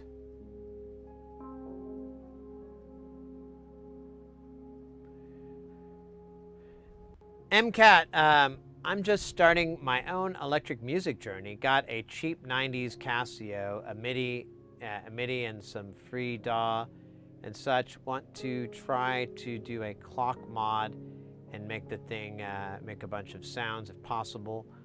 I've been looking over its schematics and other keyboard schematics to try to understand it all. Which Casio is it? We've done we've done some stuff with the SK1, and a long time ago, when I was a kid, I worked on this Realistic, which was like a clone of the Casio. But I didn't really do anything super clever. I was like a teenager. I didn't really know what I was doing, but depending on which Casio, yeah, there's some stuff. There might be some fun stuff you can do. I had to connect via serial to the adapter while it was connected to the Gigatron to change the keyboard layout. Then it worked. Oh, weird. Well, hey, maybe Sleepy, maybe you can learn of a way to make that never happen again. Never.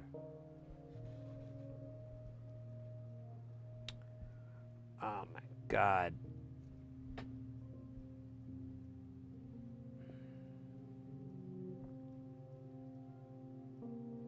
What's the date? Today's Tuesday, right? Oh, cool. Wonder if we're gonna have a pig out day. Oh my God, these tweezers. They hate me. They heard everything.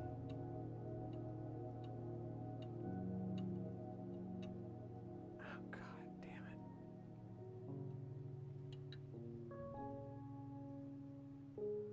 Oh my God, this is insane. This is killing me. Watch it fall. Oh my God, it just flips the other side like it's a freaking trapeze artist.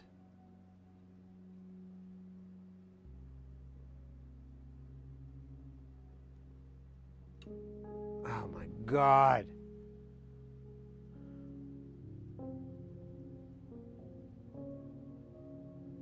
That was awful.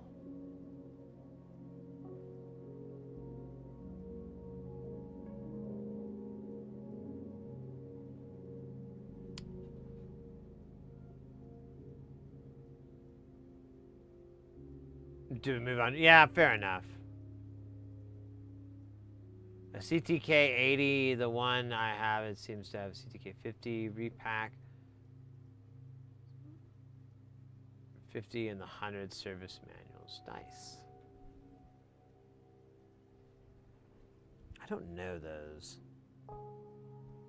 I'm sure if you're bending it, I'm sure you've already looked up. It sounds like existing mods.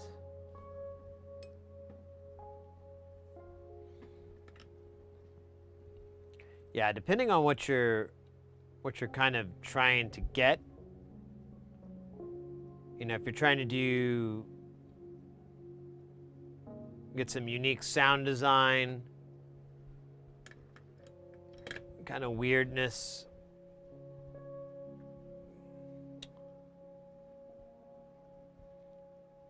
Keyboard,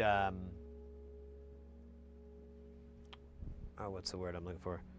Circuit bending Casios is kind of a staple. It's fantastic. You can get a lot of those classic sounds that you would want. And you might make a few that you're like, oh, I didn't know Did that. That's cool. You never hear that.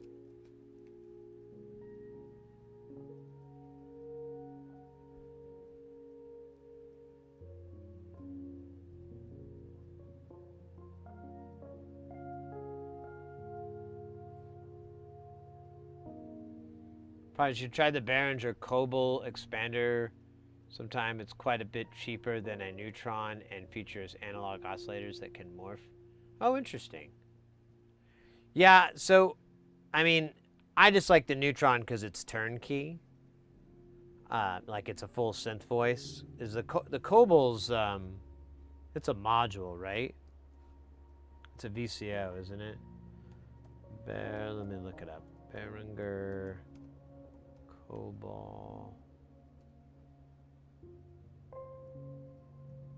Cobalt expander. Oh, neat. No, it is much more than that. My mistake.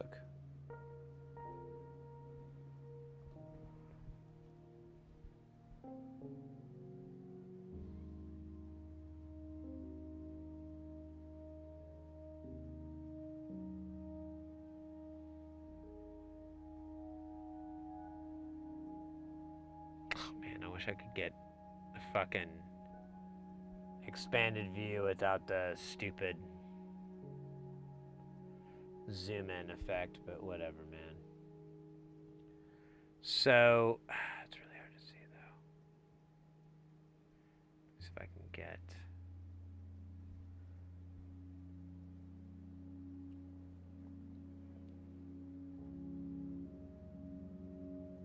There we go. So we've got LFO. We've got 2 I/O processors here, gain processors. Got the noise generator. Got the VCO modulation from the LFO. Got VCO 1. Lots of waveforms. VCO 2. It says VCO 1 here. That can't be right. Oh, no, that's a switch. I see. Ah, there it is. VCO 2. I should read this part.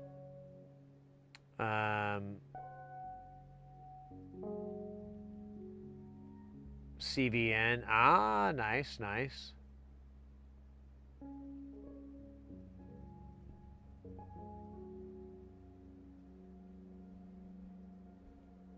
And then you feed into a filter.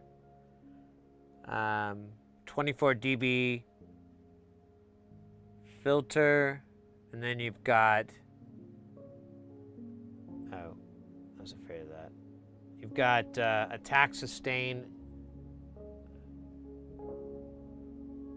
2 of them. So 1 for the filter and 1 for the attack decay to sustain. Okay. And you got a MIDI in, that's nice.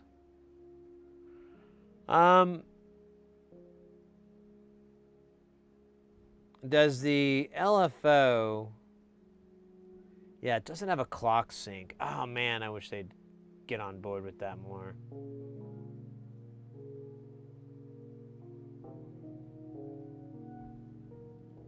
That's not bad. What was the price on this thing? I didn't even look.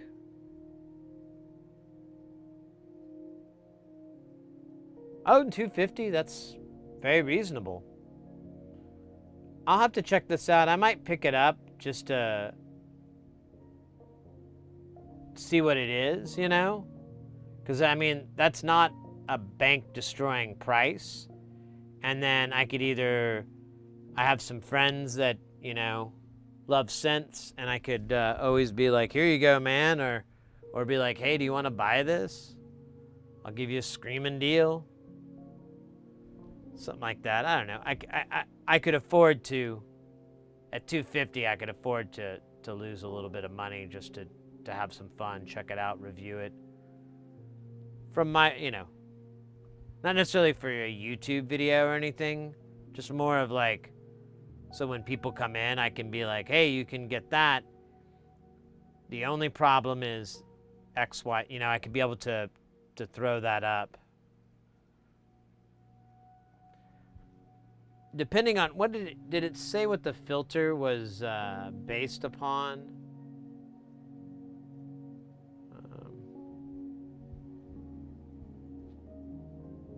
Oh, it does do a phonic. I'm sure that's via MIDI.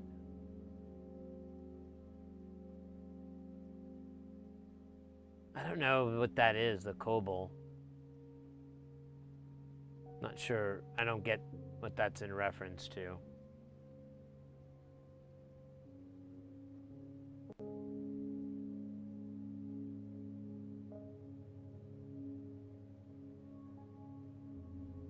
Oh well. I'll give it a try sometime. I'd like to hear a good filter. I love the filter on the Neutron. That thing is nasty as hell. It's really acidy and really thick on the bottom end. Like you can get these really nice big thumpy sweeps with it. It's a beast.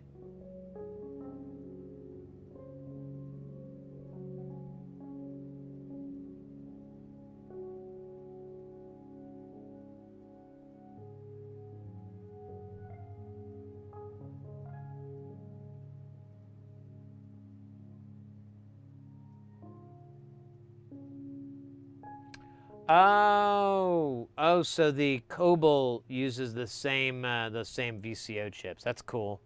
Yeah, that's on the Neutron. That would make sense. That's a great chip. Well, they bought that company, and you can get that chip to do. So you can build like a wave folder on them, which is what they did on the Neutron. It looks like the same thing here. Yo, that is awesome. It's a really simple way to get so much tone out of an oscillator, like a synth oscillator format. It's not great if you're trying to do state variables where you have like, you know, the different waveforms coming out and they're in phase with each other and you can recombine them and do cool shit like that. Yeah. Who cares, man? Get over it. We did. Now it's your turn to heal. We need 2 100K resistors to continue on with whatever the hell's going on here. I kind of feel like we should switch over to troubleshooting. Not because we did anything wrong. I just feel like it might be a good idea. Change things up. How long have we been streaming for? What day is it? What year? Oh, it's... Dude. Really? 9 hours? Ugh. That's cool.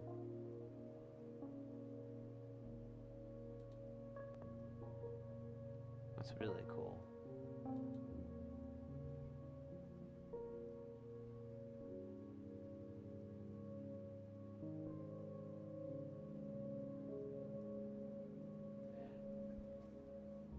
Well, I might check it out. Actually, I definitely want to. There's a couple of... I want to get the Proton really bad for my rig. Like, I just want to roll with that thing until the end of days, because I'm pretty confident it's exactly what I want to complement the Neutron. I might even, you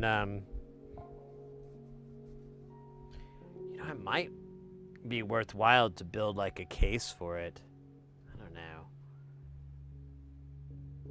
We'll see. We'll see. Hooper, welcome in. So right now we're just soldering and building, but we do have this VCA that has this weird problem. I remember all the troubleshooting we did, but there's a couple of holes. I don't remember the exact results I had, and I'm like, well, maybe we could go over this thing and work on it. And I thought about doing it at the beginning of the stream, but everyone was like, oh, you know, we'd rather watch soldering. And I was like, me too. So we went soldering, and I'm like, well, maybe later on, if the mood hits us, we'll switch over to troubleshooting. I don't know. I've kind of worked on that thing enough. It's well, that's not true, because I had this epiphany when I was talking about it. But we looked at the schematic, and I'm like, no, that's not it, because we kind of troubleshot that, but it's hard, man. It's hard. Oh, we did write a musical. We started working on a musical. It's based on, where is it? It's based on the movie Final Destination. But it's a stage musical. It's really good. My final destination.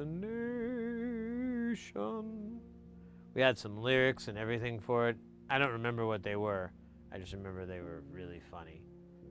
And probably the best thing I've ever come up with in my life.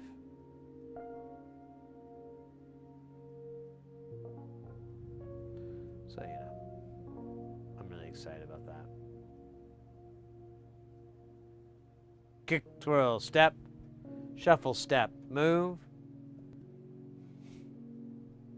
Minuet, minuet, present, twerk. Yeah, they'll be twerking. That's the latest thing, man. You gotta follow, you know, if Shakespeare was around today, they'd do that. They'd adopt it. I don't think they'd like cats very much, though. I think if Shakespeare was around today, he'd be like, I don't know about cats.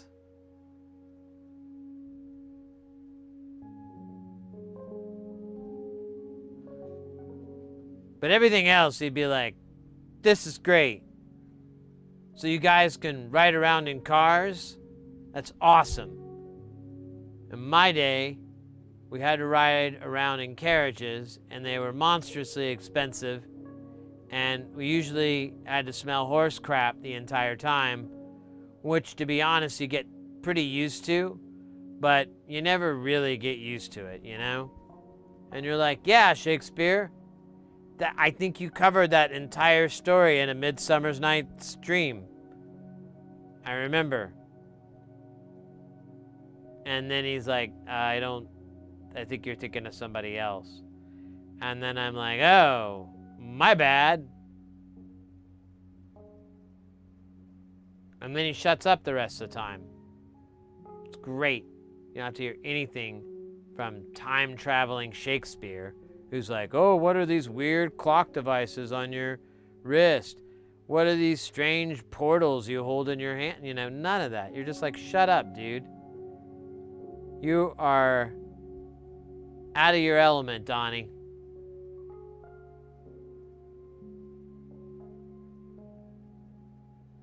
He didn't get that one either.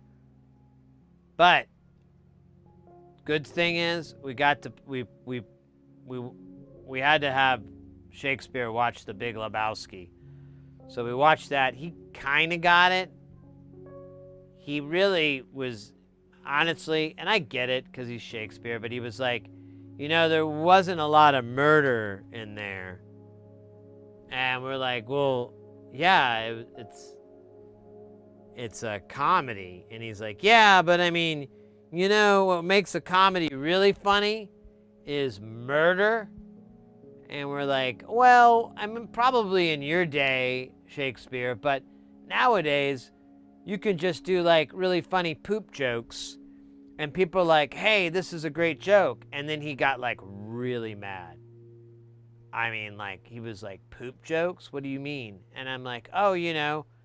And then, you know, I gave him like an example of one. I'm not going to tell you it because he got so mad. And, well, it was kind of based off of one of his stories. Macbeth, but it was McPoop. It had a McDonald's thing in there too, but he didn't get that part. Honestly, I was trying to tell him that the McDonald's bit is funny, and he didn't understand like how that worked. I guess they don't have eating establishments in Shakespeare's time. They basically just went to a place and there was like slop on the floor. I don't know, man. I'm just glad I didn't have syphilis, to be honest with you. Well, undetectable anyways.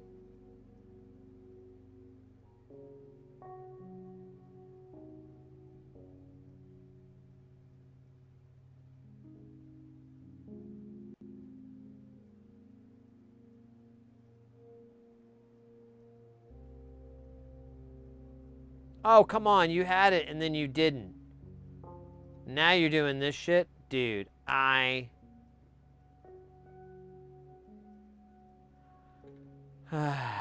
can't rage with this, bro. Oh, no, yeah.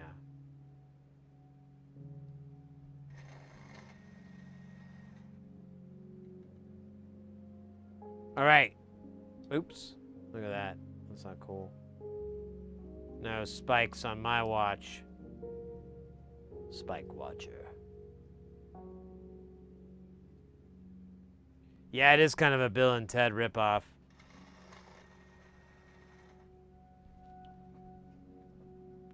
Because then, yeah, he just turns into Napoleon. You ditched Napoleon? He was a dick.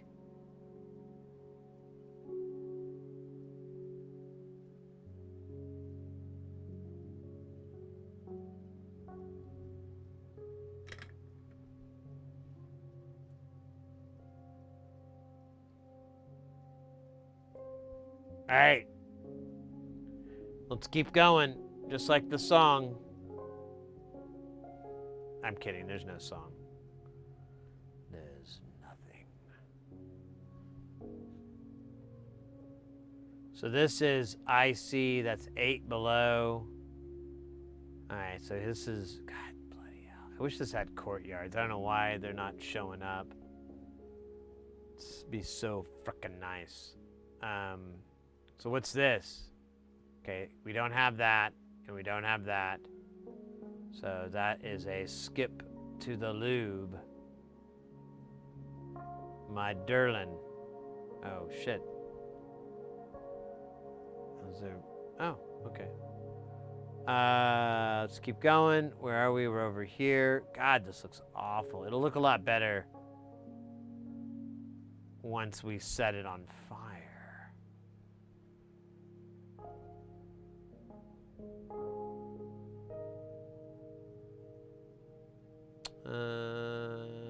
Oh, what's you, dog? What's this? Uh-huh. Shit. It's one of that 68 stuff. Have you ever used those super micro solder tips? So in order to fit the tinier pencil, I have to get a different system. I wouldn't mind doing it, to be honest with you. It'd be great to have, but it's a bit expensive. It's a bit of an expensive upgrade, and I'm kind of like apprehensive about messing with it right now. Most of the time, I like to just keep things within people's budgets. Trapper over on the YouTube. Did I say that right? Trapper. There we go. Close enough. Maybe. I don't know. Feel free to correct me.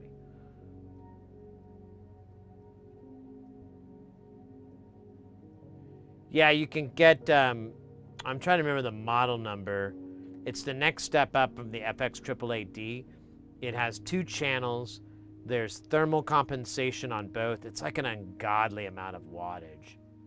I think it's like 1,500 watts or 1,000 watts. It's really high current. And it has, it has like cool down, so the tips will, you know, if you have them in the saddle, they'll go down. You can swap the tips out. You can hot swap them.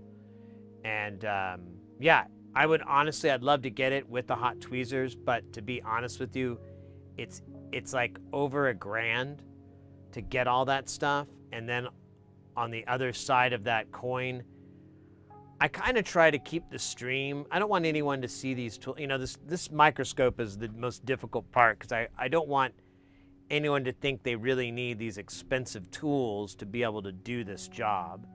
And so if I have hot tweezers and all that crap, you're gonna think like, oh, well, that's what I need, when really you just need the same cheap iron that I bought.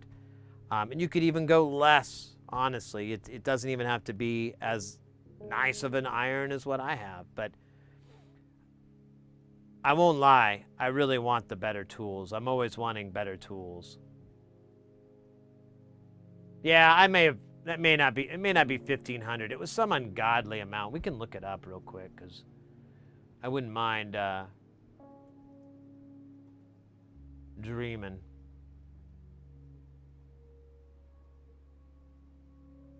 Let's see, Hako solder stations.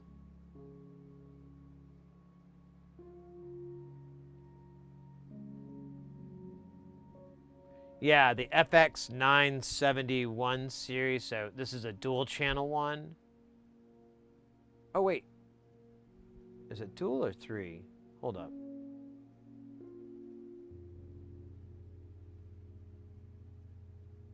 Oh, they sell the pencils with it. So you can get the station, although I'd probably get this because I think it has, does it come with the hot tweezers?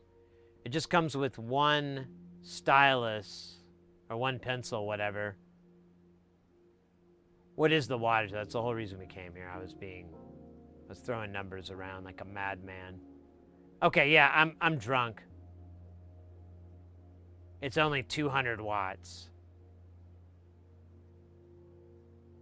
Still, a lot of juice. Hey, Trip, what do you think of Final Destination? Are you serious? We were just talking about it earlier, the Rube Goldberg of horror movies. Mrs. Hersey and I were thinking about seeing it the other day. We saw it in the theaters. But then we noticed that the what do you call it? The Minecraft movie is playing, and we were like, I don't know if I feel like having Final Destination ruined by the Minecraft movie next door. And we were like, it really doesn't matter if we watch it in the house anyways, so out we go. Yeah, it's 200 watts. My bad. That's still a lot of watts.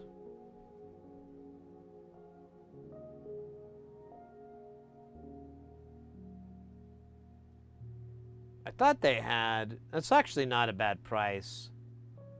I really might consider that one. I think I was, oh, you know what? This is the one I was looking at before. This is the, oh, this is the old one. Oh, cool. So this replaces that. I'm down to clown. So if I got this kit, I'd pay $680, and if I got the hot tweezers, which it looks like they're not selling.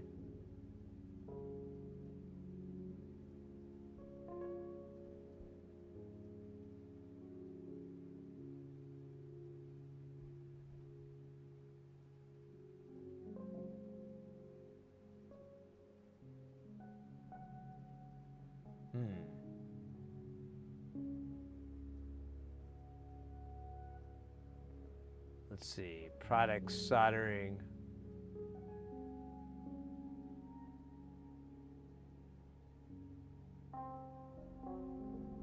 Soldering irons, there we go.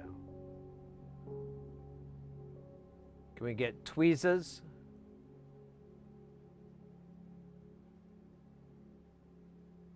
Oh my God, they've got a lot of styluses. I should maybe have specified. Oh, there we go. There's hot tweezers. So yeah, the hot tweezers are about $250. So honestly, with that setup, I could get it for under $1,000. Huh. That's totally, I can afford that. Yeah, $680 for this. It doesn't come with any tips though, right? What tips does it have? Yeah, you have to, oh, but they're not that expensive. I thought they were a lot more expensive.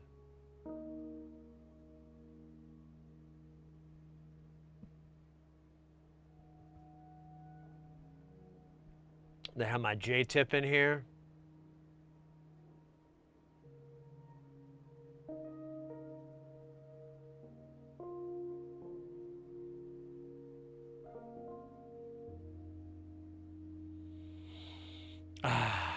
God, I was freaking out for a second.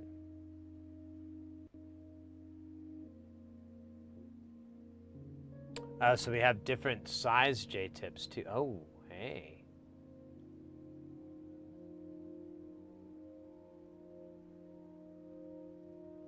Okay, cool.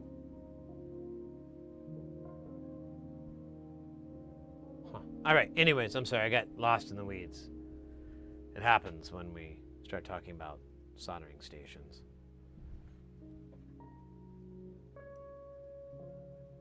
Yeah, you know, Sleepy, that's my justification, is that I do so much. And you know what I could do, honestly, mate, is I could just stick with my FX 888D and have my dual channel station, since it's not physically that big, have that on the setup, and I could just have the best of both worlds. I could use the good old trusty one, and then, you know, if I have a project that requires it, let's go ahead and pop on the dualies. And who knows, I may fall in love with the thermal compensation on it so much that I just switch over to doing that. And I tell everybody, you should get the Hacko Ba. It's super cheap. Final Destination. Yeah, we were, like I said, we were talking about that earlier. It's my favorite Rube Goldberg style murder movie. Horror movie, I mean, whatever.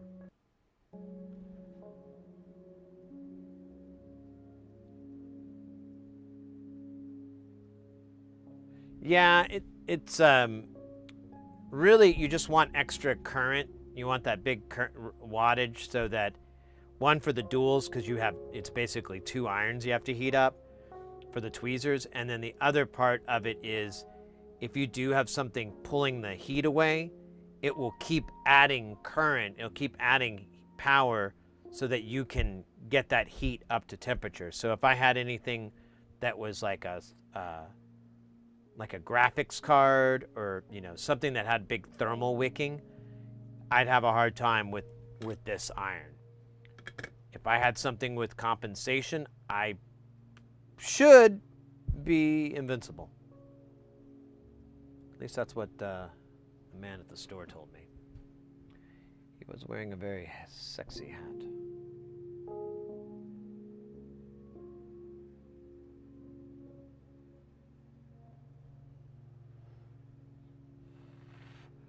Honestly, Sleepy, if I got this workbench, I think I would have the room for it. I honestly have room as it is right now. I think I just have to squish a little bit over. And here, I would just have to make room for the holsters.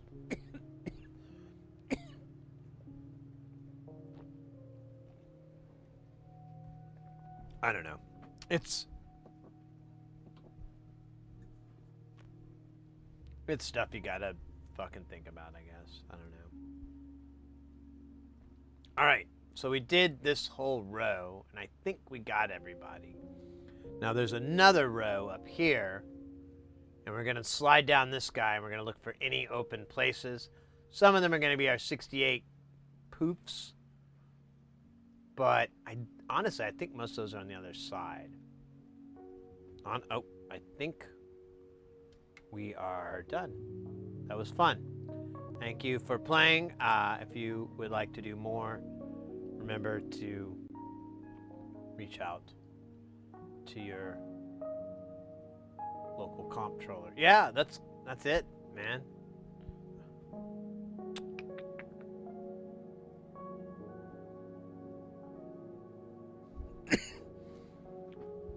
Now we do have, this board does have resistors on it, but there's 2, 4, there's 6.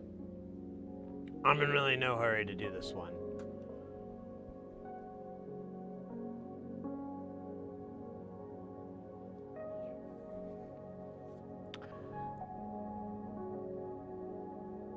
All right, next thing we got to do is clean up all the pads on these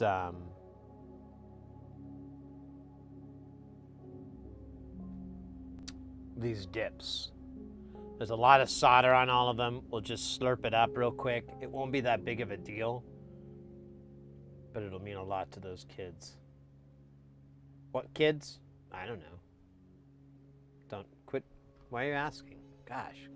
Don't focus on the why or the what or the who. Focus on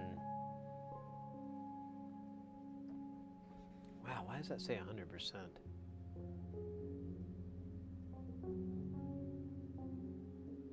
Oh, duh. It's the battery power. My bad.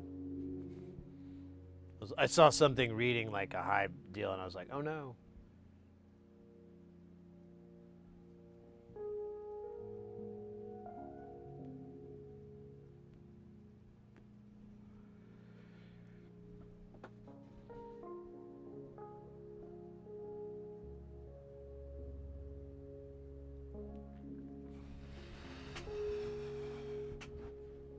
Hold on here.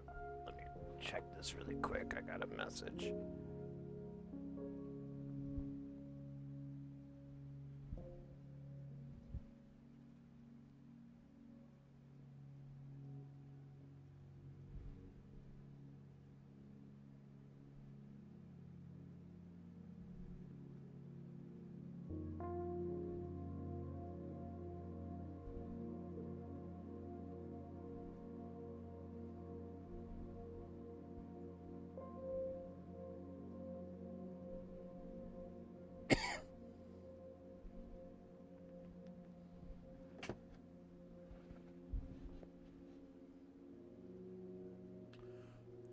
Okay.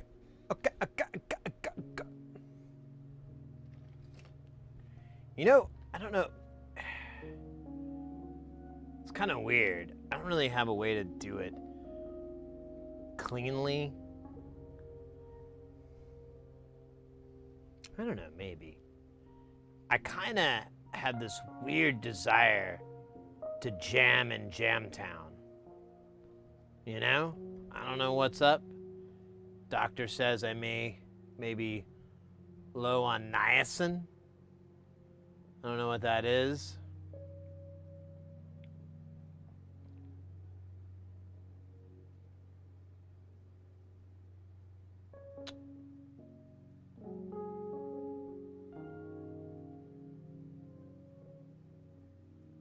What am I looking for? I forgot already. Oh, cool. I thought Mrs. Hearsay worked tomorrow. She doesn't. Oh, cool. She has 2 days off. Oh, we should try to party. Ooh, I gotta remember that. Okay. Anyways, Jamtown. Technically, we're supposed to be in Jamtown, but we didn't really get much built because I've been out of town for work. And then last week, it was just work and all this crap, so I haven't been able to do much.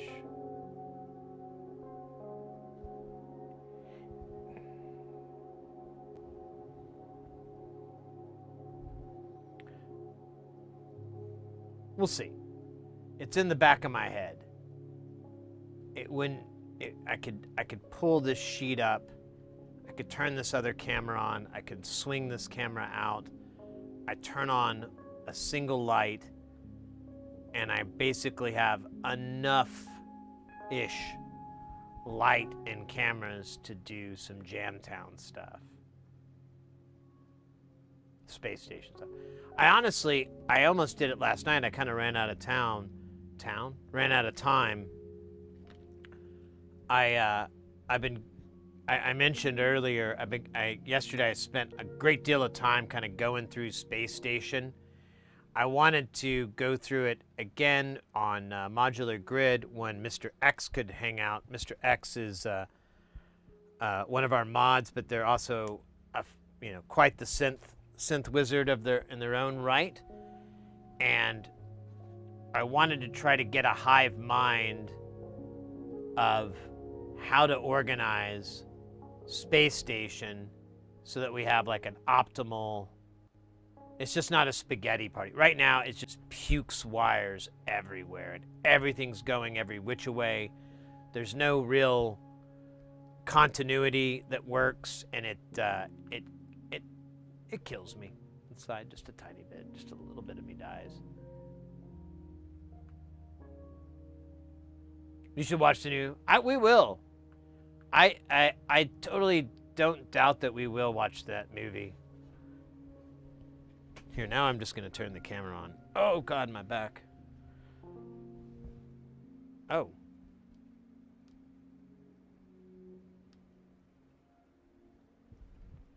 but you can't really see because, one, there's a light in the way. Two, let me see. Yeah, it's kind of in the way. Here, I could just move it.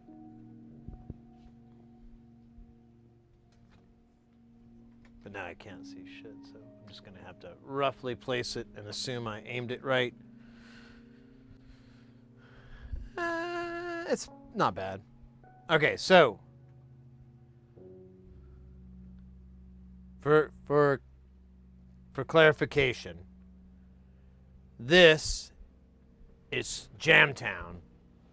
Well, it's a video of Jamtown, but that's Jamtown, and then this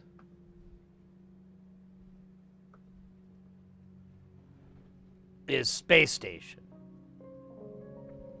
with one part taken out. We gotta put the diodes on this guy, and I want to put jacks on that guy over there. But anyways, I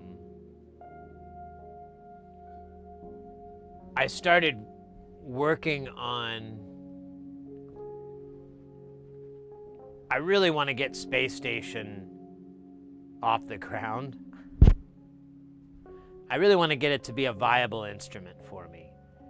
I've got Jamtown all buttoned up, and I'm pretty happy with it. There's a lot of modules I need to get better at integrating into Jamtown, but Space Station is like 60, or it's like, I think it was 57 modules I need to integrate. Something like that, 57, 58. And, you know, I understand and am familiar with probably a dozen of them. You know, I already know what an ADSR does. And stuff like that. Maybe even more than that. Maybe 24. There's a lot of filters on there. I get that, but some of the filters are really weird and unconventional, so then I don't know.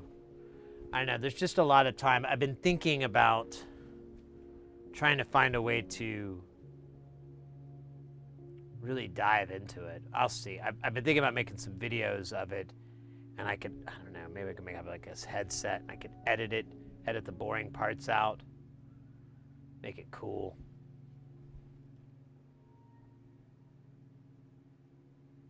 You're watching the original? Yeah, honestly, Jabba over on YouTube, a while back, Mrs. Heresy and we got all of the Final Destination movies, and I think we watched them like every other night or every night. I know, we went through all of them, and they were my favorite movies.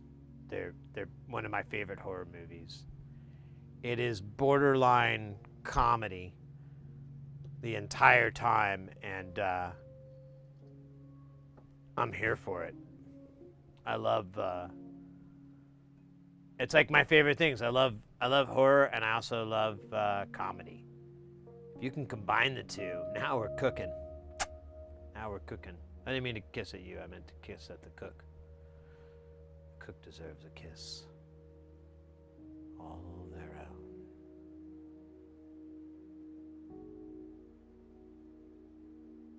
There you are, cook.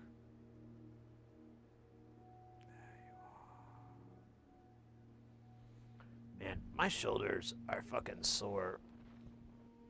I'm telling you that right now as a human being who thinks possibly. I think I now I figured out it's this damn chair. This desk is slightly too high for my chair. Oh man. What if I got another cushion and I stacked it on top of this cushion? Then I'd be like right at the right height, according to that book. I'm sorry. Getting a little weird here.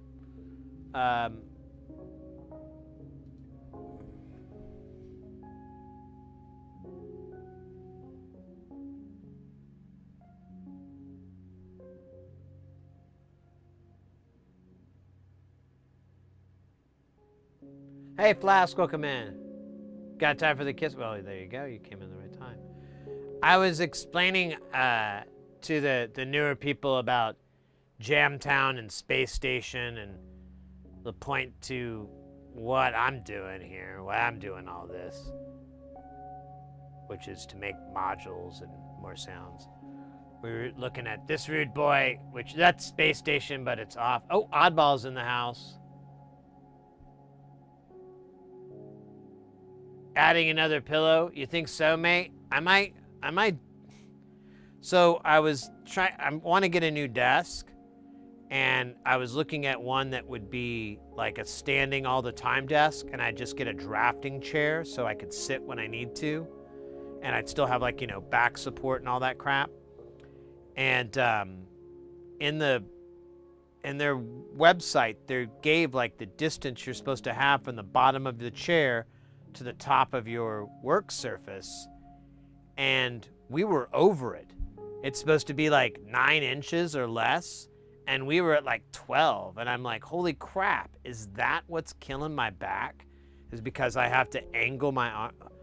If I could just jump this up a little bit, not only will it sell me from getting rid of this chair, because I'm not gonna F with that, that's gonna be awful. And I'll get the drafting chair in the bigger desk, but yeah, it'll also just make me so freaking happy, because, I would be able to stream a lot longer, to be honest with you, if it weren't for just the discomfort I get from my back, from, you know, holding this. And part of it is, like, I'm in this, you know, you can't really tell, but whenever I rest my hands here, I do this a lot when I'm working, and it's a bad habit, and I try to break it, and that's fine. That doesn't explain all the pain in this side, or the pain in my back, etc., etc. That's all from, I'm finding out from earlier today, the fact that this desk is just a little bit too high. And if I had, like, honestly, like 4 inches of height, I bet you I'd feel a lot better. You know, well, damn it, I don't know. We mentioned a pillow. I might have like an old pillow I can just toss under this. I have a seat, like a butt cushion, and that kind of helps for a little while, but eventually it just turns into another hard sponge. But if I were just to put a pillow under there to get height, I don't know. Thanks, guys. Man, I gotta tell you, my life's been so much better with chat. Y'all are smart. Y'all got the smarties. I mean, I got my moments, but y'all are like a moment hose. You just spew moments out nonstop. It's almost too exciting. Oh shoot, I'm missing this. I have a adjustable height table I got from Office Depot 300.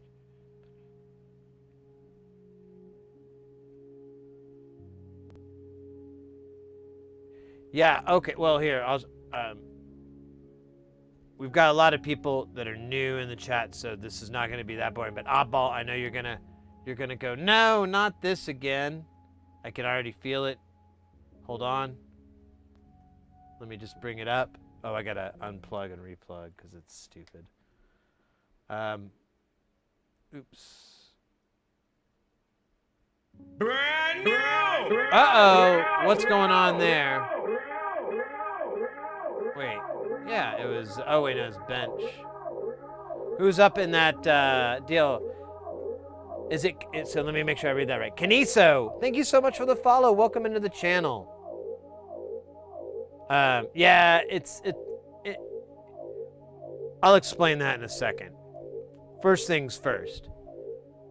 Thank you again for the follow. And this is what I'm thinking about getting. Now, this all started because Corsair makes an adjustable desk that's even designed for content creators, you know, that kind of do something like, you know, they're kind of like what we're doing, like, you know, either model making or Lego building, you know, things like that.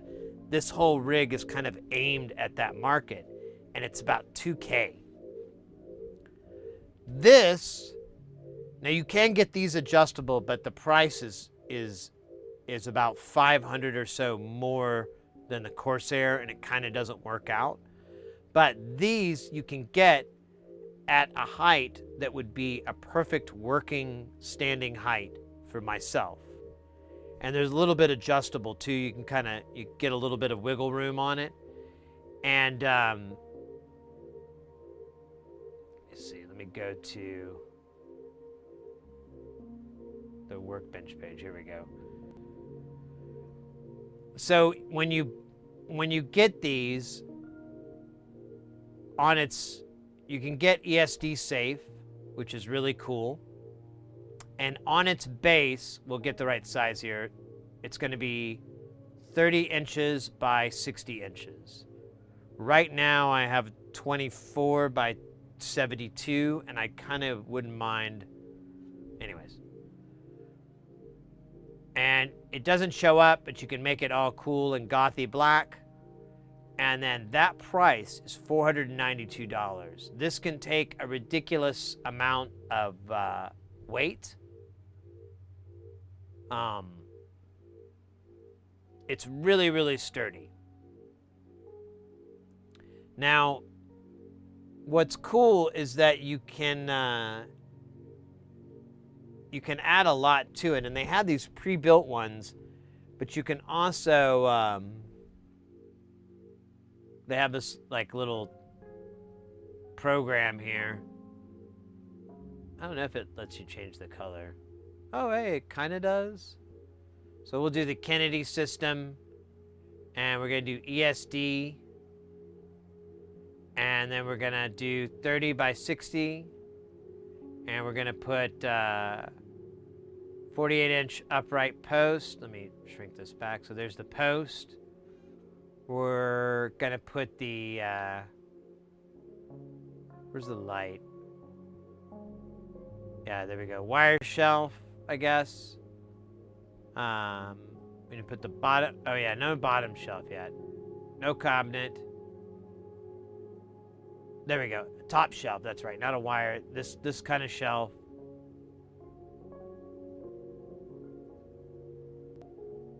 Lights. We'll put make them LED. Doesn't really do anything. Put a power outlet strip on the back, or on the, oh yeah, built into the table. We'll put a CPU holder in the back, keyboard tray, LCD arm, bin rails, articulating arm, and an articulating shelf. And if we really need to, we can always, where is it?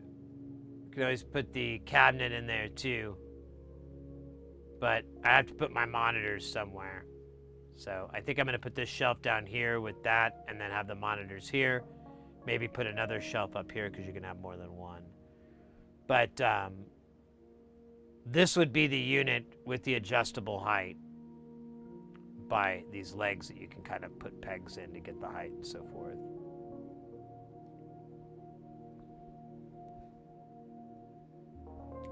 I don't know, but it does have these really cool drawers that you can put. They're super expensive though. Like if we did a 446 on the right, I think this is like $600 or something. It really shoots the cost up whenever you start using these. But they're able to take this ridiculous amount of weight. Like in the videos, or in the photos that they have, it's just filled with like a ton of machine screws. So I don't know, like 60 pounds or 40 pounds of machine screws or something like that in one of these drawers. So they're built for a lot of weight, and I don't really need that. It has a couple of other little, I think, yeah, you could do the, oh yeah, I forgot, there we go. You get the little power strip in the back. I don't know, there's a bar you can put as well where you can mount monitors. It's, it looks like the solution for me. And I think that whole, like if you, oh yeah, that's right. So if you go, we'll back out of this.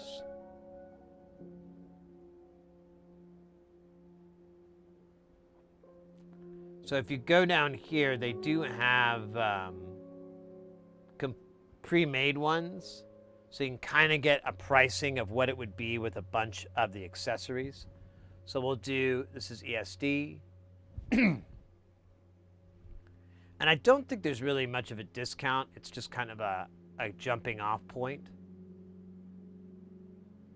So we'll do 30 by 60. This is $13.89.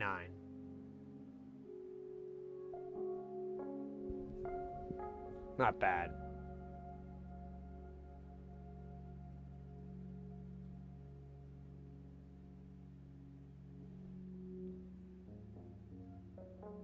Fur drawers on the outside.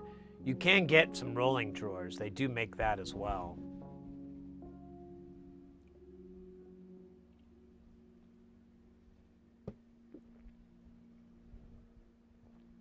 But that's not a bad price. I'd like to get maybe the taller ones so I could get a little bit more height out of this. This bar is cool. I'd like to get a couple of extra things, but this is a great, like the CPU holder, and there's a footrest that I want to get. Just a bunch of little tiny things, nothing too wild.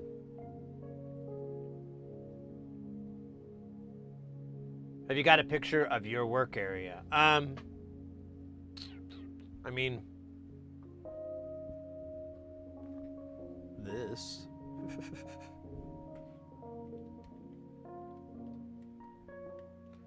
Let me see. I could probably flip this camera around. Oops. Sorry there, Mr. Light. You loser.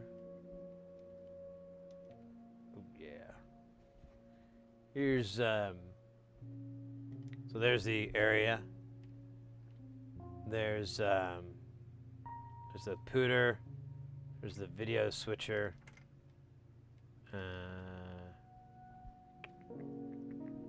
Tools, power supply, stuff. I don't know. It's really a mess there. Doesn't really translate into anything very cool. Other than disorganized mess. And possible health code violations.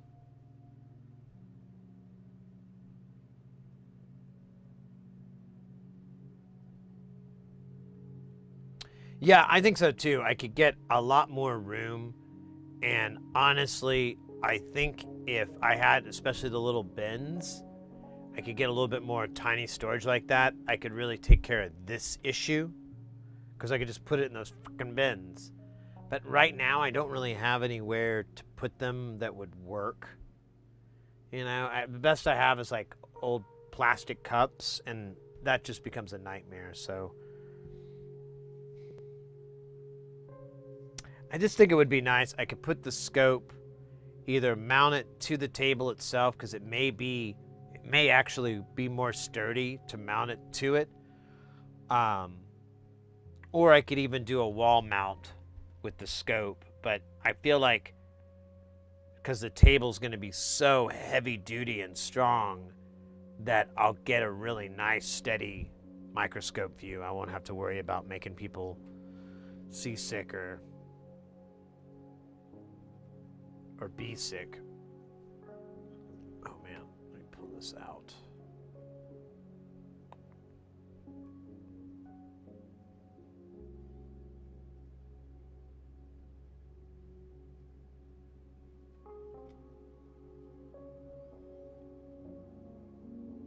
All right.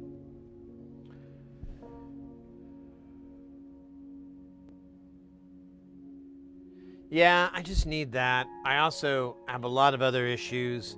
If I got this desk going to be a little bit shorter, I could actually have better access to this closet, and I'd really love to start using this closet as a, organized storage. I have a lot of things in here that I could probably eat, but I just don't have logical storage or places for stuff that I can't.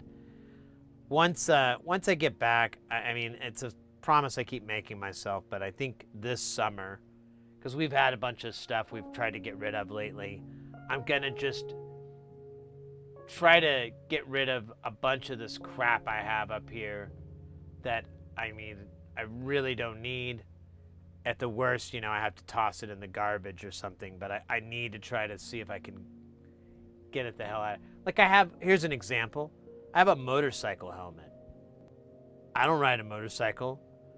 I'm married. My wife is not down for me to ride a motorcycle. So, and that's cool with me, man. I don't really want to prove her right. So, but I have a helmet for some freaking reason.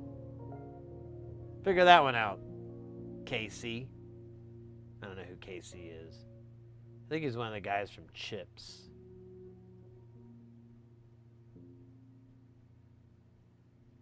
What am I looking for? I forgot. Oh, yeah. I'm pulling up. What is this? Here's my workbench. It's not too bad.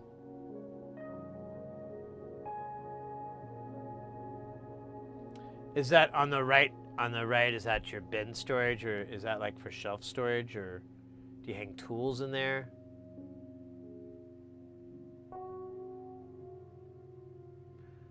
Yeah, I'm not into the music side of things. I like to build electric motorbikes and restore vintage. Oh, okay, good to know. Good to know.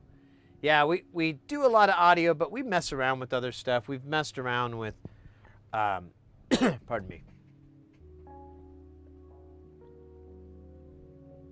gaming consoles and computers, just different electronic devices. The audio stuff kind of has an end goal for me, but yeah, I mean, totally understand if that's not your particular bag. But it is pretty neat stuff, especially the synth part. But yeah. Anyways, I'm sorry. Just thinking about synths.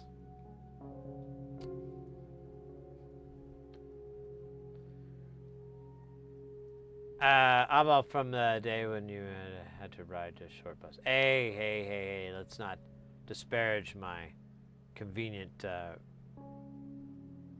ride.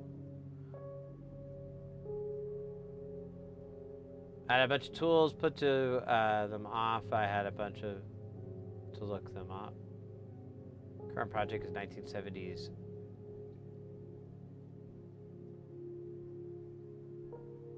Fantic TX7.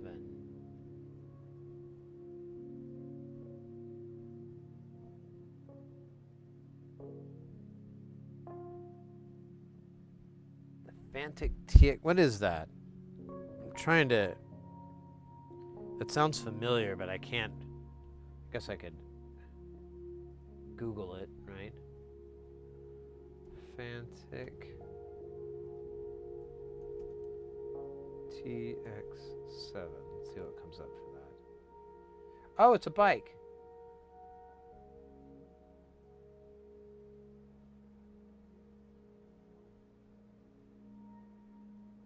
Oh, cool.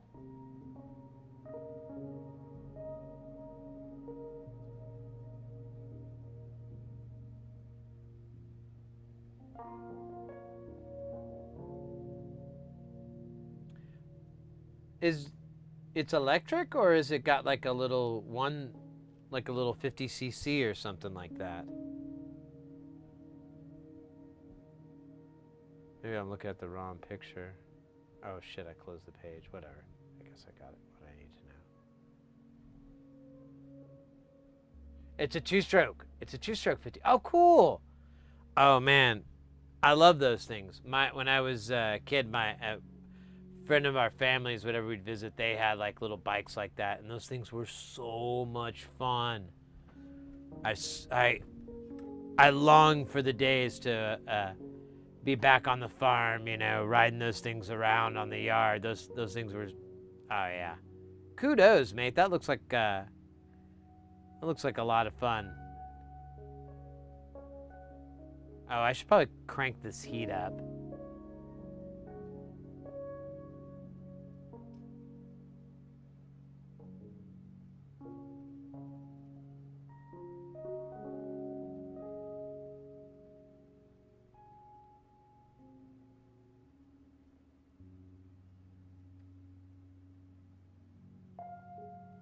Here.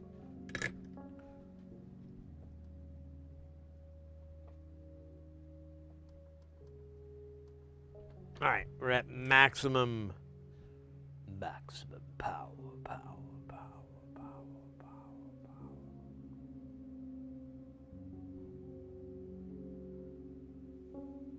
Awesome. Moving down the line. I guess we've got like 2 rows. Oh, Jesus, God, this is so bad. It's like every single one of them got a little bit of solder in it.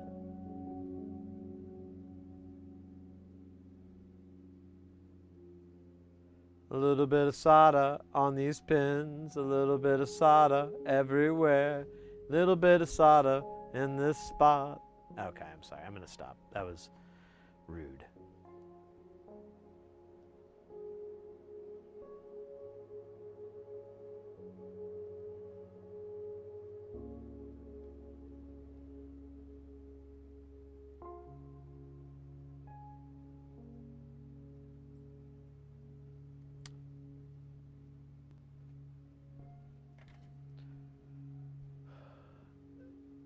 Abo, I'm sorry, mate. Take care.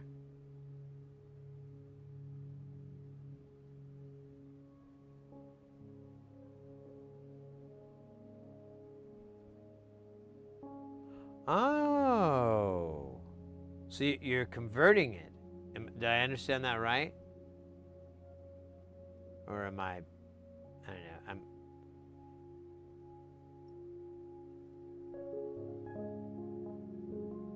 I might be missing something in the chat because I feel like I'm a little bit slow.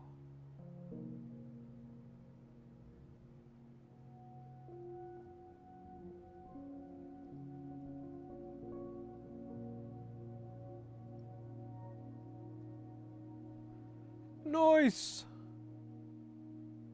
Oh, wow. You got it. Okay, 10-4, 10-4. Thanks. Thank you for clarifying. Putting up with me there.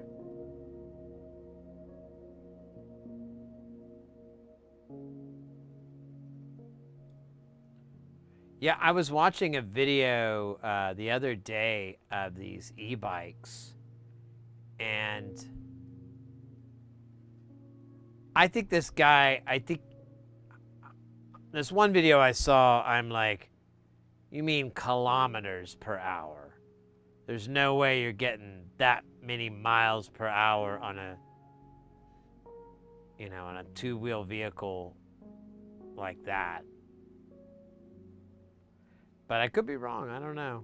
Pretty sure it was kilometers. But I kept watching the video hoping I could like see the speedometer better. I got an auction without the motor. Oh, even better. And it needs restoring. You can't find the engine anymore. So, oh well, there you go. It's like the problem just becomes the solution.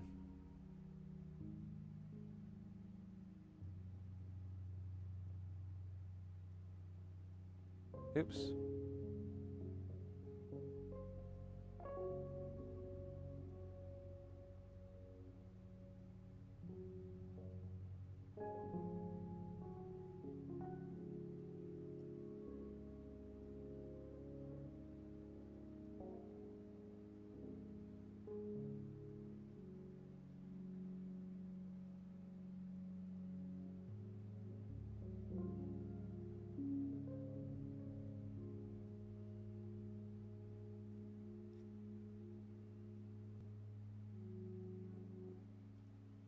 Feed me, Seabowl.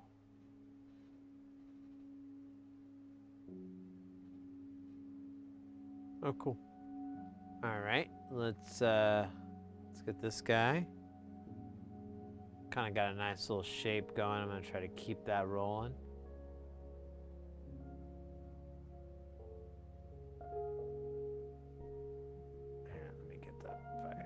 buddy. Ah, I missed it. Derp, derp.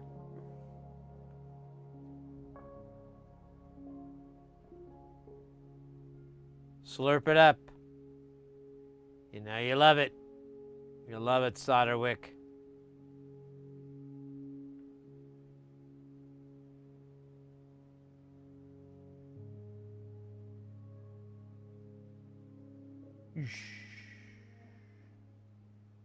Probably try to stretch this out a little bit. Let's see if I can get a little bit more shape. And get a little bit more fresh.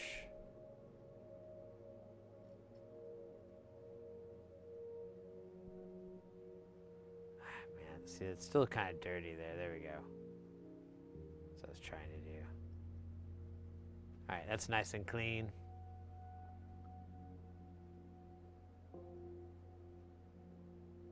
Really, 70? That's what the person was claiming. They were getting up 60. It looked pretty fast, but I mean, I've ridden a motorcycle and I don't know, that didn't look like that speed. I thought it was kph, but what do I know?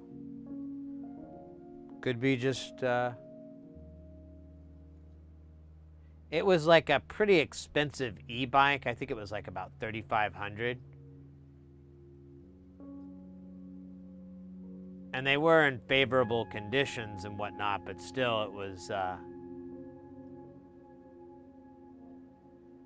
insanely fast. It made me like totally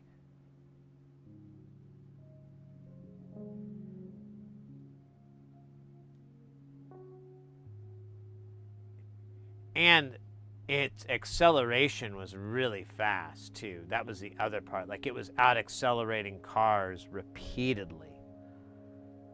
And just getting up ahead of them over and over and over, which is what you always want to do whenever you're on, you know, a motorcycle or a bike or anything. You really want to get in the viewpoint of traffic so that they can see you, and often that's up ahead, that's up in the front, as much as you can get away with. On a motorcycle and, you know, something that has a lot of speed, that's not like a big deal, but on a bicycle, you either need to be really good cyclist, have a lot of speed in your legs, or be super, super, super, super careful. You can get hit. And even if you know, whenever you're on a two-wheel type thing, even if you play all your cards right, you could still have some idiot hit you.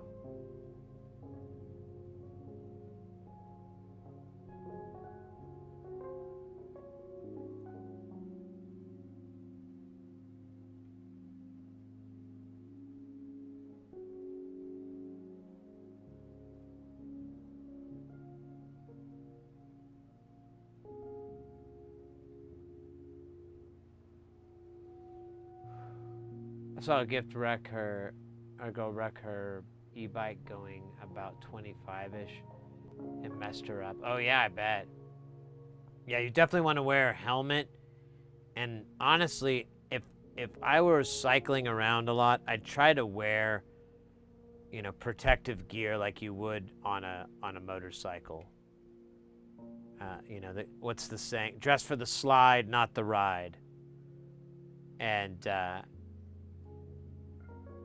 because that's really going to be your best bet if something goes south and someone hits you. If you can hit some, you can hit those protective points on your bike and on your glove, so you're not riding on your hands. I've seen plenty of motorcycle accidents where they just ride on their hands, and you're like, oh, that's got to feel bad. That's got to suck on a new level.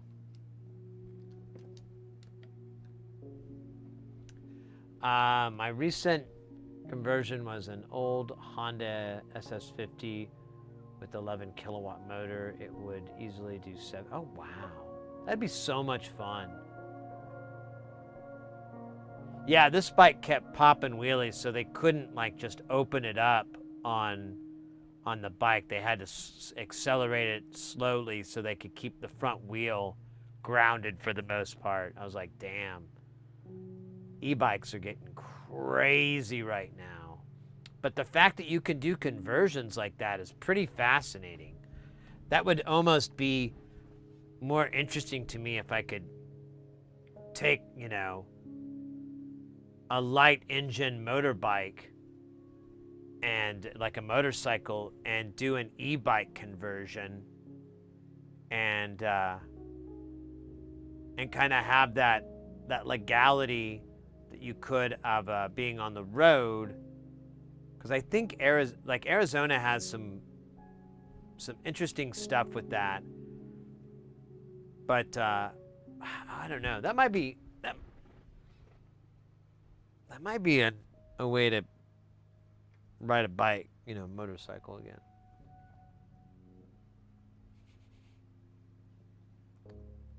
Might be a what do you call it?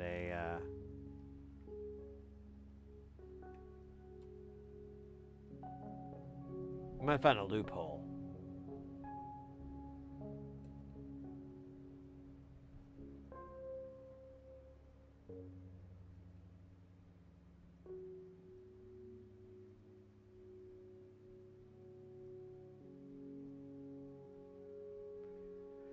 Yeah. Well, thanks for coming in and bringing that up. That's really cool. I'm glad you shared that. That's it's something I've kind of been curious about. It's nice to talk to someone that's knows a thing or two about that process, especially just doing conversions. I was thinking about buying an e-bike, but you know, I bet the conversion would cost, you know, you'd get like a really nice savings, and then, you know, the DIY factor, how cool yeah, I'm down to clown on that. That'd be cool.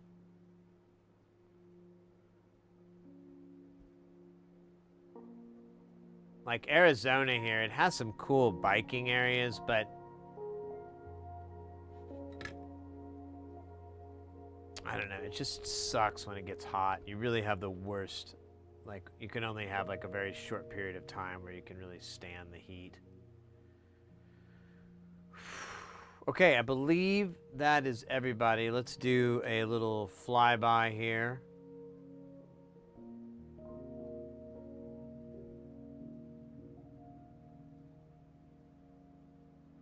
Those all look good.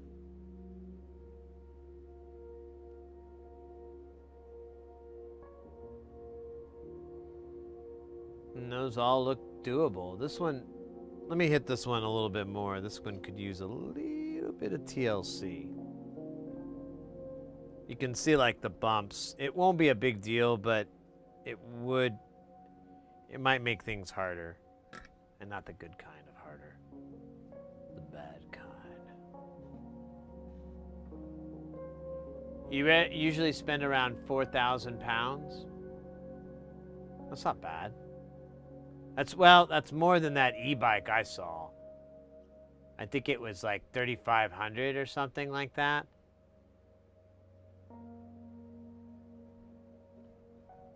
I don't know though, but if you had like a motorcycle, like a metal frame and everything like that, or, oh, you know what, mate? So I don't know how popular this is. I'd never heard of it until I moved here to Phoenix.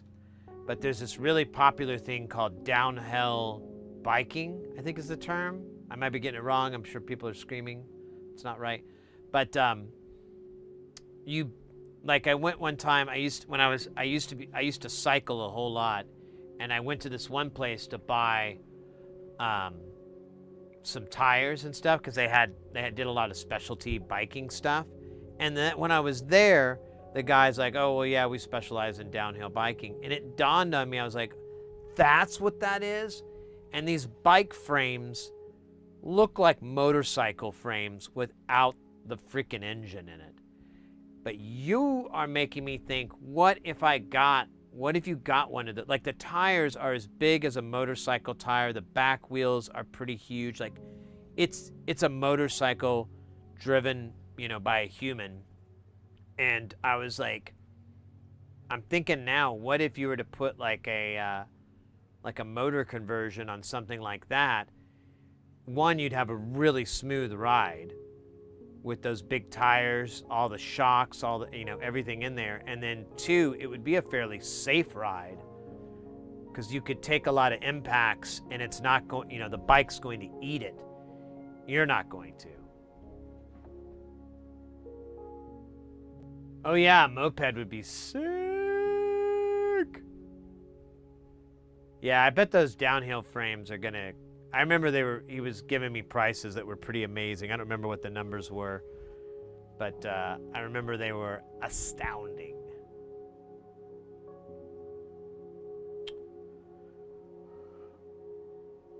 All right, let's put the TLO 74s and the 72s on there. We do not have the the V2164 chips.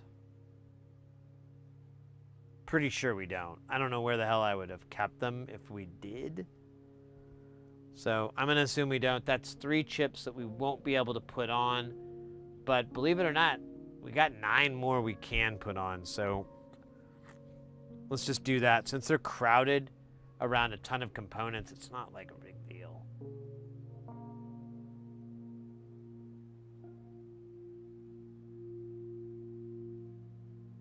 Yeah, that's true. They are. You're right. It probably would be best to go light and cheap with like a moped. I don't know.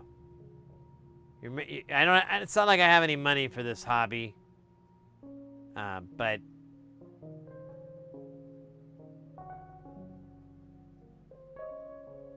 if I ever sell the farm,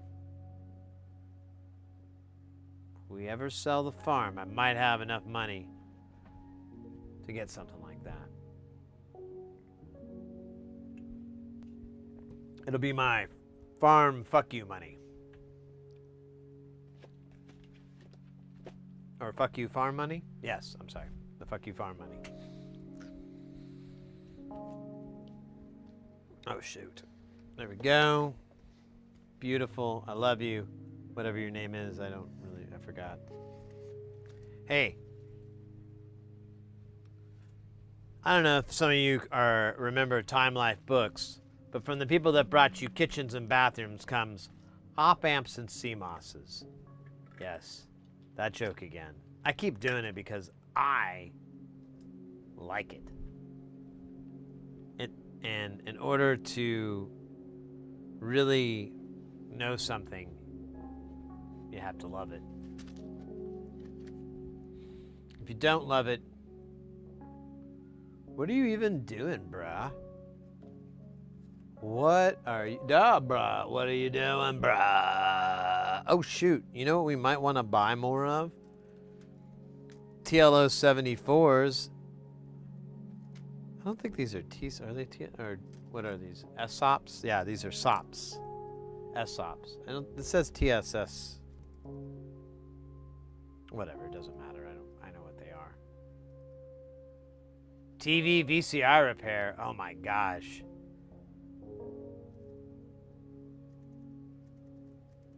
You know, our TV died in our living room. We have this Sony. It's a little over 10 years.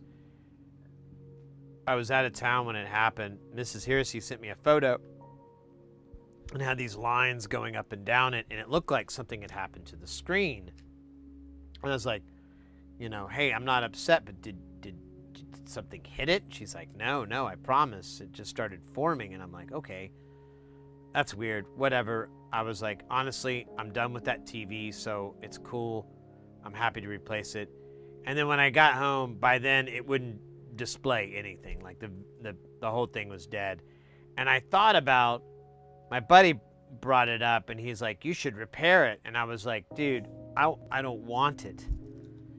It's an old TV. I don't want to have to, it's a big one. I don't want to have to deal with trying to sell it. I don't want to have to, I don't want anything to do with this thing. And what if my fix only lasts like 6 months and then it's right back to that same problem? And they're like, well, you could just fix it and then throw the rest in the trash. And I'm like, it's kind of an okay idea, but nah. So I don't know what to do with that TV. Oh shoot, I should have pulled the, oh man, there was exactly the number I needed too. Oh, that's embarrassing.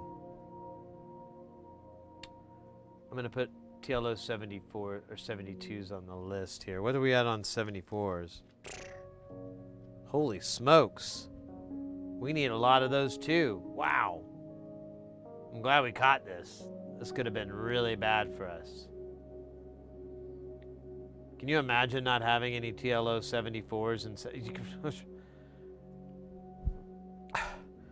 almost got anxiety just saying that out loud. It was kind of like, imagine if you couldn't breathe oxygen. Woo! You don't want to do that. That's awful. All right. I put them in the shopping list and I wrote the words, a lot. No, I'm kidding. I didn't write anything. 200 paintings complete. Oh, wow. 4 hours. Damn, dog. Respect. He once restored a 12-inch Sony Trinitron, those tubes. Oh, those things are beautiful. I love Trinitrons. Oh, wait a minute. Now, hold up. Since we don't have a ton of TLO 72s and 74s, let's not fill this thing up.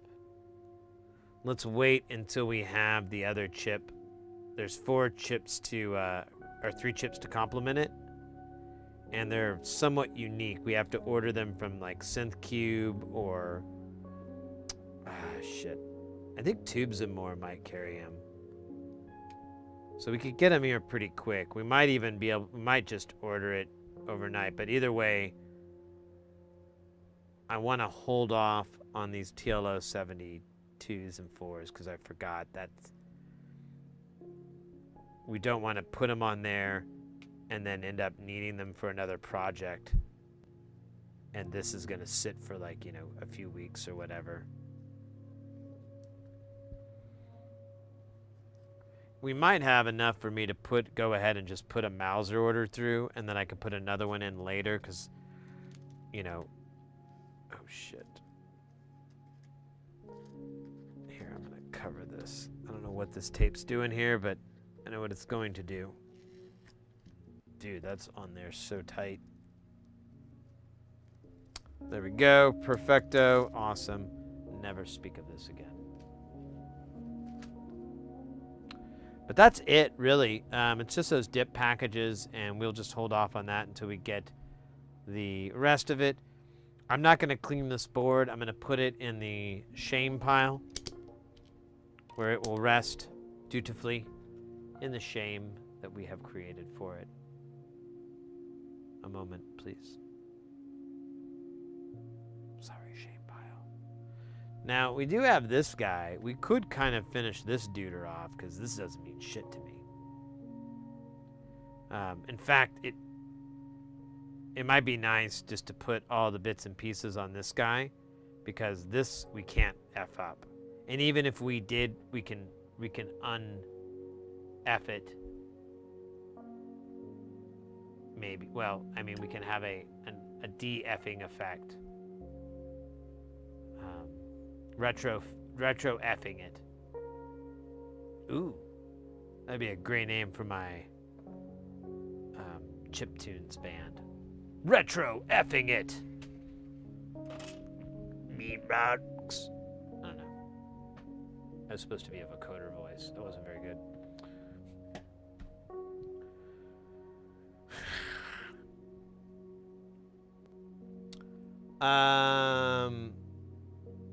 Hold up, dogs. Hold up, Hepcats. Hold up, Daddy-O's. Hold up, Megatron. You have a 20-inch? Oh, let's go. Man, like a long time ago, I I was in this really bad relationship. This is obviously before I met my wife, but I was in this really bad relationship with this chick, and she had this giant Sony Trinitron, and it was so dope. Even back then, I was like, ugh. If I knew then what I knew now, I probably, well, I would have gotten away from her, actually. She was a horrible lady. She, like, attacked me, like, physically. It was terrifying, dude. Like, no bueno. But I'd also would really, really appreciate that television a lot more than I think I did. I had a really cool Zenith widescreen TV. It was like a 16:9 or something like that. It was a tube TV. The problem was it weighed 148 pounds. And every time I moved, which wasn't often, it was a freaking nightmare. And then finally, like, we upgraded to like a flat screen TV, and it looked so much better that I never wanted to go back to the other TV again. I was like, ugh. But nowadays, there's a lot of analog feeds. They look a lot better on a CRT than when they go through a digital processor, because the digital one just doesn't, it just doesn't represent it correctly. You guys know this. I'm telling you what you already know. But there are some goodies, for sure. Let's see, what time are we at on the stream? Let's see, we're at 8:30 here.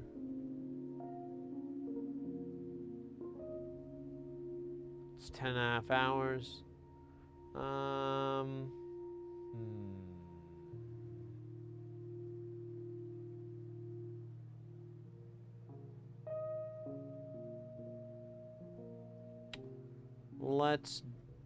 Let me go to the restroom really quick. Nature is, well, actually, oh, wait a minute. What was that? Let's do, fast forward a little bit. All right.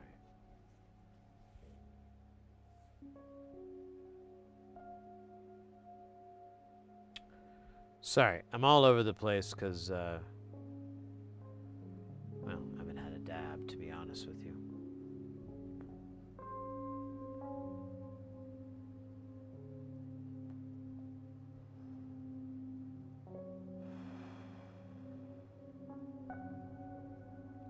You ever watch Lord of the Rings and Gandalf's like ripping on his vape pen? He's like, no. Sorry, Frodo. I was away.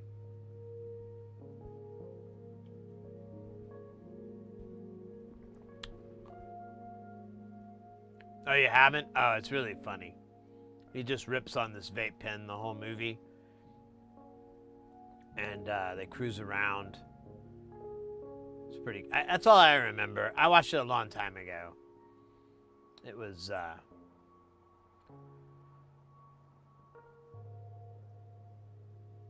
it was pretty good.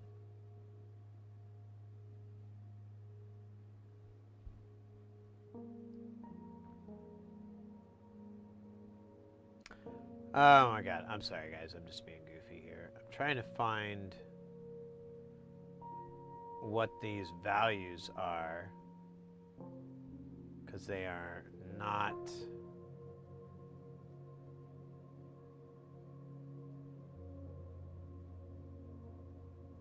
they're not on this sheet. Oh, wait a minute. Wait a minute. What are the values on this? Hold up. Son of a bitch. They are on this sheet. Well, how did I miss that?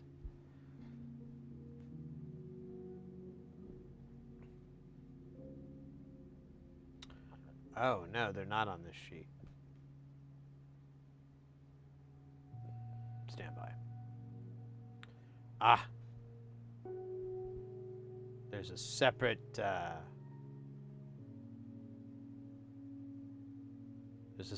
bill of materials for the expander.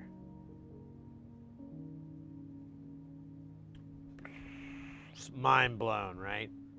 What are we even doing, man? Oops. Let's see.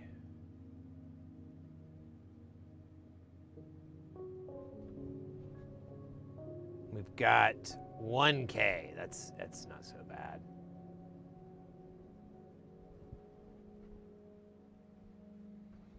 Recumbent. Oh yeah. I like those. Yeah, it might be nice.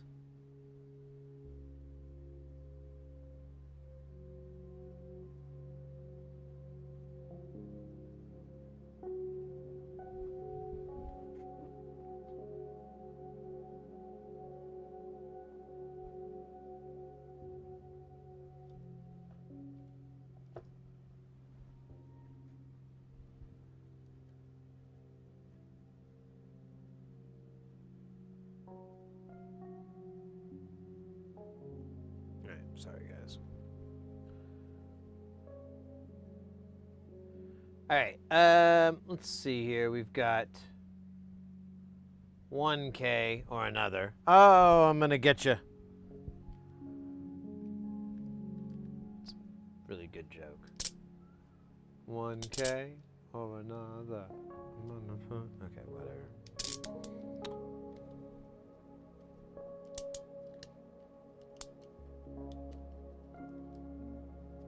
Okay. We don't want this. This is the devil's toilet water. We want the devil's whiskey stash.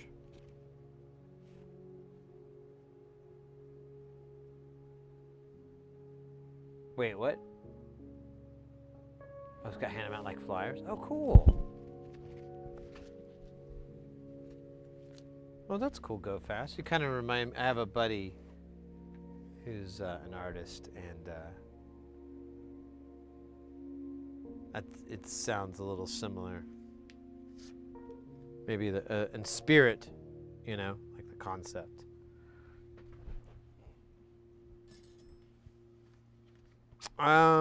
So there's only 6 of these resistors on here.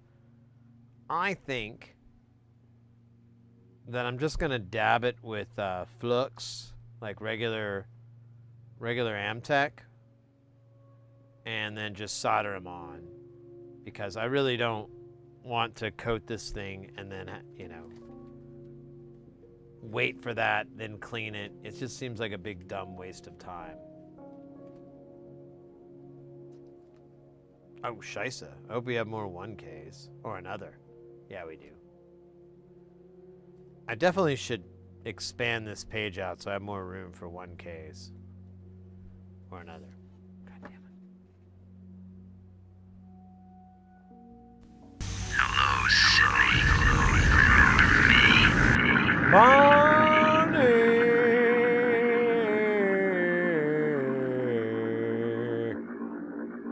I do remember you. Welcome in, mate. Good to see you. Lord of the Rings has to be the second best stoner flick. Really, you know, I was thinking about that recently. I was like, man, what if I were to, like, just get an obscene amount of edibles and just, like, pig out on it? You know, like something really redunculous, and then just keep chowing down.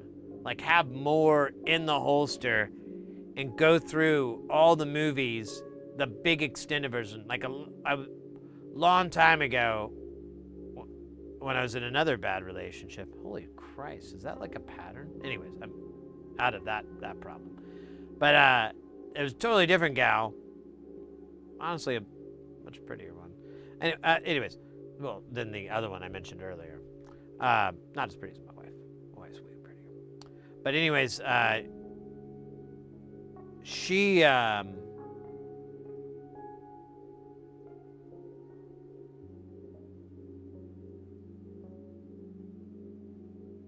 had all the movies, and I tried to watch. I think I got through 2, But I don't think I ever watched the last one, and I regret that.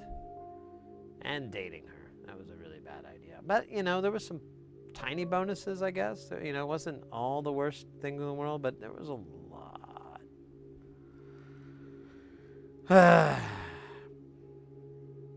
But, you know, you live and you learn.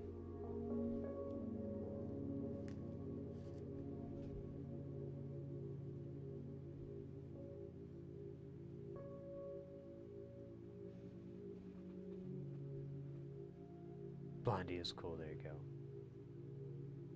I'm doing great, Barney. Oh, I think we're doing ads.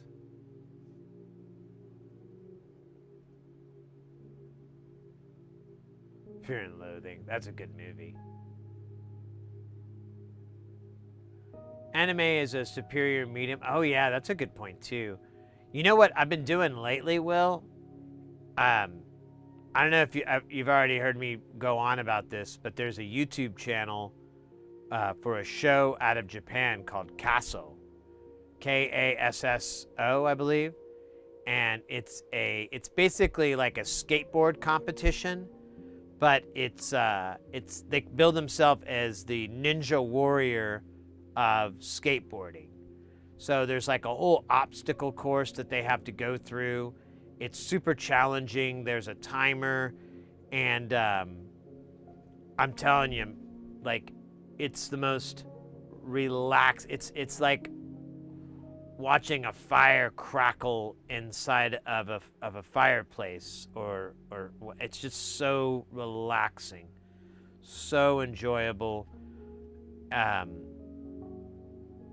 It's my jam. And like in any honestly in any state of mind, but as we were speaking earlier, it's a good state of mind, and it's so much fun just to watch these skateboarders that aren't, you know, they're all really decent, but none of them are just out of this world. So you get like a real world kind of like at a skate park sort of street level skating in a way. Like, you know, if you ever go, I love to go to skate parks and just like chill and watch the cats, you know, skate around and stuff, see some tricks, see some flips. And yeah, that, you know, you kind of get that vibe with it. It's still a very difficult obstacle course, but I don't know, everyone's got a really good, there's really great sportsmanship. Like, everybody's rooting for everybody else to be their best. And when they, you know, when someone falls or they slide, everyone's like, no, no, you know, it's this really awesome sportsmanship and attitude within it that I really enjoy too. But I mean, if you like skateboarding at all, and you kind of, and there's, you know, that tiny bit of competitiveness, so you have something to kind of like, you know, oh, well, this advances that, or oh, this one almost made it, but that one, you know, that kind of fun is added to it. And a lot of the tracks are really fun. There's, I think, 6 episodes on YouTube right now, and I haven't watched 5 and 6, but I've watched the 4th one, I believe, is the one, or 3 and 4. I've watched up to 4. And I highly recommend it if you are a fan of Japanese, you know, like the whole skateboarding Japanese, and then having it be a Japanese show. And they honestly, that what was it, the last one I watched, I think it was the 4th one, it was all in English dub. It was kind of weird because the English dub didn't match the subtitles that were stuck on there, like you couldn't turn them on or off. So you kind of like read the subtitles and the English dub and then concatenated that to kind of figure out what was being said. Because it didn't always land. It felt very AI-ish on the English part of the dub. But honestly, you could turn the volume down and just enjoy the fucking skating and enjoy the you know, the people riding, the what would you call it, the athletes, I guess that would be a way, the skaters.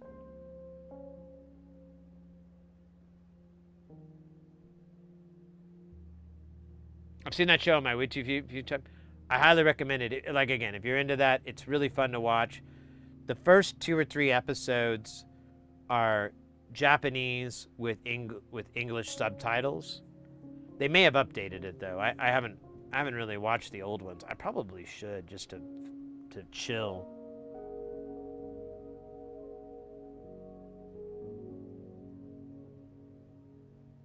Oh, YouTube has done the automated dubbing. Well, if there's a way to disable it, to turn it off, I couldn't find a way to do it, and I really needed it because I just wanted. It was kind of helpful, but eventually, when you're looking at the subtitles, and you're finding that those feel more accurate to what's happening, like a lot of the overdubs just seemed.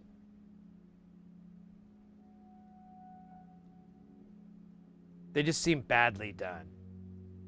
You know, it's like, oh, he's going fast. Yes, he is going very fast. He is going faster. He's moving quickly. This is fast that he is going. And that's the dubs.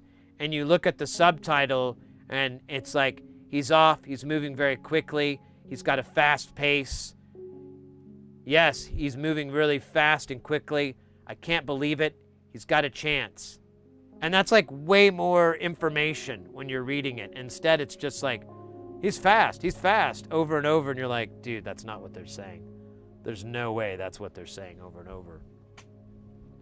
But I'll check around on it next time I watch it, see if there's a way to just disable the audio. Honestly, I could just turn it down and watch the subtitles. It's good. Anyways. Yeah, I mean, sometimes it's useful, but this one was so badly done that it was just distracting to an extent. It just got on my nerves. I've ordered I'm sorry, what'd you say? No ads. I'm sorry, mate. I totally misread that. I read it the other way. Workshop so I can come and hang out. Oh, fantastic, Barney. Oh, we were just talking about a workbench not too long ago. I've been thinking about that one from this this modular place that makes benches for industry and so forth. And, oh, I'm super happy for you, mate. That's great news. That's great news.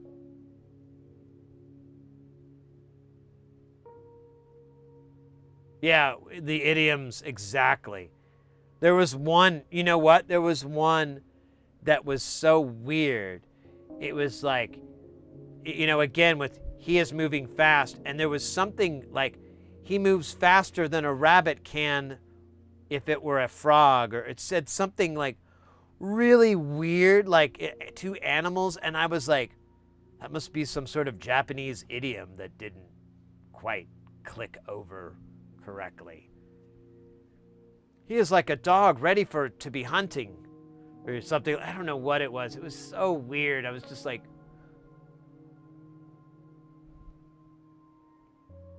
the what? All right, whatever, man. He's really eating Aunt Grandma's pancakes there. Ha ha ha. Yes, his pancake love is bigger than his love for his grandmother. Ha ha ha ha. Yes, and he is moving very fast. Very fast. Yeah, if you watch it, you'll see what I mean. If unless you can figure out how to turn it off, and then you're home free. You got a small one? Let me see what you got made.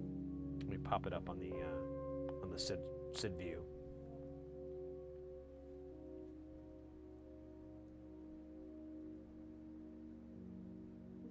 Oh wow. That looks awesome, mate. That looks huge. You said you got a small version of that?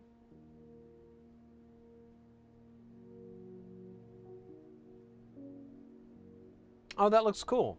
Oh, shoot. Give me a second. I have to unplug and replug to get the video to come back up.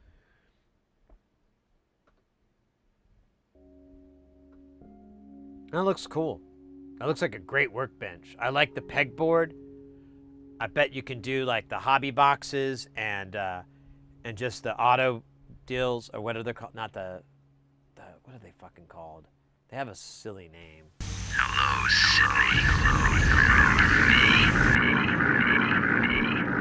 Kelton in the house. Welcome in, mate. Good to see you. We're kicking it right now. We're actually having a good time. I'm feeling, got good vibes. Good vibes.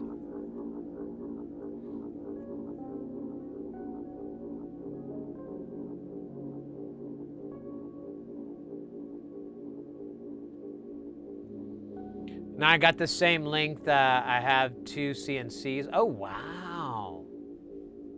Are they CNC mills? I have a small one. I have a 12-inch by 12-inch CNC mill. I forget what that is in millimeters or centimeters. But my problem is the spindle mount, the mount for it, like there's a lock and it broke. And I've just been terrible about trying to get it repaired.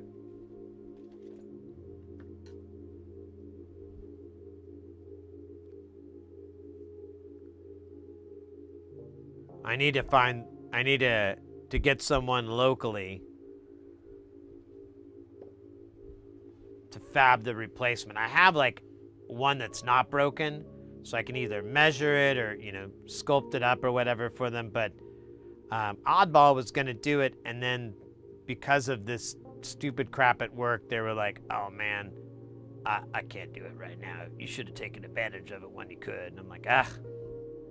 But, you know, maybe if I ever get off my butt and measure the dimensions and get them that info, I could maybe get something snuck out. I'd like to get 2 built so I can just have them be out of solid, either ABS or metal or something. If I get them out of aluminum, that'd be nice. I think that'd work. It'd be a little bit heavier, but at least I wouldn't have to worry about the thing sliding. Milling and grinding. Oh, cool.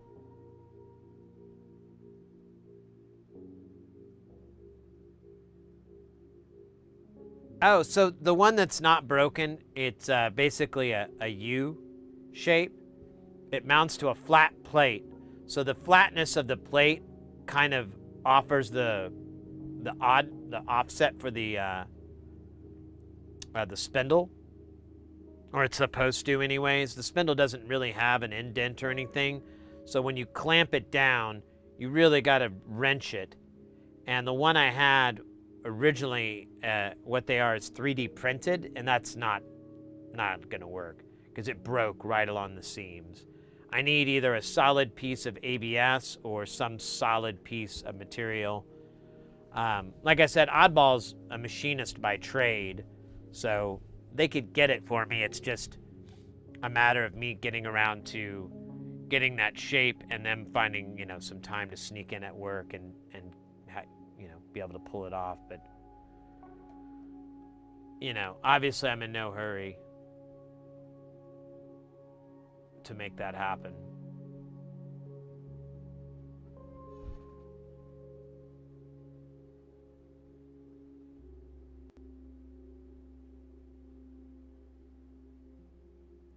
Yeah, aluminum would probably be ideal. That's what the system is made out of. Like it has, it's ABS plastic, but it's like, what's the thickness? The thickness would be about a centimeter. So it's about 1 centimeter thick ABS all the way around. And then at one point, there's the struts for the sides, and those are 2 sheets of ABS, and then there's an aluminum plate in that as well to really, really bring up the rigidity of, you know, of that axis. And then the bottom is a slide for the panel, and then, you know, you just have the spindle head right on that track. And, you know, the anti, what is it called? The anti-slap, or what is it called? I can't think of the word. Snapback. The springs that are loaded in there are honestly not too bad at all. Like, it can really take some fast movement and not move the whole damn thing. It's a good one, but I think the company is gone. They were kind of around during COVID, and then I've tried to reach out to their customer support about 3 or 4 times. Crickets. I could reach out to the forum community. There is like kind of a forum and stuff like that, but I don't know. I'm kind of like, eh. Oh, you know what? Let's do this way.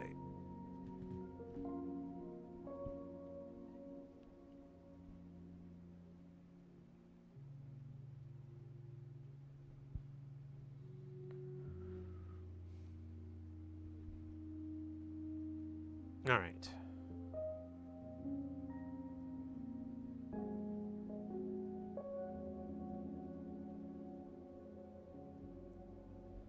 I'm gonna look it up. I think. So, I'm gonna see if I can talk us into it. Like, what was it? Like a week or so ago, or no? This is like at the beginning of the month.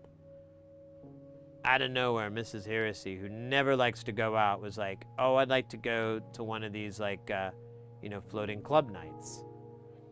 And this particular one played a lot of like retro, synthwave and 80s industrial and stuff like that, which, the missus and I are big fans. She's a bigger fan than I am, but I still enjoy it. I still have a good time. So I'm like, yeah, absolutely. I want to go out. So we go out. We have a really good time. It's not too bad. It's not mega eventful, but honestly, it's kind of nice just to drink a few beers, dance to a few songs. There was a pinball machine at the place, so we played a few games of pinball. And then we headed back. And I was like, afterwards, I was like, that was really, really fun. We should do that more. And because her schedule, the way it is with her work, it's kind of tricky to be able to pull that off. But I just noticed that she has tomorrow night off, and I believe, let me double check, let me make sure I'm not breaking my own heart. Yeah, and she has the next day off, so she might be able to go out. On top of that, I've been wanting to go to this floating club night that I went to right before COVID, like literally 3 weeks before everything went crazy. My friend was in town from, he's a musician and he's touring, and I helped him like set up with this promoter here in town, and his show was happening, and we went to promote it, and we went to this club night, and I really didn't expect anything great, because it's most of the time it's just the same songs. Honestly, I couldn't have been more wrong on this night. Not only did I not recognize a single song that the DJs played, and we were there for about 2 hours, and I heard, I think, 2 different DJ sets, maybe 2.5, because we kind of came in on one guy's, I think, at the very beginning. Either way, I didn't know any of those songs, and I liked every single one of them.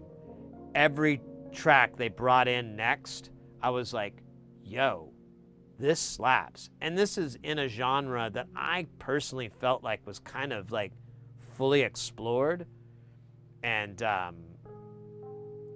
it kind of done everything it could do. Nope. It's really, really, it's matured into some really awesome jams. So I think this club night is on Wednesdays. So I'm gonna have to look it up. I have to remember to look this up after the stream, and then I have to pitch it to the missus and see if she's down for it. But I mean,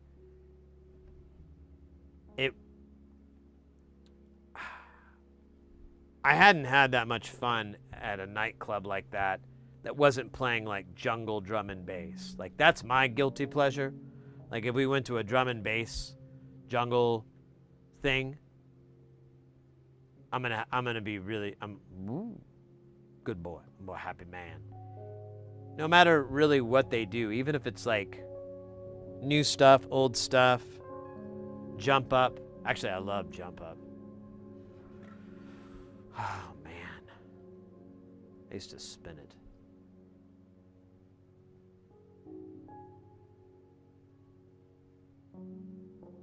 Cause from the hood I came, into the hood I must return.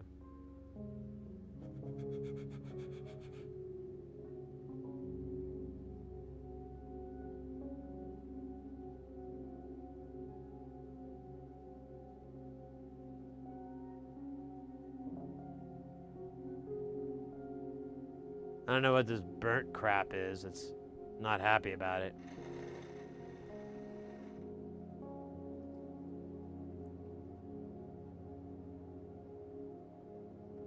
Cause from the hood I came, into the hood I must return.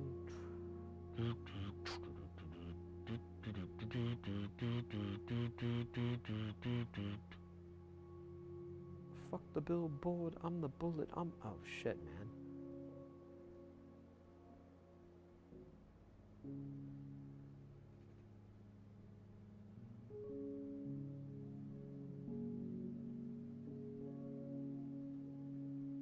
Nice.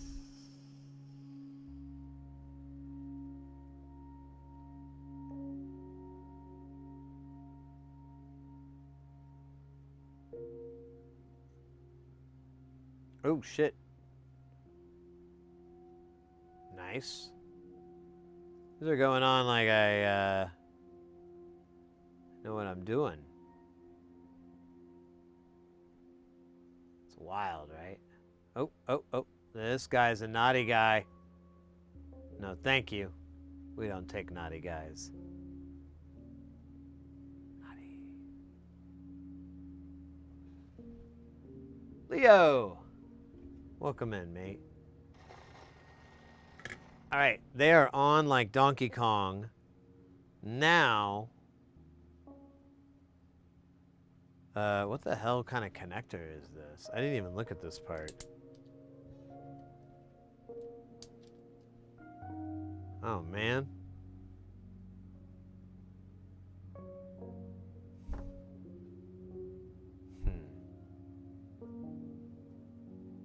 All right, I guess I need to look into getting 6-pin IDC headers.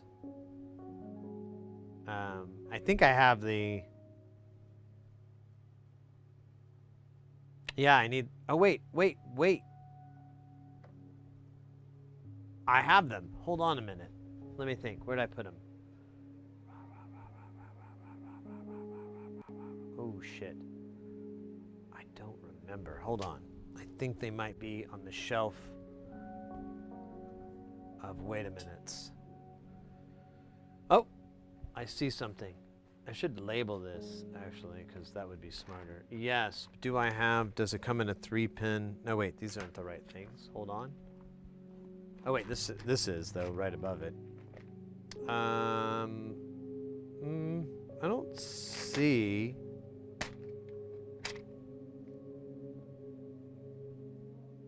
Oh, wait a minute. What's this? No, that's 10.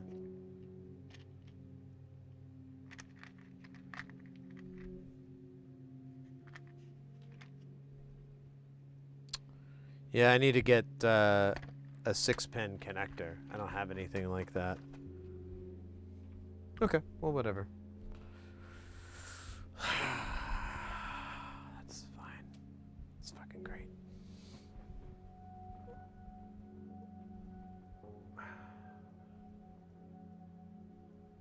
All right.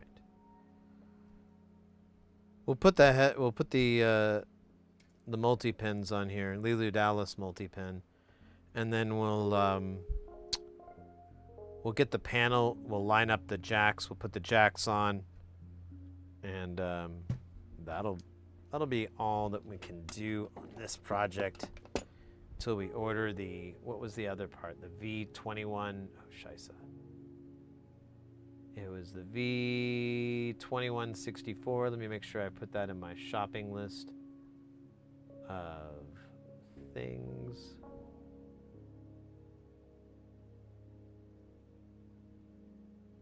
Yes. And I need at least X3. But it'd probably be smart to get like a 10 pack if I can, if the price is right.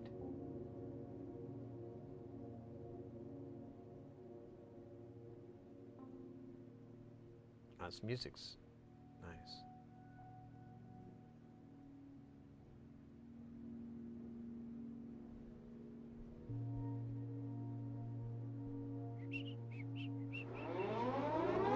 Guys, get ready because things are about to get heavy.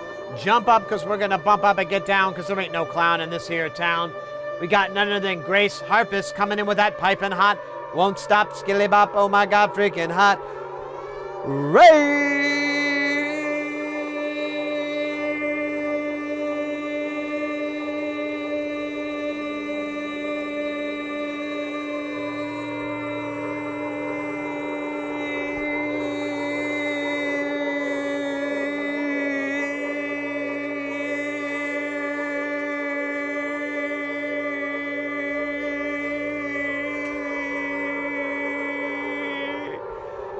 Yeah!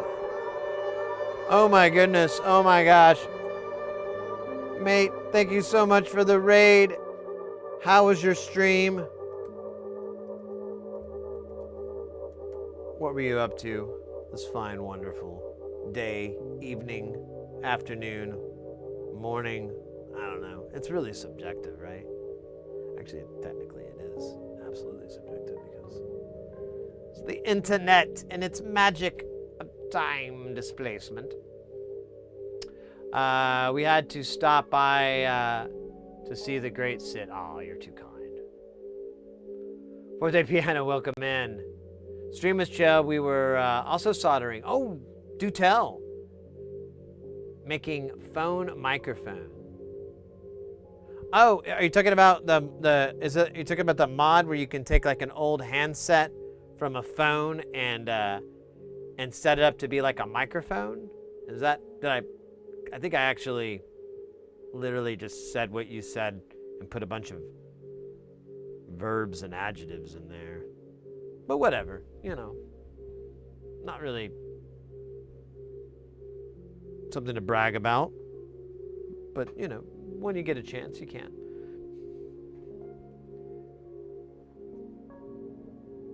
It's super easy. Oh, nice. I've seen some people have it. It does have a really really unique tone that you can't really replicate. I mean, you can replicate it, but it's really just going to be like an imitation of that. Like you're going to use a bandpass and you're going to like lower the noise floor. You compress it, you know. You do that kind of stuff, but the real deal just has this effect that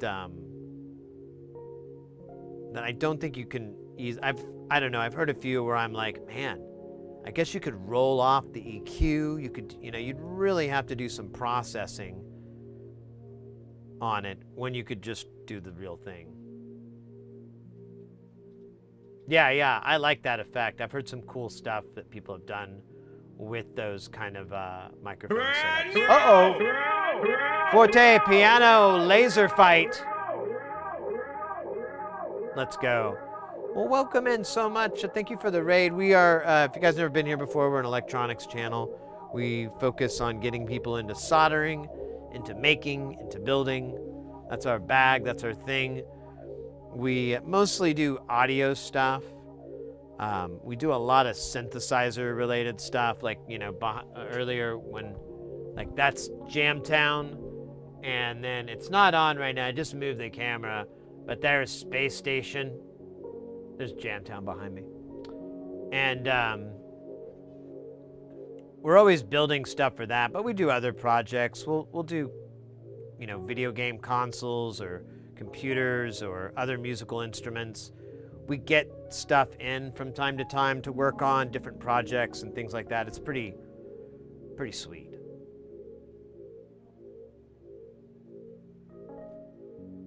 Easiest lo-fi mic build ever. I might look into one. I got to find a handset. I don't think I have anything around. I'd really want to go for the 1980s phone handsets, you know, you could use in like a, you know, bank robbery and it'd be a viable weapon. That kind of handset. I like those. Grace tells me I can surely do the soldering needed to attempt to make the lo-fi phone. Oh yeah, really the trick to soldering is flux. You can get some flux, everything's easier. Everything.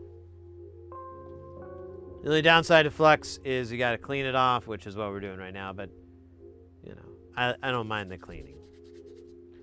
What I mind is the, oh God, what is this crud on here? All right, we're just gonna flip that over because that's just embarrassing. I don't mind the cleaning. It's the screaming voices that I hate. They will never cease.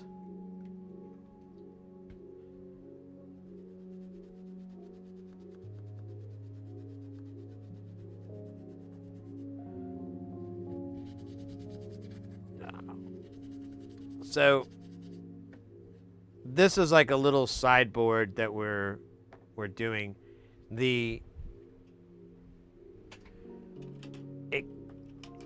We got as far as we could on this board. It's really gross. We didn't put all the dips on there. It's just got its resistors, capacitors, transistors, diodes, little things like that. But we didn't put the bigger chips on there because I'm actually kind of low on those big chips and I want to conserve them for a project that we could get, you know, all the way finished if we could. This is like a little side card of this thing, so shouldn't be too bad.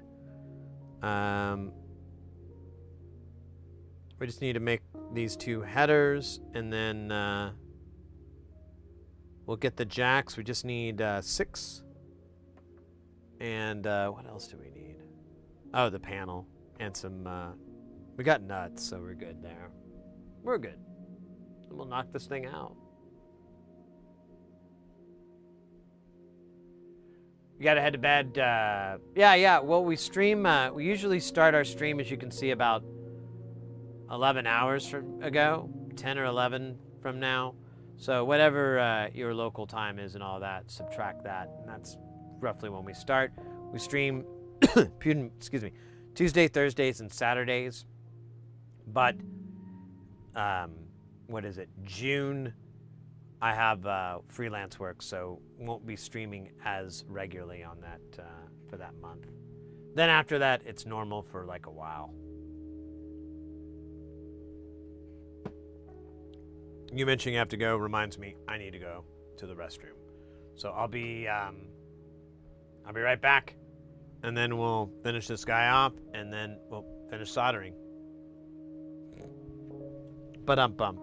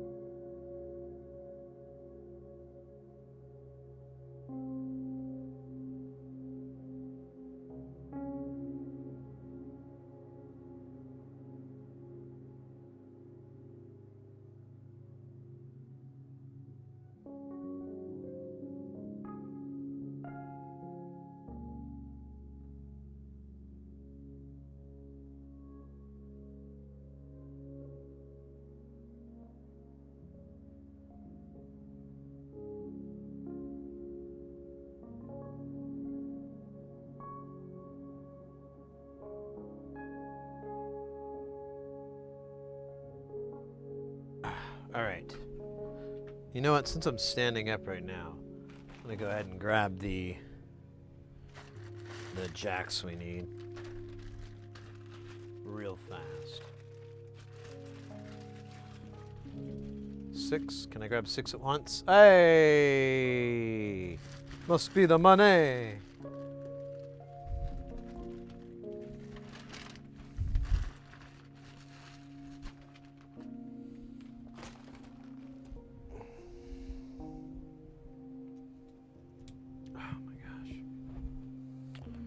Dooby-dooby-doo, dooby-doo.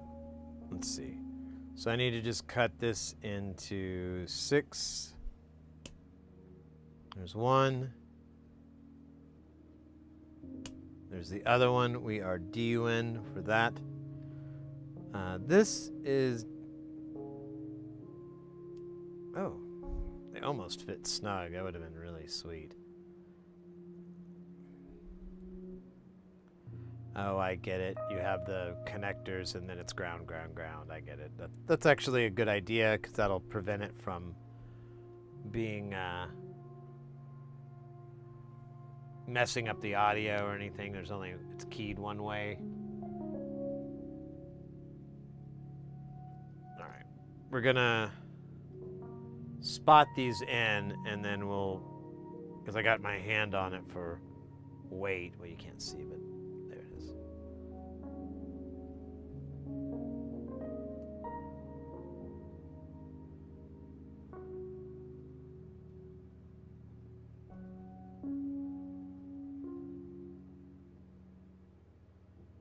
Good enough. All right. Let me see if I can get the rest of this without having to dump flux on it, but the day is young.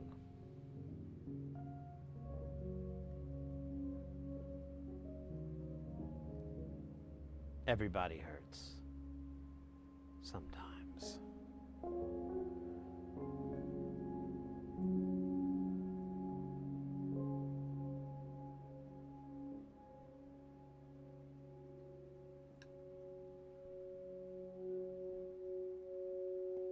Oh shit, I'm glad I looked. This guy is crooked.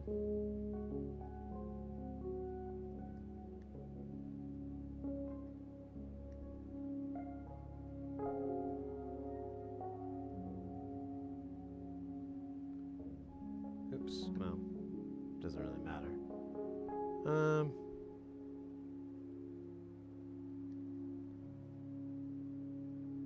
don't know why I keep pushing the pedal.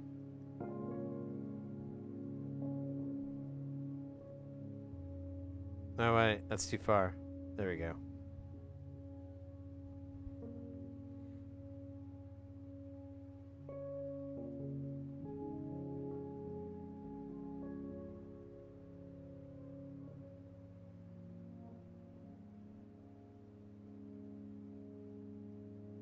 This kind of sounds like a Bon Iver song.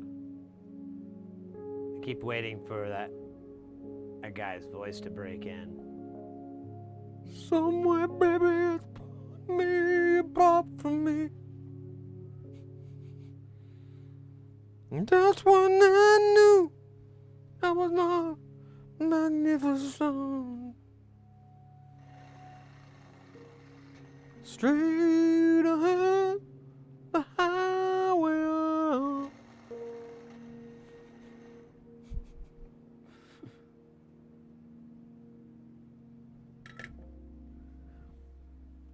Yeah, you should go to Sid's stream. He does Bon Iver jokes. Who? Bon Iver. It's this guy. He does like I don't know what you call it. Folky music.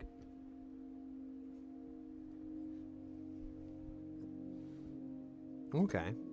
Is it good? Well, yeah, a lot of people think so. No. I'm kidding. No one does.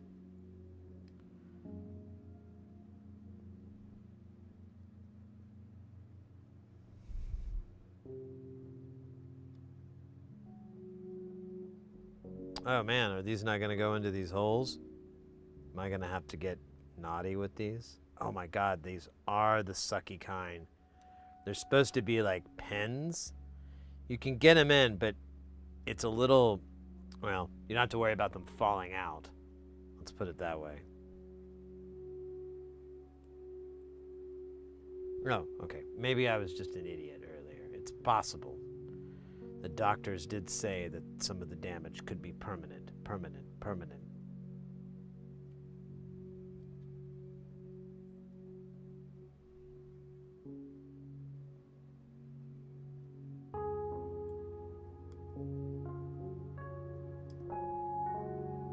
Uh-oh, this one's a sticky. Ah, there we go. I got you in, you son of a bitch. Ah, my leg itches now. Oh, ad time. Well, when there's an ad, there's a dab. That's the rules. Oh shit, wrong roll.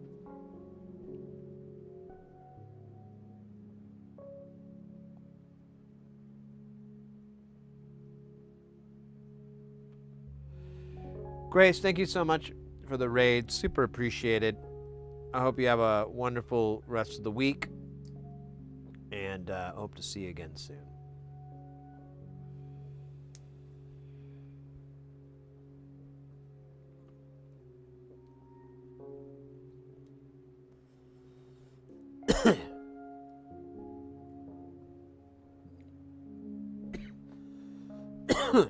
Pardon me.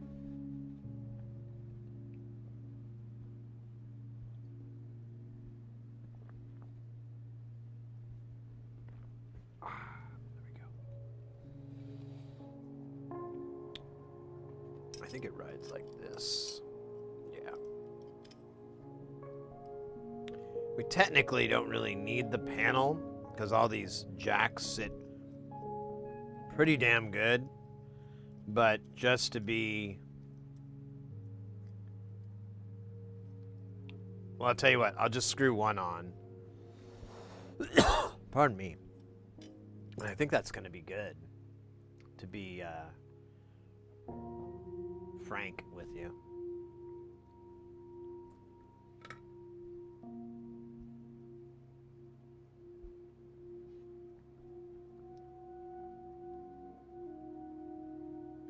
Major General. Oh.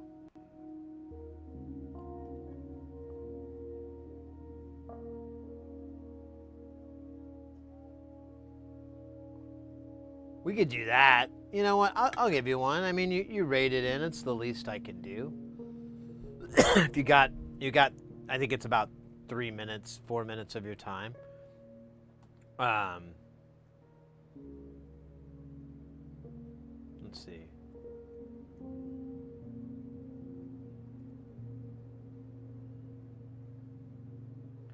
Still haven't got the third verse totally memorized, so I just have to pull it up real quick.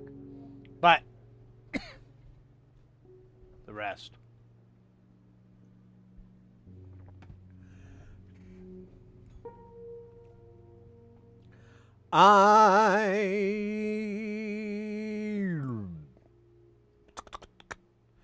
I am the very model of a modern major general. I have information, vegetable, animal, and mineral. I know the kings of England, and I quote the facts historical, from Marathon to Waterloo in order categorical.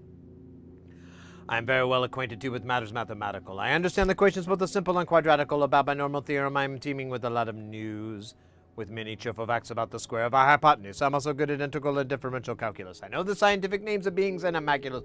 With short with matters vegetable, animal, or mineral, I am the very model of a modern major general. I know our mythic history, King Arthur to Sir Caradox. I answer hard acrostics, have a petty taste for paradox. I quote in Elegiastics all the crimes of Heliogabalus, and conic I can perform peculiarities parabalibus. I can tell undoubted Raphaels from Geraldals and Zophanies. I know the croaking chorus of the frogs of Aristophanes. Then I can hum a fugue in which its music's den I've heard of fore. And whistle all the airs of that infernal nonsense pinafore. Then I can write in Washington script in Babylonics uniform, and tell you every detail of Kirkadis' uniform, but short with matters vegetable, animal, or mineral. I am the very model of a modern major general. In fact, I know what is meant by a mammal and ravelin. I can tell the sights of a Mauser rifle from a javelin. When such affairs and sorties and surprises are my wary at, when I know precisely what is meant by commissariat, when I have learned what progress it has made in modern gunnery, when I have more tactics than a novice in a nunnery, In short, with a smattering of sort of elemental strategy. You'll say a better Major General's never said a gee. For military knowledge, though unplucky and adventuring, has only been down by the beginning of the century, but still with modern vegetable, animal, or mineral, I am the very model of a modern Major General. Thank you. That's kind of a butchery version, but it's the one I was born with. I can't unbutcher what I butcher. That would be unethical. No, it's just, I could do better. I haven't practiced a lot lately, and I'm a little bit hungry. A little tiny bit hungry. I'm thinking about all the food I'm gonna eat at the end of this stream. And I'm trying not to think about how unhealthy it's gonna be, because this is gonna be super unhealthy. Like, I'm thinking, let's see what, you know, where's bad? Where is it? Where's where you shouldn't go? Where's that? Let's have a little bit of that. Not a lot, but a reasonable serving of that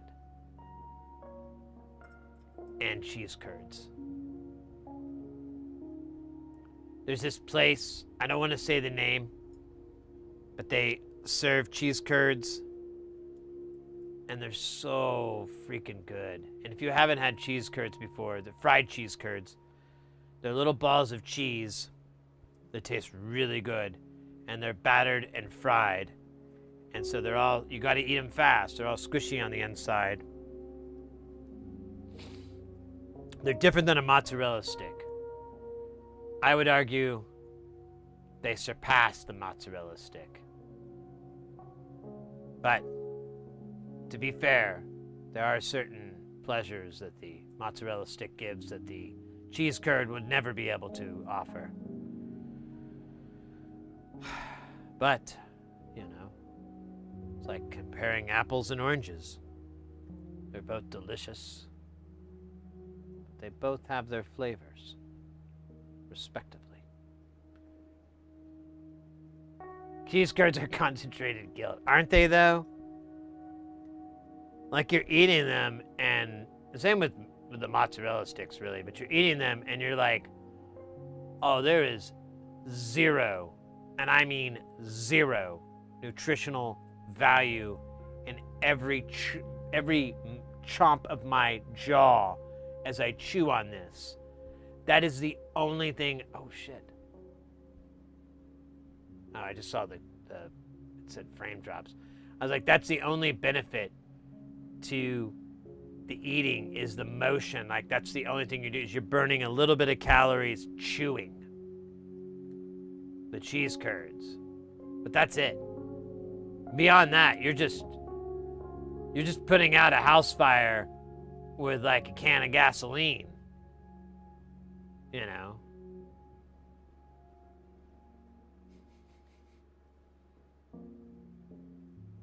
Like, your doctor says, you should need to pour more water on that house fire of a body of yours.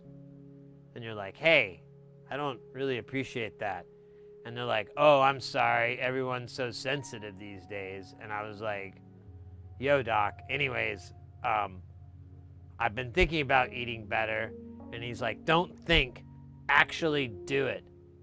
Okay? Thinking isn't going to help that pastiness that you have. And I'm like, pasty? Hey, doc, I'm in my 40s. Right.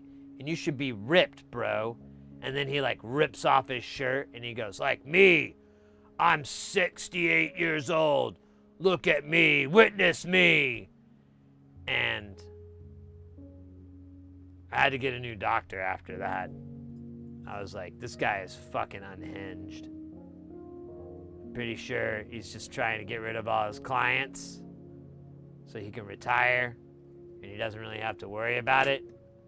So he's just doing the classic thing where you come in and screw up your work day every day. So the boss just doesn't even want you there. Then you get sent home. But then you're able to collect on a paycheck because, you know, your salary. And you work that into your contract that even if you get sent home, you still get paid for the day, no matter how short of a time that you have to be there. without 24 hours notice prior to work, you're always going to get paid for that day. But, anyways. What are we talking about again? Flux? Hell yeah. God damn, I love flux. You can't really eat it like cheese curds, but that's probably for the best. I wouldn't have much of either, would I? Yeah, well, he wasn't exactly like the sexiest doctor, because, you know, I don't know. You know how people have body dysmorphia? They like see themselves as less than what they are.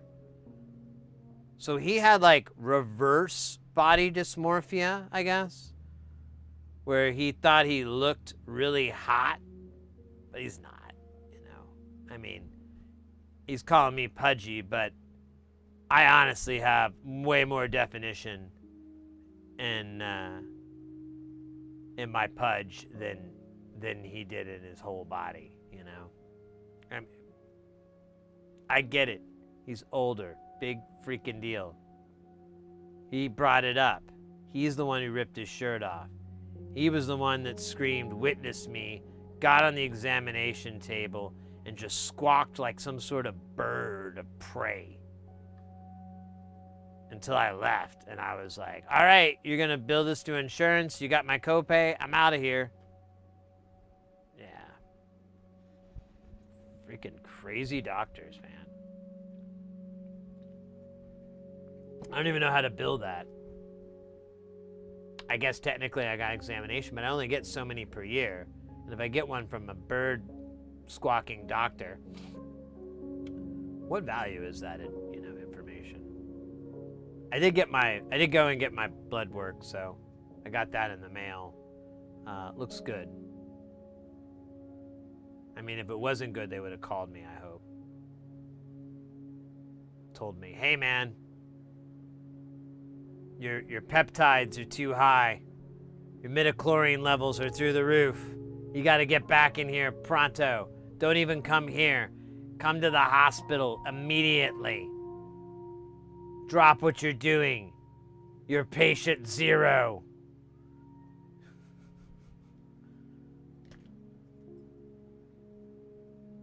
And then they call me a bumbleclot. It's weird. Oh shit. I'm sorry, that was a dream I have quite often. That and Super Mario trying to make me grow.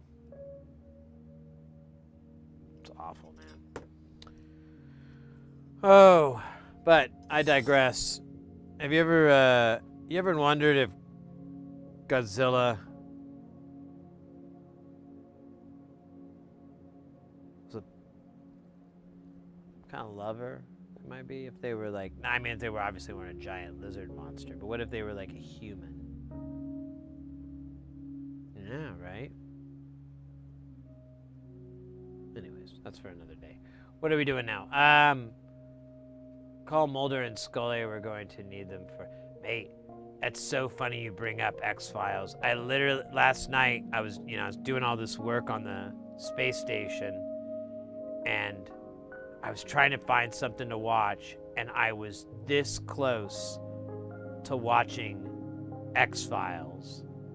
I like literally had the page up. I just could not decide what season I wanted to start. You know, I hadn't rewatched it in like, Jesus, since the VHS tapes days. And I was like, oh man, I should watch this. This show was really good. It had some really fun writing. And I've kind of been watching a lot of shows from that era that did that episodic kind of like villain of the week, story of the week, or you know, story of the, like Tales from the Crypt, or Friday the 13th, the series, all these different shows like that. I've kind of been rewatching them because they kind of suck. Like they didn't age super well. Some of them are kind of like, what in the hell? You know, it's just kind of bad. But it's not that terrible. Ooh. Here's another one. I've honestly been wondering if there's some way if there's any value to kind of mystery science theater 3000ing it. But lately, the 90s remake of Outer Limits. Oh yeah, I love that too. All those shows, I love watching them. There's honestly, if you look at the writers in a lot of that, like, you know, obviously, what's his name? The guy that, Vince Gilligan, he did a lot of writing around that time period. He also did X-Files, stuff like that. So he, you know, you get writers like that to pop up in those credits sometimes. So it's really fun to see. And even, you know, sometimes you get actors too that before they were really big or anything, and they've done some of this because it's a big career booster on some of those shows.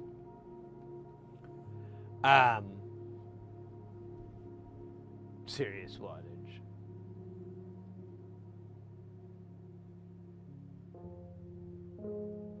Joe Chung from the Outer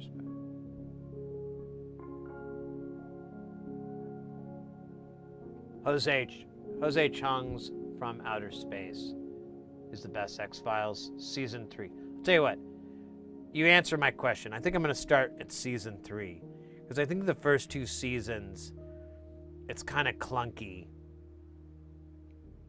And I really don't want to sit through that. I think I want to get into the meat, and I think it's season 3 where they really they start to get the footing and the format of that show. But anyways, so lately I've been watching classic Doctor Who, and I don't know if anybody that's a big Doctor Who fan or Brit or anything, but every time I watch it, like, now there is some time periods where this isn't the case, but it is absolutely hilarious. I was watching one, it was, oh my gosh, I'm gonna have to look up the doctors here, because I can't think of his name.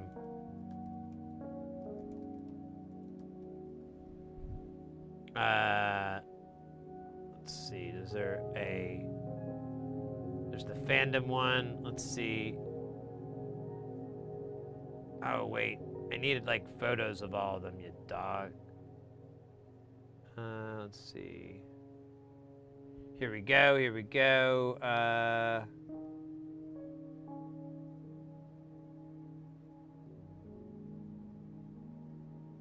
Oh man, they're not in chronological order.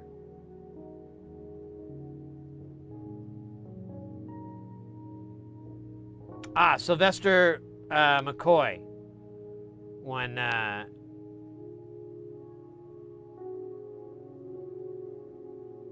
which doctor did he play?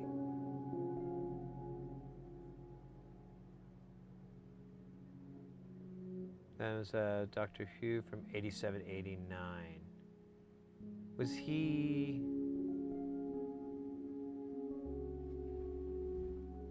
Man, I don't know why the internet has to make this fucking so goddamn difficult for me.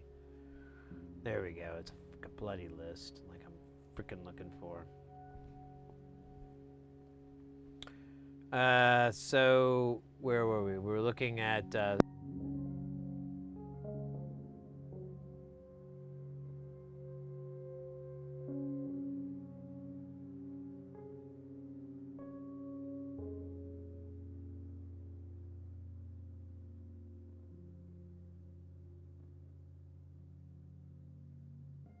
About Breaking Bad. Oh yeah, I remember hearing that too because of that. All right, let's see. Sylvester McCoy. So he was the.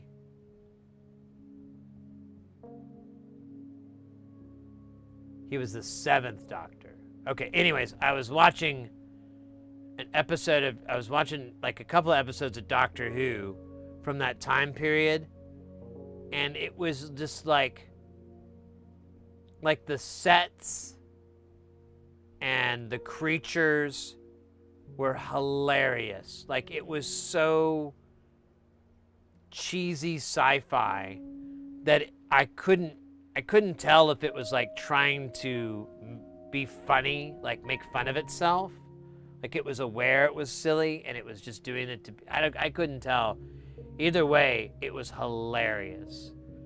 There was like one episode where there was this lady who was basically like a Cruella de Vil type evil bad guy kind of character, and she had this little dog creature with her, but the thing was like this puppet, and you could even see like the person like puppeteering it, and there wasn't much to the puppet, so it was just like really silly, like so corny, the puppet.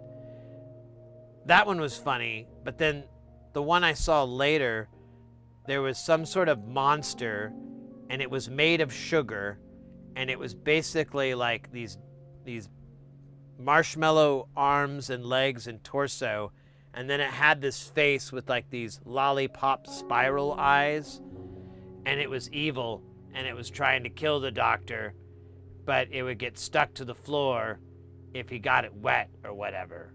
It was surreal, man. I couldn't take it seriously. It was, I don't know. It's weird because and it may be that time period. Maybe I'm looking at a funny time period of Doctor Who where the showrunners were kind of shooting for this comedic effect. Because I'm kind of more used to Tom Baker Doctor Who, and that was pretty solemn. It felt like a lot of the times. I mean, there was a comedic aspect to it, but it seemed really chill. But that whole rambling, and I apologize, and you brought up the Outer Limits and so forth. I've kind of learned to watch a lot of these shows and enjoy the storytelling. Like sometimes the execution is a little, but sometimes the storytelling is really fun with these, especially stuff like Outer Limits, or any of those shows from that time period. They're really, they're fun. Some of them are really dumb. Some shows I haven't been able to get through. I've been thinking like, oh man, I should give it another try. But then I'm like, I have a life. It's really nice. I don't feel like I need to waste it trying to follow a show called Forever Knight, Knight, following the lives of Nick Knight. Uh-oh. Guys, get ready, because things are about to get heavy. Jump up, because we're going to bump up, and get down, because there ain't no clown in this here time. We got none other than DJ Dowie coming in with that piping hot, won't stop, skiddly bop. Oh my God, freaking hot. Ray!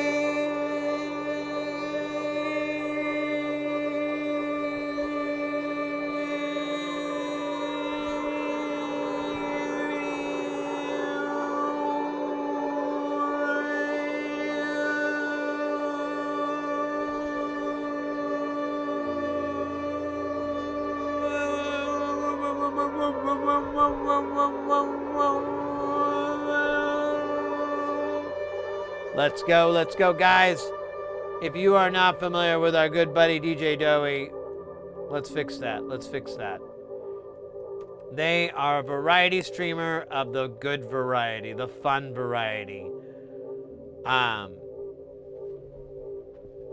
They do music, they do games, they do soldering builds, they did a cooking stream yesterday.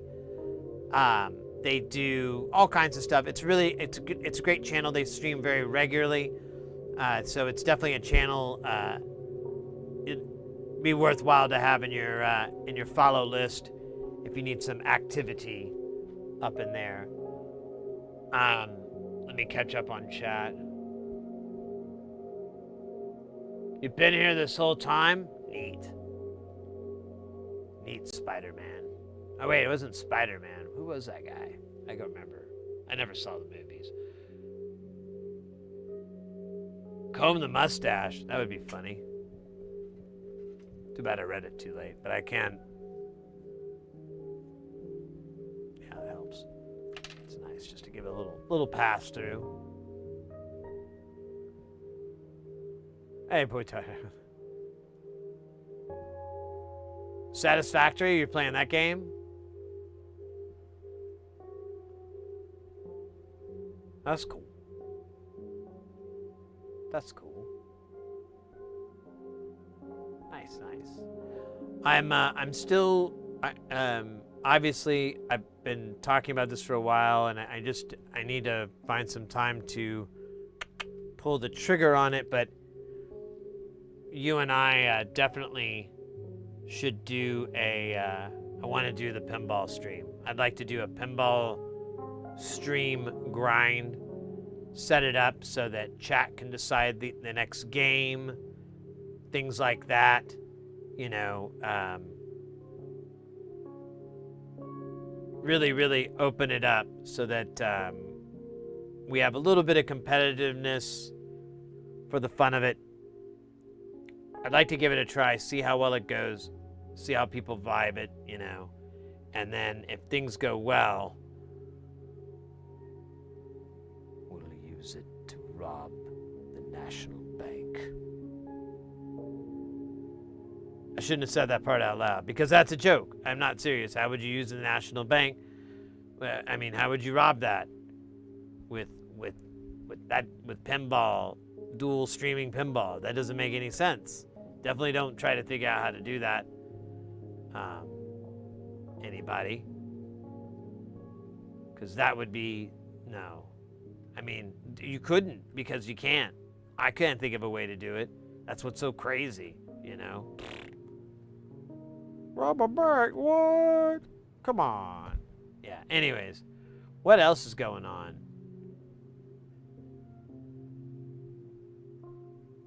Hour 40. Kind of a time.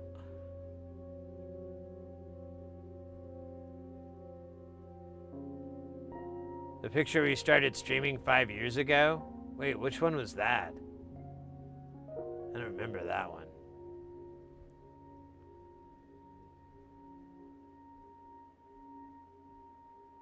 Are you talking about the old-timey photo? Because I think that was like from a few years ago. Yeah, like I had like a handlebar mustache and everything was all sepia toned. Yeah, that one was in the, I don't know, for some reason I wasn't able to save it. Yeah, that was a Doughy creation. You have Hair Doughy to thank for that one.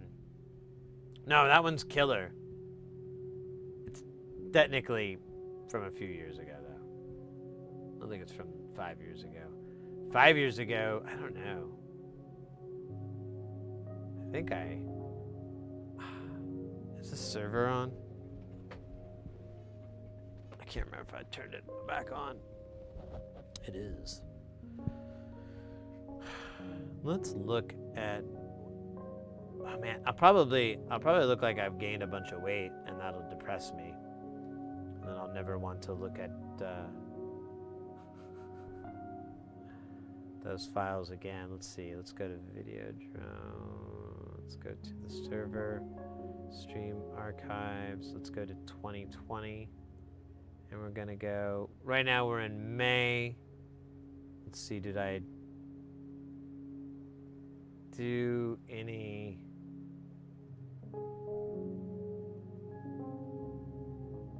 Here, let me wait for the thing. There we go.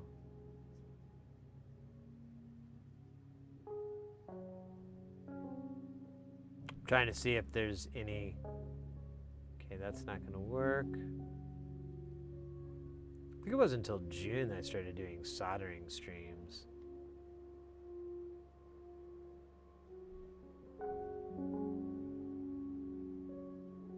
Although,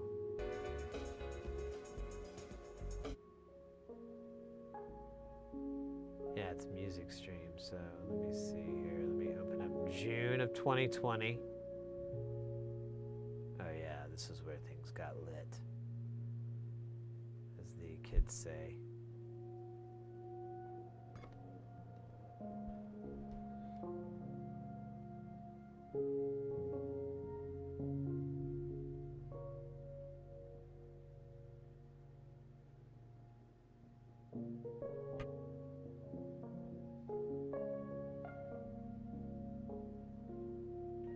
Oh wow, there's this one I opened up. It's a stream of me working on the CNC. Oh shit, I closed it. Let's see an older one. I don't look that much different. I do have the goatee back then. I didn't. The mustache is a. I don't know how old that is.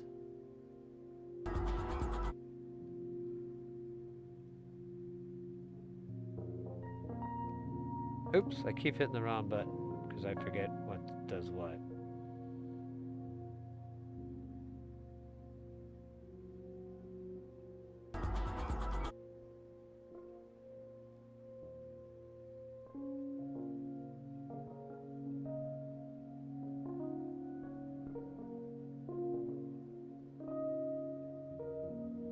Trying to see if there's a wide shot of me, or am I always like a little guy in the corner? That's fine, you know. Huh. So here you go. Here is little baby Sid.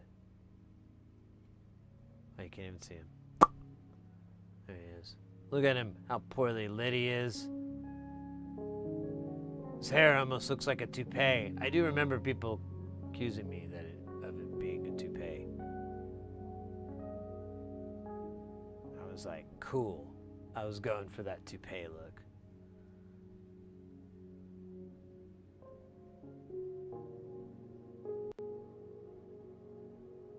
And this is the first project I really started doing, which was the Nava. So we worked on this guy.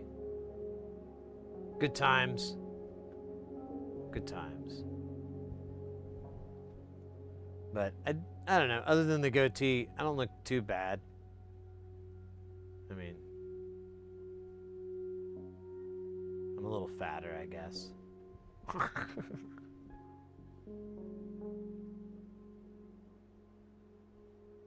No camera. Actually, I think I used the same setup I had before, maybe. I can't remember.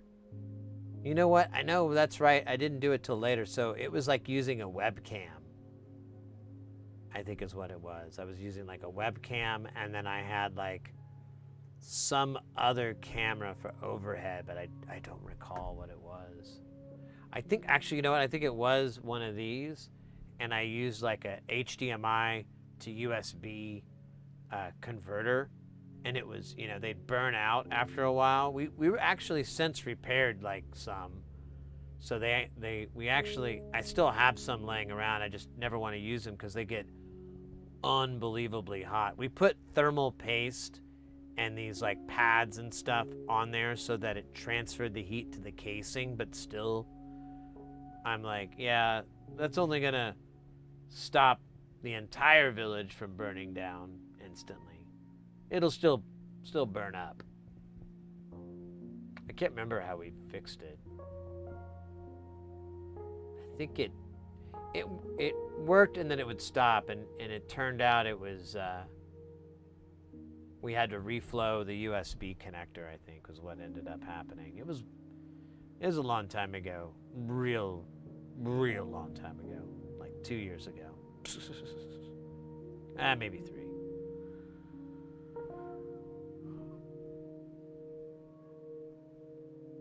I know, sweet babysit. I know, I was just a young puck. I barely knew what I was in store for. I think we had like 3 people in the chat.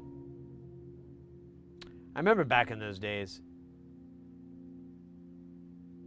It was fun. I still like what we have now, but it's always kind of cool. Always liked moving forward, I guess. I don't know how else to put it. I like the increase. Things have leveled out a little bit, which is fine. I get it. I have to go every now and then, so that kind of throws things off, but and kind of slows down the growth. But you know, could be worse. I don't know how though.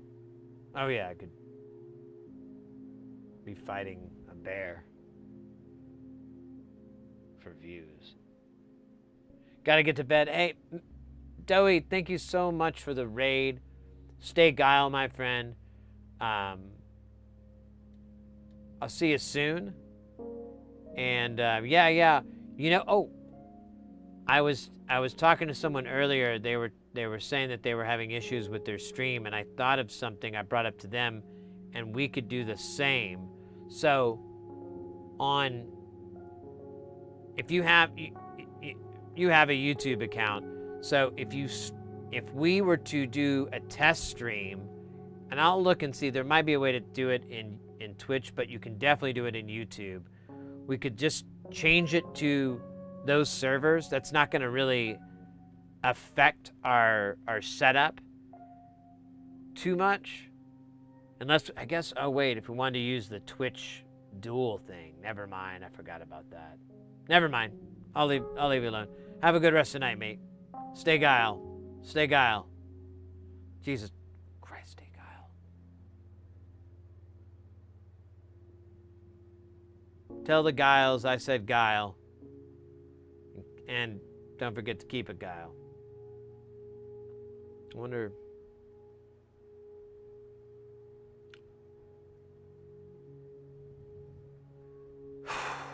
I wonder if Doey knows to keep it Guile. I may not have made that clear. Fuck. I'm never thinking with both Guiles on the ground. I've got one Guile on the ground and one Guile up in the sky.